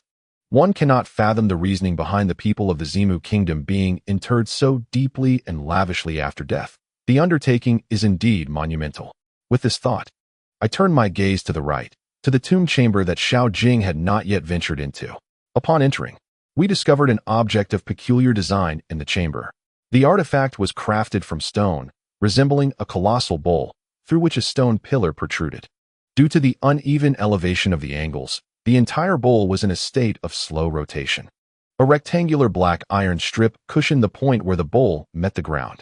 Over a millennium of continuous motion had worn a groove into the center of the iron strip, while the edges of the bowl had become remarkably smooth from friction. What could this be? I was momentarily taken aback and leaned closer for a better look. Its strange configuration made me wary of potential traps, so I approached cautiously. After a moment, Xiao Jing and I stood before the slowly rotating bowl, and as we examined it closely, we discovered that its surface bore intricate engravings reminiscent of an ancient compass, inscribed with a plethora of information. Given its size, the volume of data it could record was vast. At its core were the 8 directions and 5 elements, the heavenly stems and earthly branches, the interplay of yin and yang. Further along were the solar terms, divinatory symbols, and beyond that, the text became unintelligible, resembling astrological calendars. Typically, a compass may have 8, 16, or even 32 layers, yet this object before me, while compass-like, likely possessed over 100 layers. After a brief inspection, I felt dizzy from the sheer complexity of it all. I could still discern the elements of the heavenly stems and earthly branches, as well as the 8 directions. But Xiao Jing, lacking familiarity with such matters, remarked, "This resembles a sundial." Her insightful comment sparked a thought within me, and upon closer examination, I noted that the pillar within the bowl tapered from thick to thin, indeed bearing some resemblance to a sundial. However, without sunlight present, this sundial would serve no purpose. Just as this notion crossed my mind, my dim headlamp abruptly extinguished, plunging us into darkness. Fortunately, I had brought along an equipment bag, and recalling that it contained spare batteries, I quickly crouched to retrieve it, asking Xiao Jing to illuminate the area with her lighter while I rummaged for the battery. To my surprise, as I bent down, I discovered yet another concealed object beneath the bowl. It was another thief's tunnel. I gasped, pondering, why are there tunnels everywhere? The deeper we descended, the more compact the soil became. Creating tunnels underground was far more arduous than at the surface. My grandfather and his companions were not machines. Absent extraordinary circumstances, they would not be so frequently excavating tunnels beneath the ground. What captured my attention most, however, was a roll of yellowed paper resting beside the tunnel. At that moment, I had successfully retrieved the battery and promptly replaced it, causing my headlamp to shine brightly once more. With this newfound light, I carefully extracted the paper and examined it closely, only to find it densely inscribed with symbols, but there were only two. One was a single stroke, and the other was a dot. These two symbols, haphazardly intertwined from beginning to end, induce a sense of dizziness in the observer. I understand that these symbols represent the yin and yang lines in the I Ching, the foundational elements that constitute hexagrams. Embodying all opposites in the world, such as yin and yang, heaven and earth, life and death, past and present, good and evil, long and short. This falls within the realm of metaphysics, and it was only after I began foraging for mushrooms that I took the time to delve into this subject. Nonetheless, my grasp remains tenuous, leaving me perplexed in front of this piece of paper. Chapter 78. Divination after a moment of contemplation. Xiao Jing leaned into the theft tunnel and finally remarked, "There is water inside." Noticing my silence, she crossed her arms and said, "Let us not waste time. Finding a lamp is urgent." I glanced at her and replied, "What's on this paper may be some form of information. My grandfather and his associates 5he have idly drawn a multitude of yin and yang lines. There must be some hidden significance within this paper. Perhaps unraveling this mystery will reveal the subsequent movements of my grandfather and his companions." Xiao Jing, appearing dissatisfied, queried, "Can you decipher the information on it?" I shook my head, feeling utterly at a loss. She seemed increasingly agitated, and suddenly, her gaze fixed on the paper in my hand. Pouting thoughtfully, she said, "This seems like a calculation." Even though she looked stunning at that moment, I could not shake the memory of maggots crawling from her face. "Calculation?" Xiao Jing nodded and said, "You mentioned that these two symbols represent the yin and yang lines in the I Ching. It reminded me of something." She then recounted an incident from her university days when she had encountered materials discussing the origins of binary computation. Having endured a difficult childhood, I had attended only a few formal classes and thus lacked understanding of such profound theoretical concepts.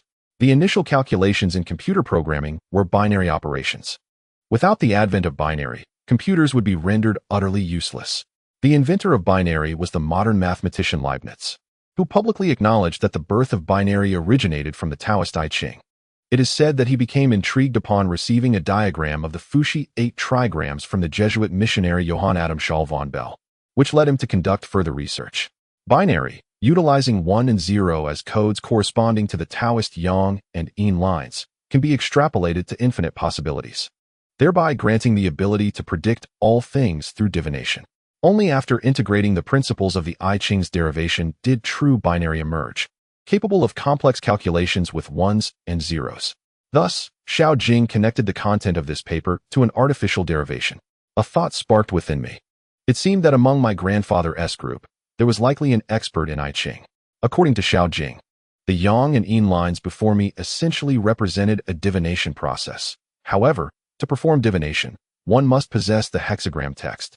Merely deducing the outcome, who could comprehend that? Suddenly, my gaze involuntarily shifted to the divination plate before me, and I thought, isn't this a ready-made solution? Though I am merely a novice in the realm of metaphysics, the paper before me has already inscribed the results of the divination. All I need to do is identify the corresponding information on the divination board to uncover the outcomes that my grandfather's group had initially predicted. With this thought in mind, I requested Xiao Jing's assistance. Together, we leaned over the divination board, searching for the information in accordance with the sequence outlined on the paper. Were it not for Xiao Jing's understanding of the underlying patterns, I would have found it quite challenging to proceed alone. I retrieved the paper, aligning the results as I wrote them down. It is worth noting that the outcomes were not presented in a straightforward manner. Rather, they required an intricate analysis of the relationships at various levels, and some of the more profound aspects eluded my comprehension even after deriving results. This endeavor proved to be quite laborious. By the time we had matched the entire page, the results were a collection of peculiar items, a hexagram, a character, or a series of numbers, all of which combined into a perplexing array. However, when Xiao Jing rearranged them according to binary principles, an astonishing piece of information materialized before our eyes. December 18th, 1999. It is essential to recognize that the yin-yang lines on this paper were derived through a method of divination devoid of discernible patterns, likely crafted by a distinguished practitioner of the I Ching within my grandfather's circle. Yet now, as we organized the results, we unearthed a specific date. 1999. Was that not the very year my grandfather vanished? Despite the richness of my experiences over the years, I found myself utterly astonished. I continued to examine the results. Following the date, there was a direction marked as southeast. Southeast? What could this signify?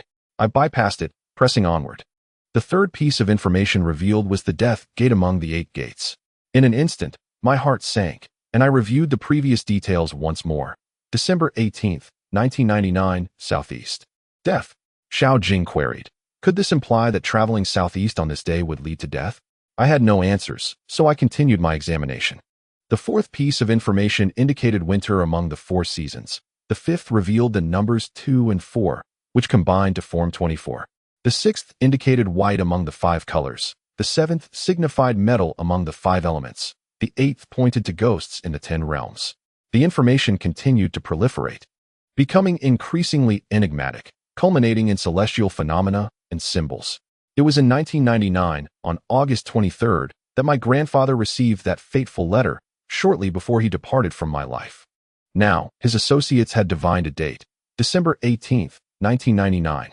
I mentally calculated the time, and the more I pondered, the more astonished I became, for according to the timeline, my grandfather and his companions likely descended into the pit around December, given that their initial positioning and excavation took several months. Upon arriving at this location, the esteemed practitioner among them conducted a divination using this board, resulting in a date alarmingly close to the one we had just uncovered. Could it be that this divination foretold the future of my grandfather and his companions? Even having witnessed the remarkable abilities of divination, it remained difficult to fathom. I steadied my thoughts and scrutinized the results of this divination once more. On December 18th, 1999, in the southeast, death, winter, 24, white, gold, and ghost. If the date signifies the occurrence of an event, then the southeast must denote the location, while death perhaps symbolizes the outcome. What does winter imply? Indeed, it was a winter season. And what of 24? What does white signify? Could it possibly refer to someone with the surname Bai? Gold pertains to the 5 elements. Might it indicate a place rich in gold? The term ghost can bear various interpretations. It may symbolize death or peril. As for the celestial symbols that follow, they elude my comprehension. I am by no means an expert in this realm, and despite racking my brain, I find myself utterly perplexed by the divination results. After considerable contemplation, I can only arrive at a tenuous conclusion. The initial portion suggests that on a winter's day, danger lurks in the southeast, and many lives may be lost. Xiao Jing suddenly waved her hand before my eyes and said, "If this continues, you'll surely become a charlatan. Stop wasting time and find a light. Otherwise, I shall take your life." Her tone was nonchalant, her expression devoid of malice. Yet I understood that provoking her at this moment would lead to complications. Thus, I resolved to abandon my inquiry into these enigmatic matters. I surveyed the tomb chamber. Aside from the waterlogged excavation beneath the base of the duopan, there appeared to be no passages within this chamber. Could it be that these 3 tomb chambers formed a dead end? Imagine if my grandfather's group had not breached the tomb path to create that excavation. Would the chamber we currently occupied not have been separated from the one we had previously been in? Structurally speaking, this seems implausible. Who would construct sealed tomb chambers adjacent to their own burial site without cause? Unless they were simply idle. With this thought, I surmised that this location likely concealed a secret passage, which my grandfather's group may have overlooked for some reason, leading them to create their own excavation.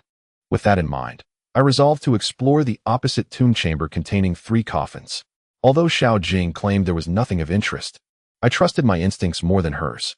Upon entering that chamber, I observed that it bore a similar specification to the duopan chamber on the right. However, to my astonishment, in addition to the coffin within the tomb, there were 2 closed stone doors on the opposite side of the chamber. I expressed my surprise to Xiao Jing. "Why didn't you mention this earlier?" Her demeanor grew peculiar as she replied, "When I came to check, those 2 doors were not present." I scrutinized her face, attempting to discern whether she was lying. Yet, as I gazed for too long, I involuntarily recalled her true condition. A ghastly pale visage invaded my mind. sending a chill down my neck. I quickly diverted my gaze back to the two stone doors. They stood approximately 6 or 7 meters apart, and with the light being relatively bright, I noticed that the doors were adorned with paintings. On the left was a black sun, and on the right, a black crescent moon, identical to the strange mural outside. Xiao Jing should have no reason to deceive me. If these two stone doors truly appeared suddenly, it is certain that intricate mechanisms lie behind them.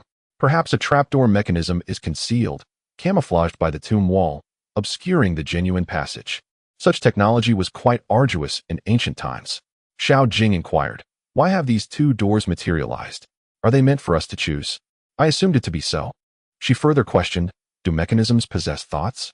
I responded, "Perhaps upon our entry, we inadvertently triggered the activation device, which might be concealed beneath one of the tiles beneath our feet."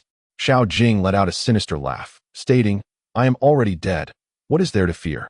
With that, she carelessly selected one of the stone doors, gravitating towards the one adorned with a black crescent pattern. Death had altered her profoundly. Her approach to decision-making was now utterly foreign to me.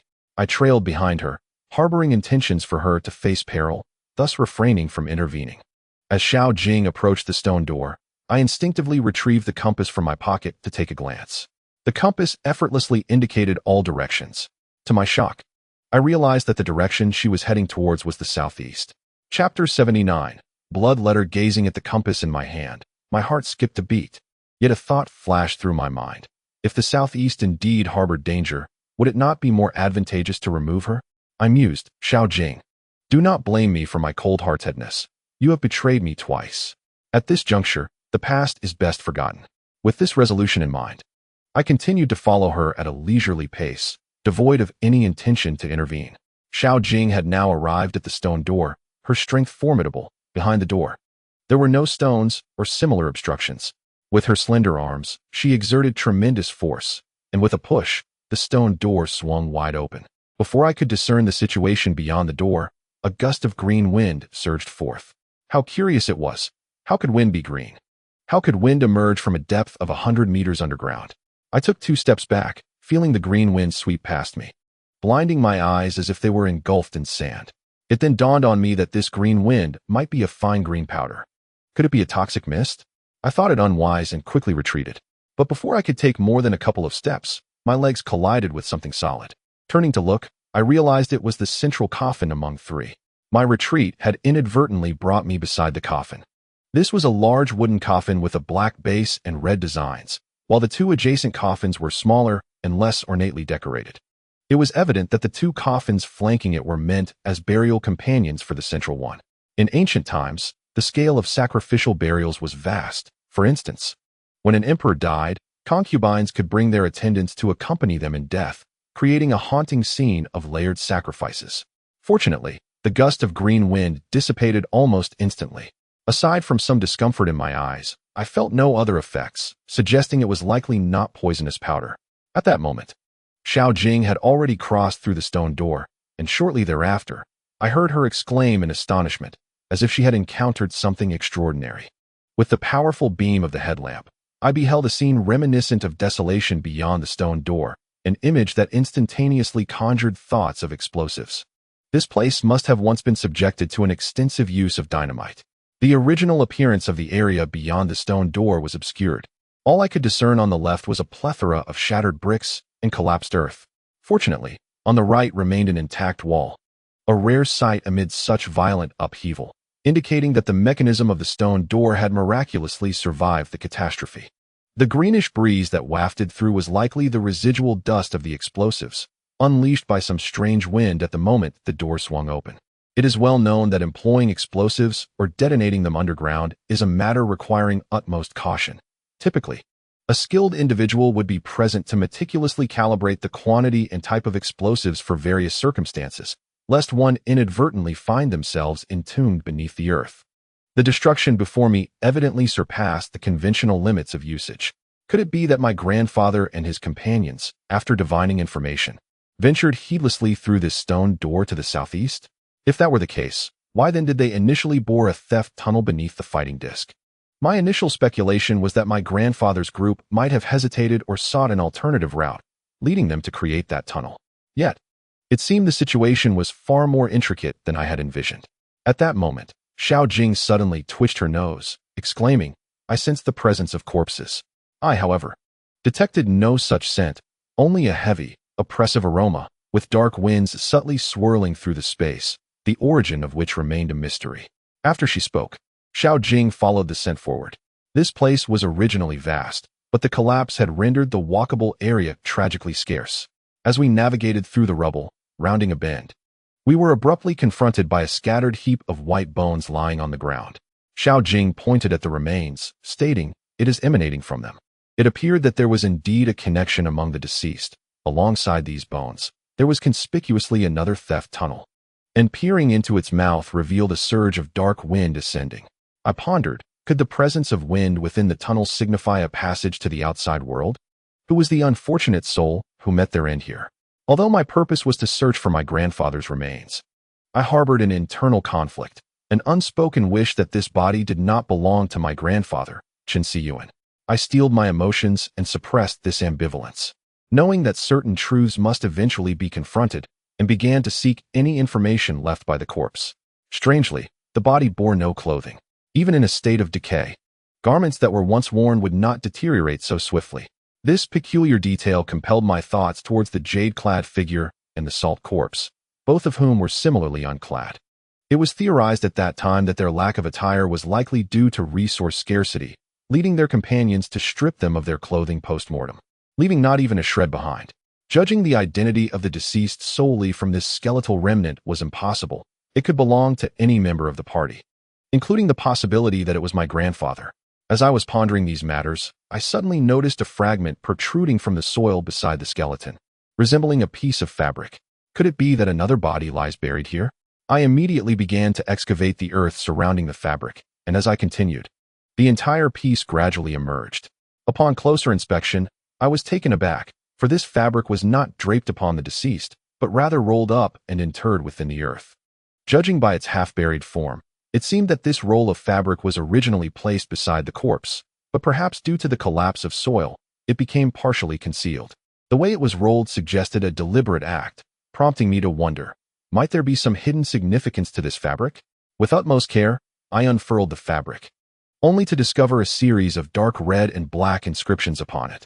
I was startled, realizing it was a blood-written message. Could this have been penned by the deceased in their final moments? I dared not take this lightly, and promptly proceeded to decipher the blood script. However, due to the passage of time and the prolonged burial of the fabric, the writing was exceedingly faint, with some portions entirely illegible. Despite the difficulty, I managed to extract some crucial information, which, when combined with my own deductions, allowed me to surmise the general contents of the message. The blood script did not begin with a comprehensive recounting. Presumably, the individual had not possessed sufficient blood for an extensive narrative, nor was the fabric ample enough to accommodate one.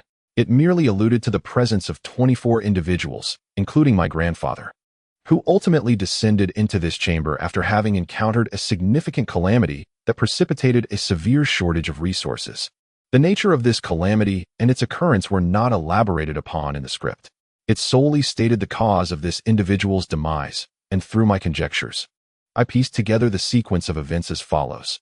This group had likely found themselves ensnared in the previously mentioned trap-laden tomb, leading them to breach a tunnel that connected to this location. Among the group was a renowned expert in divination, who, upon discovering an object resembling a compass, initiated a divination ritual. To their astonishment, the results instilled dread among the members. The divination clearly indicated the precise moment they had become trapped. Such a coincidence seemed improbable. It only served to affirm the terrifying accuracy of the results yielded by the divination method employed. What further information did the divination reveal? In contrast to my novice understanding, the adept diviner provided a more precise interpretation, referred to in the blood script as Master Cha. The diviner unveiled a shocking revelation. The majority of their party of 24 would ultimately perish in this chamber, succumbing to the grasp of a malevolent spirit, never to escape.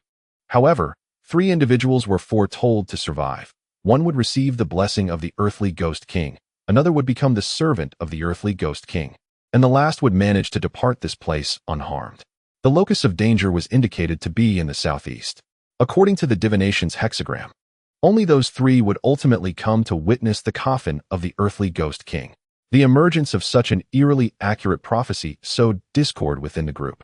Certainly, the circumstances faced by that team were far more dire than I could ever comprehend, for they were the vanguard traversing through treacherous terrain, while we merely followed in their wake, many perils already navigated by their valiant efforts.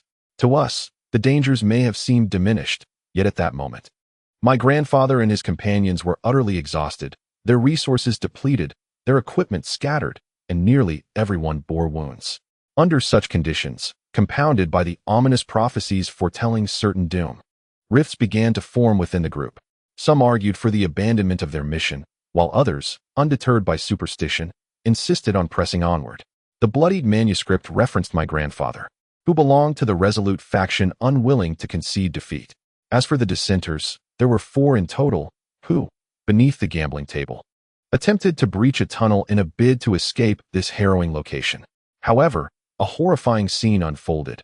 As they dug deeper, a torrent of yellow sludge suddenly surged forth, engulfing the worker in the narrow passage, drowning him instantly. The remaining 3, paralyzed with fear, grasped a chilling truth. Escape was no longer an option. They were among those 24. Their fates long since foretold by the ominous prophecies. Trapped in that dismal place, they finally acknowledged a grim reality. Perhaps only 3 among them would survive. Each individual aspired to be one of those 3, and thus, they began to exert their utmost efforts. Eventually, they stumbled upon 2 stone doors, one adorned with the sun and the other with the moon. Faced with a choice, the group instinctively averted their gaze from the southeastern moonlit door, directing their focus instead towards the sun-emblazoned entrance. Chapter 80. 5 individuals. Just as everyone was preparing to enter the sun door, one voice broke the silence. Who was this individual? None other than my grandfather, Chen Xiyuan.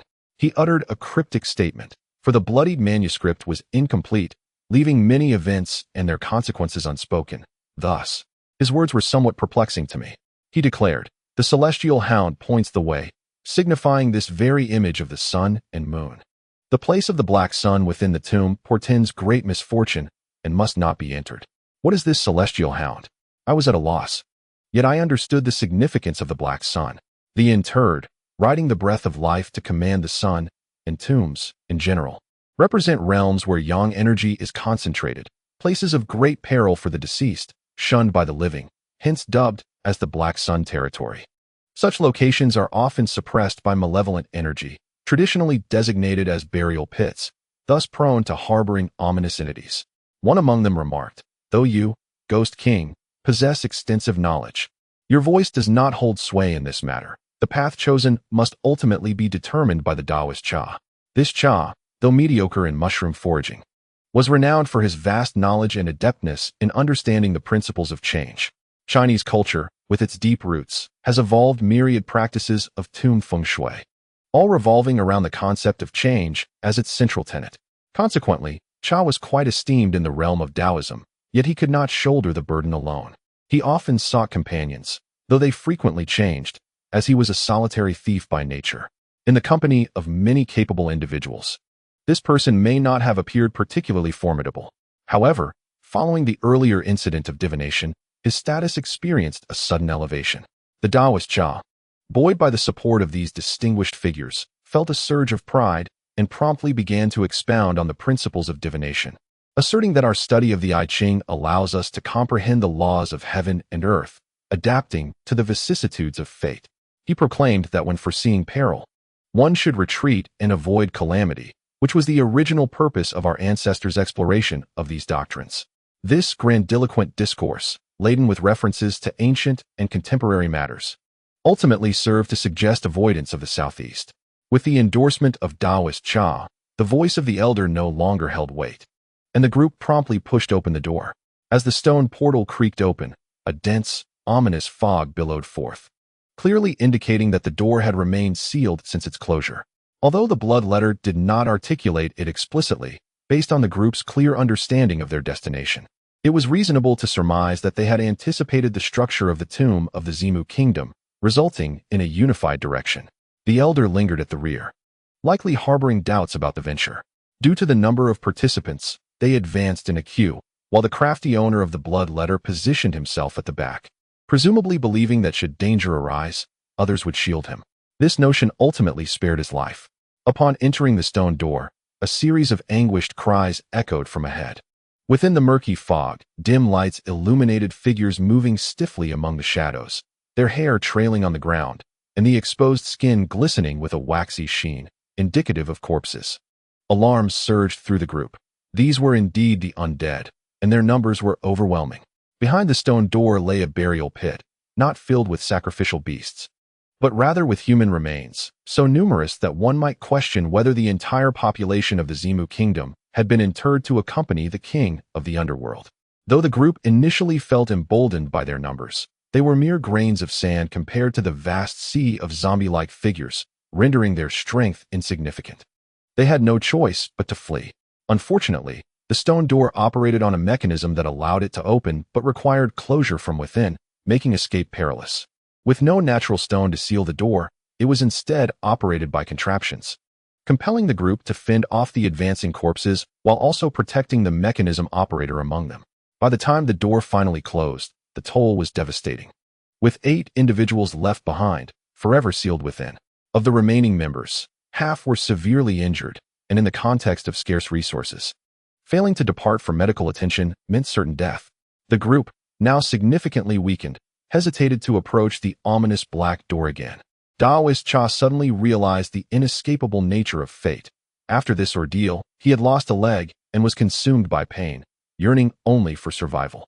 Yet, being well-versed in destiny, he understood that in his current condition, survival was unlikely. Soon after, the organizer of the group, an unremarkable young man with signs of previous alterations to his face, as previously noted by Jian, signaled for a second endeavor. Intending to enter the gate of the Yin Moon, they possessed a general understanding of the tomb's layout and, through their explorations, inferred the location of the king of the underworld's coffin. According to the circumstances at the time, passage through the gate of the Shadow Moon was the only means to access the chamber containing the coffin of the Demon King. It was a matter of retreat or advance. Retreat meant certain death, while advancing offered a slim chance of survival for 3 individuals. If fortune favored them, it was conceivable that the divinations of the seer were inaccurate, allowing them to escape the dire situation. Among the remaining members, 9 were gravely injured, 5 sustained minor wounds, and the others either perished in the land of the Black Sun or elsewhere, resulting in a significant loss within the 24-member team. Among these 5 individuals, the trio who ultimately survived would likely emerge from this group. I meticulously noted down the names of these 5, and as I gazed at the list, I felt as though I had been struck a heavy blow. Who were these 5? First, Master Bai, the organizer of that particular expedition, whose full name was not inscribed in blood on the document. Second, the Demon King, Chen Siyuan. My grandfather, already of advanced age at that time, managed to sustain only minor injuries amidst the perilous circumstances, primarily due to his ability to evade danger and maintain a low profile, acting with utmost caution. Third, the second in command of the Zhuan family, Zhuan Donglai, noted for his ruthless and cunning nature. Fourth, a subordinate accompanying Zhuan Donglai, commonly referred to as 5he, who was well-trained and adept at reconnaissance. Fifth, a youth of approximately 16 or 17 years, led by Master Bai, refined in demeanor and amiable, addressing everyone around him, uncles, elders, brothers, and sisters, with warmth. Even among a band of merciless grave robbers, he was well-liked and thus received considerable care within the group. He carried a gleaming silver blade known as the ghost-crying knife, and Master Bai called him Xiao Lu. Throughout the journey, he did not display any remarkable talents, yet his diligence was evident. At this juncture, I could not help but take a sharp breath, having deduced the identity of this young man, Su, the wielder of the ghost-crying knife. 14 years ago, I had been merely 14, while Su appeared to be 2 or 3 years my senior, making the timeline align perfectly. If the divination was indeed truthful, and only 3 individuals ultimately survived, then Su must undoubtedly be one of them. My thoughts drifted to the incident where he absconded with the 8 carp and dragon suppressing stone, prompting an exclamation of anger. Damn you, L. This Su had evidently collaborated with my grandfather during his last expedition, and he was acutely aware of my grandfather's fate, yet he remained silent about my lineage. In my frustration, I recognized that I was not as enraged as I am now. Su's presence had altered the entire narrative. Since he was affiliated with Master Bai, he must have been privy to the details of that fateful operation. If he harbored no secrets, why then would he conceal this matter from me? Beneath his cultured exterior lay a profound cunning. Perhaps he alone truly comprehended the events of that year. Was El Su's theft of the 8 carp and dragon-suppressing stone driven by personal gain, or was there a deeper entanglement? I resolved that once I emerged from this ordeal, I would seek out El Su for a thorough interrogation. At this point, his gentle facade had been irrevocably shattered. Should his admirers discover the truth, they would undoubtedly unleash their wrath upon him. Taking a deep breath, I endeavored to calm myself, enabling me to continue onward. The 5 individuals resolved to continue their journey, supporting the injured among them, their group resembling lost souls as they cautiously pushed open the door of the dark moon. Beyond this threshold, they encountered no Zhongzi, merely a void where no further passage could be discerned. At such a juncture, it was the turn of the trap expert in their midst to take action.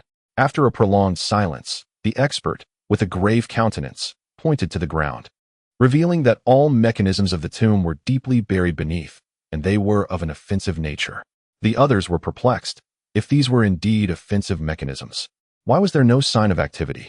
At that moment, someone noticed that the door of the dark moon had inexplicably vanished. The trap expert approached the location where the door once stood, using his uniquely dexterous and sensitive hands to probe the area. Ultimately, he was left powerless, stating that a movable iron plate was concealed behind the brickwork, making it impossible to shift. They could only wait for the mechanism to close automatically. When Bai asked how long this would take, the expert replied, "A year, or perhaps 100 years, it is uncertain." Soon after, unbeknownst to the group, the concealed mechanism was activated. It was neither a hidden crossbow, nor a stream of fire, nor toxic smoke. It was sound. A noise reminiscent of a flowing stream began to resonate within the tomb, startling the group, yet it caused no harm, leaving them bewildered and perplexed. As time progressed, the sound intensified. Initially, it was akin to a gentle brook, but it swelled into a tumultuous wave, eventually resembling a fierce wind mixed with crashing tides. The immense sound reverberated within the confined space of the tomb, numbing their ears and hearts with dread. Should the volume continue to escalate, they exchanged fearful glances, acutely aware that further amplification could lead to ruptured eardrums, followed by potential neural damage. Sound can sometimes be a formidable killer. Yet nature never employs such auditory assaults against its own kin. Thus, this sound could only be of human origin. As the noise grew louder, the group instinctively covered their ears, still feeling the jarring pangs within their minds. Chapter 81. Fishbone the trap expert finally comprehended the situation, his face ashen as he declared, "This is an amplification mechanism. The term amplification mechanism is merely colloquial. We must admire the wisdom of our ancestors. Long ago, the ancients had already learned to manipulate various forms of matter to enhance sound, though this knowledge did not endure. It is akin to how our ancestors invented gunpowder for fireworks, while others repurposed it into firearms and explosives. Similarly, while our forebears uncovered the mysteries of sound, they did not apply it to warfare, but to musical instruments.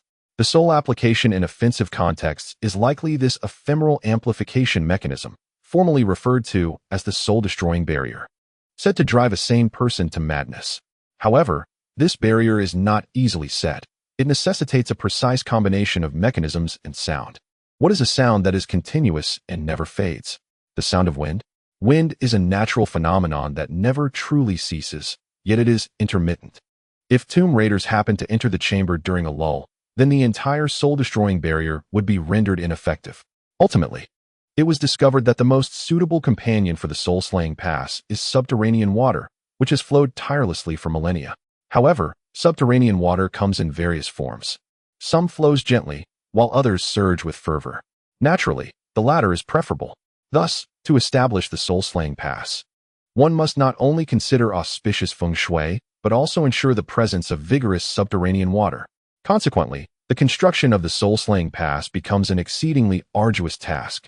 This fleeting mechanism has now materialized within the tomb of the Earth Ghost King. The architect of the mechanism stated that if left to develop unchecked, most individuals would ultimately succumb to madness amidst immense suffering. He then proposed a straightforward solution: detonate it. By shattering the subterranean mechanism, one would disrupt the cyclical structure of sound within the tomb, implying that both the underground and the tomb itself must be destroyed. Under such circumstances, the group needed to find a hiding place, prompting them to hastily excavate a tunnel. Placing explosives in such a location is perilous, to say the least.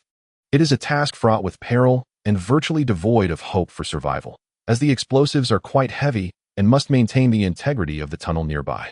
Therefore, one must keep a safe distance for the detonation. Who would be willing to undertake such a daunting endeavor? No one was inclined to volunteer. Eventually, my grandfather suggested that fate should decide through a draw. Among the injured, someone pointed at Taoist Cha, accusing him of leading them astray with his deceitful words. Now left with a broken leg and on the brink of death, if he does not perish now, he will surely meet his end eventually.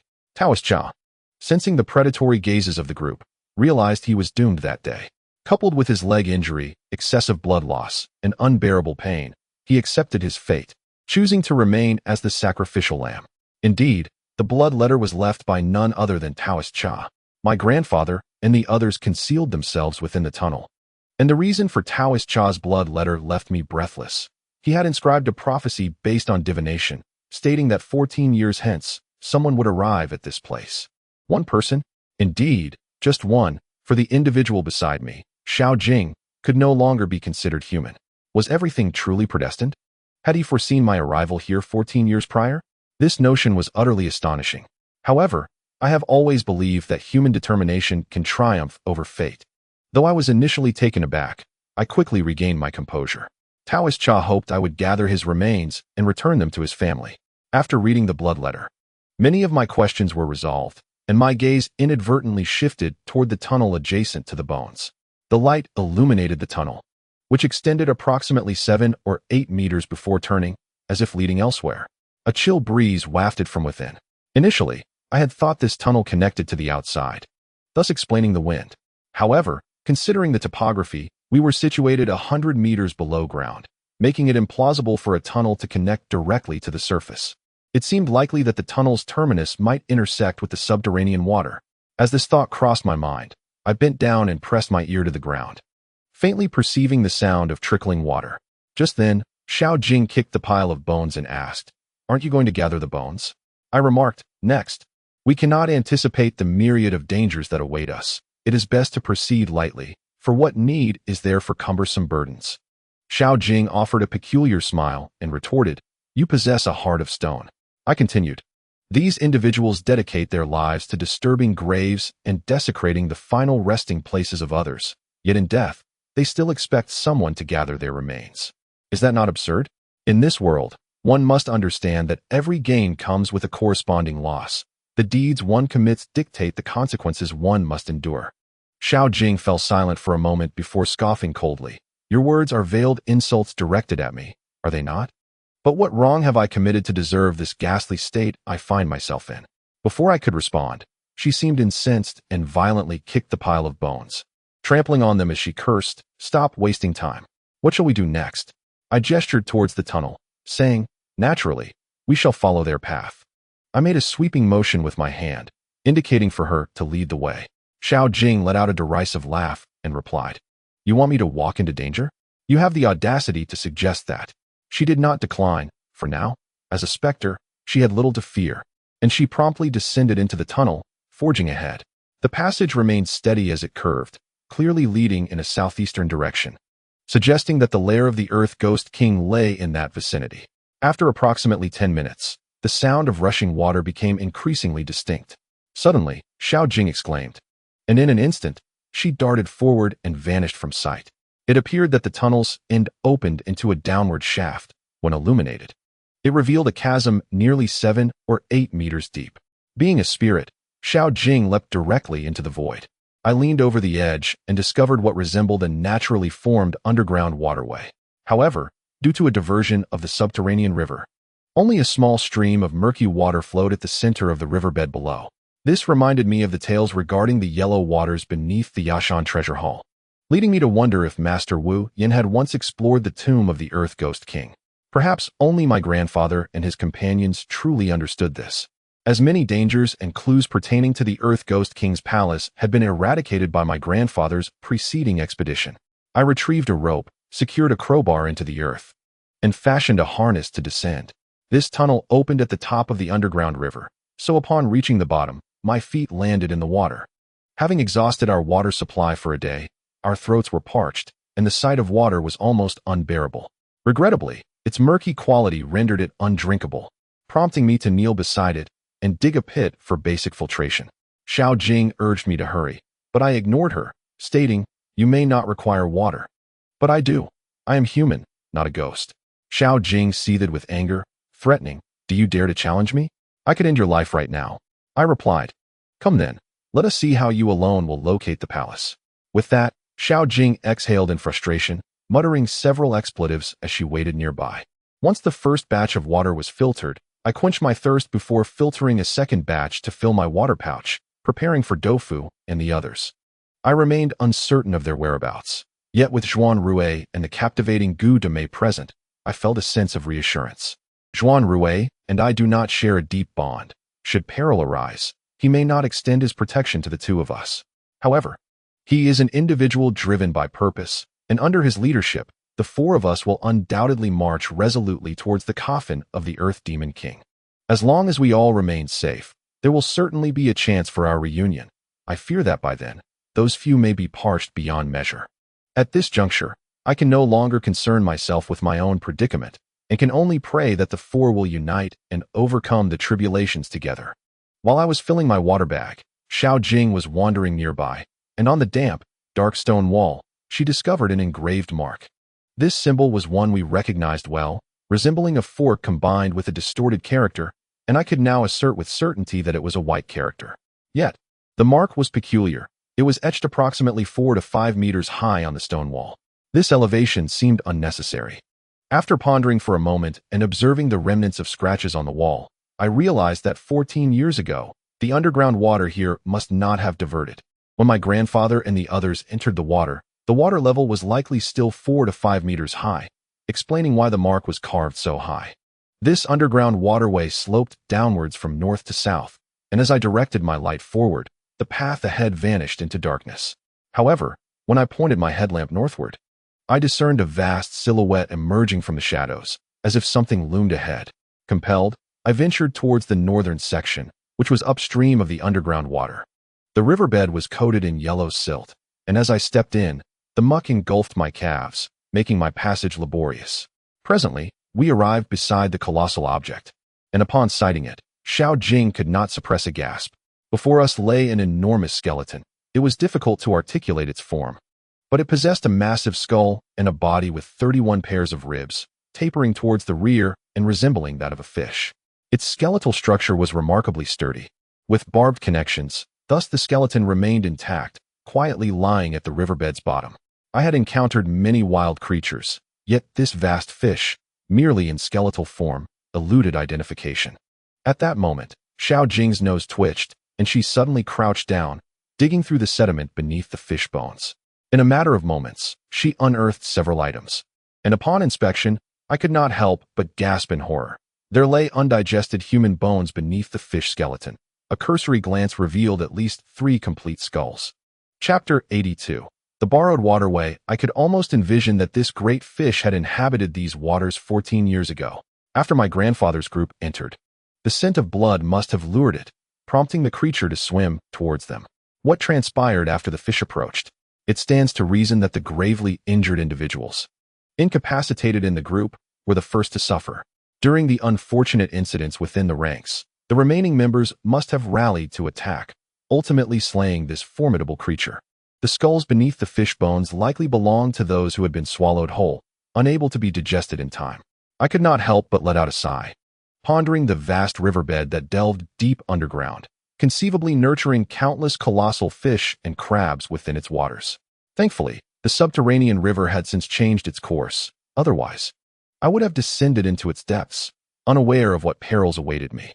Soon after, we maneuvered around the fishbone and followed the gentle current upstream. The underground river twisted and turned, its floor cloaked in dark stones and mud, while the air was thick with the scent of water and dampness. Under the dim light of our headlamps, the blackened rocks, smoothed by the relentless flow of water, shimmered with an ethereal glow. As we traversed this winding path, I sensed a notable ascent in elevation and discovered 2 more markers along the way. Occasionally, nameless little insects scuttled through the silt, rendering the surroundings eerily silent. For reasons unknown, I suddenly recalled the oracle's divination uttered by Taoist Jia, which spoke of an evil spirit lurking in the king of earthly ghosts' tomb, watching our every move. The prophecy had proven its accuracy through its spiritual validation. Thus, I wondered if the mention of this malevolent spirit held any truth. If so, who could this specter possibly be? As I continued onward, I inquired of Xiao Jing, "You can detect the scent of decay. Can you not sense the presence of your kind? Your kind?" Xiao Jing grasped my meaning, her anger flaring. "I am not dead. I still possess thoughts. Do not regard me as a ghost." Her vehement reaction took me by surprise, and in that moment, I faintly grasped the truth. Perhaps it is only when one truly faces death that they cling so fervently to life. She did not answer my question, but her expression revealed that she lacked the ability I had envisioned. Who was this malevolent spirit, fixated on all, leading everyone towards demise? The answer eluded me, and I could only cast it aside for the moment. The path was damp and muddy, and it was not long before our garments were smeared with yellow mud. A sediment formed over millennia in the depths of the earth, as fine as powder, coalescing into a paste-like substance under the flow of water. At this juncture, I found myself somewhat disoriented amidst the serpentine riverbed, yet I recalled a significant direction, southeast. I retrieved my compass, which indicated our position had shifted. We were no longer oriented towards the north, but had completely turned to face the south. My grandfather's cohort must have faced conditions far harsher than our own, for we traversed on foot, whereas they had to navigate the icy underground waters in the chill of December. For those wounded souls, that journey must have been exceedingly arduous and perilous. I glanced at my watch. We had been navigating this sinuous river for over an hour, our legs now caked in mud. Each lift of a foot became a laborious task, and I remained oblivious to the terminus of this underground river.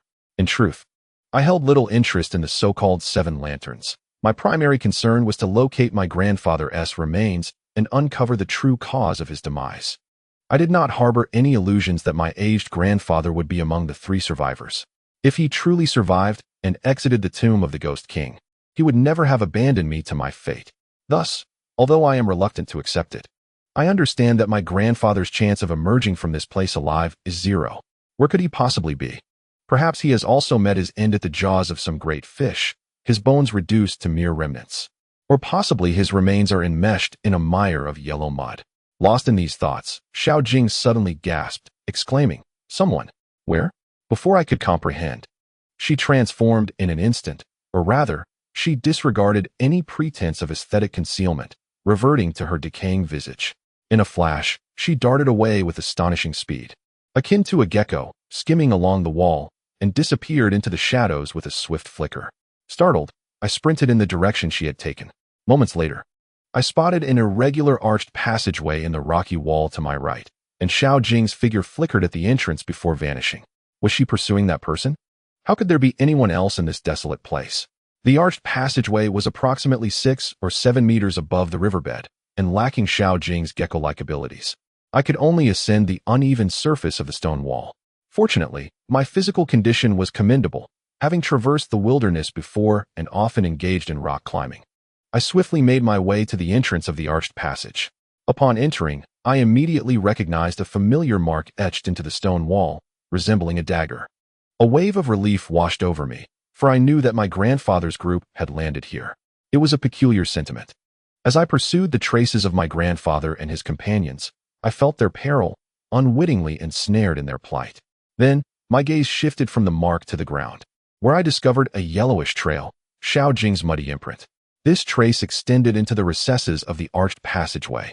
Did Xiao Jing truly see someone here? In this place? Who else could there be? At a loss for answers, I resolved to follow her. Though the appearance of this arched passage was abrupt, it was evident that it was part of the tomb of the Ghost King, constructed with a certain roughness, seemingly not intended for human passage. I couldn't help but recall the principles of feng shui regarding waterways. The fundamental requirement of a tomb emphasizes the embrace of 3 mountains, with a jade belt encircling the waist, the jade belt referring to water. The convergence of 3 mountains can conceal the wind, while a jade belt is necessary to harness water. However, in ancient times, particularly in regions such as Guangxi, Yunnan, Tibet, and Xinjiang, the presence of numerous small kingdoms often led to fluctuating territorial boundaries. When the rulers of these small states constructed their tombs, They frequently struggled to find a site they favored. Influenced heavily by Han culture, they resorted to external means to alter the feng shui. This practice, known as borrowing water, entails the construction of a waterway in the northern section of the tomb when no jade belt is available, ideally tapping into a source of living water. If that is unattainable, it suffices to draw upon the water deemed to be governed by the spirit associated with the Zhuanrui water beast. Reflecting on the circular topography surrounding the Baodian at Yashan, I mused that 1,000 years ago, this land likely lacked fertile soil, thus necessitating the construction of such a waterway. The borrowed waterway can only be constructed beneath the main underground palace. If I follow this waterway, I shall undoubtedly reach the core of the palace swiftly. At this thought, a surge of energy coursed through me, and I dashed down the waterway, keenly observing the traces of mud on the ground.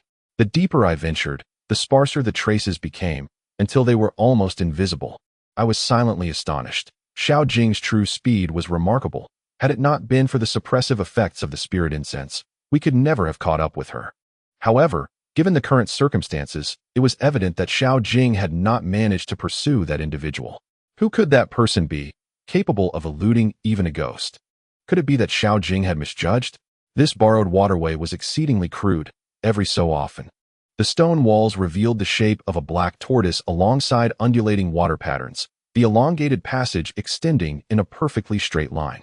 After a relentless sprint, my stamina was nearly depleted, my heart pounding like a drum, gasping for breath. Just as I contemplated pausing to catch my breath, amidst the dim yellow light, at the threshold of darkness and illumination, a shadow suddenly materialized. Upon closer inspection, I realized it was Xiao Jing. She was still devoid of disguise, her face in a state of near decay, bearing the expression of a zombie as she lunged towards me. Startled, I thought to myself, had this woman lost her mind, forsaking any notion of collaboration? In my moment of alarm, I swiftly stepped aside, but unexpectedly, Xiao Jing stumbled just a few steps before collapsing to the ground with a thud, failing to rise again. I steadied myself, my mind racing from the intensity of exertion and fatigue, fixating on the fallen Xiao Jing, a chill creeping over me. What had happened to her? Had she fainted? Could a corpse faint? She had seemed fine moments ago. Why did it appear as though she was on the brink of madness?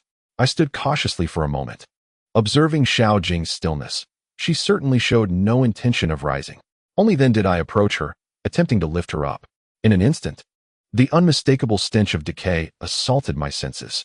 Xiao Jing's complexion was ashen, her wounds oozing dark red flesh, her eyes closed. I instinctively checked for her breath, only to be taken aback, as there was none. I pondered, could a dead person die again? Xiao Jing. I called her name, suppressing my nausea and the foul odor. She remained unresponsive, resembling a true corpse. Yet, I knew she was not dead. Perhaps she had merely encountered some peculiar circumstance moments ago. I shook her gently, but she did not awaken, and a sudden thought struck me. Was this not the perfect moment to dispose of her?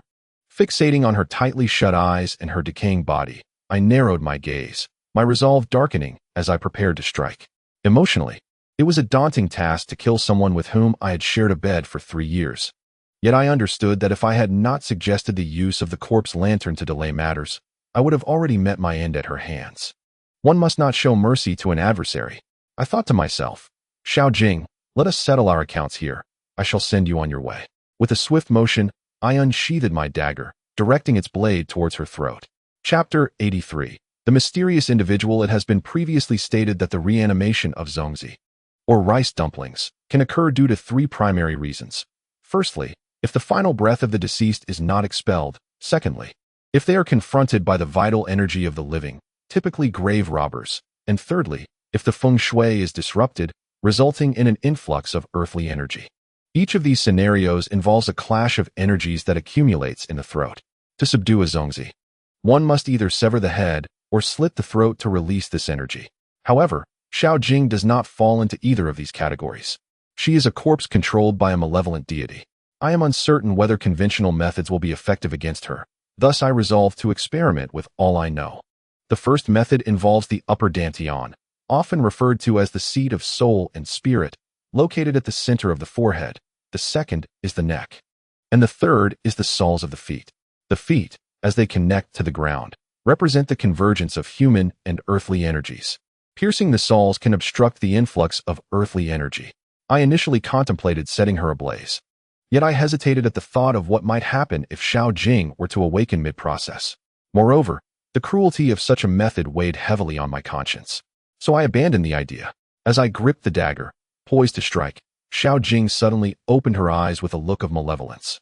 Seizing my wrist with a fierce grip and ominously declaring, "You think you can kill me? Think again." In that instant, her fingernails elongated menacingly. My mind raced. Had she been feigning unconsciousness? What was her motive in testing me?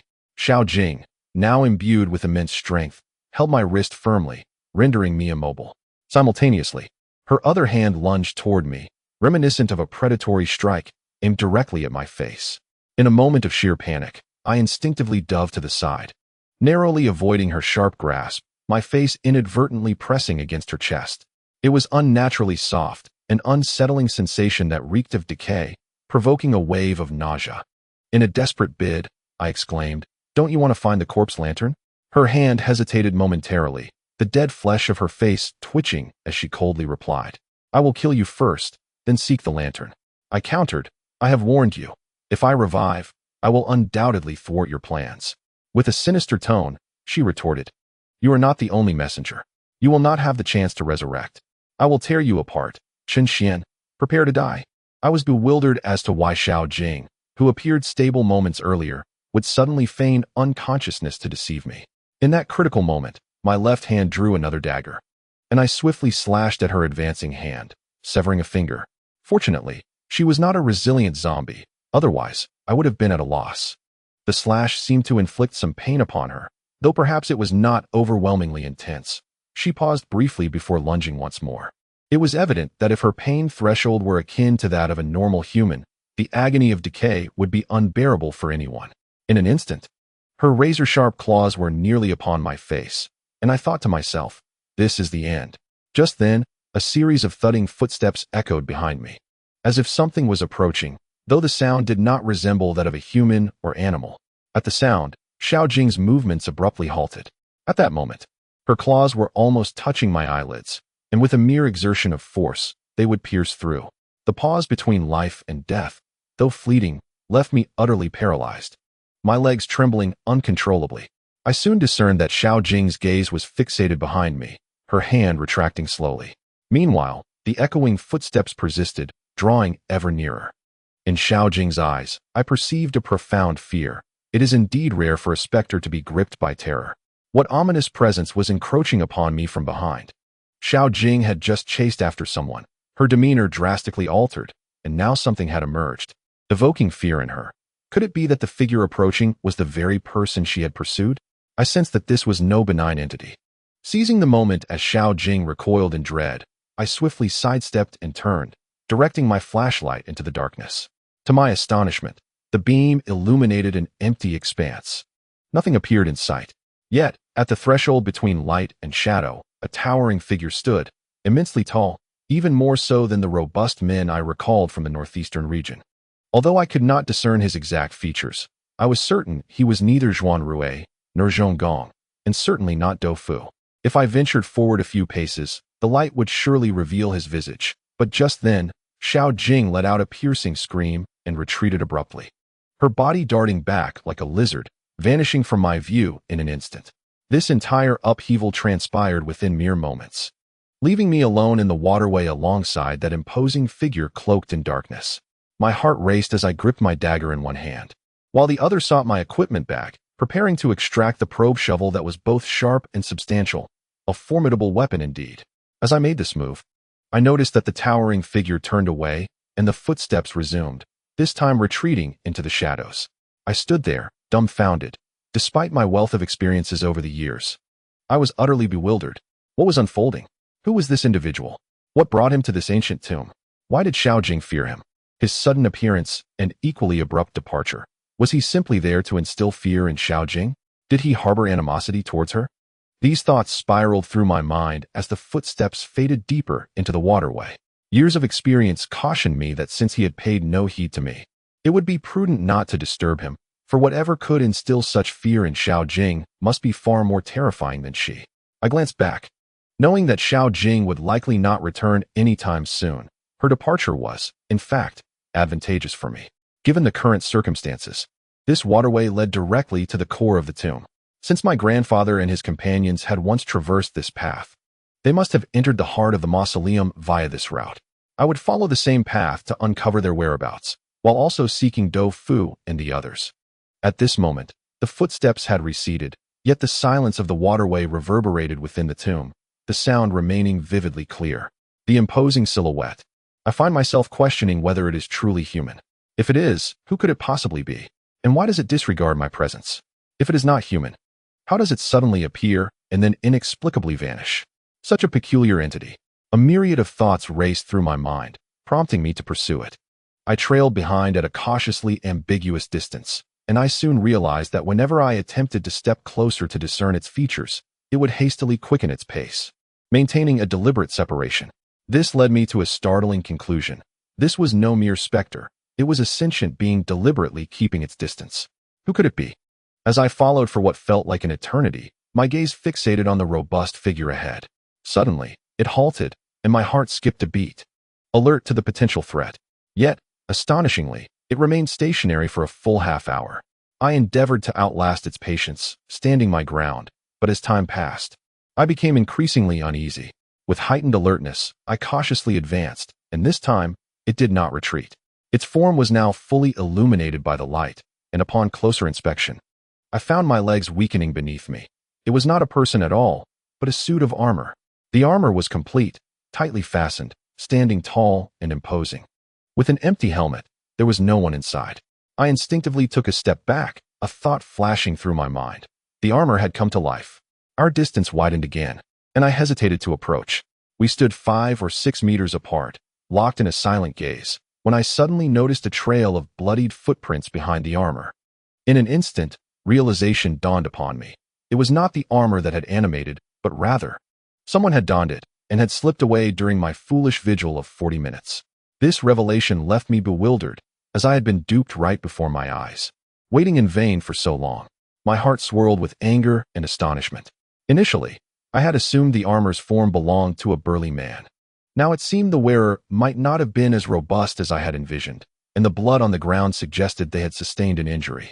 Could it be that this person had appeared in armor to protect me? Yet their actions clearly indicated a desire to conceal their identity. Who on earth could this individual be? Following the bloodied footprints further, I suddenly spotted a dark, gaping hole above me. Likely blasted open by someone, perhaps the handiwork of my grandfather's crew. If I were to surmise correctly, this hole likely led to the central chamber of the underground palace, and that enigmatic figure must have ascended through this opening in the darkness. Chapter 84. The survivor. I directed my headlamp upwards, its beam piercing through the hole above. Its visible range extended 6 meters, with peripheral light reaching 8 meters. Yet, my gaze met only emptiness. I could not discern what lay beyond. However, based on prior estimates, this area should belong to the central region of the underground palace. The enigmatic figure seemed remarkably well acquainted with this place, leaving me curious about his origins and whether he might possess some knowledge. These thoughts flickered through my mind, and without further hesitation, I swiftly climbed up through the opening. As I emerged, before I could fully comprehend my surroundings, a raspy voice erupted from the darkness, demanding, "Who are you?" Taken aback, I swiftly turned towards the source of the voice. Before long, I beheld a figure clad in garments that appeared worn and withered, his face obscured by a green mask reminiscent of those found in the hanging corpse array we encountered prior to entering the tomb. The mask featured a broad nose and square ears, concealing his entire visage. It dawned on me that this was indeed the individual who had rescued me moments ago. Initially, I presumed he sought to evade me, yet now it appeared he had deliberately stationed himself here to await my arrival. We were separated by approximately 5 to 6 meters. He sat cross-legged on the ground, leaning against the tomb wall. Only then did I take a cursory glance at the structure of the burial chamber. It was relatively spacious, with various items seemingly stacked in the corners, likely funerary offerings. However, my observation was hasty, and coupled with the dim light, the details remained obscured. Returning my gaze to the man, I surmised that he had no immediate intention of aggression. It would be prudent to ascertain his intentions first. Therefore, I said politely, "Thank you for saving me earlier." No sooner had the words left my lips than he suddenly bellowed, "Who are you?" Though his expression was concealed, the tone of his voice had shifted dramatically, now infused with a fury that suggested he would not hesitate to harm me should I utter anything irrelevant. My heart raced, and I discreetly stepped back 2 paces, responding, "My name is Chun Xian, an ordinary person you may not have heard of."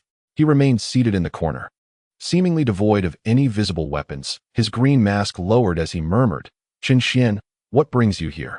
I hesitated, recognizing the oddity of his question. What else would one do in an ancient tomb? Did he not share my purpose? Fixating on the mask adorning his face, a peculiar thought struck me. Could he be a remnant of the Zimu people? After all, it had been over a millennium. My delay in responding prompted him to repeat his inquiry with an intensity akin to a military interrogation, his tone exceedingly menacing.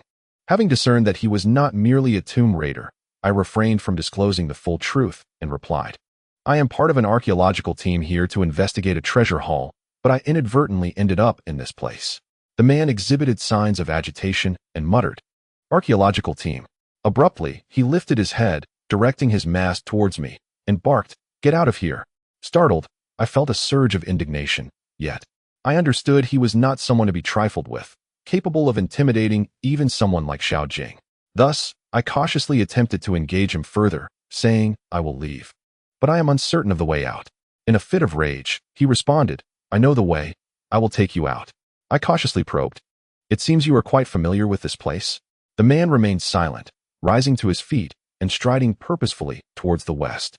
Following his direction, I discerned an ajar stone door, and the gaunt figure clad in a mask hastened towards it. Noticing my reluctance to move, he bellowed in a fit of rage, "Follow me, and I shall lead you out." Reluctantly, I complied, but my thoughts were consumed with the concern that my grandfather had not yet been found. Returning now would render my efforts futile. Moreover, the legendary 7 divine lamps piqued my curiosity, and I yearned to witness their purported powers. I could not allow myself to be ushered out just yet. I needed to devise a strategy to delay our exit. During our journey, I attempted to glean information from this enigmatic figure by posing several questions regarding his identity and the reason for his presence here. However, regardless of my inquiries, he remained uncommunicative, responding only with fury, as if he permitted me to absorb his information, yet refused to reciprocate. This left me somewhat disheartened, as I observed him skillfully navigating through numerous hidden passages, expertly avoiding various perils, which left me in quiet astonishment. Suddenly, the emaciated masked man halted, declaring, "There is the presence of a living soul." A living soul? Where could it possibly be? Could this man truly detect sense with his nose? At that moment, amidst the dimly lit tomb passage, I faintly heard distant footsteps, suggesting someone was approaching us. Concurrently, a voice emerged from the darkness, faint as the buzz of a fly. Nonetheless, I recognized it as that of Zhonggong. My heart raced with excitement, astonished at this unexpected encounter in such a place. Hastily, I made my way towards the source of the voice, while the masked figure appeared indifferent, continuing at his previous pace. However, as I approached with a heart full of joy, I was met with a solid wall. The sound had emanated from behind this barrier. Momentarily stunned, I realized there must be a mechanism at play, and I glanced back at the masked man who had followed me. By this time, the voice from beyond the wall had vanished. I called out the names of Doufu and the beautiful Gu, but received no response. Not even from Zhonggong, who had just spoken. If it were not for the masked man's earlier assertion of the presence of a living soul, I might have thought I was hallucinating. At that instant, the gaunt masked man inquired, "Are those within with you?" The word within immediately alerted me that behind this wall, there was likely another mechanism, and Doufu and the others were probably trapped on the other side. I nodded vigorously, lowering my posture, and pleaded, "Esteemed elder, you clearly possess great ability. We have inadvertently trespassed here. Please, release them." The masked figure continued to speak in a hoarse, furious tone. "Those who intrude upon the tomb shall perish." I was taken aback and exclaimed, "Could you be the tomb guardian?" Tomb guardians are of 2 kinds. The first are palace attendants and soldiers stationed outside the tombs in ancient times, while the second, much rarer type, are said to reside within the tomb itself, passing down their guardianship through generations, leaving only a single path for ingress and egress. Such individuals often possess extraordinary talents and formidable abilities. As soon as I voiced my thoughts, the man replied, "Indeed." Immediately, a thought flashed through my mind. Those who trespass the underground palace shall perish.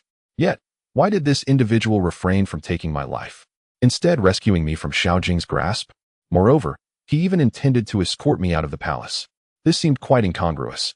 Naturally, I was not foolish enough to voice this query, for what if my reminder caused him to reconsider? Thus, I continued to humble myself, pleading, "Esteemed elder, we did not intend to disturb the tranquility of the tomb's master. We merely stumbled upon this place by mistake. I beseech you to show mercy.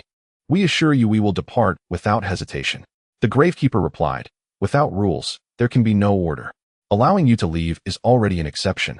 His resolute tone made it evident that he was unwavering in his decision. Secretly vexed, I found myself at a loss for a solution. At that moment, a faint groan emanated from behind the stone wall, suggesting someone was injured.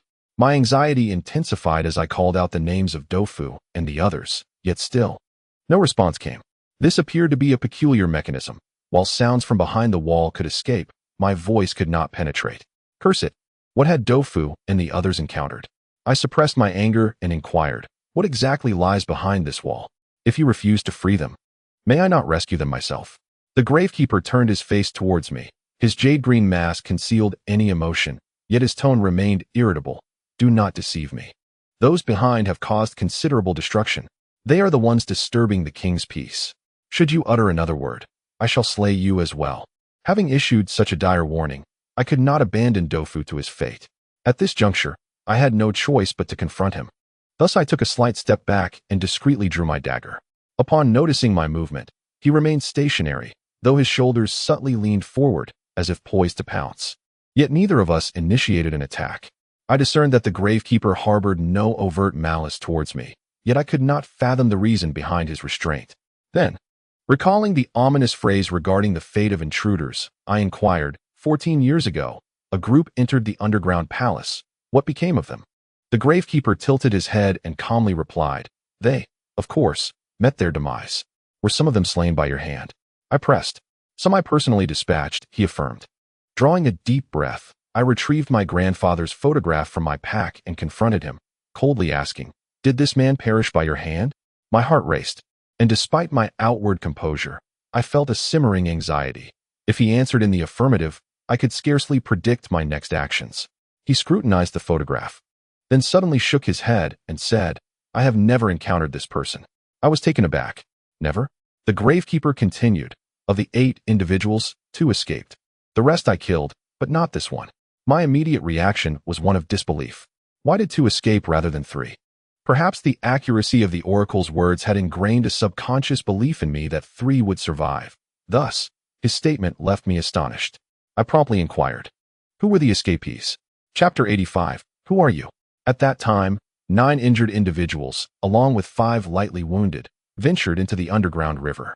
Along the way, there must have been some casualties, resulting in only 8 reaching the main underground palace. The gravekeeper declared, I do not recognize them. The ones who fled were 2 young men. Do not waste any time. Leave this place immediately. Young men? Firstly, it was certain that Lu Su was one of them. But who could the other be? Given their youth, my grandfather. Although I was aware in my heart that my grandfather had undoubtedly perished in this very place. Hearing it confirmed aloud elicited an entirely different sensation. The gravekeeper claimed he had never seen my grandfather, which led me to ponder whether my grandfather was one of those who met their demise in that riverbed. In an instant, a bitter taste filled my mouth, and a surge of rage ignited within me. The gravekeeper, with a hoarse and irritable voice, added, This place is fraught with traps. The mechanisms I control do not even allow me to remember if a few lives were lost. I recalled the harrowing experiences of my journey thus far and the plight of my grandfather's group, who had been forced into a desperate situation. Angrily, I retorted, The traps are under your command? The gravekeeper snapped back. What business is it of yours, kid? Stop with the nonsense. However, this statement implicitly acknowledged his culpability, making him an indirect perpetrator in my grandfather's demise. My blood ran hot with indignation, especially considering his murderous intent towards Doufu and others. In that moment, I could no longer contain my fury and shouted, I shall end you today. As I spoke, I charged forward rapidly. We were now mere feet apart. As I lunged, my dagger nearly grazed his throat, poised to strike. At the critical moment, however, the masked figure bent backward, narrowly evading my thrust. Before I could redirect my dagger, he surprisingly supported himself with his hands and propelled himself off the ground, suddenly clamping my waist. In an instant, I felt the crushing grip of his strength, which swiftly lifted me and hurled me aside. I landed heavily on the tiled floor of the tomb passage with a resounding thud, pain radiating through my back, and my dagger flew from my grasp. I had always considered myself quite capable. Though I could not compare to Zhuanrui and others who had undergone rigorous family training from a young age, I believed I could hold my own against 5 ordinary individuals in today's urban milieu, even 10 without sustaining injury. Yet, unexpectedly, this masked man had effortlessly brought me down with a single move. With his hands supporting him, he had thrown me with nothing but his feet. What immense strength that required! I could scarcely fathom the explosive power concealed within his emaciated frame. Perhaps this was not even his full strength. I came to my senses, realizing he was a figure feared even by Xiao Jing. A chill ran down my spine, and my heart sank. My grandfather's group had been formidable, yet they had succumbed to him. Today, it seemed we were in grave peril. In a flash, I remembered that Zhuanrui and the others still possessed explosives. Resolutely, I thought, I must rescue them first. If we truly cannot prevail, we shall detonate the explosives and face our fate together. Gritting my teeth against the pain, I hastily rose from the ground. At that moment, the masked man's inexplicable benevolence had vanished. He continued with his irritable tone, I am giving you a chance. Since you do not cherish it, then let us proceed according to the rules. With that, he advanced towards me once more. His speed was astonishingly swift. Just as I managed to rise, I felt a blur before my eyes. A figure flashed, and suddenly, I was forcefully pinned to the ground by a hand gripping my neck. He held me with one hand, yet no amount of struggling could alter my fate. My throat throbbed with agony, and my dagger had rolled away earlier, rendering me defenseless. In a moment of desperation, I recalled the hidden throwing knife strapped to my wrist. I swiftly pressed the concealed latch, and a silver knife slid into my palm. My eyes bulged in distress, and in my weakened state, I could hardly aim. Gripping the knife, I lunged upward. I was uncertain where I struck the gravekeeper, but he cried out and abruptly released his grip, retreating from me. My throat burned painfully, and tears streamed down my face. I ignored the mess as I hastily retreated. Once I regained my footing, I wiped my face and focused my gaze, only to realize that I had struck the gravekeeper's mask. Had he not been wearing it, I feared the knife would have plunged deep. Alas, the mask had deflected some of the force, resulting in only a minor wound, as evidenced by the blood trickling from the mask's edge. I was astonished by his speed and dared not approach him closely again. Instead, I clutched the throwing knife from a distance, my eyes fixed on his unprotected neck. Fortunately, his upper body was bare, allowing the knife's lethality to be maximized. He seemed to discern my capability with hidden weapons, but did not move, merely pressing a hand to the bleeding wound. I initially believed he was intimidated, but soon I noticed his eyes, visible beneath the mask, were intently fixed on the knife in my grasp, revealing an indescribable emotion rather than fear. At that moment, the masked figure suddenly inquired, "Who are you?" I was taken aback, finding his demeanor peculiar. Yet, fueled by anger at him being the murderer of my grandfather, I could not afford to be polite. I retorted, "Chen Xian, a grave robber, aiming to unearth the ghostly king from his tomb to avenge my grandfather's death.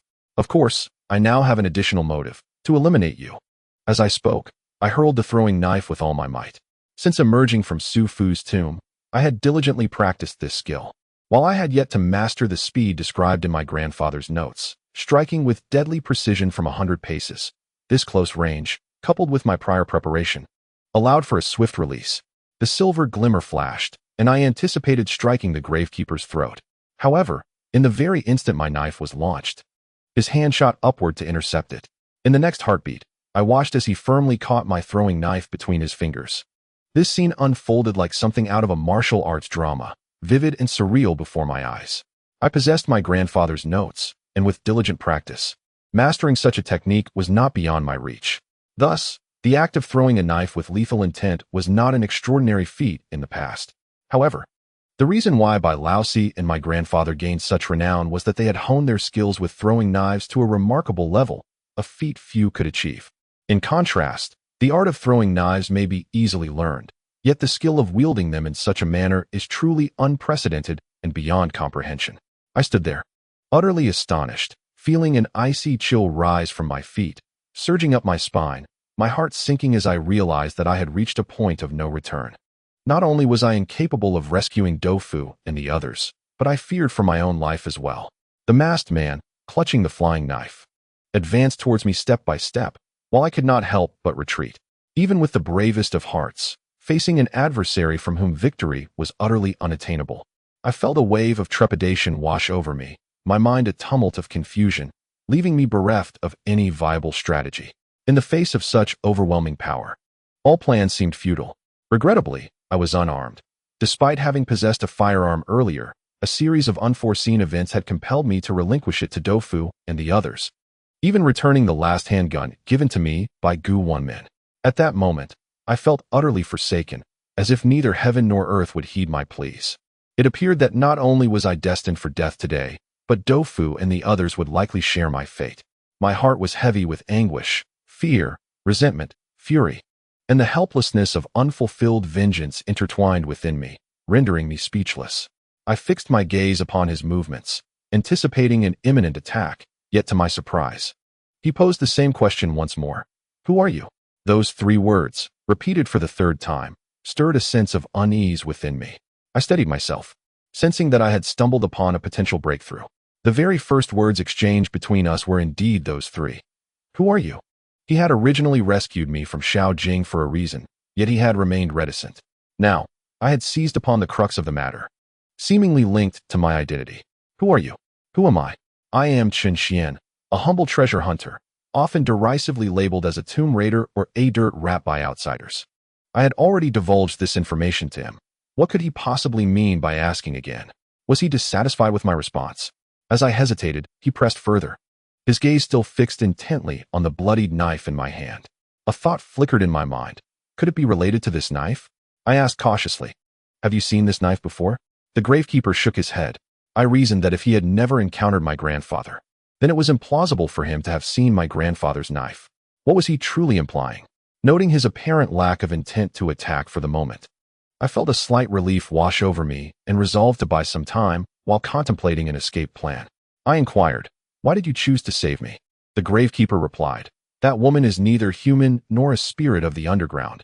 She does not belong here and must not be allowed to enter." I pressed on, "Then why were you willing to let me go?"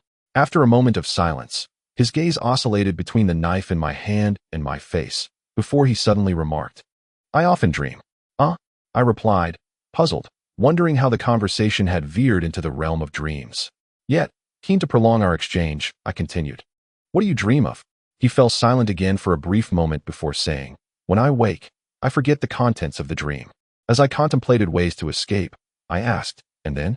The gravekeeper said, "I heard her calling your name." "My name? Is there something amiss with my name? Did he save me because of it?" Chapter 86. The Return of Grandfather. The gravekeeper continued. In that moment, I recalled the contents of my dream. There was a figure who entrusted me with something. His appearance was vivid, as if he truly existed, yet I had never left this place. A thought flickered in my mind, and I immediately inquired, "Are you the only gravekeeper in this tomb?" He nodded. I instantly discerned the flaw in my reasoning.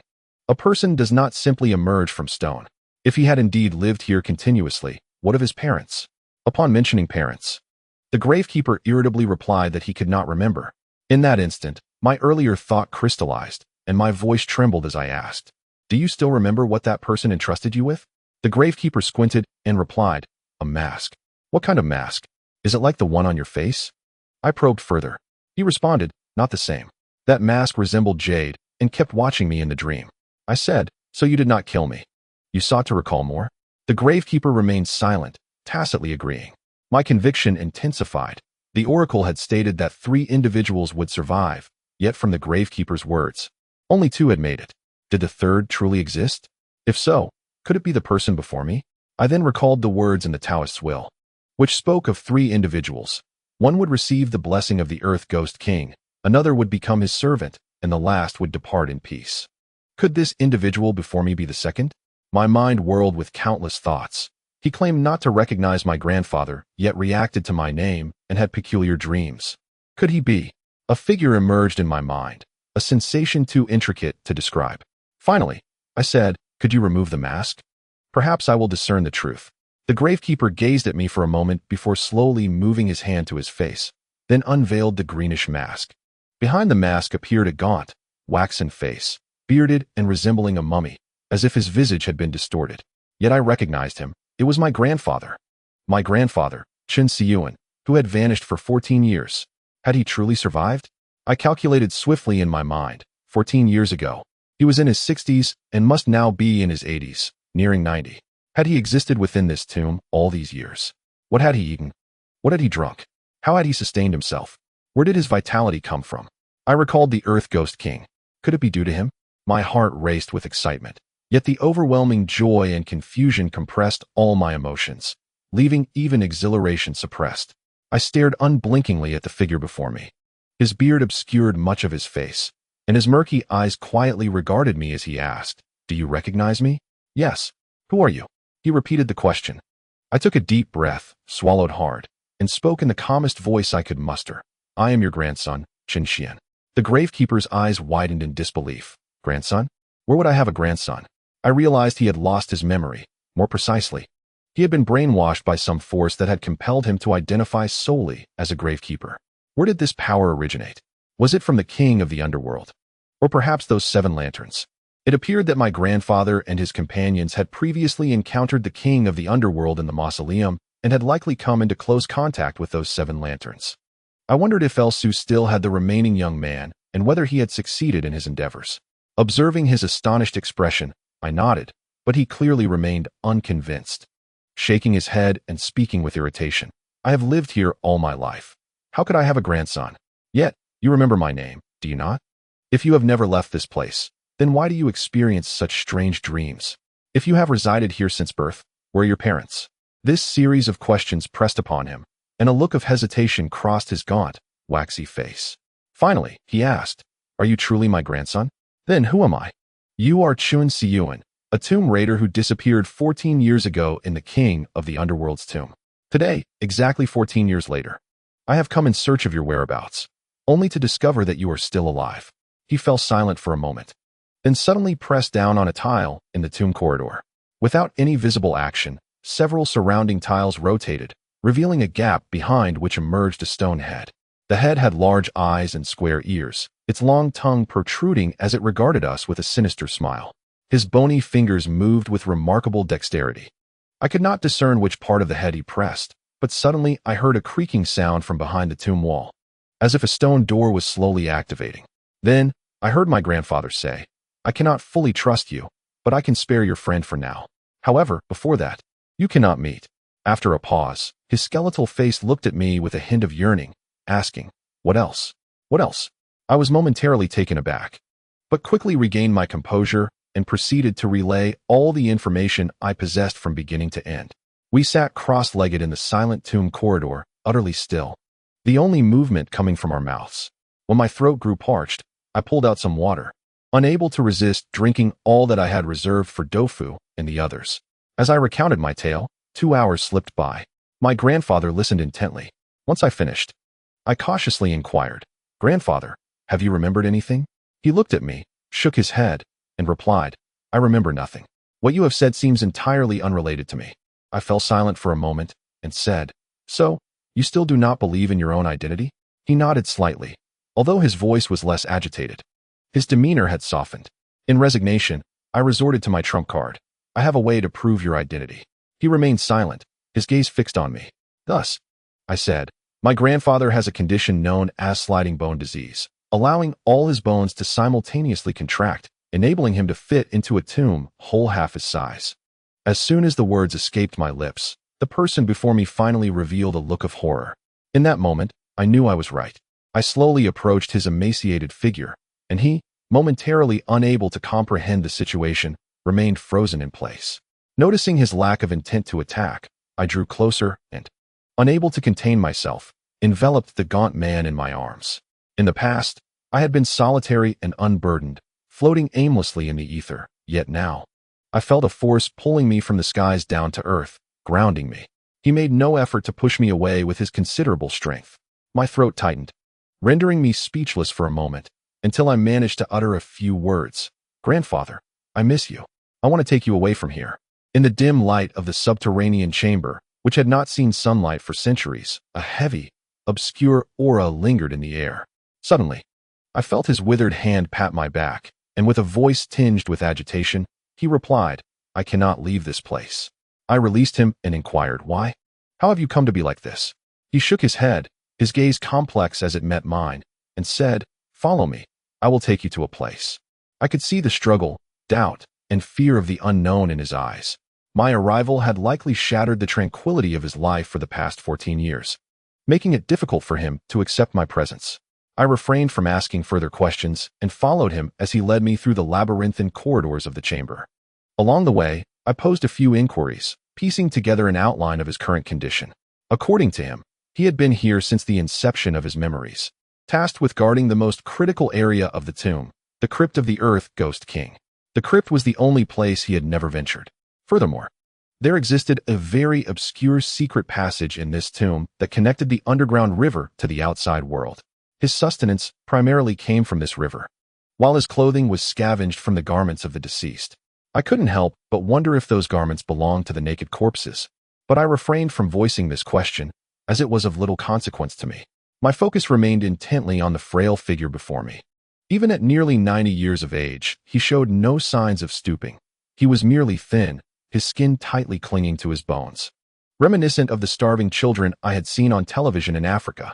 Though I understood that my grandfather possessed greater prowess than I, an instinctive sense of unreality gripped me, as if this were merely a dream or some ghostly illusion, and I feared the sudden emergence of an unforeseen event that could cost my grandfather his life. Once carefree and bold, I now found myself exceedingly vigilant.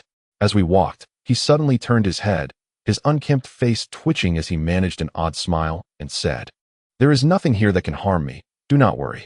Likely having not smiled in a long time, his self-assured attempt to reassure me came across as rather peculiar. I nodded and attempted to relax my taut nerves. During his 14 years here, there were two places my grandfather dared not enter, rooted in deep-seated fear and reverence that kept him at bay. One was the crypt, and the other was a sealed ear chamber connected to it. I find myself perplexed by the transformation of my grandfather, yet I can only surmise that some formidable force has influenced him, subtly conveying to him that these two places are forbidden. At this moment, he is suppressing his fears as he leads me towards the tomb of the King of Ghosts. He states, if what you say is true, then I must ascertain that I have a remarkably accomplished son, correct? I reply, indeed, he is exceptionally gifted. Perhaps your quest for the corpse lamp is to save his life. My grandfather falls silent and continues onward. Yet I can perceive the fragile muscles remaining on his frame taut with tension. Chapter 87. The invisible fear after a long separation. My heart brims with a torrent of words and countless questions, yet in this moment, only anxiety and silence prevail. I estimate that Dofu and the others must have escaped danger, but my grandfather is reluctant for them to encounter the core of the underground palace, likely employing the mechanisms within to lead them in circles. At this juncture, it is only the two of us advancing towards the heart of the tomb. The sole source of illumination is the headlamp upon my brow, which leaves me pondering how my grandfather perceived his surroundings prior to this. Could it be that he has developed night vision? In my curiosity, I inquire, and he does not deny possessing such an ability, albeit a limited one, as he often requires light. However, the origin of this capacity remains a mystery, as if he has never been troubled by issues of illumination since the dawn of his memories. Approximately half an hour later, after traversing a straight tomb passage, we arrive at a sepulchre with an open stone door. Rather than a mere tomb, it resembles a dwelling. On the left side of the chamber lies a neatly arranged pile of hay. Not far in front of the hay rests a bronze vessel, the size of a basketball, filled with clear water, while in the corner, a heap of filthy cloth suggests it to be tattered garments. Aside from this, the surrounding area is furnished with an array of items, likely remnants of funerary goods, such as triangular ceramic bowls, silver-inlaid ivory chopsticks, and figurines of musicians. My grandfather does not elaborate on his living quarters, but instead points to a tomb door across from us, stating, "We have arrived." He then pushes open the door, revealing a straight, pitch-black passageway. This corridor is lined with tomb bricks, far more intricate than the previous earthen tunnels. A chill runs down my spine as I gaze down the passage, for on either side, there stand numerous white figures. What is this? I involuntarily gasp. Those white figures are shrouded in layers of white cloth, reminiscent of ancient Egyptian mummies entombed in human-shaped coffins, yet they stand upright, resembling sentinels flanking the corridor, densely packed.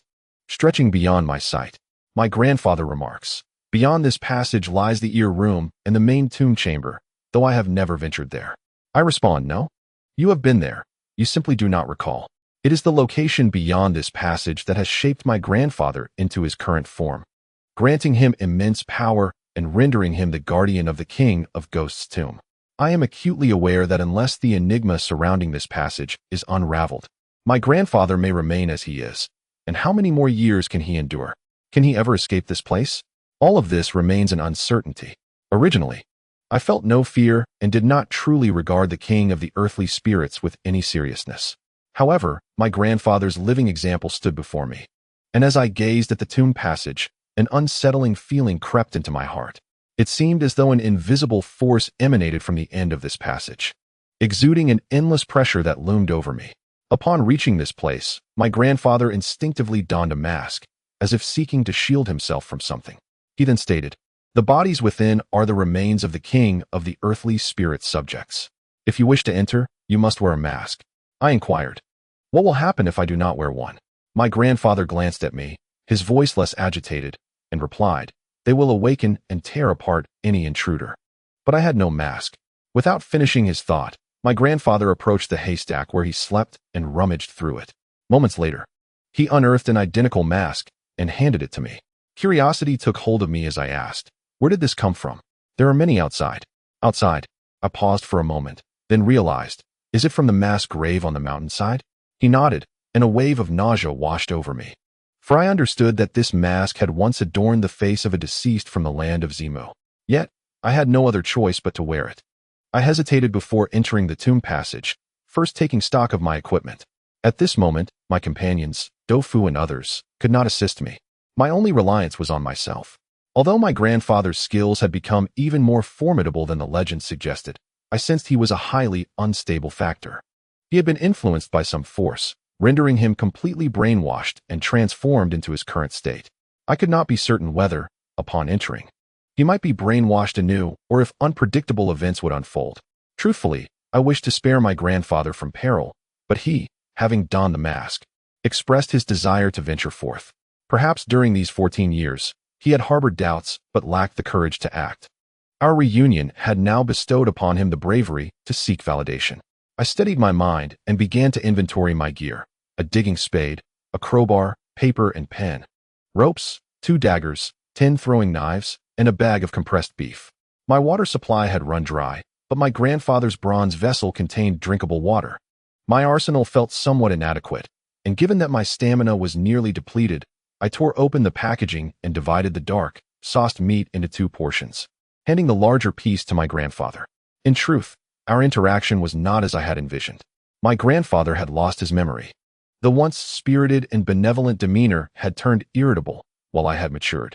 Besides that initial uncontrolled embrace, I could no longer recreate the warmth of my childhood.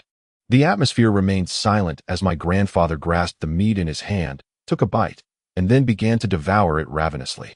I had heard him recount that life here was akin to one of raw flesh and blood. Moments later, he had consumed a substantial piece of meat and fixated on the remaining morsel in my hand, swallowing hard in desire.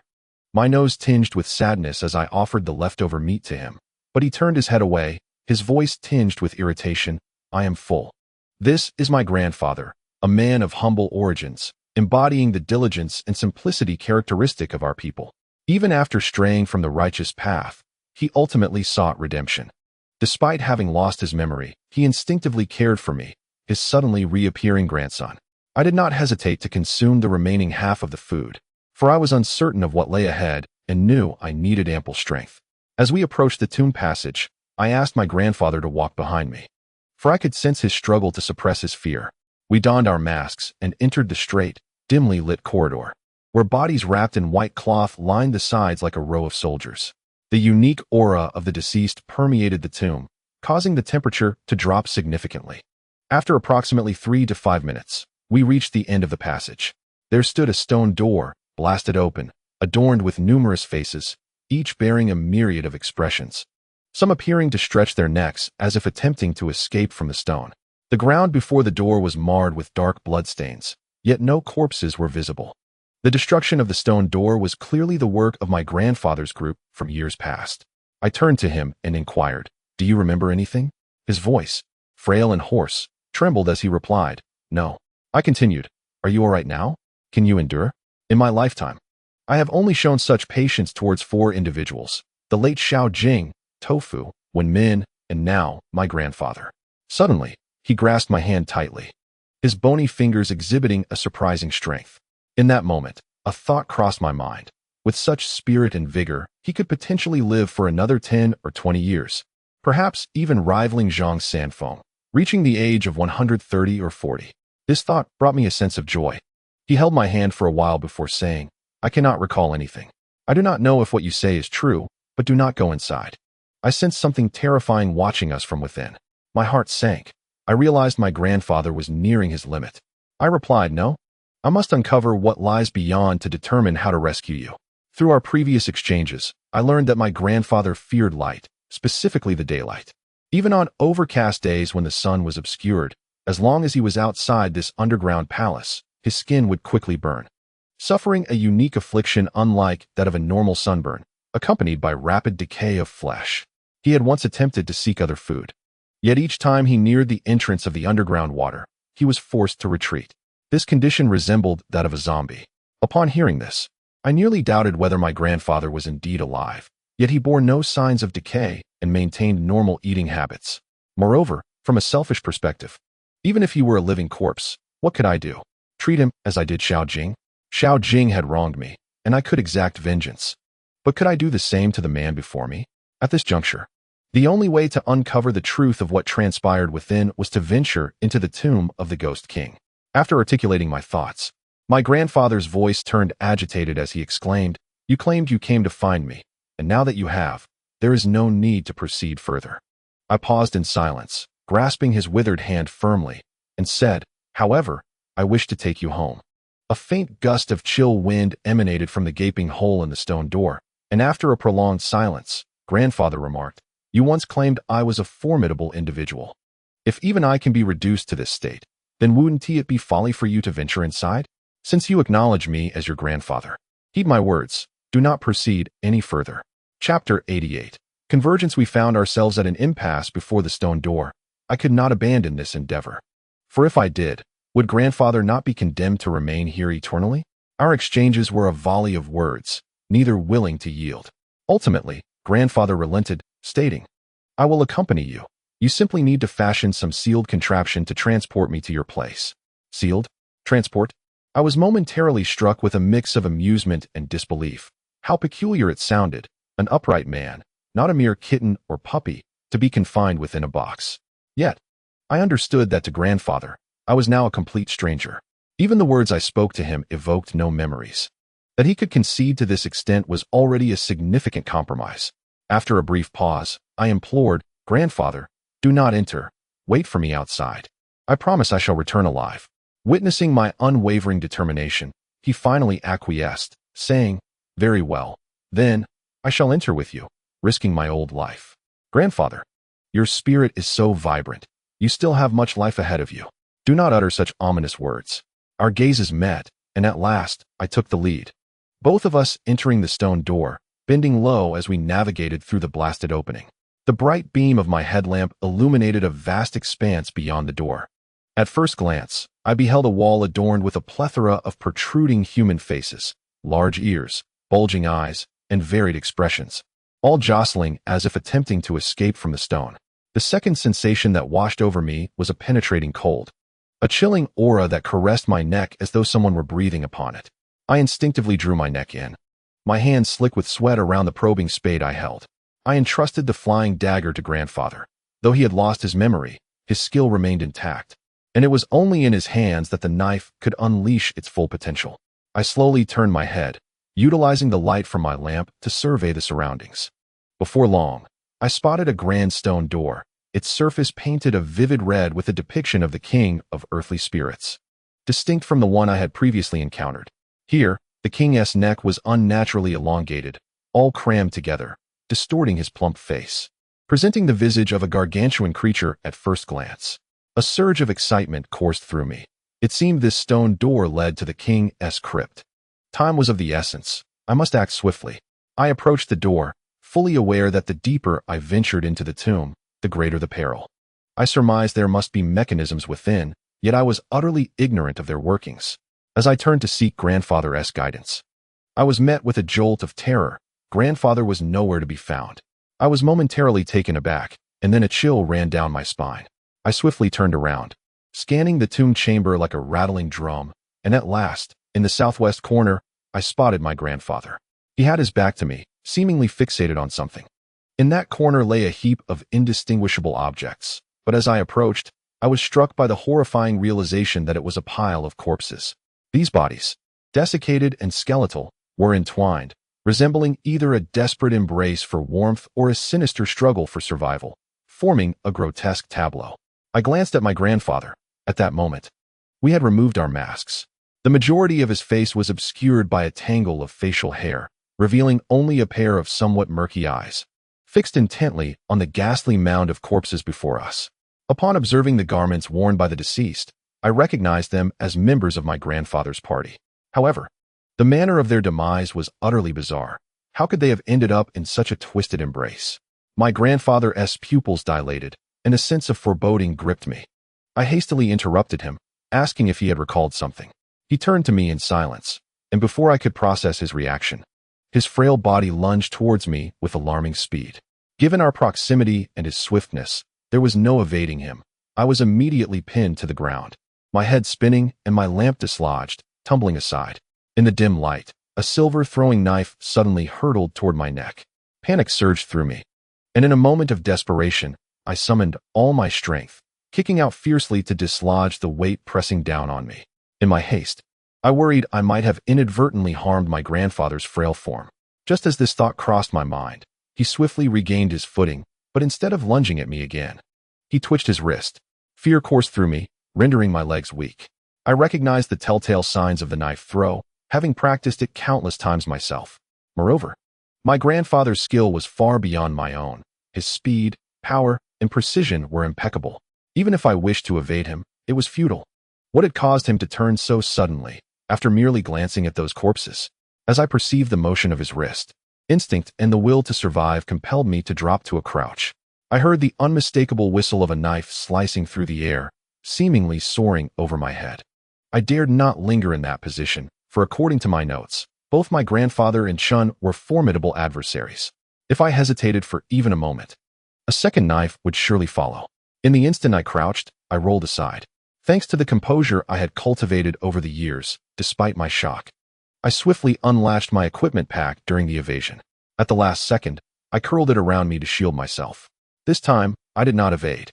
The knife struck the pack directly, leaving a gaping hole. I cried out, "Grandfather, if you kill me, the Chun family will face extinction." I protected my upper body, but my lower half remained vulnerable. Fortunately, those areas were not fatal, and thus, my grandfather refrained from further assault. Upon concluding my words, an unsettling silence enveloped the air, compelling me to cautiously peer from behind my equipment bag. In an instant, I beheld him advancing toward me, wielding the very probe shovel I had carelessly abandoned in my flight for survival. It appeared as though he intended to use this implement to extinguish my life. A tightening sensation gripped my throat, and a torrent of thoughts surged through my mind. How had my grandfather transformed into this? Was it the pile of corpses that had wrought this change?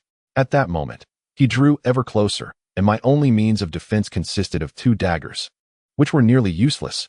Setting aside the question of whether I could overpower him, even if I could hardly plunge the daggers into him. Crouched in the corner, devoid of any tools for resistance, I felt utterly cornered. Just as he was within a mere 2 meters of me, a gunshot erupted from beyond the tomb passage, swiftly followed by a cacophony of gunfire. The sound momentarily stunned both my grandfather and myself, but seizing the opportunity as he turned to investigate, I lunged forward and pinned him to the ground. Realizing I could not afford to allow him to regain his composure, I decisively struck the side of his neck with a forceful chop. There exists an acupoint in that area, a vital point in the human body, and a vigorous strike can induce unconsciousness, as often depicted in dramas. This was my first attempt at such a maneuver. I was somewhat uncertain of my strength, fearful of inflicting too much damage and fracturing his frail bones. Fortunately, he was not as fragile as I had feared. My strike landed with sufficient force, and he promptly succumbed to unconsciousness. Meanwhile, the gunfire continued unabated. Though I could not ascertain the situation, I surmised that Zhuanrui and his companions had likely arrived, possibly without their masks, and had been attacked by whatever lurked outside the passage. I hastily grabbed a headlamp from the ground and affixed it to my head. Then, shouldering my equipment and gripping the probe shovel, I prepared to venture out and provide assistance. However, as I cautiously extended my head outside, I was suddenly confronted by several heads swathed in white cloth, with only two dark, hollow eye sockets visible, all fixated on me. What a dreadful sight! The moment I laid eyes on this scene, my heart leaped in fear, soon followed by a surge of indignation. Having already been startled by my grandfather's sudden assault, I was now met with this new horror. After the overwhelming fear subsided, anger took its place. Without waiting for the mummies outside to make a move, I swiftly withdrew my head and thrust the probe shovel forcefully outward.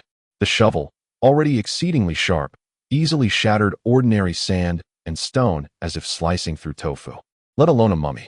With one decisive thrust, I decapitated one of the mummies, its body collapsing as it fell. As this particular mummy fell, it revealed a bit of space, and peering through, I noticed that the mummies stationed within the tomb had all been stirred.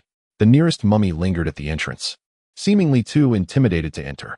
In a fit of urgency, I shouted, "Dofu, come quickly!" Amidst the chaotic gunfire, everything felt utterly disordered, and there was no response from the other side. I understood that the sheer number of mummies was overwhelming. It was unlikely that the four of us could withstand them. Just as I was about to charge out, a brilliant light suddenly illuminated the tomb passage, not the light of a headlamp, but the flickering, fierce glow of a roaring fire. Immediately, two fiery figures charged towards me. Their speed was astonishing, flames engulfing their upper bodies, yet upon closer inspection, I realized they were none other than Dofu and the beautiful Gu. My heart raced, and my eyes reddened as I prepared to rush out. These mummies seemed to fear fire, avoiding the two fiery beings, allowing them to advance without obstruction until they were mere meters away from me. The sensation in my chest was indescribable. I feared they were engulfed in flames, my heart aching with near madness. However, to my astonishment, as the two fiery figures approached, they suddenly waved their hands, and the flames erupted outward. I soon realized that they had wrapped themselves in thick layers, and the fire was ignited from those wrappings, sparing their bodies from harm. As they revealed their faces, I recognized them as Dofu and Wenmin. Without uttering a word, they hurriedly entered, and Dofu collapsed, gasping for breath on the ground. Gu, who usually took great care of her appearance, now had singed hair, resembling a refugee rescued from a fire. Her face covered in soot, though her eyes still sparkled with vitality. Chapter 89. A plea for help. Both were panting heavily, unable to utter a single word for the moment. I quickly retrieved my water pouch, filled with the pure water from my grandfather's vessel. They eagerly gulped down a few mouthfuls, and then Gu suddenly threw herself into my arms, her voice hoarse. You scoundrel, you nearly drove us to despair." Though I was unaware of the events that transpired, the reunion of the three of us stirred excitement within me. I gently patted Gu on the back, whispering, "Fortunately, we are all safe." Dofu, regaining his breath, anxiously looked at us and exclaimed, "What about me? What about me?" Gu, feeling somewhat embarrassed, pulled away from my embrace, and Dofu immediately lunged forward, grasping my arm tightly, his nearly bald head contrasting with the tears streaming down his face as he pleaded, "Brother, our search for you has been arduous. We feared you had already fallen victim to Xiao Jing's treachery. May I boldly inquire, are you still alive? Is your virtue intact?" I was momentarily at a loss for words, chuckling despite the gravity of the situation. In truth, the joy of our reunion somewhat alleviated the tension that had filled my heart. I replied, "My virtue remains relatively safe." As I spoke, I glanced outside. However, the view beyond the cave was obscured, for the passage was now filled with wandering white mummies. I hurriedly asked, "What about Zhuanrui and Zhonggong?" Dofu explained, "After Xiao Jing captured you, Gu and I were forcibly taken away by Zhuanrui. But who are we to abandon a brother? Could Gu forsake you?" In our unwavering resistance, we ultimately parted ways. I was taken aback, unable to contain my astonishment. "You parted ways?" I had assumed Dofu and the others were trapped behind, given that I heard Zhonggong's voice. It seemed my assumptions had been mistaken. "So how did you find your way here?" I inquired. Guda Menu remarked, "After parting ways with Mr. Zhuan, we began retracing our steps, continuously pursuing your trail. Eventually, we descended into the underground river, seemingly haunted by some unpleasant memories. Mei exhibited a weary demeanor, while Doufu waved his hand, his expression akin to one who has swallowed a fly, exclaiming, "Enough of this. That wretched Xiao Jing is far too adept at concealing her whereabouts. Mei and I have toiled endlessly in search of your traces. Had it not been for our fortuitous survival, we might have. Well, let us not dwell on that, though neither explicitly stated it." Their disheveled appearance made it clear that while they may not have been entirely ignorant of the ancient tomb structure, their knowledge was scant. The challenges they faced to arrive at this location were undoubtedly numerous, igniting a fervor within me. Suddenly, I quelled my excitement and pondered a pressing question.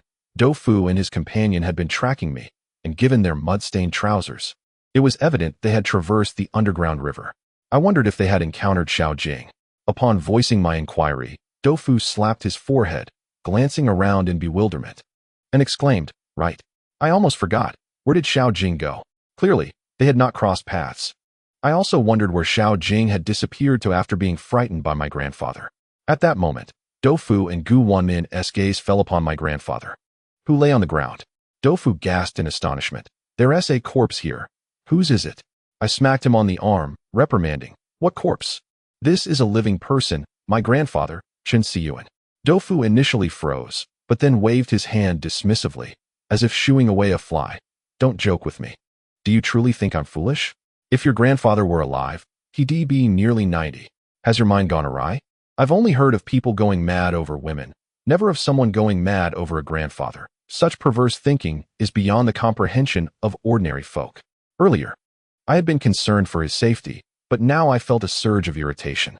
Thankfully, Wenmin, more reliable than Doufu, noted my expression and quickly interjected, "All right, Doufu. If you keep this up, I want he come to your aid when he strikes you." He then turned to me, pointing at my grandfather, and inquired, "What is going on? What is going on?" I myself was at a loss as to where to begin. Why had my grandfather transformed in this manner? Why did he suddenly attack me? From whence did his newfound strength originate? How had he scared off Xiao Jing? What was the secret behind his longevity?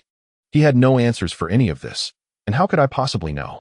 I succinctly recounted my experiences, emphasizing the key points to the two of them. Upon hearing this, Doufu, with his charred bald head, squatted beside my grandfather, inspecting him closely. Suddenly, he exclaimed, "Grandpa is waking up." I turned to look, and indeed, my grandfather had opened his eyes, prompting a surge of alarm within me. Fearing he might lash out again, I quickly pulled Doufu behind me. Watching my grandfather's next move intently while muttering under my breath, "He is my grandfather. What business do you have calling him? Good things should be shared among family. My grandfather is not a thing." Realizing the inappropriateness of my words, I nearly slapped Doufu, but before I could react, my grandfather glared fiercely, his voice booming with anger. "You little rascal, who are you calling not a thing?" Doufu peered from behind me, pointing and declaring, "He said you are worthless. Such a rebellious scoundrel. If I were you, I would have lashed him 300 times with a belt."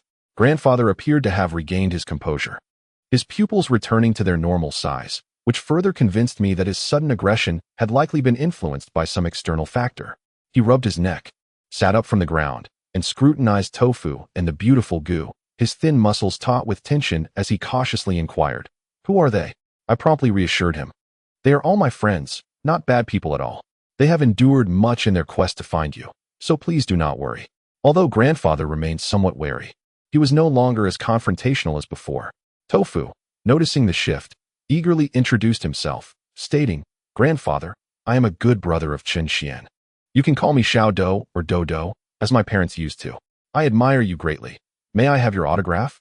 Grandfather seemed momentarily taken aback, likely unaccustomed to such a lively bald head, and after a pause, he replied, "Oh, Xiao Do, is it?" He then turned to Wenmin, and just as I was about to introduce her, Doufu interjected, "This is your future granddaughter-in-law. She is a police officer. Don't be fooled by her current dusty appearance.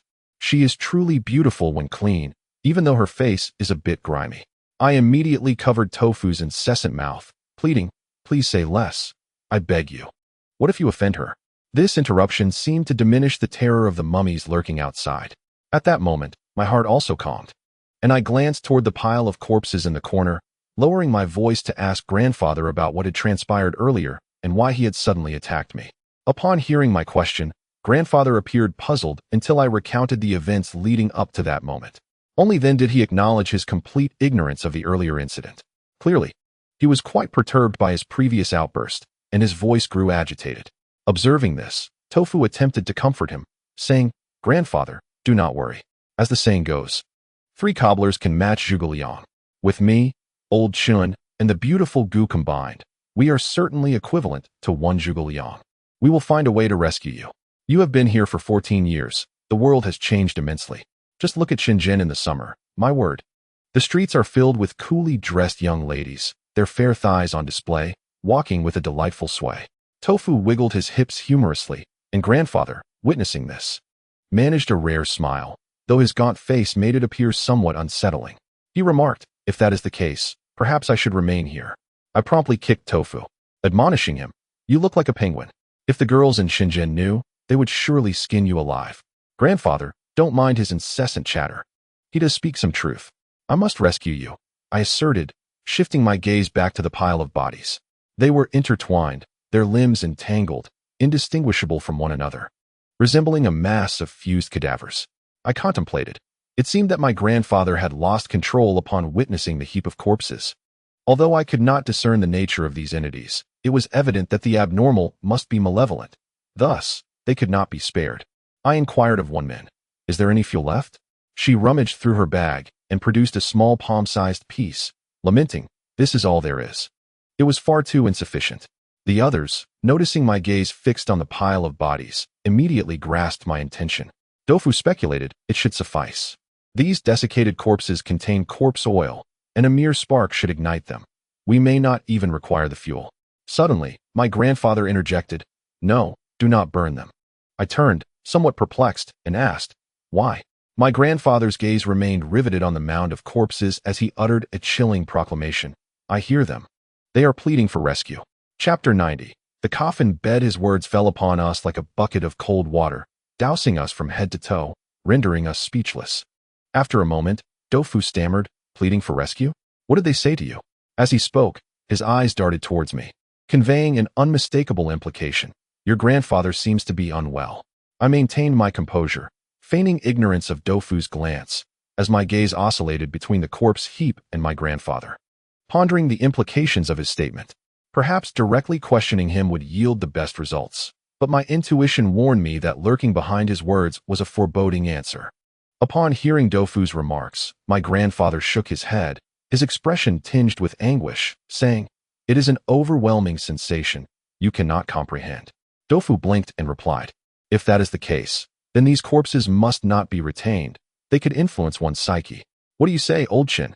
I nodded in agreement, shifting my gaze back to the heap of bodies, only to suddenly discover that an oil-slicked head had emerged from the once intertwined mass.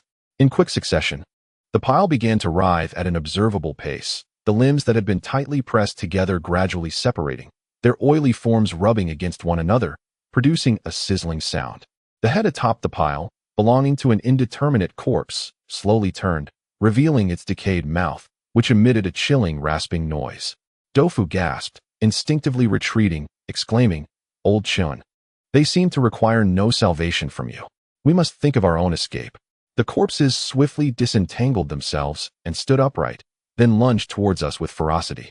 The others, anticipating this anomaly, were already prepared. They swung their probing tools with vigor, and I swiftly struck the nearest corpse's head, sending it flying. Meanwhile, Tofu brandished a retractable steel pipe, demonstrating his resolve before the elderly and the women. These entities, though swift and powerful, displayed a certain fragility, categorizing them as the lowest tier of corpse-like beings. Above them were the more formidable variants, such as the long-haired corpses, followed by the living dead or flying corpses. In a matter of moments, under our defensive onslaught, these creatures were effectively dismembered.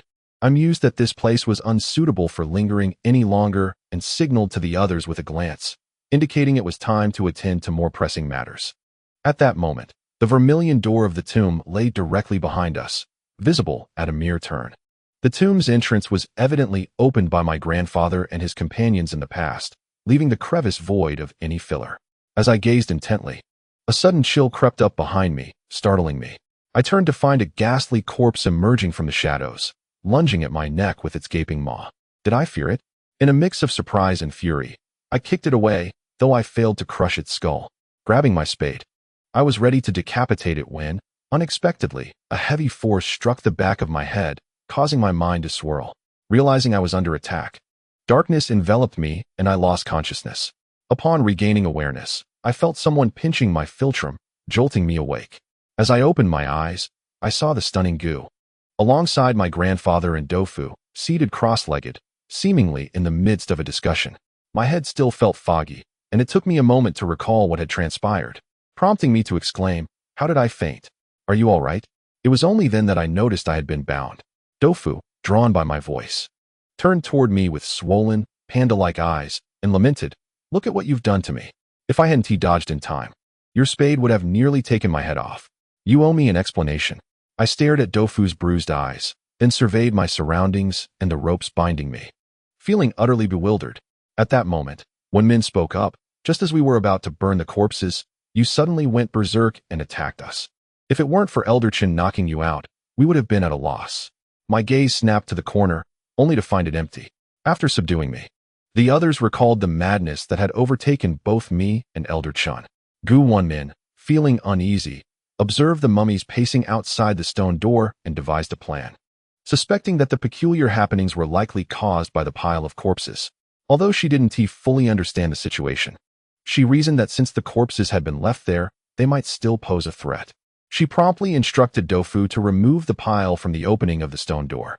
Though it was repulsive, Doufu had no choice but to muster his courage. As he put it, with me incapacitated, he was the only man left to handle such a disgusting task, which he believed was inappropriate for the elderly or women. Gritting his teeth and closing his eyes, he pushed the heap of corpses outward, and I shall spare you the details of that nauseating process. Initially, Gu was concerned about Doufu being too close to the pile, fearing he might also succumb to madness. However, upon observing that Doufu remained unaffected, she pondered the reason, contemplating. Could it be that Doufu's closed eyes shielded him from the influence? In a brief moment, Doufu managed to push the corpse pile to the entrance. Before he could exert force to push it further, the mummies outside reached out, eager to snatch at the debris.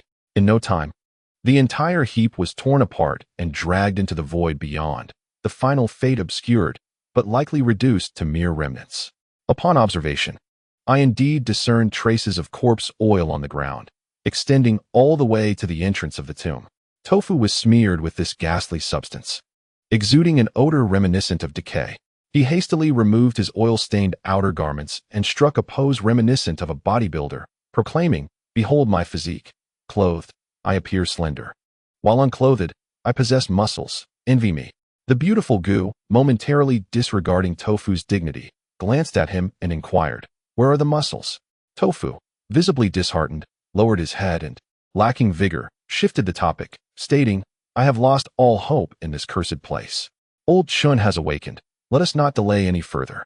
Quickly, find a way to save him." Standing before the crimson tomb gate, an image of a seven-headed figure suddenly flashed in my mind. Instinctively, I glanced at my grandfather, who appeared anxious, his beard trembling slightly, his gaze seemingly penetrating through the tomb gate to the other side. Drawing a deep breath, Tofu and I exerted our strength in unison, and the heavy tomb door emitted a dull creak as the lights we carried converged, illuminating all that lay beyond the threshold. To my surprise, the interior was far less magnificent than I had envisioned. At the far end rested a stone sarcophagus, which, by all accounts, should have contained the coffin of the tomb's master. However, it was conspicuously empty. Where had the coffin gone? The group exchanged bewildered glances, each equally perplexed. But my grandfather's astonishment surpassed mine. He seemed unable to fathom that the chamber, which had instilled such profound dread in him, was devoid of even a single coffin. I surveyed the main burial chamber, which starkly contrasted with my expectations of opulence. It was rectangular, larger than any tomb I had previously encountered. Yet compared to the grand mausoleums that Tofu and I had experienced, this principal chamber appeared rather meager. The rectangular space extended endlessly to the left and right, enveloped in a dim atmosphere. There were no signs of lavish funerary items, not even the most rudimentary wall paintings. The dark, blue-black tiles formed the floor, and the empty sarcophagus was adorned with only simplistic reliefs. Everything about this chamber bore no semblance to the legendary identity of the King of Ghosts. According to legend, this ruler possessed 7 heads and 7 divine lanterns. Was this truly the nature of his post-mortem resting place? Most troubling of all was the absence of the coffin. A sudden thought struck me: false tomb. A false tomb is constructed by a deceased individual concerned about grave robbers, creating a deceptive burial site and disseminating false information to divert the attention of potential thieves. The most renowned example in history is the 72 false tombs of Cao Cao. It is said that he erected 72 tombs, each indistinguishable from the other in structure and appearance. Unless one entered the main burial chamber, the truth would remain forever concealed. Could it be that this place is merely a false tomb? Such a notion was almost unbearable. Akin to the futile efforts of the Wu Yin master in constructing the Yashan Treasure Hall, the tragic demise of my grandfather's contemporaries being in vain, and our current endeavors proving fruitless as well. If this place were indeed a mysterious tomb, not only I, but also Zhuanrui and all the living and deceased who participated in this event would be left speechless, as it would undoubtedly be a tremendous blow. However, I quickly composed myself, calming my nearly frenzied heart. Once I regained my composure, I discerned something amiss. Even if it were a dubious tomb, there should be a coffin, right? At that moment, the crowd had gathered beside the coffin bed, where I noticed a slight depression in the center, revealing a rectangular indentation.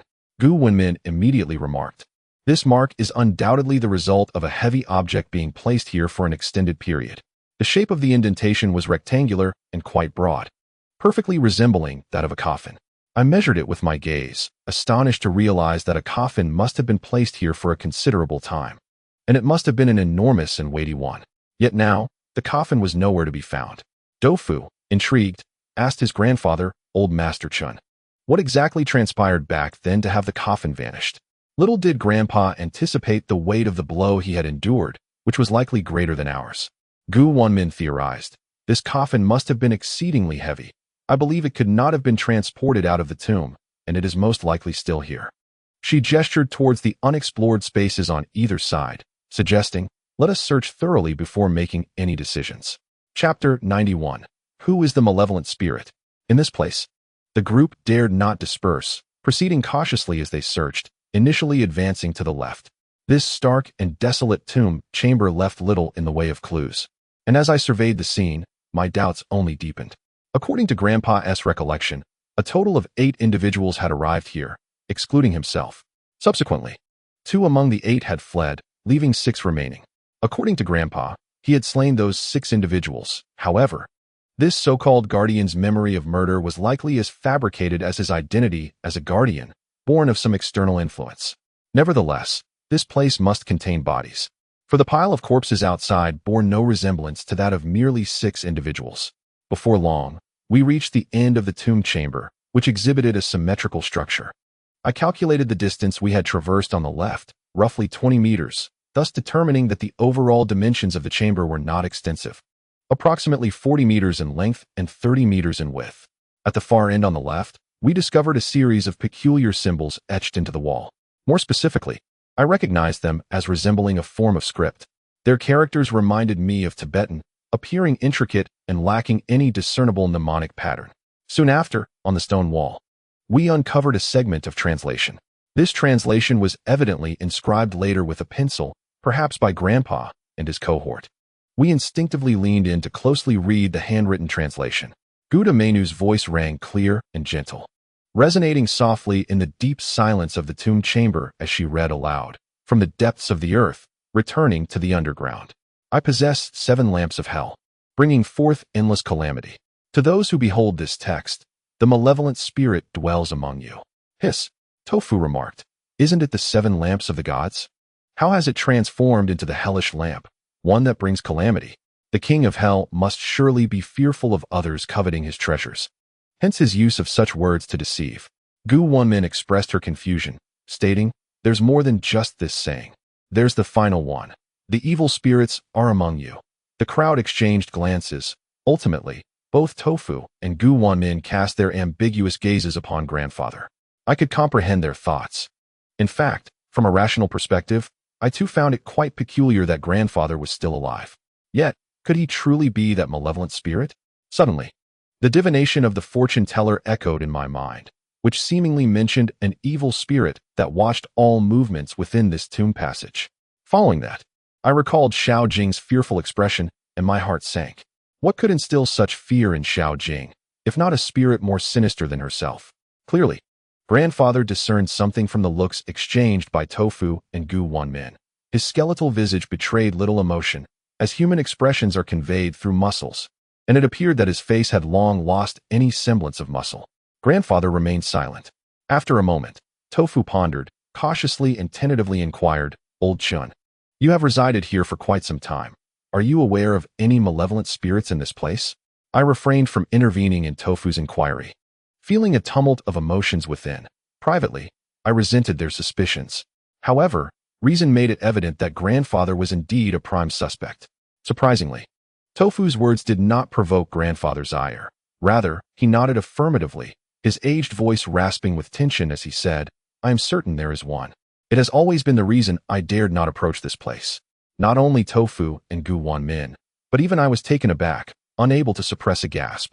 As Wenmin exclaimed, "So, you have seen it, encountered that spirit?" Grandfather remained silent for a moment before shaking his head, saying, "I cannot ascertain what it is. But I sense something terrifying here. This has been my enduring feeling." Feeling is a rather enigmatic term, one that can be interpreted as the subconscious or the sixth sense.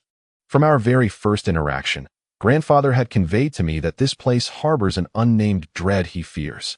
At that time, I could not fathom why someone might experience fear without cause, but now, upon reflection, I realized, perhaps this is grandfather's lingering subconscious warning him.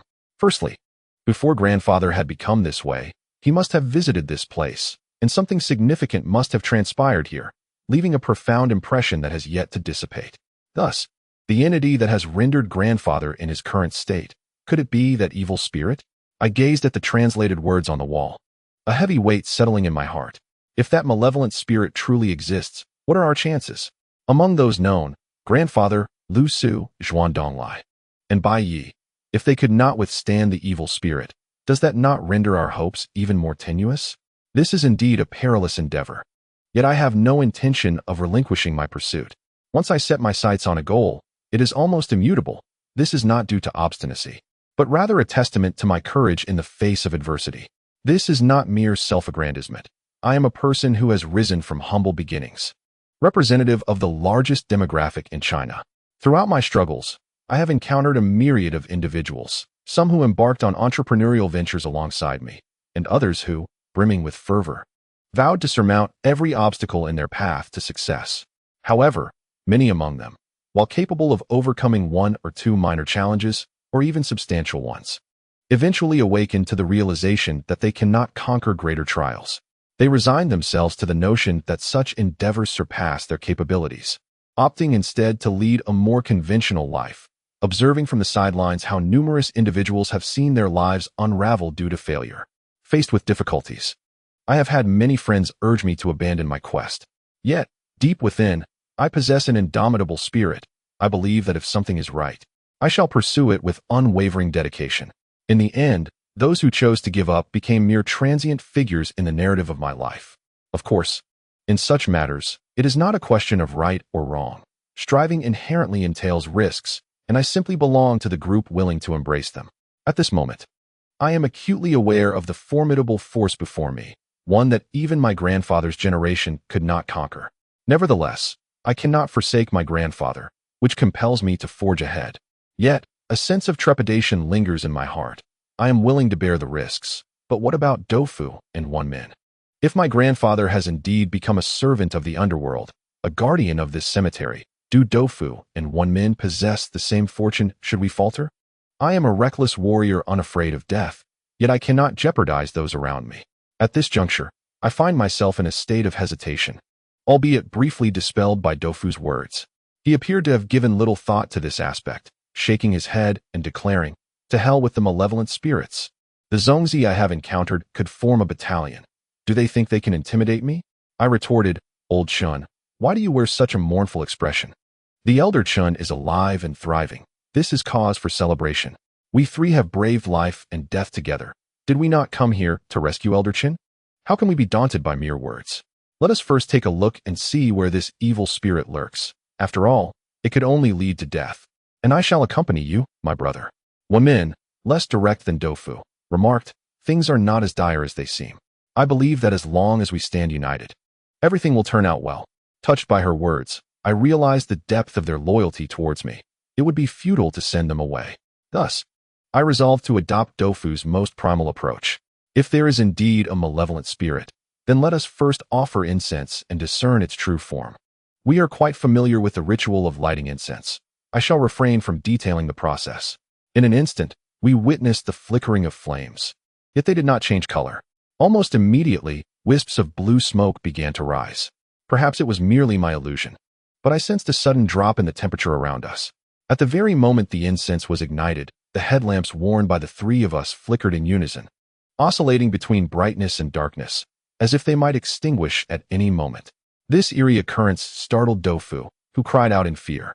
It was clear that the simultaneous malfunction of our headlamps was no mere coincidence. It could only mean that something was amiss. Before we could fully process the situation, the headlamps went out with a sharp click, plunging us into darkness. I instinctively shouted, "Do not remain in place." This is a fundamental principle. In such perilous moments, remaining stationary is not a prudent choice. If something were to attack us, it would have the advantage. As I spoke, I pushed the person next to me, and the two of us fell to the ground. I recalled that Wenmin stood to my right. At such a critical moment, there was no time to deliberate whom to save first. One helps the person nearest. It is akin to the dilemma of a man faced with both his mother and girlfriend falling into water. In that scenario, choosing one over the other would be futile, for both women hold equal significance. In such dire straits, the instinctive response is to rescue the one closest. As I shoved Wenmin down, I heard a rustling sound, likely the movement of Doufu and Grandpa. In that fleeting moment, I quickly ignited my lighter.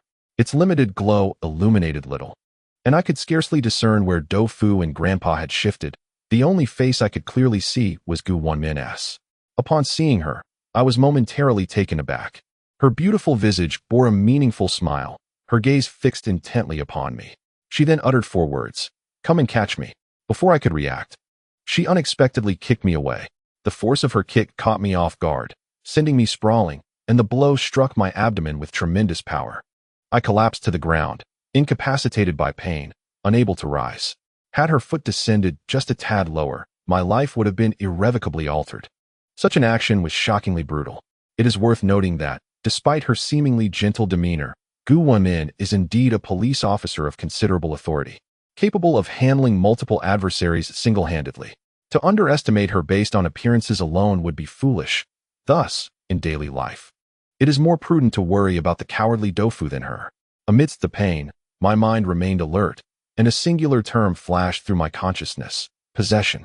Of course, this term was one I had primarily encountered in films. Even Grandpa had never mentioned it. The concept of possession is not so easily realized, as the ethereal realm is associated with Yin, while humanity is linked to Yang. The notion of possession has been trivialized by modern horror cinema, leading the uninformed to believe that it is as simple as dining. In our folklore, what is referred to as being possessed by a ghost is actually known as zhuang, which signifies the living encountering a spirit and being afflicted by its malevolent energy. In such instances, it is essential to summon those skilled in exorcism to dispel this negative force. The true possession by a ghost, however, is a rare occurrence, merely alluded to in my grandfather's notes. Reflecting upon the recent events, I could not help but feel a chill run down my spine. Could it be that she was possessed by the malevolent spirit within the tomb? This spirit extinguished our lights and then took control of Wenmin. Such cunning was truly remarkable. In a state of urgency, I forced myself to rise despite the pain. My lighter extinguished upon impact, yet fortuitously, Doufu's lighter ignited immediately after. In the darkness, he seemed oblivious to the chaos that had just unfolded, and upon seeing me clutching my abdomen, he exclaimed, "Old Chun, what's wrong? A miscarriage?" I gasped in agony and replied, "Yes, a miscarriage. Quickly, find Wenmin." Suddenly, my grandfather, who was beside Doufu, appeared transfixed by something unseen, his pupils dilating in alarm. Sensing the anomaly, I swiftly turned, but the faint light of the lighter only illuminated a shadowy void behind me, rendering it impossible to discern anything. Yet, my grandfather had informed me of his ability to see in dim light, having spent much of his life underground. and could perceive many things obscured from our sight. In a moment of desperation, I tapped my forehead lamp, and to my astonishment, it flickered briefly before extinguishing once more. However, in that fleeting instant, I caught sight of the peculiar inscription from before, and now, there stood Wenmin, leaning against the tomb wall, wearing an eerie smile directed at us. A gun prominently held in her handgun. Strangely, at that moment, the weapon was not aimed at us. Her lips parted slightly as she positioned the gun towards her own mouth, her thumb resting ominously on the trigger. A chilling wave coursed through me, and as the light faded, I began to suspect that the malevolent entity might have orchestrated this scene for my eyes alone. In a surge of panic and fear, both Doufu and I cried out in unison, "Stop!" At that instant, a gust of chilling wind extinguished Doufu's lighter. In the enveloping darkness, I could hear Wenmin's voice, still soft and inviting, "Come and catch me." Then, a deafening gunshot shattered the stillness of the tomb, echoing from the blackness ahead. The moment I heard the shot, my legs gave way, and my mind felt as though it had been struck by a hammer, causing me to collapse to my knees. The gunshot silenced everything around us. Doufu's startled scream caught in his throat, failing to fully escape. The air was thick with the metallic scent of blood mingled with gunpowder. My mind buzzed with chaos, and after a brief moment, I could no longer contain myself and let out a frantic shout as I surged into the darkness ahead. Doufu followed closely behind, reigniting his lighter.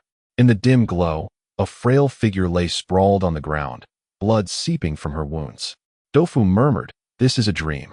I could not see his expression, for at that moment, I struck myself hard across the face, hoping that upon opening my eyes, I would find it was indeed, as Doufu suggested, merely a dream.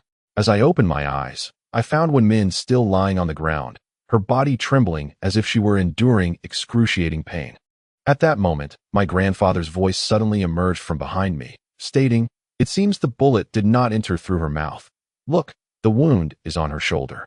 The intense shock left my thoughts and reason in complete disarray, and Doufu collapsed to the ground, his face pale and on the verge of tears.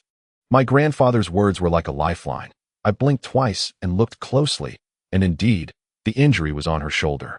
This was not a fatal wound, which explained her continued struggle. My mind instantly cleared, and I exclaimed, "Anesthesia, hemostatic agents. Bring out all the medical supplies." As I spoke, I also removed the gear bags from both myself and Wenmin.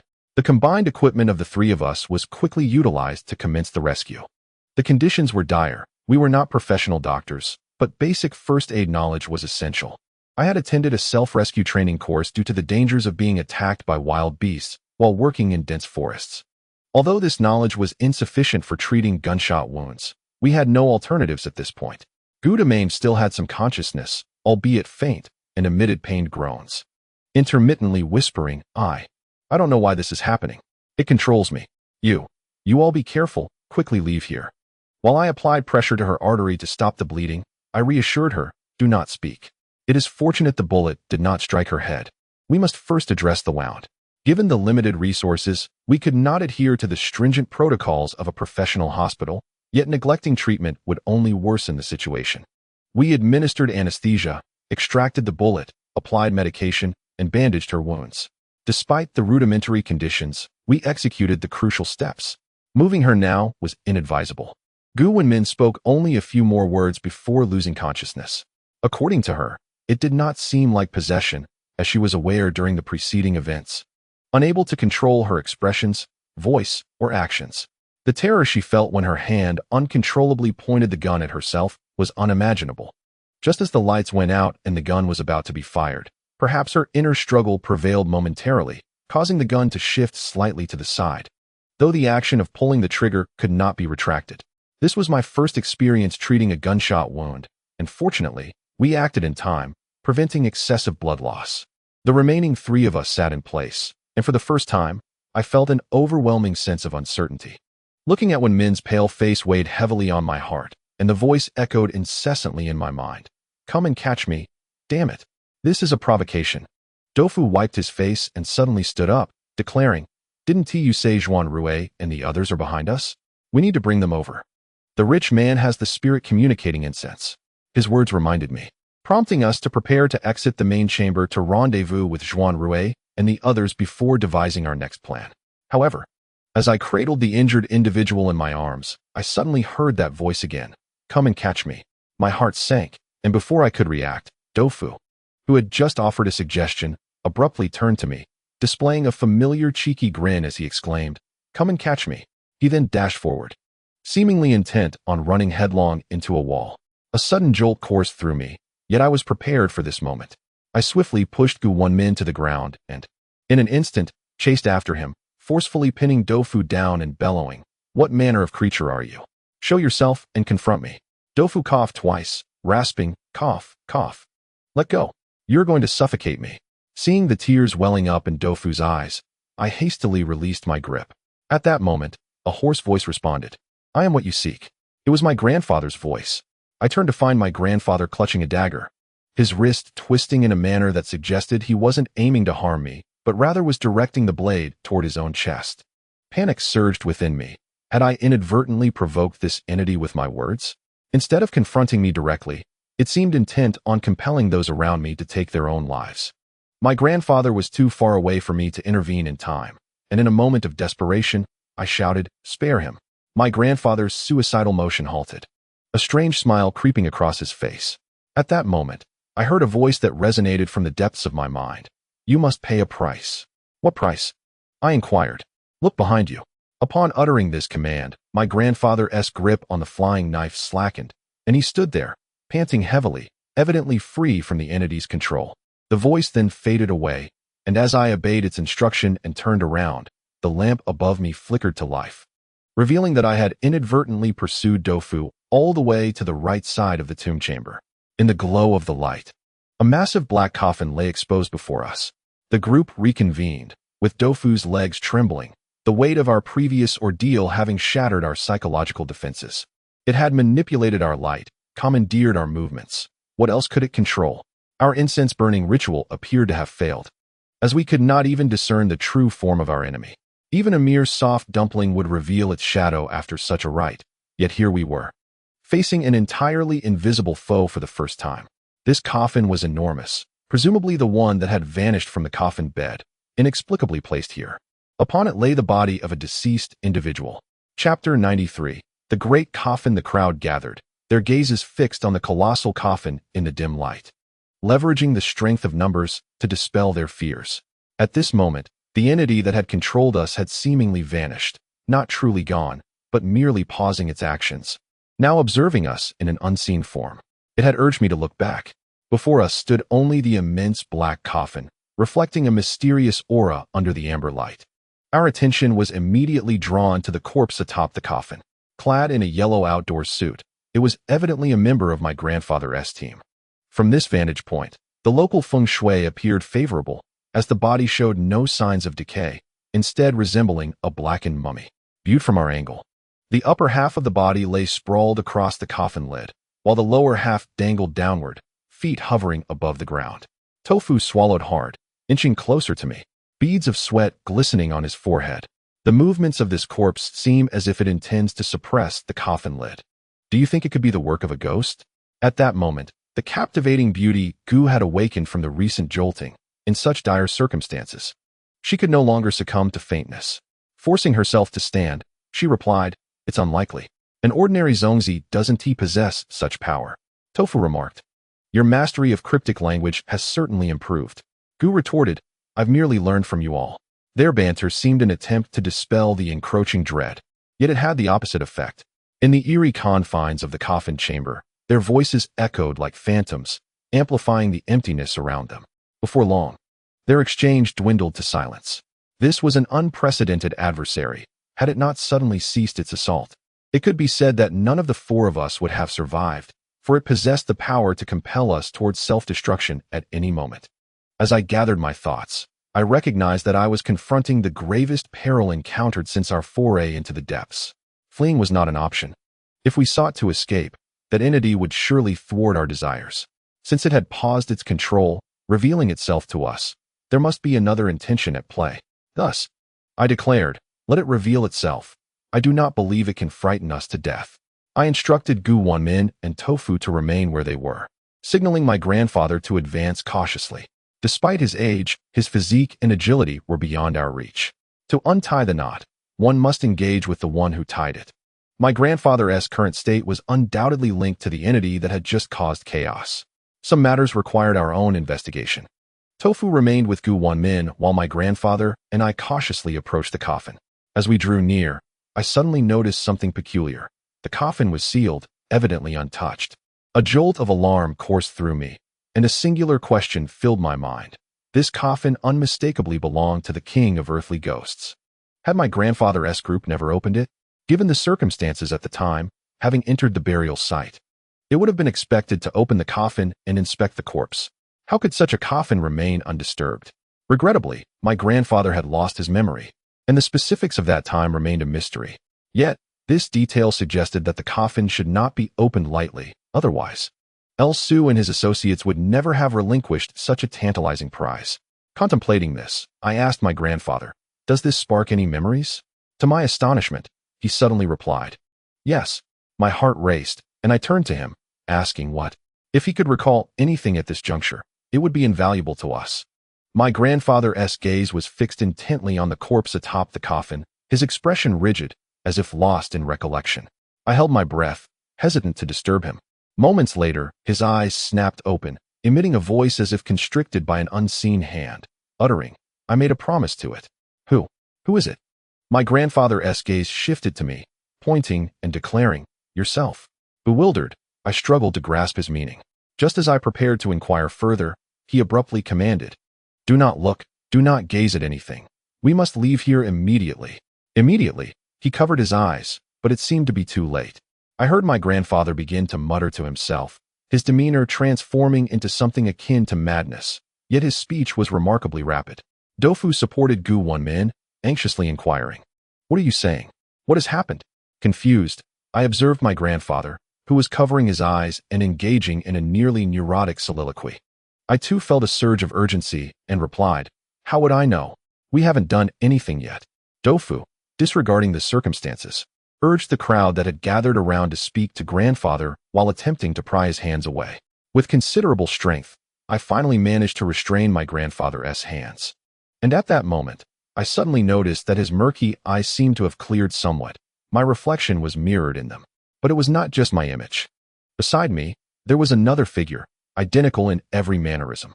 The instant I locked eyes with him, a chill coursed through my body. For it is said that even if an image reflects in a person's pupils, it remains indistinct.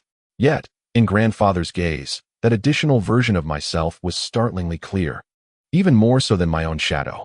He bore an eerie smile, locking his gaze with mine, his lips moving, and simultaneously, a voice echoed in my ear, "Come catch me." Such a sight is beyond the realm of normalcy.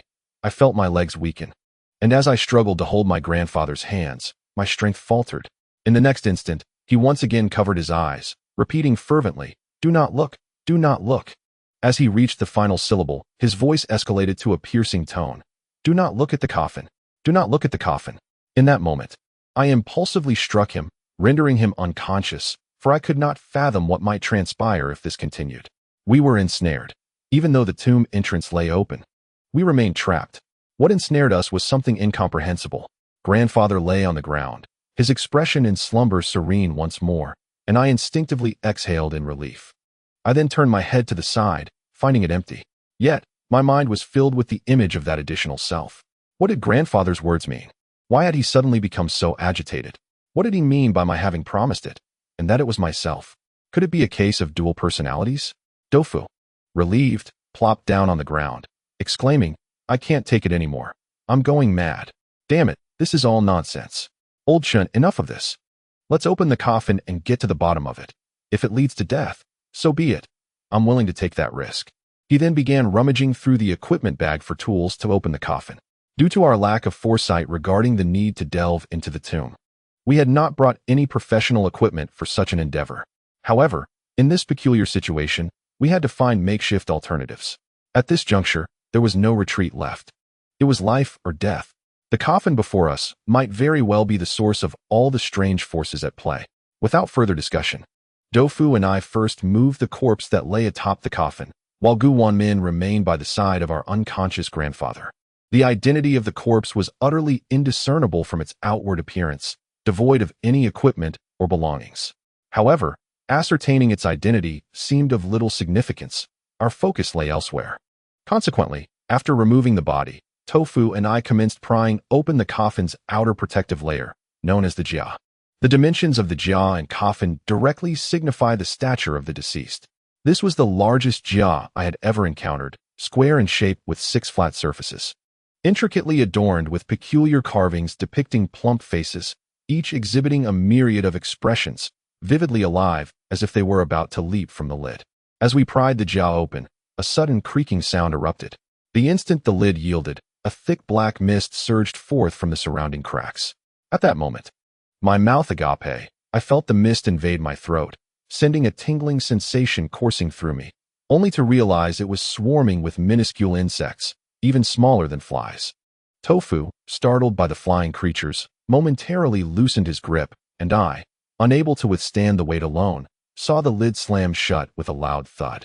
The insects that had emerged vanished in an instant, leaving me with a scratchy throat and a nauseating thought of having ingested them, prompting Tofu to retch in disgust.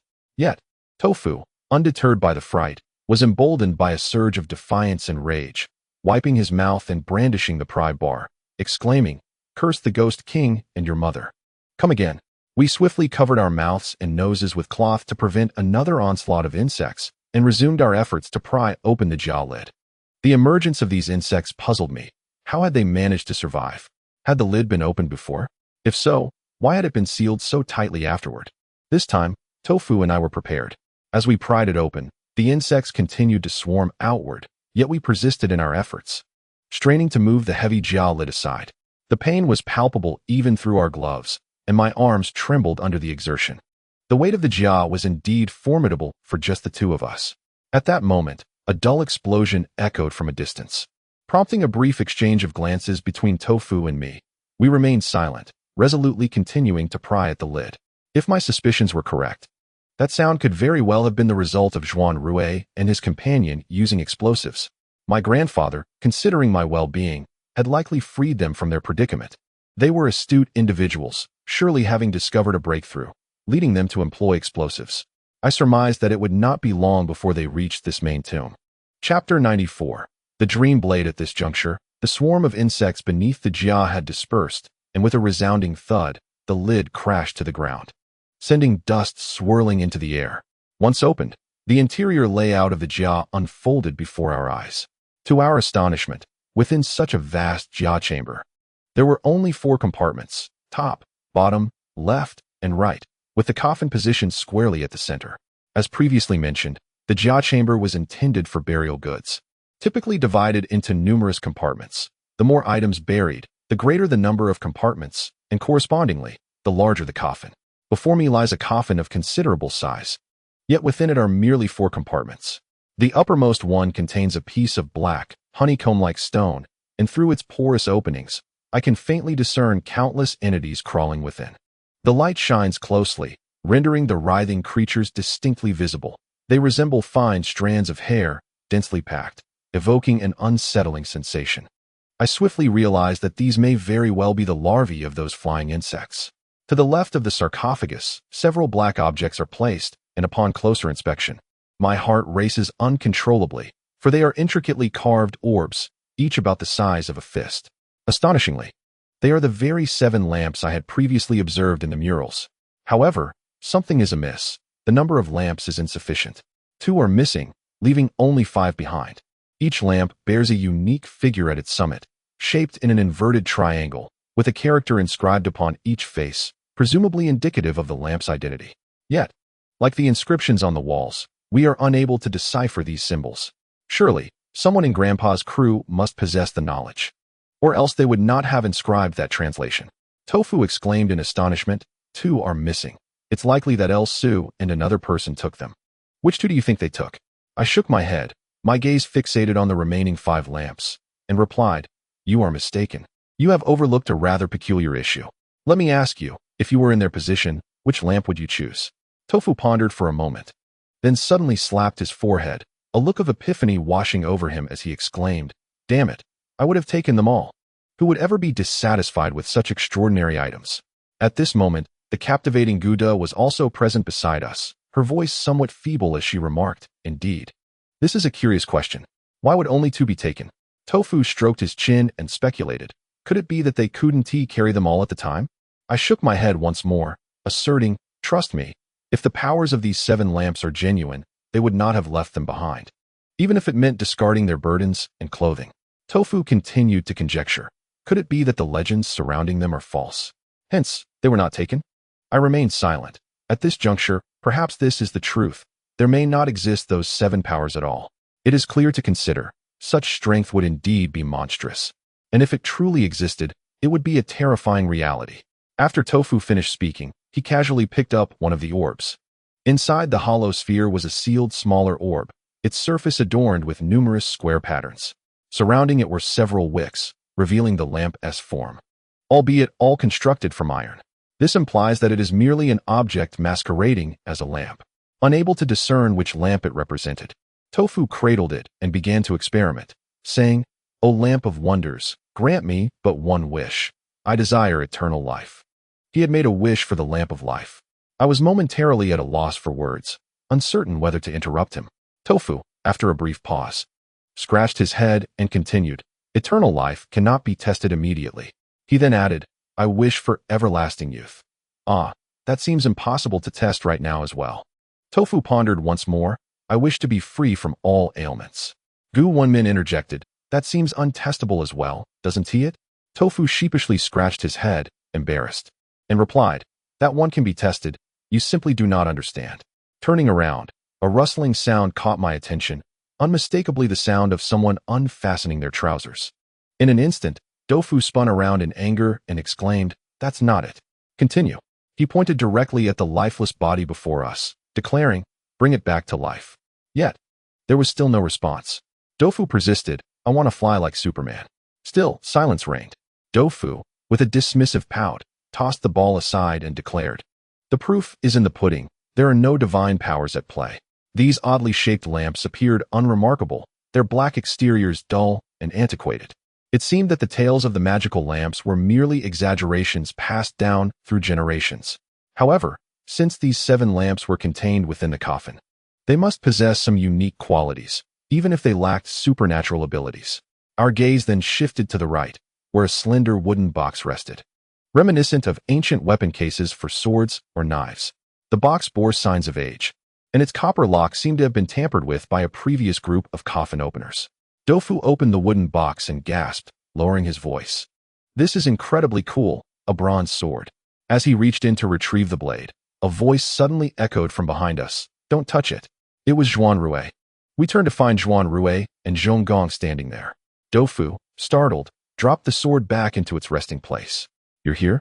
What an unfortunate coincidence. Soon, you'll regret entering this cursed place. Once you're in, you can't get out," Tofu warned. Zhuanrui and his companion appeared quite disheveled, with visible wounds that seemed to be fresh. Rather than respond to Tofu, Zhuanrui hurriedly stepped between us, stating, "That sword must not be touched." Tofu's eyes narrowed in defiance. "You wealthy folks are really something. Even with your riches, you want to snatch this sword from us. It's mine, no one else can have it." Zhuanrui's face, a blend of beauty and ugliness, contorted into an expression that was both shocked and furious, yet more than that. It conveyed an unexplainable sense of urgency that made me wary. He ignored Tofu and continued to fixate on the sword within the box, asking, "Do you know what this is?" Tofu replied, "It's a sword, an ancient bronze sword, a fine treasure." Although Tofu might not be an expert, he recognized the basic material. The age of bronze artifacts was undeniable. Zhuanrui cast a significant glance at Tofu, saying, "If you truly understood what kind of sword this is, you would not desire it." Sensing something amiss, I inquired, "What do you mean? Is there something wrong with the sword?" Zhuanrui then recounted the sword's origins, and as we listened, we exchanged glances, none of us daring to approach it further. The sword had 2 striking characteristics. First, it was unsharpened, and second, its blade bore an intricate design known as the dreaming pattern. This so-called dreaming pattern consisted of subtle, abstract engravings. Upon closer inspection, they appeared to be nothing. Yet a cursory glance would reveal their intricacies. We attempted to examine the pattern closely and indeed discerned the dreaming pattern. Upon closer inspection, one could discern a figure draped in a cloak, reclining sideways, with an ethereal projection above his head seemingly depicting his dreams. In those dreams, a slumbering individual was also immersed in a reverie, and so the sequence continued, culminating in a chaotic swirl of intricate patterns. The moment Zhuanrui entered the main tomb, his gaze was immediately drawn to the knife in the tofu vendor's hand, naturally noticing the ornate designs along its blade. Suddenly, he was reminded of the dreaming wanderer's blade and instinctively moved to intervene. What was so extraordinary about the dreaming wanderer's blade? It is said that this blade is linked to the renowned Baogong. During his endeavors to eradicate evil, he encountered malevolent spirits and found himself at a loss. One night, he dreamt of a divine being bestowing upon him a knife named the soul-subduing dreaming blade. Anyone who wields this knife would immediately fall into a deep slumber. There 3 souls resting and 7 spirits departing, never to awaken again. Upon awakening the next day, Baogong indeed found a knife at his bedside, identical to that in his dream. He promptly took the blade to confront the wicked spirit, and upon casting it, the malevolent entity fell to the ground, incapacitated. After vanquishing the spirit, Baogong pondered the implications of the knife being so potent that only he could wield it. Fearing that an innocent might inadvertently grasp it, he decided to bury the knife along with the spirit, ensuring it would vanish from existence. Tofu, upon hearing this, exclaimed in astonishment, "Are you suggesting that this is the soul-subduing dreaming blade? How have I never heard of this tale? Moreover, wasn't that knife buried? How does it come to be here?" Before he could finish, a sudden realization struck him as he glanced at the coffin at the center of the sarcophagus, exclaiming, "Goodness! Could it be that the malevolent spirit buried by Baogong lies within? Old Shun, I am not well versed in history. Could you help me calculate?" In my mind, I quickly ran the timeline. Baogong lived during the Northern Song dynasty, approximately 1500 years ago, which astonishingly aligned with the era of the earthly ghost king. A wave of dread washed over me as I contemplated. Could it be that the earthly ghost king was entombed by Baogong? Yet, if that were the case, why construct such an elaborate underground palace? Furthermore, during the Northern Song period, Baogong was not a high-ranking official, lacking both the authority and resources to do so. What could this possibly mean? Tofu interjected, "This legend must be flawed. This place is clearly a necropolis for the earthly ghost clan. Did Baogong truly annihilate the entire clan?" Zhuanrui, unfazed, remarked, "Folklore is often embellished. If you doubt it, you may test it." Tofu, skeptical of superstition, retorted, "I've already tried those wondrous lanterns. Where was the commotion? Ancient people have a penchant for exaggeration," and with that, he reached for the knife. At that moment, Zhonggong coldly stated, "If you release what lies within, you shall bear the consequences." Tofu, whose courage was fleeting, hesitated, glancing at me with a look that implored for assistance, clearly conveying, "Brother, help me find a way out of this predicament." Chapter 95. Idolatry of the Human Face. While I was uncertain of the veracity of Zhuanrui's tale, prudence is the mother of safety. Noting Tofu's trepidation, I interrupted his actions, urging him to return the blade. Tofu, descending the steps, wore an expression that seemed to say, "See, it is he who forbids my actions, not my cowardice." As we set our belongings aside, Zhuanrui fell silent, focusing intently on the corpse lying on the ground. He seemed intent on discerning its identity, perhaps hoping to ascertain the fate of Zhuandonglai. However, this was a challenging endeavor, for 6 others had perished in the river, and no one could ascertain whether Zhuandonglai was among them. After a moment's contemplation, Zhuanrui shook his head and sat down, clearly concluding that this corpse was not Zhuandonglai. His gaze then shifted to our grandfather, who, at that moment, was unmasked, his greenish mask hanging at his waist. Zhuanrui's eyes flickered with a hint of anger as he inquired, "What is he doing here?" Tofu curled his lip and retorted, "This place isn't yours to claim. Why shouldn't he be here? Do you recognize him?" Zhonggong, typically taciturn, could not suppress a curse, exclaiming, "Recognize him? This man has caused us immense suffering." I surmised that when Zhuanrui and his companion ventured into the core of the tomb, our grandfather had previously appeared and utilized the tomb's mechanisms against them. Although they had not seen his face, they likely recognized the mask, which explained their current agitation. As Zhonggong approached, preparing to tend to our unconscious grandfather, Tofu interjected, "Do you know who he is? To act so recklessly, this is the infamous Ghost King. Even in his old age, he remains the Ghost King. You too should tread carefully. If you dare to harm him, the 3 of us will fight back." "The Ghost King?" Zhuanrui's gloomy expression revealed his astonishment. His gaze fixated on our grandfather. Is it Qin Siyuan? He directed his eyes toward me, evidently seeking confirmation of Doufu's assertion. I nodded and replied, indeed. He is my grandfather and, apart from us, the only living person in this tomb. Zhuanrui's astonishment was palpable. 14 years, and he is still alive? What on earth is going on? At that moment, it appeared that whatever had been monitoring us had fallen silent. I recounted the events that led to my reunion with our grandfather, and upon hearing the tale, Zhuanrui fell into a contemplative silence, closing his eyes, likely realizing that Zhuan Donglai's survival was improbable. Yet, I harbored a persistent feeling that Zhuanrui's true purpose was not solely to find Zhuan Donglai. This was likely a mere pretext. Perhaps what he truly sought were the legendary 7 divine lamps. Before us lay the divine lamps, dim and lifeless. Were it not for their historical significance and cultural context, an uninformed individual might mistake them for mere scrap metal. Zhuanrui and his companion appeared disheveled, and after a brief respite, he cautioned, one must navigate cautiously. We should not act impulsively. His gaze then fell upon a piece of black, honeycomb-patterned stone, and his expression shifted as he asked, did you encounter anything unusual when you opened the coffin? Doufu, with a glint of mischief in his eyes, replied, does a bug flying out count? I even ate a few. Upon hearing this, Zhuanrui shook his head, his expression suddenly turning peculiar. Do you know why those bugs can survive within the coffin? This black stone is known as the insect fragrance stone, and it is entirely consumable. Within it resides something that, if I am not mistaken, must be a certain type of venomous insect cultivated by them. This peculiar item has been placed here undoubtedly to combat tomb raiders who dare to open the coffin. He paused, scrutinizing the 3 of us, and inquired, did these insects not attack you upon opening the coffin? Doufu's expression darkened at Zhuanrui's words, and he replied, they are smaller than mosquitoes. Once released, they scattered. They should pose no real threat, right? His voice carried a palpable uncertainty. Zhuanrui then asked, do you feel anything unusual in your bodies? I took a moment to assess and found nothing amiss. Doufu shifted his limbs and remarked, I suddenly feel an urge to defecate. Does that count? Zhuanrui fell silent for a while, ultimately choosing not to mention the insects again, likely vexed by Doufu's response. At this moment, aside from the insect fragrance stone, the divine lamp, and the soul-settling dream knife within the coffin, the only remaining item was a thing housed within a box. The box was ajar, revealing a roll of brownish-yellow silk scroll, which appeared quite disordered, clearly having been tampered with. Zhuanrui donned gloves and carefully extracted the scroll. This silk scroll was approximately half a meter long, densely inscribed with red characters arranged vertically. These characters seemed to belong to the same script as those on the stone wall.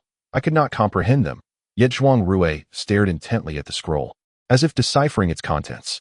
A thought struck me. Could it be that Zhuanrui understands these characters? We 3 exchanged glances but remained silent, allowing Zhuanrui to observe quietly. My grandfather had fallen into a stupor. I was uncertain whether he would awaken as he had before, raving mad. Reluctantly, I decided to remove his flying knife and temporarily bind his hands, thinking, forgive me, grandfather, do not be angry with me. There is no other choice. I hope you regain your senses when you awaken. I surmised that my grandfather's episodes of insanity were likely influenced by it. I did not know what it truly was. Seemingly formless, yet distinctly perceivable, as if it were present in this very space. After a moment, Zhuanrui gently lowered the scroll. We assumed he would immediately relay its contents to us, but curiously, he instead sat cross-legged, cradling the scroll in contemplation. We all waited patiently for a while, yet he remained silent. Doufu was the first to break the tension, waving his hand in front of Zhuanrui and asking, what is it that you are pondering? What is written on that scroll? Zhuanrui glanced at him, brushing aside Doufu's gesticulating hand, and then returned the scroll to its original position, redirecting his gaze toward the peculiar lamps. I quickly surmised that the contents of the scroll were likely related to these strange lights. At that moment, Zhuanrui spoke. This is a letter of warning. A letter of warning? Wenmin exclaimed. Could it be something akin to a curse? She seemed to recall the curse associated with the tomb of Su Fu. Zhuanrui shook his head and began to recount the scroll's contents, revealing that even he was uncertain whether to believe them. Most individuals have long held the misconception that the Zhuang people possess no written language. In truth, The Zhuang ethnicity is a people that has continuously amalgamated throughout the annals of history, boasting a diverse array of scripts. The early Sinicization of this culture led to the predominance of Chinese characters in later generations. The Zhuang's early written forms were numerous, reflecting the integration of various smaller ethnicities, with the most widely recognized script tracing its origins to the Dai people. The ancient Zhuang script, which we observe today, is indeed a venerable form of writing within the Zhuang community. In the domain of treasure hunting, those who excel possess their unique skills.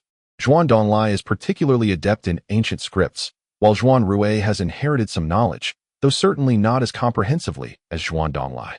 Consequently, his understanding of the contents of the silk manuscript is rather cursory, with some interpretations relying on personal conjecture for completion.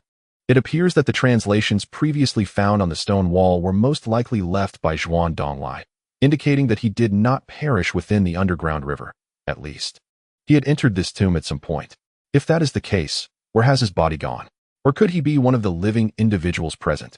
The corpse before us, lying in the coffin, is evidently not Zhuan Donglai. Might there be any clues within this silk manuscript? We listened as Zhuanrui partially interpreted and speculated on the contents of the manuscript. According to its records, the individual interred within this coffin is undoubtedly the king of the earth ghosts. It is said that the earth ghost tribe emerged from the very earth itself, with their king serving as the leader of this nation, which harbors a remarkably unique belief system. In contrast to most religions and deific worship, such as Taoism venerating the three purities in pursuit of harmony between heaven and humanity, or Buddhism, which reveres various Buddhas and Bodhisattvas, emphasizing the infinitude of the cosmos. The earth ghost tribe holds human faces as sacred. A human face, composed of 43 muscles, can express at least 7,000 distinct expressions, a phenomenon unique to humanity that animals cannot replicate. Although ancient peoples may not have conducted systematic studies, they undoubtedly recognized the wondrous capabilities of the human face, marveling at its myriad transformations. In comparison to the surrounding flora and fauna, only a human could achieve such expressive versatility. For those with ancient beliefs, this was a miraculous symbol, possibly explaining why the earth ghost tribe adopted the human face as their totem. According to the manuscript, their exploration of human expressions reached a rather terrifying level, enabling them to discern another's innermost thoughts through subtle changes in gaze, eye contact, blink rates, and even the slightest tremors of the mouth. They could even perform a peculiar dance based on facial expressions, known as the divine face dance. Although this long-forgotten art has vanished into the depths of history. For this reason, the earth ghost people adorn themselves with masks, serving both as totems and protective measures. Yet, even with masks, one could not escape the gaze of a singular individual, the king of the earth ghosts.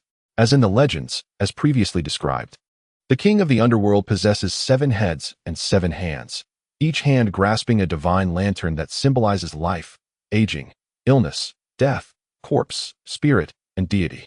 These 7 lanterns harbor extraordinary powers, akin to what we have heard before. However, this silk manuscript unveils an additional clue. These 7 lanterns do not belong to the king of the underworld.